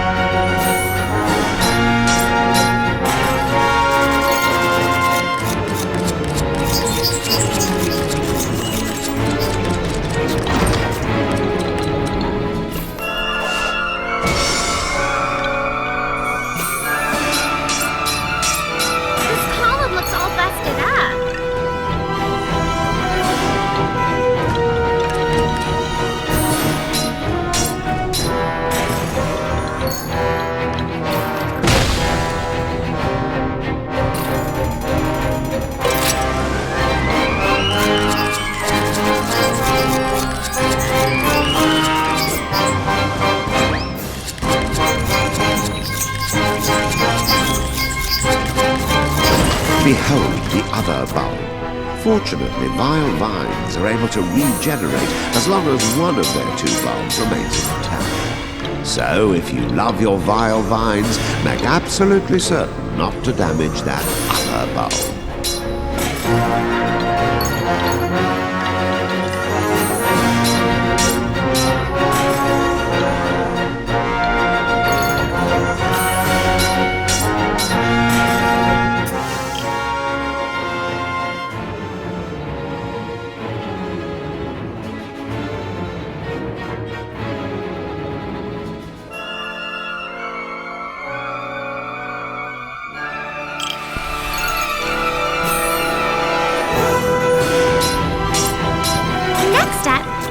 Weed your garden.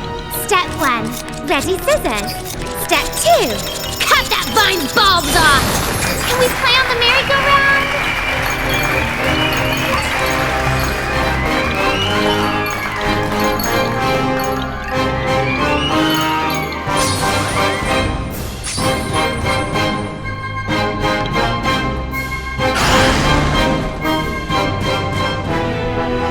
These eyeballs don't get any prettier the second time around. I mean, they're like looking at me. Stop! Stop!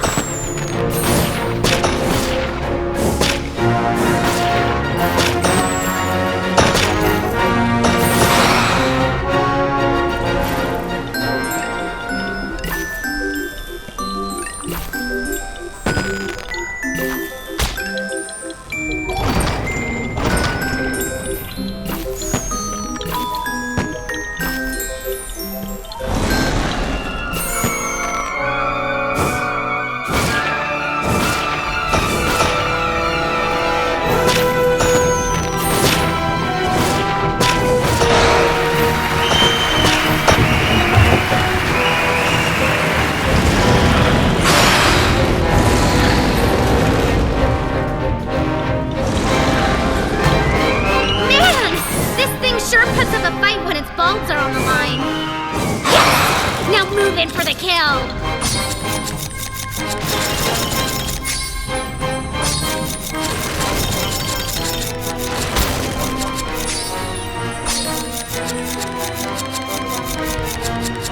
This is it, Kataro!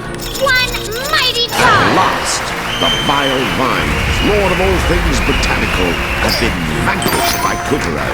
The Moonstone's big moment was just over. Despite the Moon Bear King's counter schemes, the Moonstone was about to be made whole again. Kataro! The white Moonstone's pure light was restored, and it rained down upon the moon as power surged back into Castle Waxway. And there was hope. What's happening to me? Did Kutaro finally... Wait! I remember now! It's me! I am me! My lovely little bear, I have returned, and your machinations must be stopped. The balance must be restored. You wish. Ah! Let me out of here! Now! I command it! Mirror, mirror on the wall, who's the toughest guy of all? You know who the strongest is. Kutaro!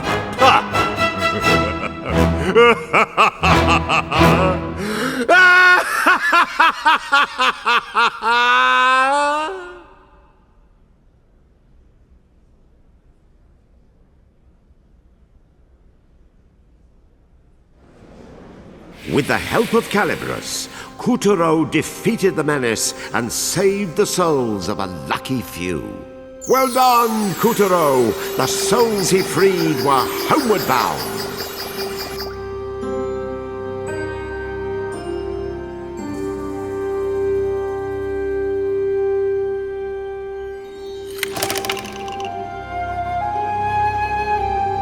With the future of Earth and Moon hanging in the balance, Castle Black loomed larger than ever.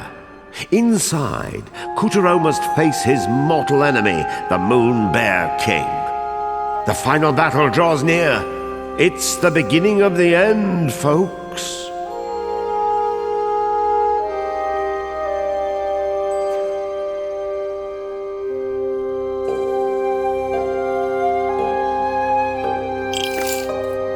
Let us continue our adventure.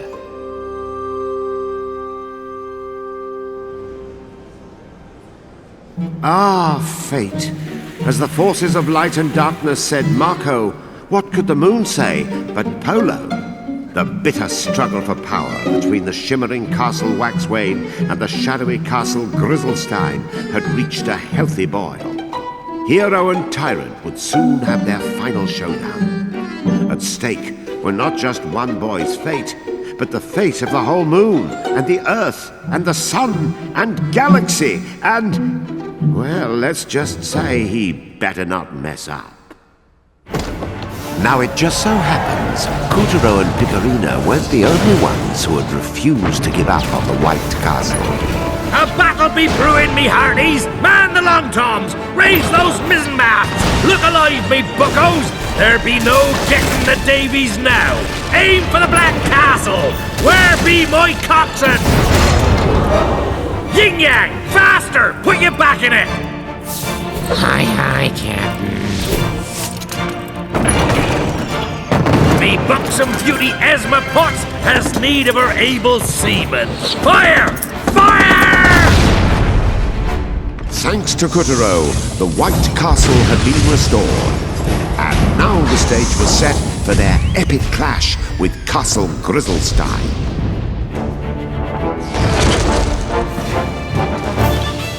Blimey, that firepower! Kutaro, me lad, why haven't you stormed the enemy vessel? You're the pirate! All right, fine, we'll do it, since you're obviously not gonna. Handsomely now. Trajectory locked. Fire!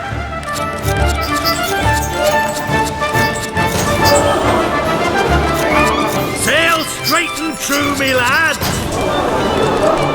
The moon needs you, me bucko. Kutaro busted right into the Black Castle's drive chamber. Destroying this section ought to stop Grizzlestein in its tracks. Careful if you don't want to be a pancake!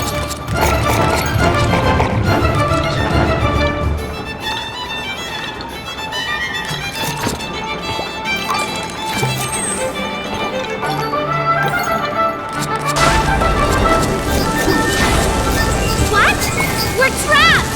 There must be a way out!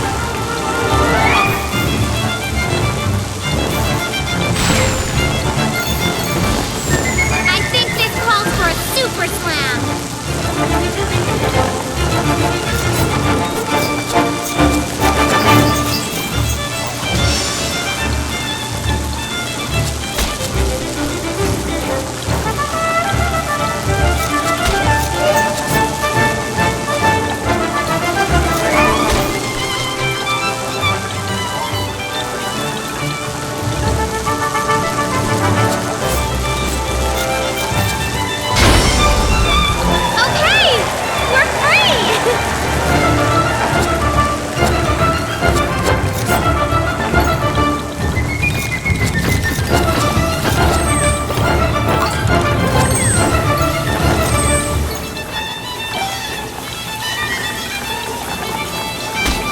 The further into the Black Castle they wandered, the bigger the gears seemed to get.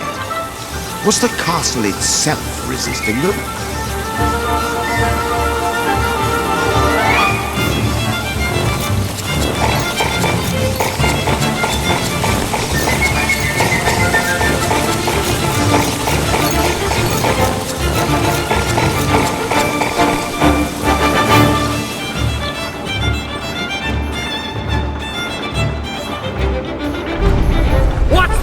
Lad, we can't take much more of this!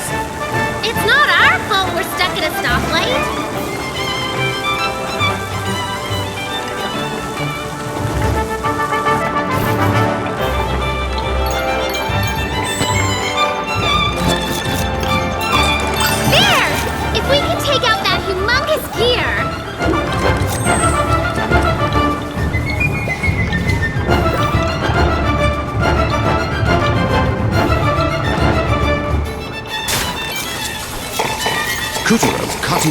toward the main shaft.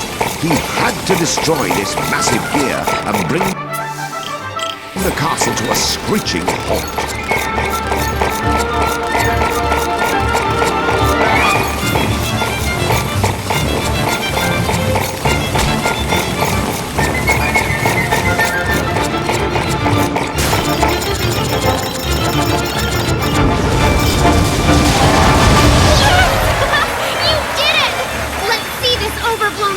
Try and move now. Well done, me bucko! I knew you had it in you!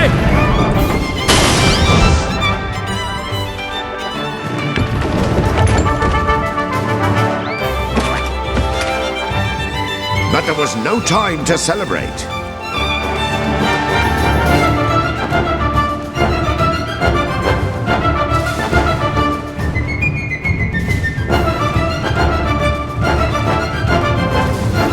Trajectory locked!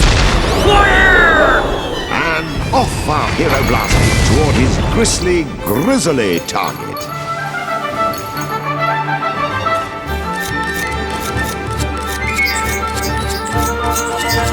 That smokestack looks like a way in. And sure enough, the smokestack led right into the engine.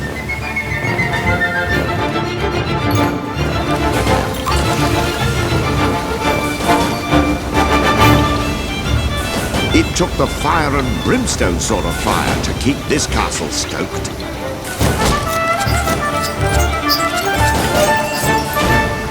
Kuturo jumped over to the cylinders and cut through the belches of smoke.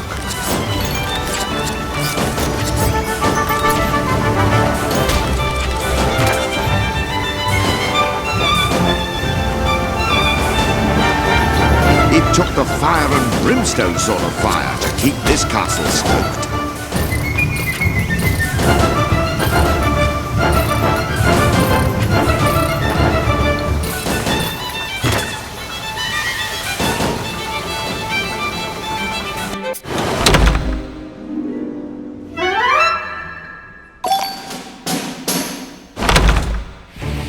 But there was no time to celebrate. Trajectory locked! Fire! And off our hero blasted toward his grisly target.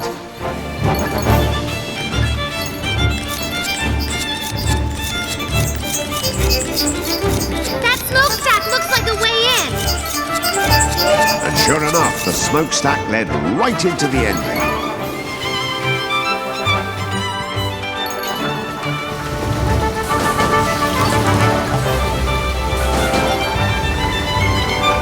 It took the fire and brimstone sort of fire to keep this castle stoked.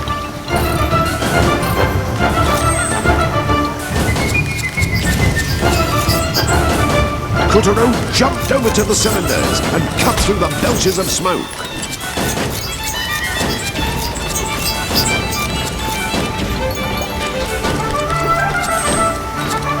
Are those grubs hanging there? Correction, ex-grubs? The Black Castle used trolleys to transport fuel. Kuturo slid down the trolley rails and narrowly avoided a messy accident.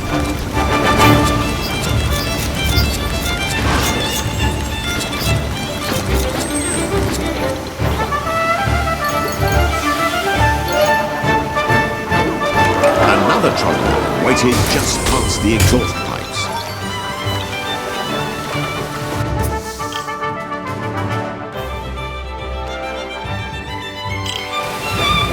We've got company!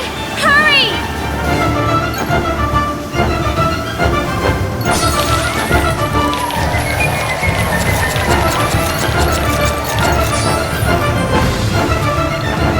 A makeshift barricade? Like that'll save him!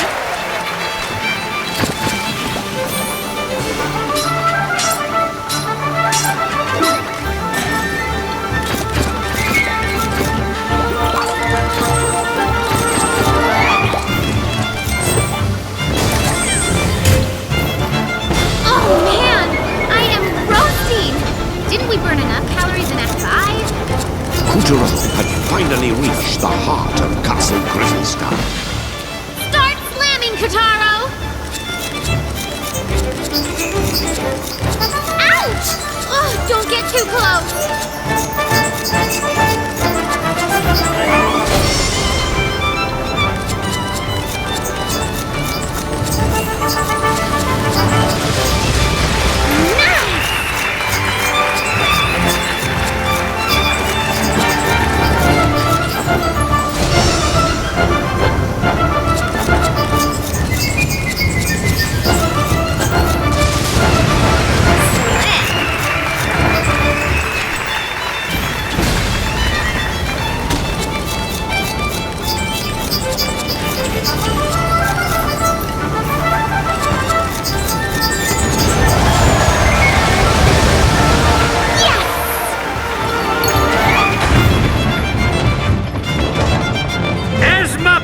Me sweet, see how me cannons blast for thee! Just crank, you stupid castle! Patience, love! Kotaro will save ye! Aye! Save your own dang witch! Crawl into a cannon and go get her yourself! Fire!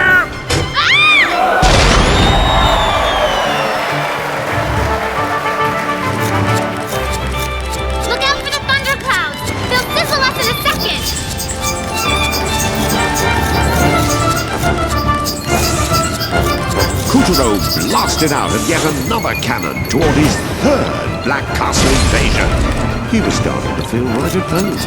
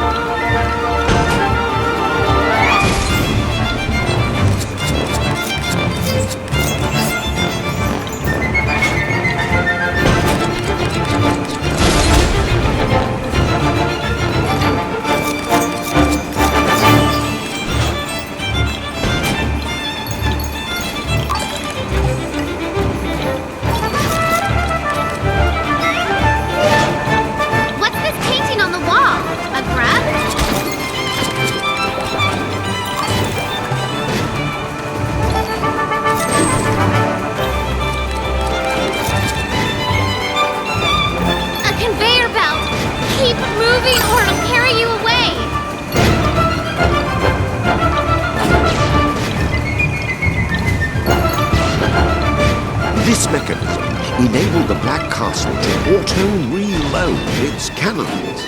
No wonder they're able to keep pounding us!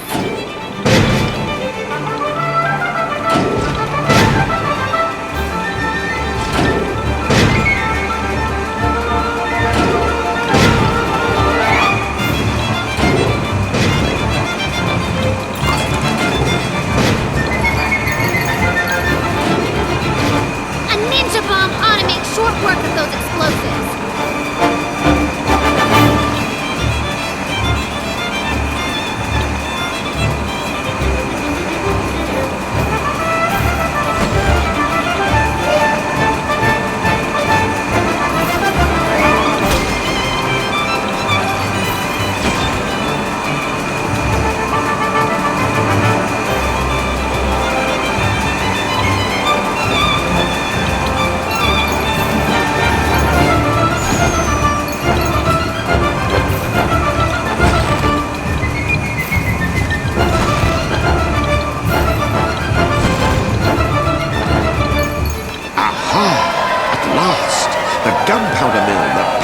Grizzlestein's weaponry.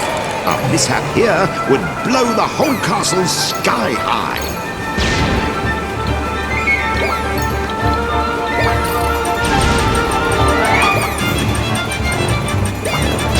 That's it! Keep it up! Kotaro, careful! Your footing!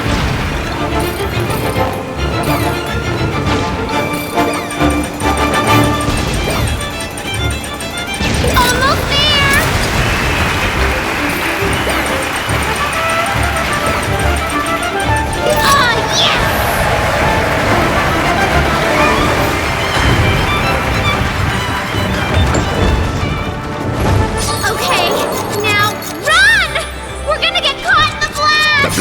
castle was just a sneeze away from a massive explosion.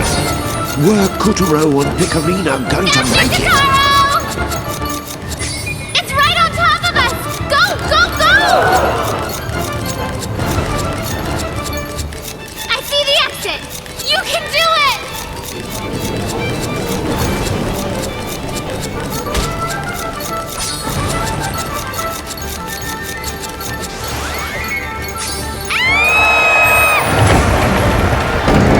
Between Castle Waxwane's fusillades and Kuturo's own efforts, the Black Castle had finally screeched to a halt. Its ramparts ruptured and baileys blazed, and the victors' cheering echoed through its dying hall. Woo! But hold on! The Moon Bear King is still in there! We have to finish him off or the children will never get their souls back! And Kitaro, neither will you! So you destroyed my castle. Big deal. Who needs a castle when I am already invincible? Poor little bear. You are in no position to pity me. I am all powerful! And what does that achieve? It won't fill the emptiness in your heart. You have no friends you trust, no family to love, no subjects who love you back. You're still just the lonely little bear you've always been. Power changes nothing. I don't need love. My subjects and soldiers, and the people of the moon and the children of the earth serve just one purpose: to feed my hunger.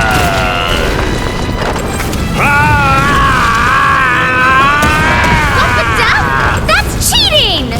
Now, Kuturo had done a lot of growing up during his journey, but the tyrant had just one-upped him in a big way. And unfortunately, 'tis mathematically proven that nastiness is directly proportional to body mass.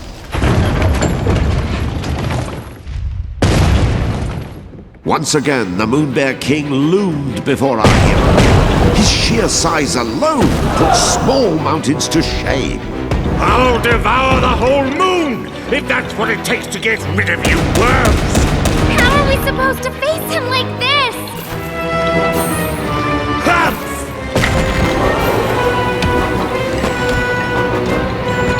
Gotcha! Come out! Come out! Wherever you are!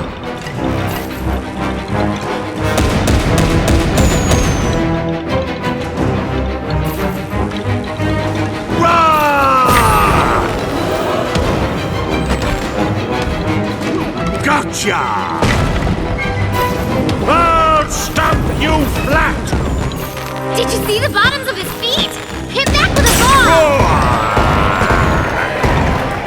Why, you?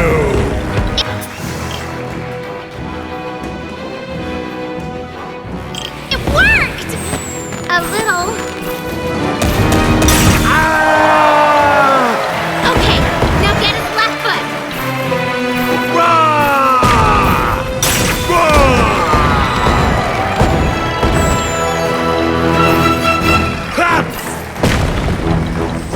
Show yourself, you twerp!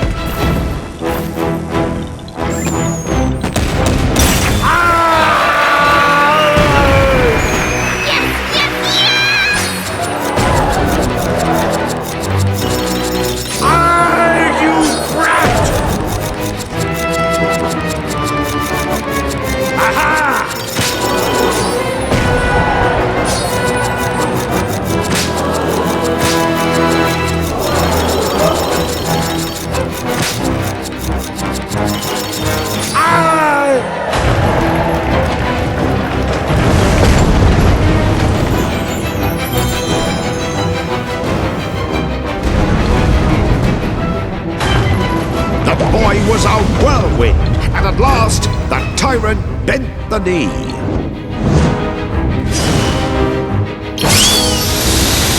Try Calibrus on for size, you monster!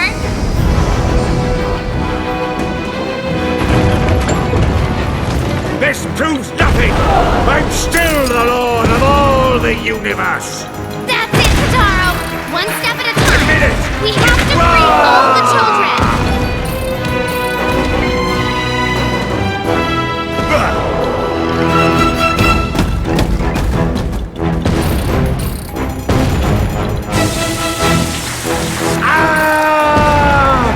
know what you're thinking, but it won't work. Actually, I'm pretty sure it will. I'll smash you to bits!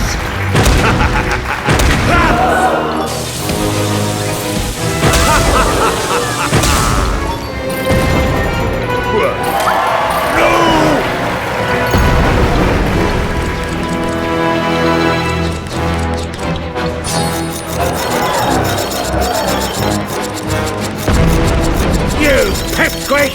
What are you doing?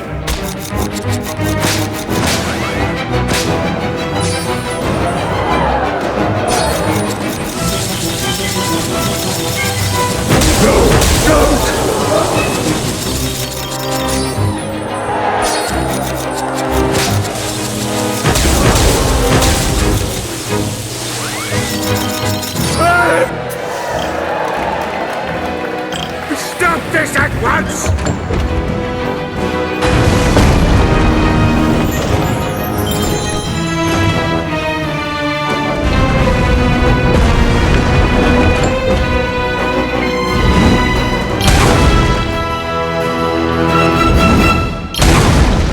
The quote-unquote all-powerful tyrant was getting taken apart at the seams by Calibras. Soul after soul slipped out of his stuffed carcass.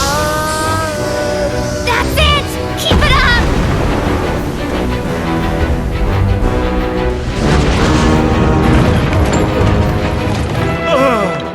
Well, you give up? No, not until I devour everything! Admit it! You've lost!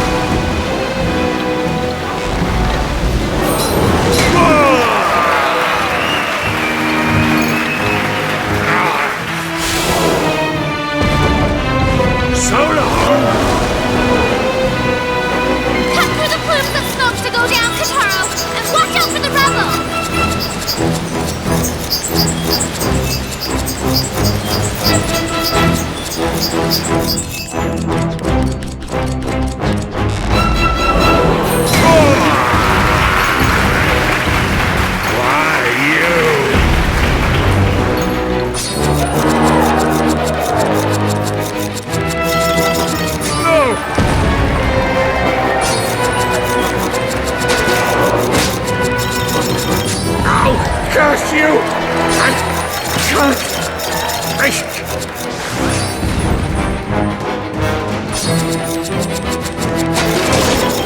I hate you!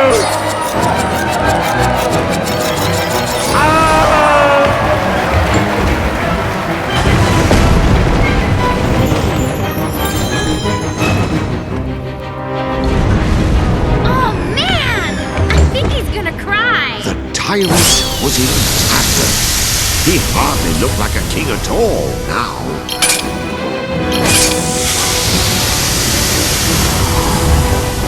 You wait. I can't have the universe, or even the moon. Then at least I'll destroy you! Careful! He's desperate! Take this!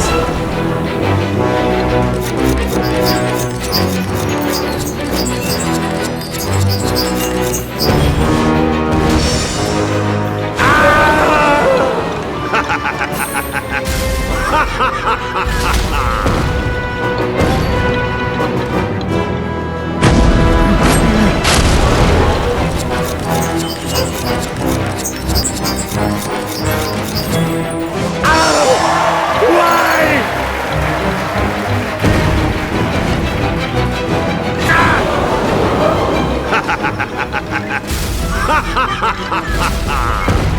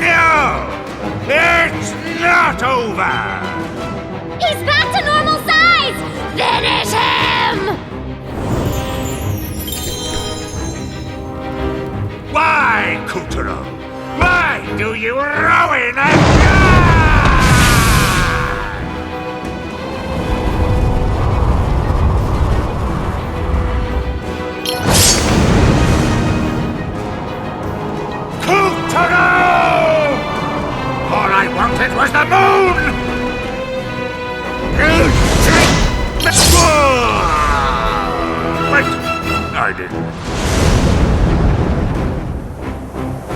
All I wanted was the Moonstones!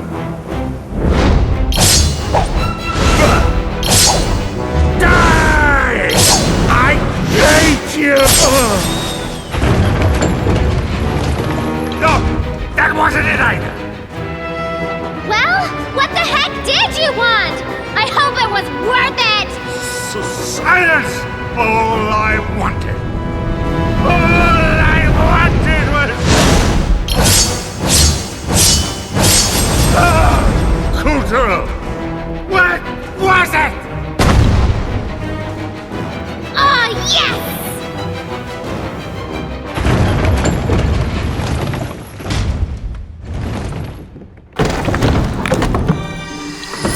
The goddess! Oh, I'm so glad you're safe! Thank you, Kotaro. You were very brave.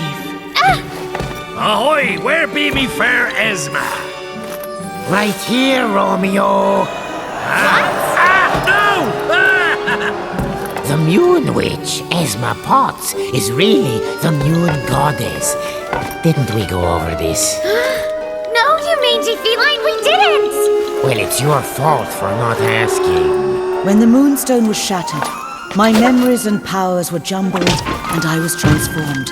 Captain Gaff, I shall never forget your kind attentions. Soften me timber! The one perfect beauty in this hideous world! Gone! Ha ha! All be darkness! I'm not done with you yet. I don't need their power. The children! They were my only friends! Kulturo!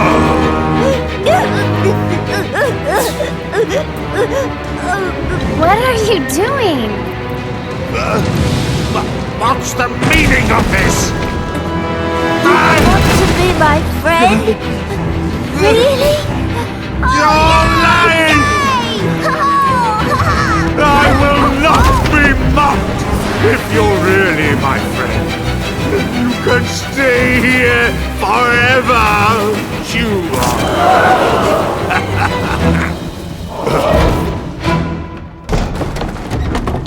Kotaro, get the Black Moonstone from Little Bear.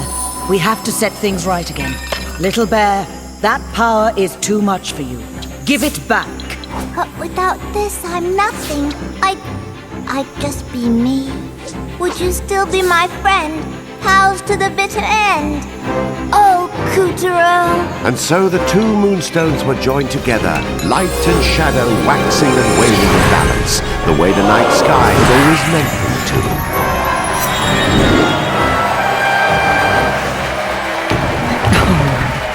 Don't fret, one little head. You have grown to 100 times the boy you used to be. So big is your soul that your old head would hardly fit. Quite right. Kotaro, how will we stay friends if you're going far, far away? Hush now, little bear. You have a friendship, and that is a ship that can sail anywhere. Once tight, always tight. We'll always be friends, even the goddess. Really? I must remain impartial. I suppose she'd rather consort with stuffed animals in her magic castle. Poor thing. I heard that. And so Kuturo's journey to save the moon came to a grand and joyous conclusion. Yeah! Come back to me, Esma Potts, flower of the moon. Would that I could pluck you again. Davy Jones, take me. Me world be hellfire.